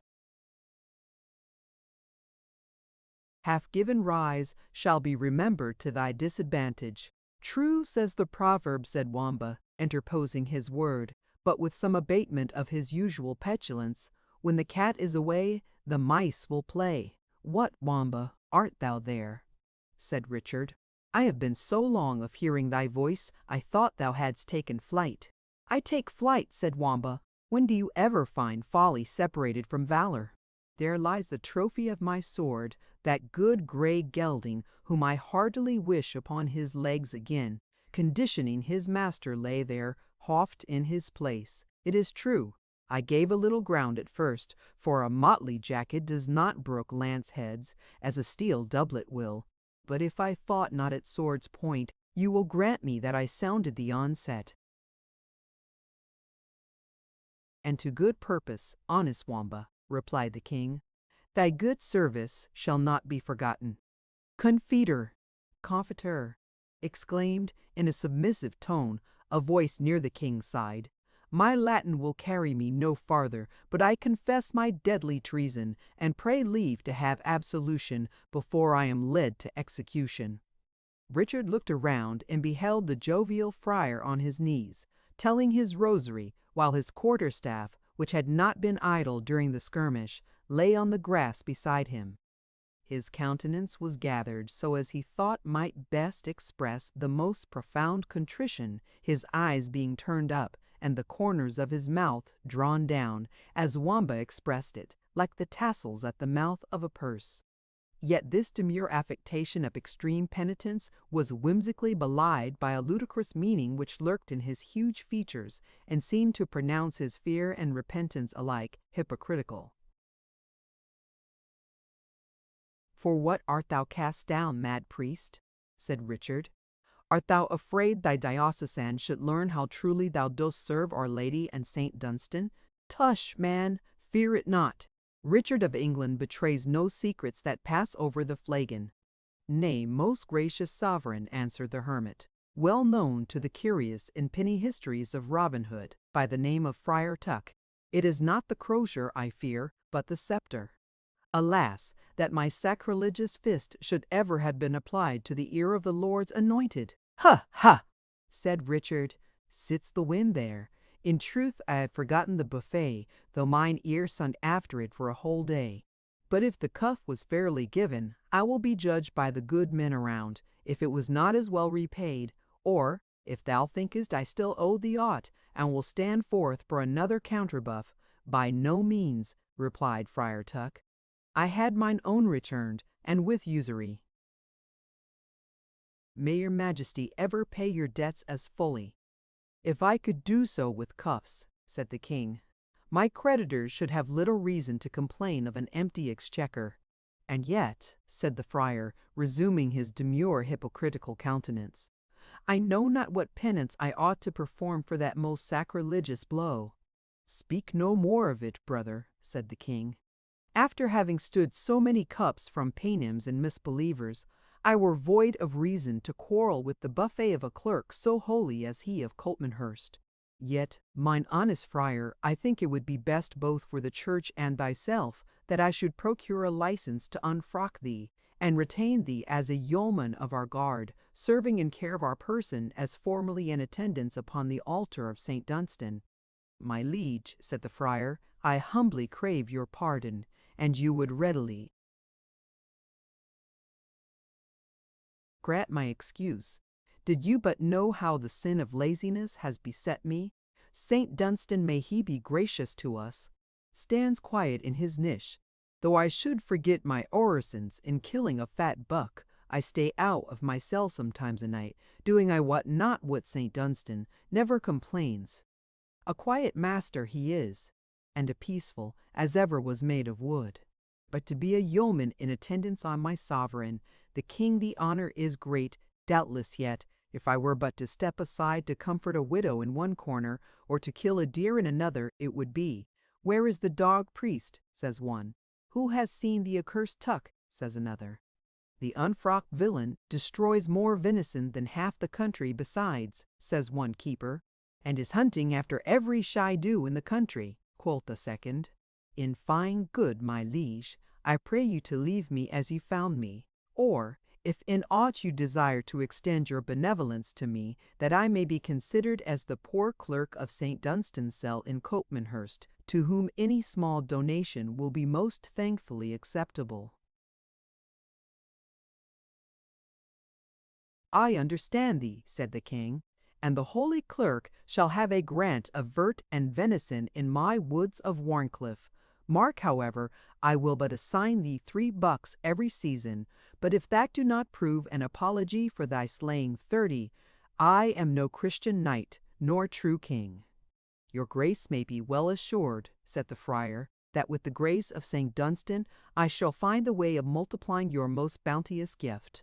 "I nothing doubt it, good brother," said the king, "and as venison is but dry food, our cellarer shall have orders to deliver to thee a butt of sack, a runlet of malvoisie, and 3 hogsheads of ale of the first strike. Yearly, if that will not quench thy thirst, thou must come to court, and become acquainted with my butler." "But for St. Dunstan?" said the friar. "A cope, a stole, and an altar cloth shalt thou also have," continued the king, crossing himself.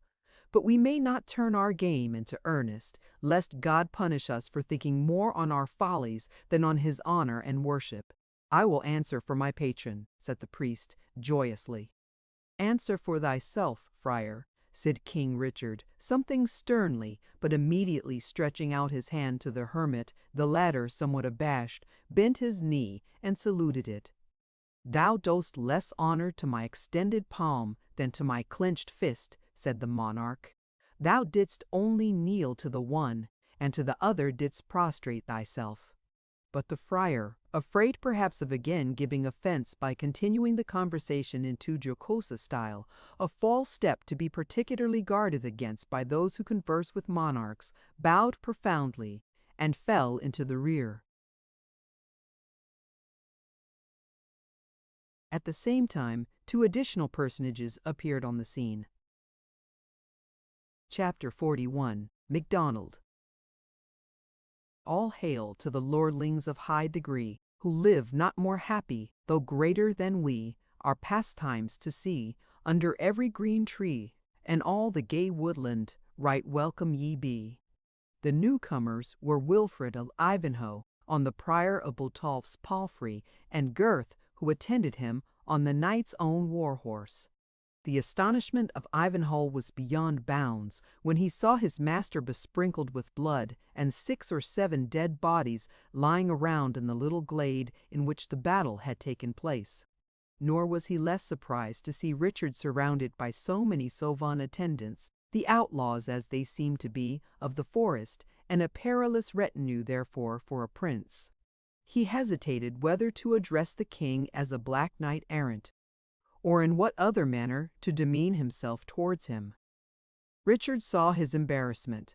"Fear not, Wilfred," he said, "to address Richard Plantagenet as himself, since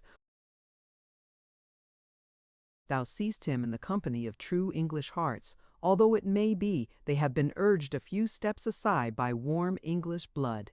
"Sir Wilfred of Ivanhoe," said the gallant outlaw, stepping forward, "my assurances can add nothing to those of our sovereign. Yet, let me say somewhat proudly, that of men who have suffered much he hath not truer subjects than those who now stand around him." "I cannot doubt it, brave man," said Wilfred, "since thou art of the number. But what mean these marks of death and danger, these slain men, and the bloody armour of my prince?" "Treason hath been with us, Ivanhoe," said the king. "But thanks to these brave men, treason hath met its meed. But now I bethink me, thou too art a traitor," said Richard, smiling, "a most disobedient traitor. For were not our orders positive that thou shouldest repose thyself at St. Botolph's until thy wound was healed?" "It is healed," said Ivanhoe. "It is not of more consequence than the scratch of a bodkin." "But why, oh why, noble prince, will you thus vex the hearts of your faithful servants, and expose your life by lonely journeys and rash adventures, as if it were of no more value than that of a mere knight-errant, who has no interest on earth but what lance and sword may procure him?"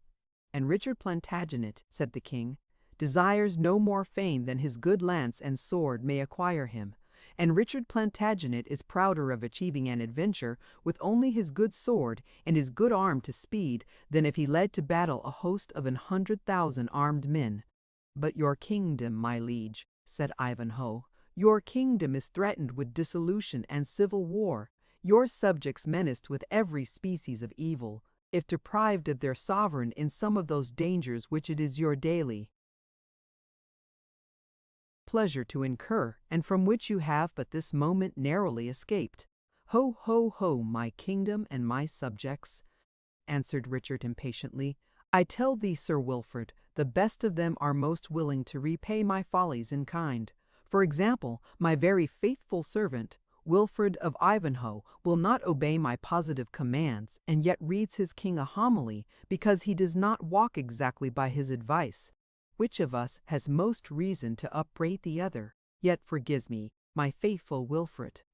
The time I have spent, and am yet to spend in concealment, is, as I explained to thee at St. Botolph's, necessary to give my friends and faithful nobles time to assemble their forces, that when Richard's return is announced, he should be at the head of such a force as enemies shall tremble to face, and thus subdue the meditated treason without even unsheathing a sword. Estodil and Bowen will not be strong enough to move forward to York for 24 hours. I must have news of Salisbury from the south, and of Beauchamp in Warwickshire, and of Moulton and Percy in the north. The Chancellor must make sure of London. Too sudden an appearance would subject me to dangers, other than my lance and sword, though backed by the bow of bold Robin, or the quarterstaff of Friar Tuck, and the horn of the sage Wamba, may be able to rescue me from. Wilfred bowed in submission, well knowing how vain it was to contend with the wild spirit of chivalry which so often impelled his master upon dangers which he might easily have avoided, or rather which it was unpardonable in him to have sought out. The young knight sighed, therefore, and held his peace, while Richard, rejoiced at having silenced his counsellor, though his heart acknowledged the justice of the charge he had brought against him, went on in conversation with Robin Hood. "King of outlaws," he said, "have you no refreshment to offer to your brother sovereign, for these dead knaves have found me both in exercise and appetite?" "In troth," replied the outlaw, "for I scorn to lie to your grace, our larder is chiefly supplied with—" He stopped, and was somewhat embarrassed. "With venison, I suppose?" said Richard gaily. "Better food need there can be none, and truly if a king will not remain at home and slay his own game, methinks he should not brawl too loud if he finds it killed to his hand." "If your grace, then," said Robin, "will again honor with your presence one of Robin Hood's places of rendezvous, the venison shall not be lacking, and a stoup of ale, and it may be a cup of reasonably good wine, to relish it withal." The outlaw accordingly led the way, followed by the buxom monarch, more happy probably in this chance meeting with Robin Hood and his foresters than he would have been in again assuming his royal state and presiding over a splendid circle of peers and nobles. Novelty in society and adventure were the zest of life to Richard Coeur de Lion, and it had its highest relish when enhanced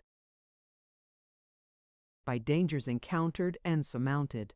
In the lion-hearted king, the brilliant but useless character of a knight of romance was in a great measure realized and revived, and the personal glory which he acquired by his own deeds of arms was far more dear to his excited imagination than that which a course of policy and wisdom would have spread around his government. Accordingly, his reign was like the course of a brilliant and rapid meteor which shoots along the face of heaven, shedding around an unnecessary and portentous light, which is instantly swallowed up by universal darkness. His feats of chivalry furnishing themes for bards and minstrels, but affording none of those solid benefits to his country on which history loves to pause and hold up as an example to posterity. But in his present company, Richard showed to the greatest imaginable advantage. He was gay, good-humored, and fond of manhood in every rank of life. Beneath a huge oak tree, the sylvan repast was hastily prepared for the King of England, surrounded by men outlaws to his government, but who now formed his court and his guard. As the flagon went round, the rough foresters soon lost their awe for the presence of majesty. The song and the jest were exchanged, the stories of former deeds were told with advantage, and at length, and while boasting of their successful infraction of the laws, no one recollected they were speaking in presence of their natural guardian. The merry king, nothing heeding his dignity any more than his company, laughed, quaffed, and jested among the jolly band. The natural and rough sense of Robin Hood led him to be desirous that the scene should be closed ere anything should occur to disturb its harmony, the more especially that he observed Ivanhoe's brow clouded with anxiety. "We are honored," he said to Ivanhoe apart, "by the presence of our gallant sovereign, yet I would not that he dallied with time, which the circumstances of his kingdom may render precious." "It is well and wisely spoken, brave Robin Hood," said Wilfred apart. and know moreover that they who jest with majesty even in its gayest mood are but toying with the lion's whelp, which, on slight provocation, uses both fangs and claws. You have touched the very cause of my fear, said the outlaw. My men are rough by practice and nature. The king is hasty as well as good-humored, nor know I how soon cause of offense may arise, or how warmly it may be received. It is time this revel were broken off. It must be by your management then, gallant yeoman, said Ivanhoe, for each hint I have essayed to give him serves only to induce him to prolong it. Must I so soon risk the pardon and favour of my sovereign? Said Robin Hood, pausing for all instant. But by Saint Christopher, it shall be so. I were undeserving his grace, did I not peril it for his good. Here, Scathlock, get thee behind yonder thicket, and wind me a Norman blast on thy bugle, and without an instant's delay on peril of your life. Scathlock obeyed his captain, and in less than 5 minutes the revellers were startled by the sound of his horn. "It is the bugle of Malvoisin," said the miller, starting to his feet and seizing his bow. The friar dropped the flagon and grasped his quarterstaff. Wamba stopped short in the midst of a jest and betook himself to sword and target. All the others stood to their weapons. Men of their precarious course of life change readily from the banquet to the battle, and to Richard the exchange seemed but a succession of pleasure. He called for his helmet and the most cumbrous parts of his armor, which he had laid aside, and while Gurth was putting them on, he laid his strict injunctions on Wilfred, under pain of his highest displeasure, not to engage in the skirmish which he supposed was approaching. "Thou hast fought for me 100 times, Wilfred, and I have seen it. Thou shalt this day look on, and see how Richard will fight for his friend and liegeman." In the meantime, Robin Hood had sent off several of his followers in different directions, as if to reconnoitre the enemy, and when he saw the company effectually broken up, he approached Richard, who was now completely armed, and, kneeling down on one knee, craved pardon of his sovereign. "For what, good yeoman?" said Richard somewhat impatiently. "Have we not already granted thee a full pardon for all transgressions? Thinkest thou our word is a feather, to be blown backward and forward between us? Thou canst not have had time to commit any new offence since that time?"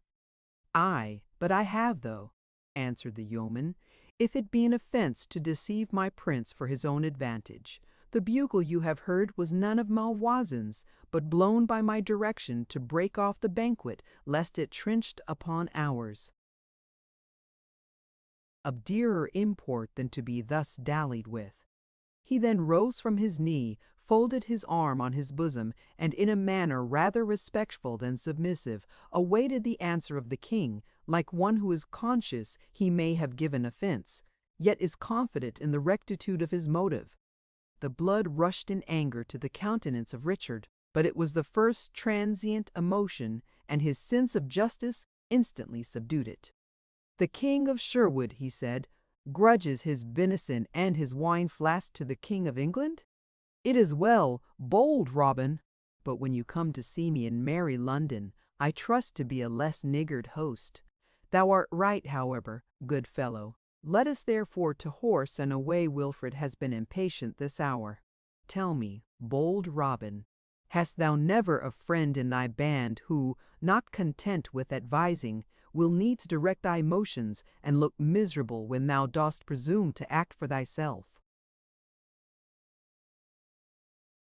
"Such a one," said Robin, "is my lieutenant Little John, who is even now absent on an expedition as far as the borders of Scotland.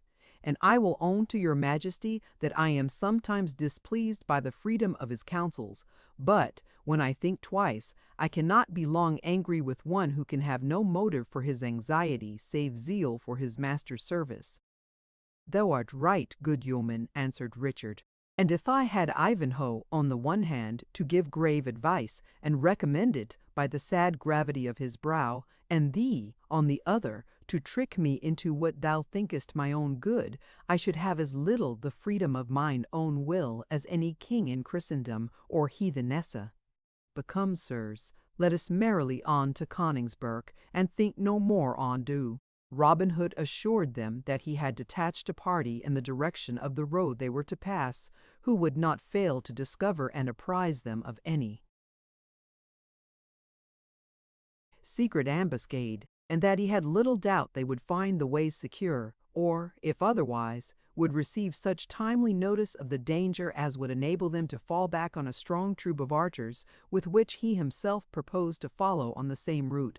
The wise and attentive precautions adopted for his safety touched Richard's feelings, and removed any slight grudge which he might retain on account of the deception the outlaw captain had practiced upon him. He once more extended his hand to Robin Hood, assured him of his full pardon and future favor, as well as his firm resolution to restrain the tyrannical exercise of the forest rights and other oppressive laws by which so many English yeomen were driven into a state of rebellion. But Richard's good intentions towards the bold outlaw were frustrated by the king's untimely death, and the charter of the forest was extorted from the unwilling hands of King John when he succeeded to his heroic brother. As for the rest of Robin Hood's career, as well as the tale of his treacherous death, they are to be found in those black-letter garlands, once sold at the low and easy rate of 1 halfpenny, now cheaply purchased at their weight in gold. The outlaw's opinion proved true, and the king, attended by Ivanhoe, Gurth, and Wamba, arrived, without any interruption, within view of the castle of Coningsburgh while the sun was yet in the horizon. There are few more beautiful or striking scenes in England than are presented by the vicinity of this ancient Saxon fortress. The soft and gentle river Don sweeps through an amphitheatre in which cultivation is richly blended with woodland, and on a mount, ascending from the river, well defended by walls and ditches, rises this ancient edifice, which, as its Saxon name implies, was, previous to the conquest, a royal residence of the kings of England. The outer walls have probably been added by the Normans, but the inner keep bears token of very great antiquity. It is situated on a mount at one angle of the inner court and forms a complete circle of perhaps 25 feet in diameter. The wall is of immense thickness and is propped or defended by 6 huge external buttresses which project from the circle and rise up against the sides of the tower as if to strengthen or to support it. These massive buttresses are solid when they arise from the foundation and a good way higher up, but are hollowed out towards the top and terminate in a sort of turrets communicating with the interior of the keep itself. The distant appearance of this huge building, with these singular accompaniments, is as interesting to the lovers of the picturesque as the interior of the castle is to the eager antiquary whose imagination it carries back to the days of the Heptarchy. A barrow, in the vicinity of the castle, is pointed out as the tomb of the memorable Hengist, and various monuments of great antiquity and curiosity are shown in the neighboring churchyard. 57. When Coeur de Lion and his retinue approached this rude yet stately building, it was not, as at present, surrounded by external fortifications. The Saxon architect had exhausted his art in rendering the main keep defensible, and there was no other circumvallation than a rude barrier of palisades. A huge black banner which floated from the top of the tower announced that the obsequies of the late owner were still in the act of being solemnized. It bore no emblem of the deceased's birth or quality, for armorial bearings were then a novelty among the Norman chivalry themselves and were totally unknown to the Saxons. But above the gate was another banner, on which the figure of a white horse, rudely painted, indicated the nation and rank of the deceased by the well-known symbol of Hengist and his Saxon warriors. All around the castle was a scene of busy commotion, for such funeral banquets were times of general and profuse hospitality, which not only everyone who could claim the most distant connection with the deceased, but all passengers, whatsoever were invited to partake. The wealth and consequence of the deceased Athelstane occasioned this custom to be observed in the fullest extent. Numerous parties, therefore, were seen ascending and descending the hill on which the castle was situated, and when the king and his attendants entered the open and unguarded gates of the external barrier, the space within presented a scene not easily reconciled with the cause of the assemblage. In one place, cooks were toiling to roast huge oxen and fat sheep. In another, hogsheads of ale were set abroach to be drained at the freedom of all comers. Groups of every description were to be seen devouring the food and swallowing the liquor thus abandoned to their discretion. The naked Saxon serf was drowning the sense of his half-year's hunger and thirst in one day of gluttony and drunkenness. The more pampered burgess and guild brother was eating his morsel with gust, or curiously criticizing the quantity of the malt and the skill of the brewer. Some few of the poorer Norman gentry might also be seen, distinguished by their shaven chins and short cloaks, and not less so by their keeping together and looking with great scorn on the whole solemnity, even while condescending to avail themselves of the good cheer which was so liberally supplied. Mendicants were of course assembled by the score, together with strolling soldiers returned from Palestine, according to their own account at least. Pedlars were displaying their wares, traveling mechanics were inquiring after employment, and wandering palmers, hedge priests, Saxon minstrels, and Welsh bards were muttering prayers and extracting mistuned dirges from their harps, crowds, and rotes. 58 one sent forth the praises of Athelstane in a doleful panegyric. Another, in a Saxon genealogical poem, rehearsed the uncouth and harsh names of his noble ancestry. Jesters and jugglers were not a-wanting, nor was the occasion of the assembly supposed to render the exercise of their profession indecorous or improper. Indeed, the ideas of the Saxons on these occasions were as natural as they were rude. If sorrow was thirsty, there was drink. If hungry, there was food. If it sunk down upon and saddened the heart, here were the means supplied of mirth, or at least of amusement. Nor did the assistants scorn to avail themselves of those means of consolation, although every now and then, as if suddenly recollecting the cause which had brought them together, the men groaned in unison, while the females, of whom many were present, raised up their voices and shrieked for very woe. Such was the scene in the castle yard at Coningsburgh when it was entered by Richard and his followers. The seneschal or steward deigned not to take notice of the groups of inferior guests who were perpetually entering and withdrawing, unless so far as was necessary to preserve order. Nevertheless, he was struck by the good mien of the monarch and Ivanhoe, more especially as he imagined the features of the latter were familiar to him.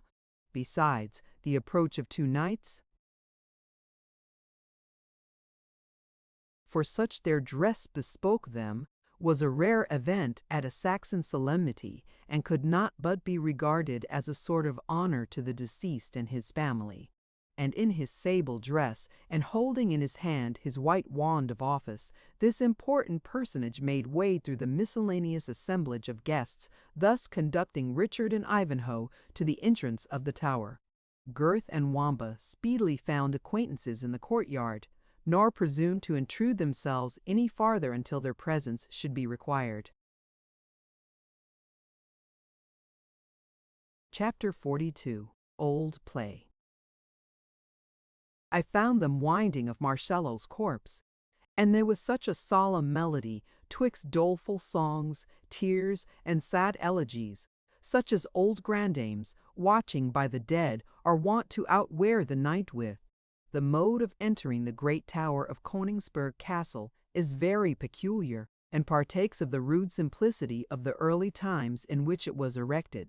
A flight of steps, so deep and narrow as to be almost precipitous, leads up to a low portal in the south side of the tower, by which the adventurous antiquary may still, or at least could a few years since, gain access to a small stair within the thickness of the main wall of the tower, which leads up to the third story of the building, the two lower being dungeons or vaults, which neither receive air nor light, save by a square hole in the third story, with which they seem to have communicated by a ladder. The access to the upper apartments in the tower, which consist in all of 4 stories, is given by stairs which are carried up through the external buttresses. By this difficult and complicated entrance, the good King Richard, followed by his faithful Ivanhoe, was ushered into the round apartment which occupies the whole of the 3rd story from the ground. Wilfred, by the difficulties of the ascent, gained time to muffle his face in his mantle, as it had been held expedient that he should not present himself to his father until the king should give him the signal. There were assembled in this apartment, around a large oaken table, about a dozen of the most distinguished representatives of the Saxon families in the adjacent counties. They were all old, or at least elderly men, for the younger race, to the great displeasure of the seniors, had, like Ivanhoe, broken down many of the barriers which separated for half a century the Norman victors from the vanquished Saxons. The downcast and sorrowful looks of these venerable men, their silence and their mournful posture, formed a strong contrast to the levity of the revelers on the outside of the castle. Their gray locks and long, full beards, together with their antique tunics and loose black mantles, suited well with the singular and rude apartment in which they were seated, and gave the appearance of a band of ancient worshippers of Woden, recalled to life to mourn over the decay of their national glory. Cedric, seated in equal rank among his countrymen, seemed yet, by common consent, to act as chief of the assembly. Upon the entrance of Richard, only known to him as the valorous Knight of the Fetterlock, he arose gravely, and gave him welcome by the ordinary salutation, "Ways hail," raising at the same time a goblet to his head. The king, no stranger to the customs of his English subjects, returned the greeting with the appropriate words, "Drink hail," and partook of a cup which was handed to him by the sewer. The same courtesy was offered to Ivanhoe, who pledged his father in silence, supplying the usual speech by an inclination of his head lest his voice should have been recognized. When this introductory ceremony was performed, Cedric arose, and, extending his hand to Richard, conducted him into a small and very rude chapel, which was excavated, as it were, out of one of the external buttresses. As there was no opening, saving a little narrow loophole, the place would have been nearly quite dark, but for 2 flambeaux or torches, which showed, by a red and smoky light, the arched roof and naked walls, the rude altar of stone, and the crucifix of the same material. Before this altar was placed a bier, and on each side of this bier kneeled 3 priests, who told their beads and muttered their prayers with the greatest signs of external devotion. For this service a splendid solscat was paid to the convent of St. Edmund's by the mother of the deceased, and, that it might be fully deserved, the whole brethren, saving the lame sacristan, had transferred themselves to Königsberg, where, while 6 of their number were constantly on guard in the performance of divine rites by the bier of Athelstane, the others failed not to take their share of the refreshments and amusements which went on at the castle. In maintaining this pious watch and ward, the good monks were particularly careful not to interrupt their hymns for an instant, lest Zernebach, the ancient Saxon Apollyon, should lay his clutches on the departed Athelstane. Nor were they less careful to prevent any unwhiled layman from touching the pall, which, having been that used at the funeral of St. Edmund, was liable to be desecrated if handled by the profane. If, in truth, these attentions could be of any use to the deceased, he had some right to expect them at the hands of the brethren of St. Edmund's, since, besides 100 mancuses of gold paid down as the sole ransom, the mother of Athelstane had announced her intention of endowing that foundation with the better part of the lands of the deceased, in order to maintain perpetual prayers for his soul and that of her departed husband. Richard and Wilfred followed the Saxon Cedric into the apartment of death, where, as their guide pointed with solemn air to the untimely bier, Athelstane, they followed his example in devoutly crossing themselves and muttering a brief prayer for the weal of the departed soul. This act of pious charity performed, Cedric again motioned them to follow him, gliding over the stone floor with a noiseless tread, and, after ascending a few steps, opened with great caution the door of a small oratory which adjoined to the chapel. It was about 8 feet square, hollowed, like the chapel itself, out of the thickness of the wall, and the loophole which enlightened it being to the west, and whitening considerably as it sloped inward. A beam of the setting sun found its way into its dark recess, and showed a female of a dignified mien, and whose countenance retained the marked remains of majestic beauty. Her long mourning robes and her flowing wimple of black cypress enhanced the whiteness of her skin, and the beauty of her light-colored and flowing tresses, which time had neither thinned nor mingled with silver. Her countenance expressed the deepest sorrow that is consistent with resignation. On the stone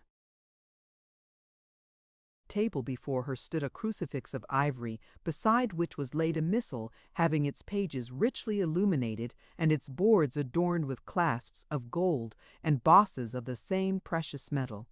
"Noble Edith," said Cedric, after having stood a moment silent, as if to give Richard and Wilfred time to look upon the lady of the mansion, "these are worthy strangers, come to take a part in thy sorrows. And this in especial is the valiant knight who fought so bravely for the deliverance of him for whom we this day mourn." "His bravery has my thanks," returned the lady, "although it be the will of heaven that it should be displayed in vain. I thank, too, his courtesy, and that of his companion, which hath brought them hither to behold the widow of Adeling, the mother of Athelstane, in her deep hour of sorrow and lamentation. To your care, kind kinsman, I entrust them, satisfied that they will want no hospitality which these sad walls can yet afford." The guests bowed deeply to the mourning parent, and withdrew from their hospitable guide. Another winding stair conducted them to an apartment of the same size with that which they had first entered, occupying indeed the story immediately above. From this room, ere yet the door was opened, proceeded a low and melancholy strain of vocal music. When they entered, they found themselves in the presence of about 20 matrons and maidens of distinguished Saxon lineage. 4 maidens, Rowena leading the choir, raised a hymn for the soul of the deceased, of which we have only been able to decipher 2 or 3 stanzas. "Dust unto dust, to this all must. The tenant hath resigned, the faded form to waste in worm corruption, claims her kind. Through paths unknown, thy soul hath flown to seek the realms of woe, where fiery pain shall purge the stain of actions done below. In that sad place, by Mary's grace, brief may thy dwelling be, till prayers and alms and holy psalms shall set the captive free." While this dirge was sung, in a low and melancholy tone, by the female choristers, the others were divided into 2 bands, of which one was engaged in bedecking, with such embroidery as their skill and taste could compass, a large silken pall, destined to cover the bier of Athelstane, while the others busied themselves in selecting, from baskets of flowers placed before them, garlands which they intended for the same mournful purpose.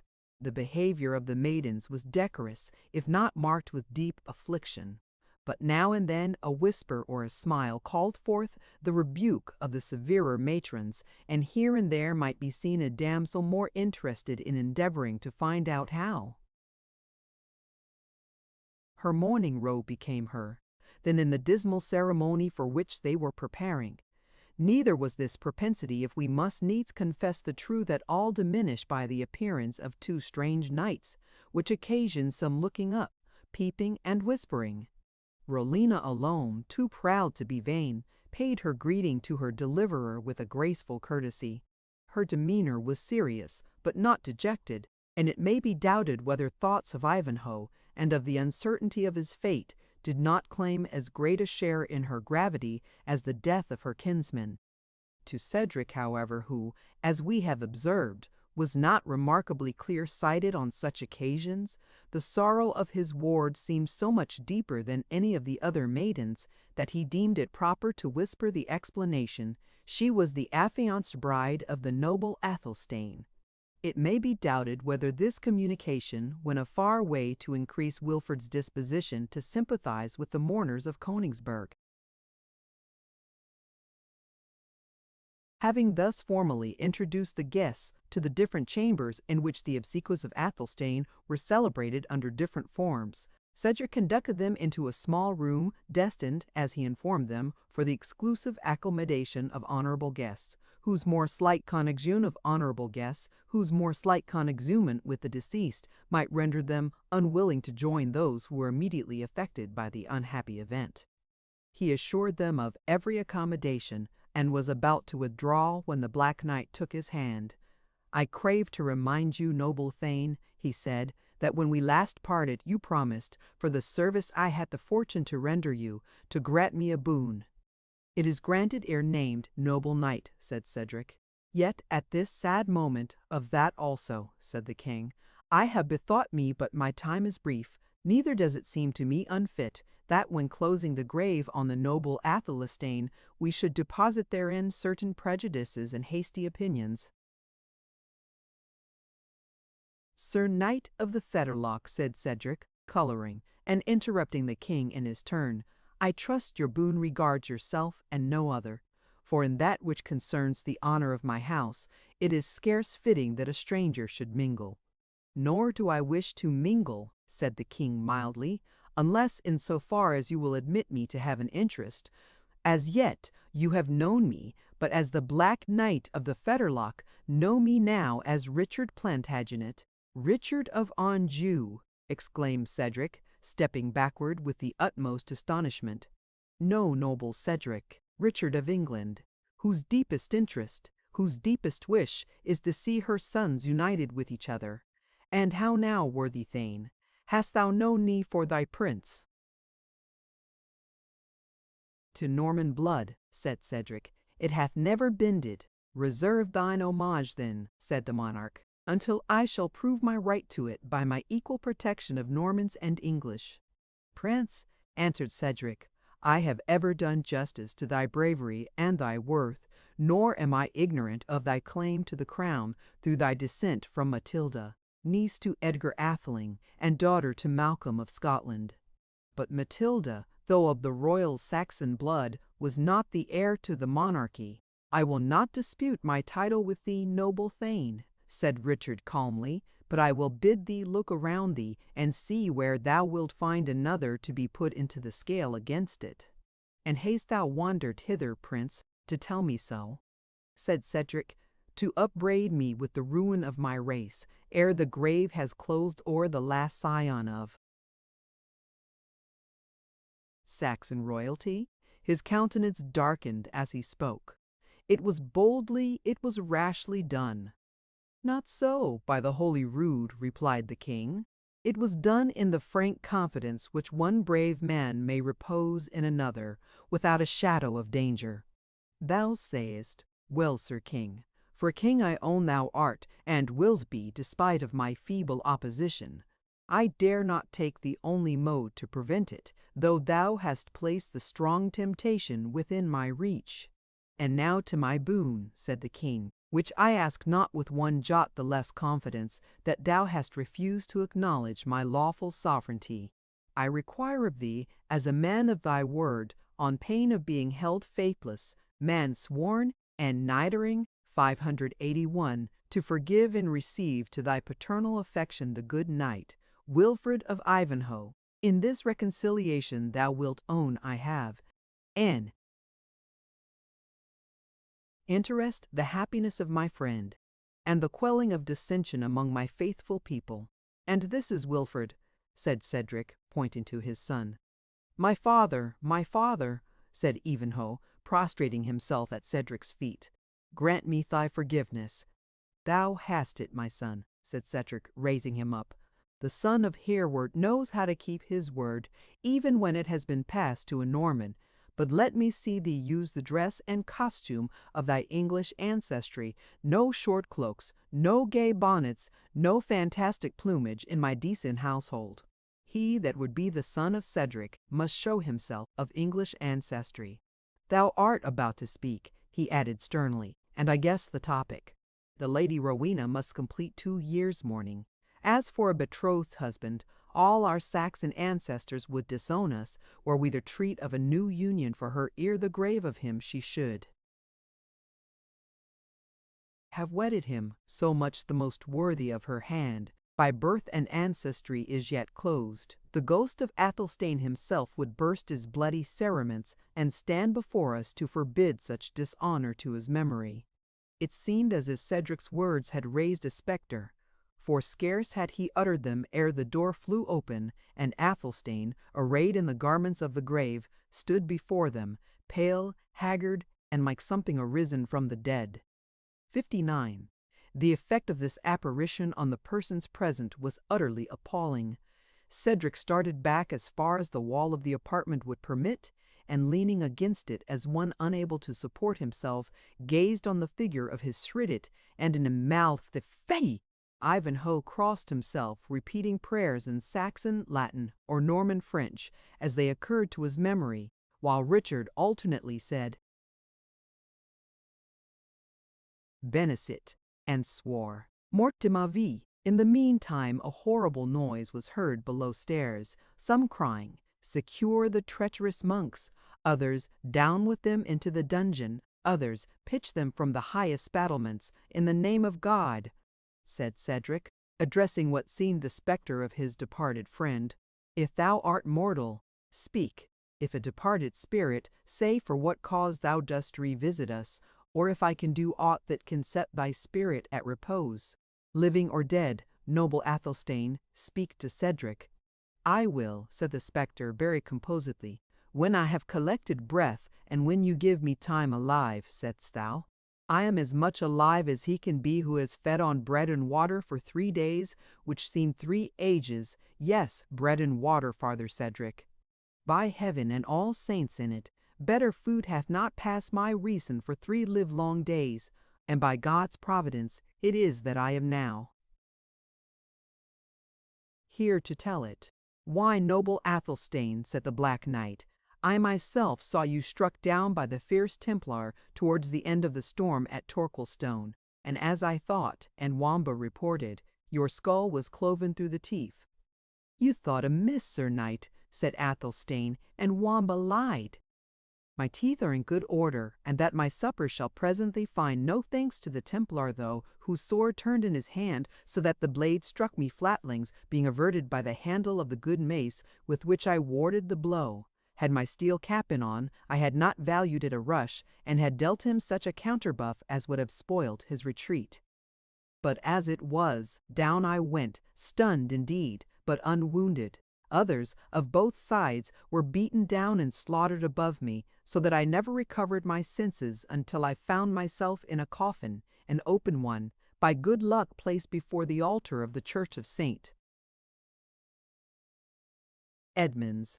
I sneezed repeatedly, groaned, awakened, and would have arisen, when the sacristan and abbot, full of terror, came running at the noise, surprised, doubtless, and no way pleased to find the man alive, whose heirs they had proposed themselves to be. I asked for wine, they gave me some, but it must have been highly medicated, for I slept yet more deeply than before, and wakened not for many hours. I found my arms swayed down my feet, tied so fast that mine ankles ache at the very remembrance. The place was utterly dark, the oubliette, as I suppose, of their accursed convent, and from the close stifled damp smell, I conceive it is also used for a place of sepulture. I had strange thoughts of what had befallen me, when the door of my dungeon creaked, and 2 villain monks entered. They would have persuaded me I was in purgatory, but I knew too well the pursy short-breathed voice of the Father Abbot. St. Jeremy. How different from that tone with which he used to ask me for another slice of the haunch. The dog has feasted with me from Christmas to 12th night. "Have patience, noble Athelstane," said the king. "Take breath. Tell your story at leisure, beshrew me, but such a tale is as well worth listening to as a romance." "Aye, but by the rood of Bromholm there was no romance in the matter," said Athelstane.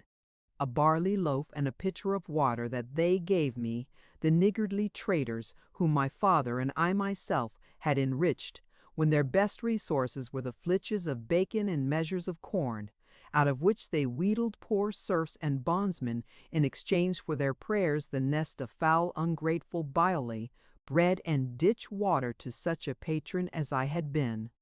I will smoke them out of their nest, though I be excommunicated. But, in the name of Our Lady, noble Athelstane, said Cedric, grasping the hand of his friend, how didst thou escape this imminent danger? Did their hearts relent? Did their hearts relent? Echoed Athelstane. Do rocks melt with the sun? I should have been there still, had not some stir in the convent, which I find was their procession hitherward to eat my funeral feast, when they well knew how and where I had been buried alive, summoned the swarm out of their hive. I heard them droning out their death psalms, little judging they were sung in respect for my soul by those who were thus famishing my body. They went, however, and I waited long for food. No wonder the gouty sacristan was even too busy with his own provender to mind mine. At length down he came, with an unstable step and a strong flavor of wine and spices about his person. Good cheer had opened his heart, for he left me a nook of pasty and a flask of wine instead of my former fare. I ate, drank, and was invigorated, when, to add to my good luck, the sacristan too, taughty to discharge his duty of turnkey fitly, locked the door beside the staple, so that it fell ajar. The light, the food, the wine, set my invention to work. The staple to which my chains were fixed was more rusted than I or the villain abbot had supposed. Even iron could not remain without. Consuming in the damps of that infernal dungeon. Take breath, noble Athelstane, said Richard, and partake of some refreshment, ere you proceed with a tale so dreadful. Partake, quoth Athelstane. I have been partaking 5 times today, and yet a morsel of that savory ham were not altogether foreign to the matter. And I pray you, fair sir, to do me reason in a cup of wine. The guests, though still agape with astonishment, pledged their resuscitated landlord, who thus proceeded in his story. He had indeed now many more auditors than those to whom it was commenced, for Edith, having given certain necessary orders for arranging matters within the castle, had followed the dead alive up to the stranger's apartment, attended by as many of the guests, male and female, as could squeeze into the small room, while others, crowding the staircase, caught up an erroneous edition of the story, and he transmitted it more inaccurately to those beneath, who again sent it forth to the vulgar without, in a fashion totally irreconcilable to the real fact. Athelstane, however, went on as follows, with the history of his escape. Finding myself freed from the staple, I dragged myself upstairs as well as a man loaded with shackles, and emaciated with fasting, might, and after much groping about, I was at length directed, by the sound of a jolly roundelay, to the apartment where the worthy sacristan, and it so please ye, was holding a devil's mass with a huge beetle-browed, broad-hand cowl, who looked much more a thief de I burst in upon them, and the fashion of my grave clothes, as well as the clanking of my chains, made me more resemble an inhabitant of the other world than of this. Both stood aghast. But when I knocked down the sacristan with my fist, the other fellow, his pot companion, fetched a blow at me with a huge quarterstaff. "This must be our Friar Tuck for a count's ransom," said Richard, looking at Ivanhoe. "He may be the devil, and he will," said Athelstane, "horted in amongst and there was the Saxons belt, and I had bite of the minded's bang out the knave's brains with the prival balls by need of devry a little bit. Poften if I had palm one was at the rival card of a quarter of this right over fading part at mummer what all this sem I be quacking with I did a better bar out of her cavity and in my full for this is a by To prevent my being recognized, I drew the corpse hood over my face. I had not gained admittance into my own castle had I not been supposed to be the attendant of a juggler who is making the people in the castle yard very merry, considering they are assembled to celebrate their lord's funeral. I say the sewer thought I was dressed to bear a part in the tregetour's mummery, and so I got admission, and did but disclose myself to my mother, and eat a hasty morsel orler I came in quest of you, my noble friend. "And you have found me," said Cedric, "ready to resume our brave projects of honor and liberty. I tell thee, never will dawn a morrow so auspicious as the next, for the deliverance of the noble Saxon race. Talk not to me of delivering anyone, said Athelstane. It is well I am delivered myself. I am more intent on punishing that villain abbot. He shall hang on the top of this castle of Königsberg in his cope and stole, and if the stairs be too straight to admit his fat carcass, I will have him craned up from without. But my son, said Edith, consider his sacred office. Consider my 3 days' fast, replied Athelstane. I will have their blood, every one of them. Front de Boeuf was burnt alive for a less matter, for he kept a good table for his prisoners, only put too much garlic in his last dish of pottage. But these hypocritical, ungrateful slaves, so often the self-invited flatterers at my board, who gave me neither pottage nor garlic, more or less, they die by the soul of Hengist. But the Pope, my noble friend, said Cedric. But the devil, my noble friend, answered Athelstane. They die, and no more of them. Were they the best monks upon earth, the world would go on without them. For shame, noble Athelstane, said Cedric. Forget such riches in the career of glory which lies open before thee. Tell this Norman prince, Richard of Anjou, that, lion-hearted as he is, he shall not hold undisputed the throne of Alfred, while a male descendant of the Holy Confessor lives to dispute it. How? Said Athelstane. Is this the noble King Richard?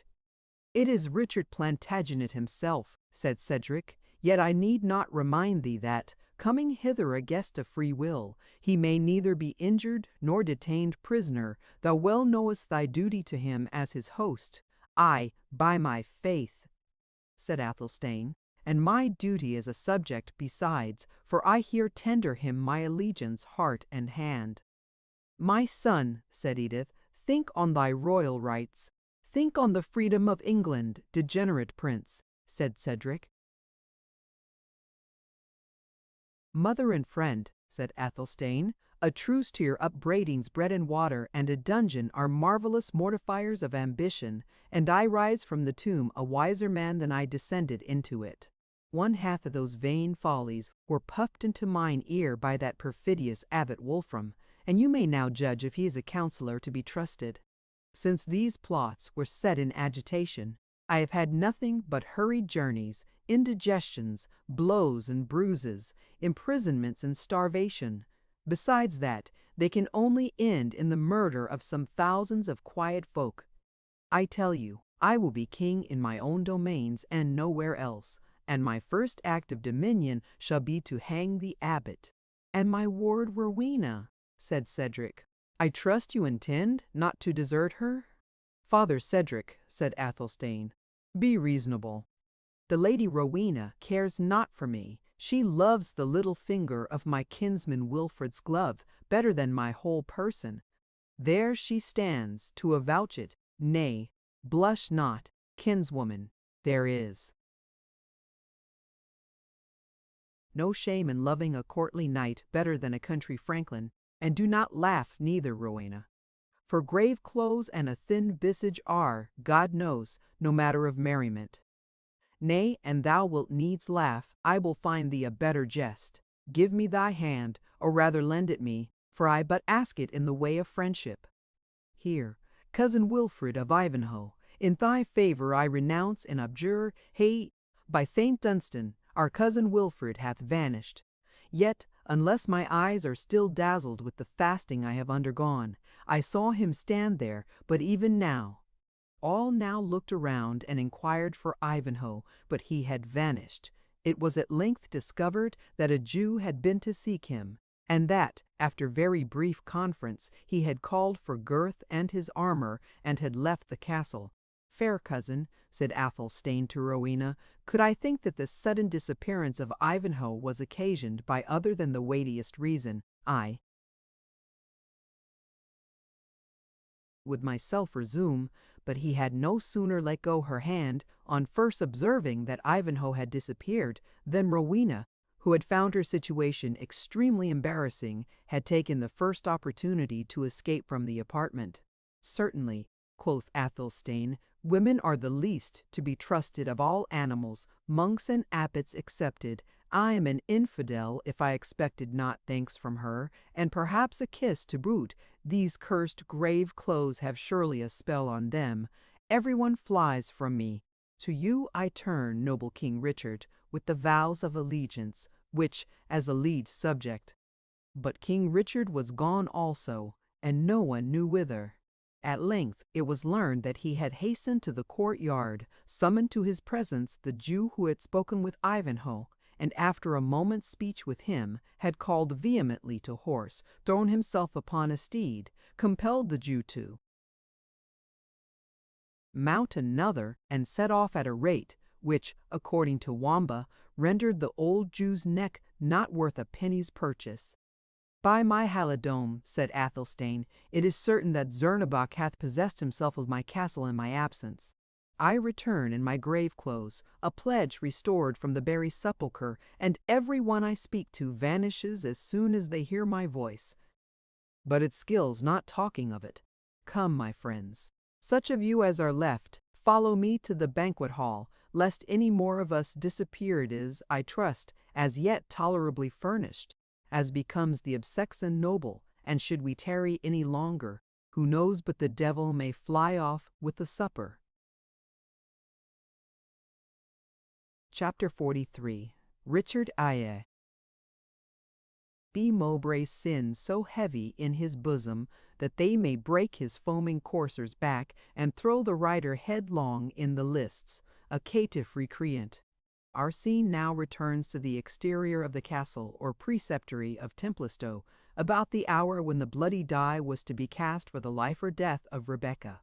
It was a scene of bustle and life, as if the whole vicinity had poured forth its inhabitants to a village wake or rural feast. But the earnest desire to look on blood and death is not peculiar to those dark ages, though in the gladiatorial exercise of single combat and general tourney, they were habituated to the bloody spectacle of brave men falling by each other's hands. Even in our own days, when morals are better understood, an execution, a bruising match, a riot, or a meeting of radical reformers collects, at considerable hazard to themselves, immense crowds of spectators, otherwise little interested, after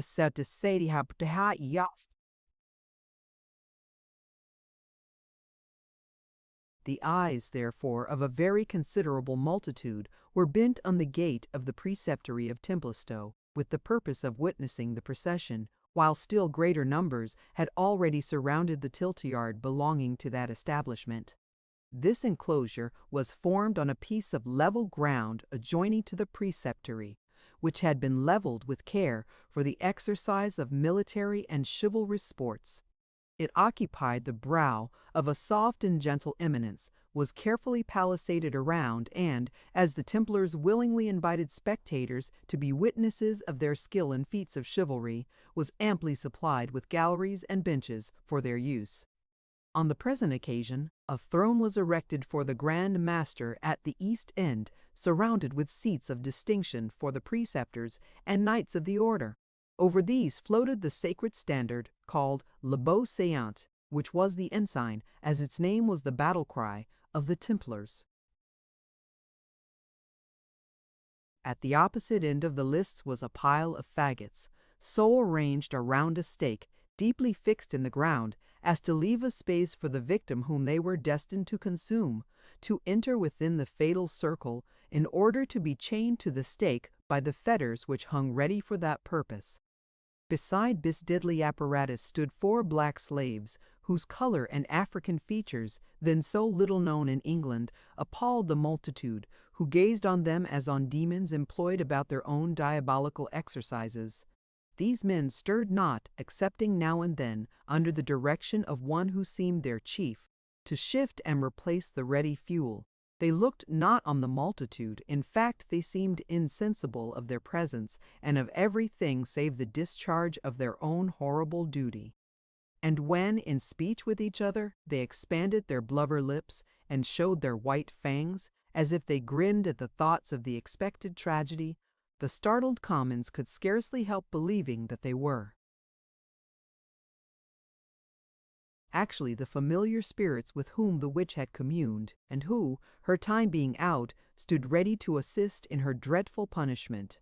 They whispered to each other, and communicated all the feats which Satan had performed during that busy and unhappy period, not failing, of course, to give the devil rather more than his due.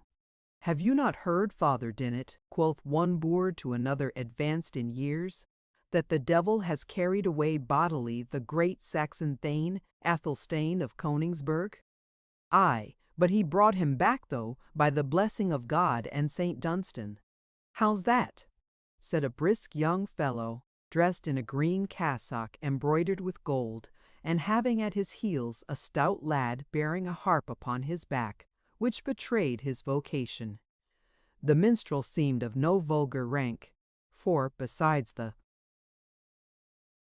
splendor of his gaily braided doublet, he wore around his neck a silver chain, by which hung the rest, or key, with which he tuned his harp. On his right arm was a silver plate, which, instead of bearing, as usual, the cognizance or badge of the baron to whose family he belonged, had barely the word Sherwood engraved upon it. "How mean you by that?" said the gay minstrel, mingling in the conversation of the peasants. "I came to seek one subject for my rhyme, and Berlady I were glad to find two." "It is well avouched," said the elder peasant, "that after Athelstane of Königsberg had been dead 4 weeks." "That is impossible," said the minstrel. "I saw him in life at the passage of arms at Ashby de la Zouche." "Dead, however, he was, or else translated," said the younger peasant, "for I heard the monks of St. Edmund singing the death's hymn for him, and moreover, there was a rich death meal and dole at the castle of Königsberg, as right was. And thither had I gone, but for Mabel Parkins, who, dead was Athelstane," said the old man, shaking his head. "And the more pity it was for the old Saxon blood. But your story, my masters, your story," said the minstrel, somewhat impatiently. "I construe us the story," said a burly friar, who stood beside them, leaning on a pole that exhibited an appearance between a pilgrim's staff and a quarterstaff, and probably acted as either when occasion served. "Your story," said the stalwart churchman. "Burn not daylight about it, we have short time to spare." "And please your reverence," said Dinnet, "a drunken priest came to visit the sacristan at St. Edmund's." "It does not please my reverence," answered the churchman, "that there should be such an animal as a drunken priest, or, if there were, that a layman should so speak him. Be mannerly, my friend, and conclude the holy man, only wrapped in meditation, which makes the head dizzy and foot unsteady, as if the stomach were filled with new wine. I have felt it myself." "Well then," answered Father Dinnet, "a holy brother came to visit the sacristan at St. Edmund's. A sort of hedge priest is the visitor, and kills half the deer that are stolen in the forest, who loves the tinkling of a pint pot better than the sacring bell, and deems a flitch of bacon worth 10 of his breviary. For the rest, a good fellow and a merry, who will flourish a quarterstaff, draw a bow, and dance a Cheshire round, with e'er a man in Yorkshire." "That last part of thy speech, Dinnet," said the minstrel, "has saved thee a rib or twain." "Tush, man, I fear him not," said Dinnet. "I am somewhat old and stiff, but when I fought for the bell and ram at Doncaster—" "But the story, my friend," again said the minstrel. "Why, the tale is but this. Athelstane of Königsberg was buried at St. Edmund's." "That's a lie, and a loud one," said the friar, "for I saw him borne to his own castle of Königsberg." "Nay then, e'en tell the story yourself, my masters," said Dinnet, turning sulky at these repeated contradictions. And it was with some difficulty that the boor could be prevailed on, by the request of his comrade and the minstrel, to renew his tale. "These two sober friars," said he at length, "since this reverend man will needs have them such, had continued drinking good ale and wine and what not, for the best part for a summer's day, when they were aroused by a deep groan and a clanking of chains, and the figure of the deceased Athelstane entered the apartment, saying, 'Ye evil shepherds, "It is false," said the friar hastily. He never spoke a word. "So ho! Friar Tuck," said the minstrel, drawing him apart from the rustics. "We have started a new hare, I find." "I tell thee, Allan a Dale," said the hermit, "I saw Athelstane of Coningsburgh as much as bodily eyes ever saw a living man. He had his shroud on, and all about him smelt of the sepulchre. A bud of sack will not wash it out of my memory." "Pshaw!" answered the minstrel. "Thou dost but jest with me. Never believe me," said the friar, and I fetched not a knock at him with my quarterstaff that would have felled an ox, and it glided through his body as it might through a pillar of smoke. "By St. Hubert," said the minstrel, "but it is a wondrous tale, and fit to be put in metre to the ancient tune, 'Sorrow came to the old friar.'" "Laugh if ye list," said Friar Tuck, "but an ye catch me singing on such a theme, may the next ghost or devil carry me off with him headlong." "No, no, I instantly formed the purpose of assisting at some good work, such as the burning of a witch, a judicial combat, or the like matter of godly service, and therefore am I here." As they thus conversed, the heavy bell of the church of St. Michael of Templestowe, a venerable building, situated in a hamlet at some distance from the preceptory, broke short their argument. One by one the sullen sounds fell successively on the ear, leaving but sufficient space for each to die away in distant echo ere the air was again filled by repetition of the iron knell. These sounds, the signal of the approaching ceremony, chilled with awe the hearts of the assembled multitude, whose eyes were now turned to the preceptory, expecting the approach of the Grand Master, the champion, and the criminal. At length the drawbridge fell. The gates opened, and a knight, bearing the great standard of the order, sallied from the castle, preceded by 6 trumpets, and followed by the knights preceptors, 2 and 2, the Grand Master coming last, mounted on a stately horse, whose furniture was of the simplest kind. Behind him came Brian de Bois Guilbert, armed cap a pie in bright armor, but without his lance, shield, and sword, which were borne by his 2 esquires behind him. His face, though partly hidden by a long plume which floated down from his barrel cap, bore a strong and mingled expression of passion, in which pride seemed to contend with irresolution. He looked ghastly pale, as if he had not slept for several nights, yet reined his pawing war-horse with the habitual ease and grace proper to the best lance of the Order of the Temple. His general appearance was grand and commanding, but, looking at him with attention, men read that in his dark features, from which they willingly withdrew their eyes. On either side rode Conrad of Montfichet and Albert de Malvoisin, who acted as godfathers to the champion. They were in their robes of peace, the white dress of the order. Behind them followed other companions of the temple, with a long train of esquires and pages clad in black, aspirants to the honor of being one day knights of the order. After these neophytes came a guard of warders on foot, in the same sable livery, amidst whose partisans might be seen the pale form of the accused, moving with a slow but undismayed step towards the scene of her fate. She was stripped of all her ornaments, lest perchance there should be among them some of those amulets which Satan was supposed to bestow upon his victims, to deprive them of the power of confession even when under the torture. A coarse white dress of the simplest form had been substituted for her oriental garments, yet there was such an exquisite mixture of courage and resignation in her look that even in this garb, and with no other ornament than her long black tresses, each eye wept that looked upon her, and the most hardened bigot regretted the fate that had converted a creature so goodly into a vessel of wrath and a wage slave of the devil. A crowd of inferior personages belonging to the preceptory followed the victim, all moving with the utmost order, with arms folded and looks bent upon the ground. This slow procession moved up the gentle eminence, on the summit of which was the tiltyard, and, entering the lists, marched once around them from right to left, and when they had completed the circle, made a halt. There was then a momentary bustle, while the Grand Master and all his attendants, excepting the champion and his godfathers, dismounted from their horses, which were immediately removed out of the lists by the esquires, who were in attendance for that purpose. The unfortunate Rebecca was conducted to the black chair placed near the pile.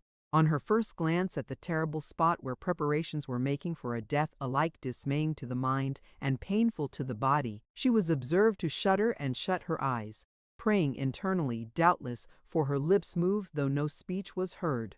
In the space of a minute she opened her eyes, looked fixedly on the pile, as if to familiarize her mind with the object, and then slowly and naturally turned away her head.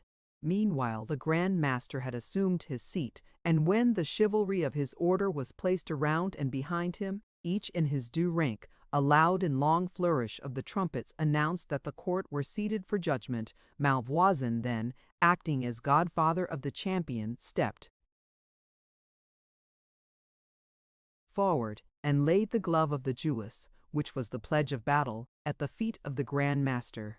"Valorous lord and reverend father," said he, "here standeth the good knight Brian de Boisy Guilbert, knight preceptor of the Order of the Temple, who, by accepting the pledge of battle which I now lay at your reverence's feet, hath become bound to do his devoir in combat this day, to maintain that this Jewish maiden, by name Rebecca, hath justly deserved the doom passed upon her in a chapter of this most holy order of the Temple of Zion, condemning her to die as a usurpers. Here sick right as hath he made oath," said the Grand Master, "that his quarrel is just and honorable. Bring forward the crucifix and the te gitcher." "Sir, and most reverend father," answered Malvoisin readily, "our brother here present hath already sworn to the truth of his accusation in the hand of the good knight Conrad de Montfichet, and otherwise he ought not to be sworn, seeing that his adversary is an unbeliever and may take no oath." This explanation was satisfactory, to Albert's great joy, for the wily knight had foreseen the great difficulty, or rather impossibility, of prevailing upon Brian de Bois Guilbert to take such an oath before the assembly, and had invented this excuse to escape the necessity of his doing so. The Grand Master, having allowed the apology of Albert Malvoisin, commanded the herald to stand forth and do his devoir. The trumpets then again flourished, and a herald, stepping forward, proclaimed aloud, "Oyez, oyez, oyez! Here standeth the good knight, Sir Brian de Bois Guilbert, ready to do battle with any knight of free blood who will sustain the quarrel allowed and allotted to the Jewess Rebecca to try by champion in respect of lawful eswan of her own body.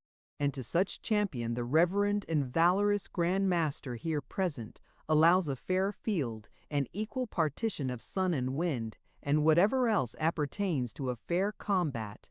The trumpets again sounded, and there was a dead pause of many minutes. "No champion appears for the appellant," said the Grand Master. "Go, herald, and ask her whether she expects anyone to do battle for her in this her cause." The herald went to the chair in which Rebecca was seated, and Bois Guilbert, suddenly turning his horse's head toward that end of the lists, in spite of hints on either side from Malvoisin and Montfichet, was by the side of Rebecca's chair as soon as the herald. "Is this regular and according to the law of combat?" said Malvoisin, looking to the Grand Master. "Albert de Malvoisin, it is," answered Beaumanoir, "for in this appeal to the judgment of God, we may not prohibit parties from having that communication with each other which may best tend to bring forth the truth of the quarrel." In the meantime, the herald spoke to Rebecca in these terms: "Damsel, the honorable and reverend the Grand Master demands of thee if thou art prepared with a champion to do battle this day in thy behalf, or if thou dost yield thee as one justly condemned to a deserved doom." "Say to the Grand Master," replied Rebecca, that I maintain my innocence, and do not yield me as justly condemned, lest I become guilty of mine own blood. Say to him that I challenge such delay as his forms will permit, to see if God, whose opportunity is in man's extremity, will raise me up a deliverer. And when such uttermost space is past, may his holy will be done. The herald retired to carry this answer to the Grand Master. God forbid, said Lucas Beaumiau, that Jew or pagan should impeach us of injustice. Until the shadows be cast from the west to the eastward, will we wait to see if a champion shall appear for this unfortunate woman. When the day is so far past, let her prepare for death.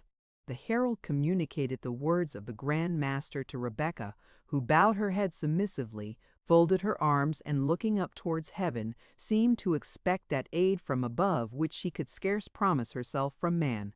During this awful pause, the voice of Bois Guilbert broke upon her ear.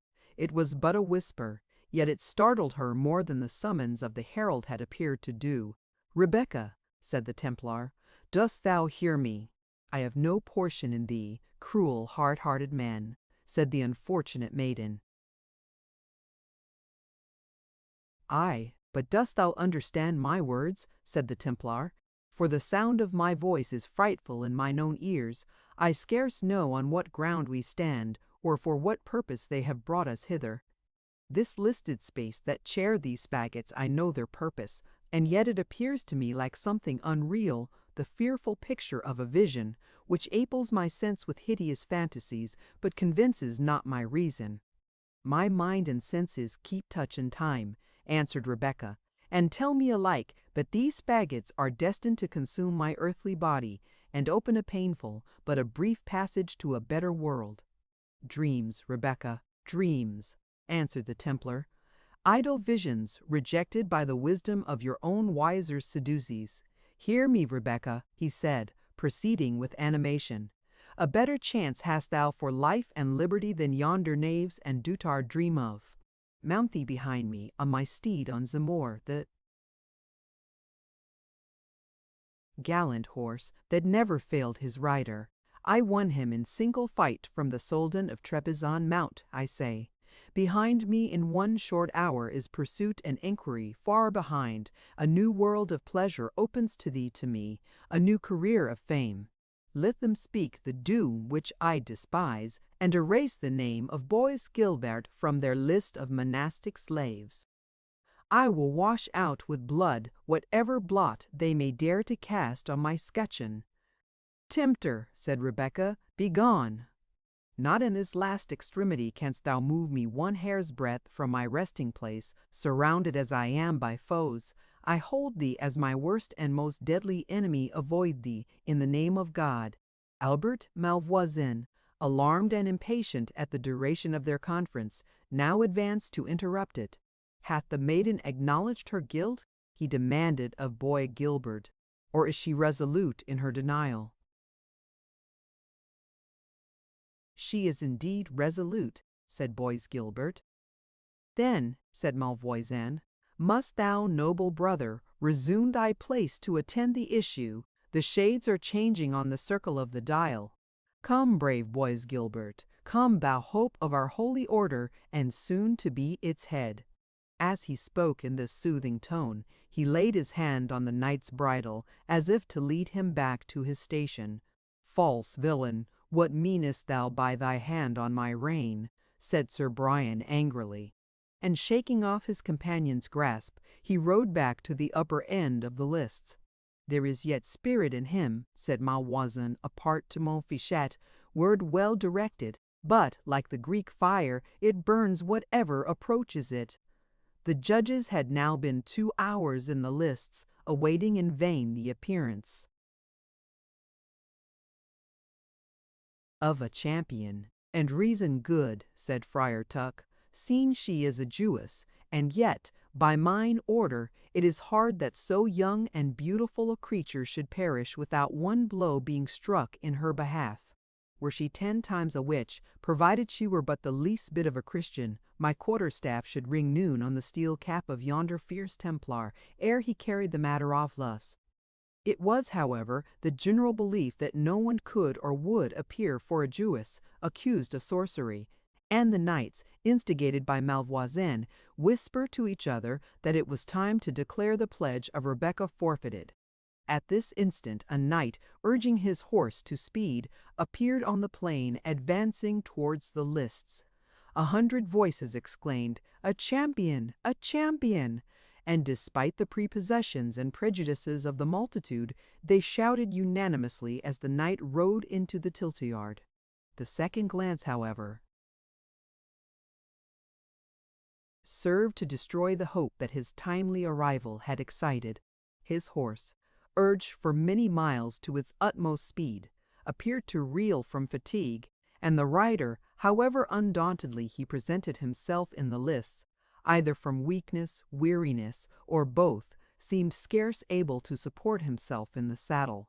To the summons of the herald, who demanded his rank, his name, and purpose, the stranger knight answered readily and boldly, "I am a good knight and noble, come hither to sustain with lance and sword the just and lawful quarrel of this damsel Rebecca, daughter of Isaac of York, to uphold the doom pronounced against her, to be false and truthless, and to defy Sir Brian de Bois Guilbert as a traitor, murderer, and liar, as I will prove in this field, with my—" "The stranger must first show," said Malvoisin, "that he is good knight, and of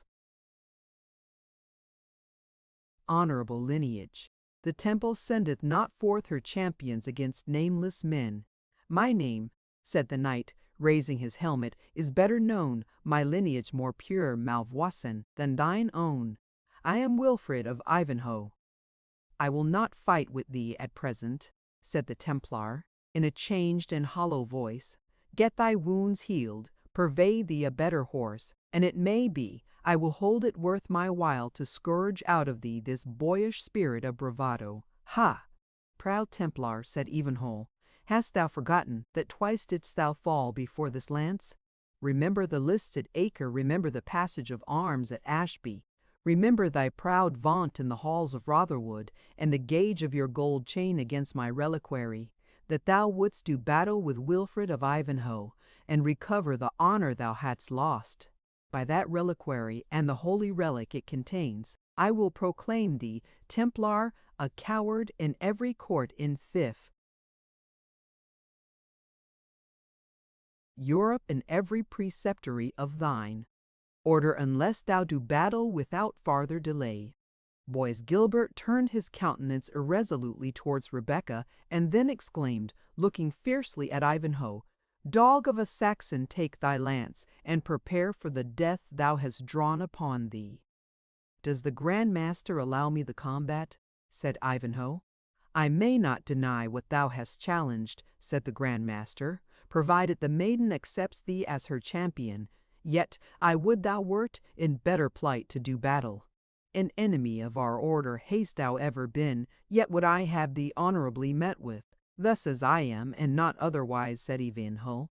"It is the judgment of God to his keeping. I commend myself. Rebecca," said he, riding up to the fatal chair, "dost thou accept of me for thy champion?" "I do," she said, "I do." Fluttered by an emotion which the fear of death had been unable to produce, "I do accept thee as the champion whom heaven hath sent me. Yet know thy wounds are uncured. Meet not that proud man, why shouldst thou perish also?" But Ivanhoe was already at his post, and had closed his visor and assumed his lance. Bois Guilbert did the same, and his esquire remarked, as he clasped his visor, that his face, which had, notwithstanding the variety of emotions by which he had been agitated, continued during the whole morning of an ashy paleness, was now become suddenly very much flushed.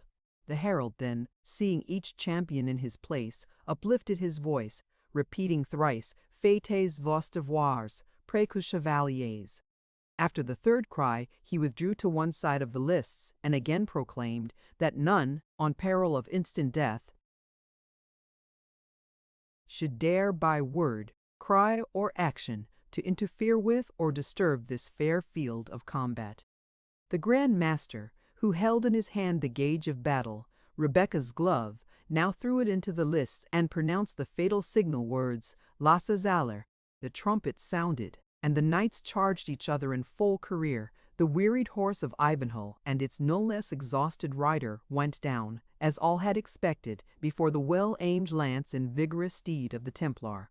This issue of the combat all had foreseen, but although the spear of Ivanhoe did but, in comparison, touch the shield of Boisgilbert, that champion, to the astonishment of all who beheld it, reeled in his saddle, lost his stirrups, and fell in the lists.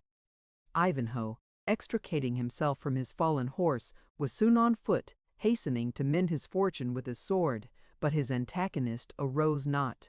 Wilfred, placing his foot on his breast and the sword's point to his throat, commanded him to yield him or die on the spot. But Boisgilbert returned no answer. "Slay him not, Sir Knight," cried the Grand Master, "unshriven and unabsolved. Kill not body and soul. We allow him vanquished." He descended into the lists and commanded them to unhelm the conquered champion. His eyes were closed. The dark red flush was still on his brow. As they looked on him in astonishment, the eyes opened, but they were fixed and glazed. The flush passed from his brow and gave way to the pallid hue of death. Unscathed by the lance of his enemy, he had died a victim to the violence of his own contending passions. "This is indeed the judgment of God," said the Grand Master, looking upwards. "Fiat voluntas tua." The end. Thank you for listening to this story. I hope you enjoyed the journey, the characters, and the world they carried with them. If you enjoyed this audiobook, please subscribe to the channel and leave a comment below. Your support helps keep these stories alive and allows more timeless books to be shared with listeners around the world. Until next time, thank you for listening.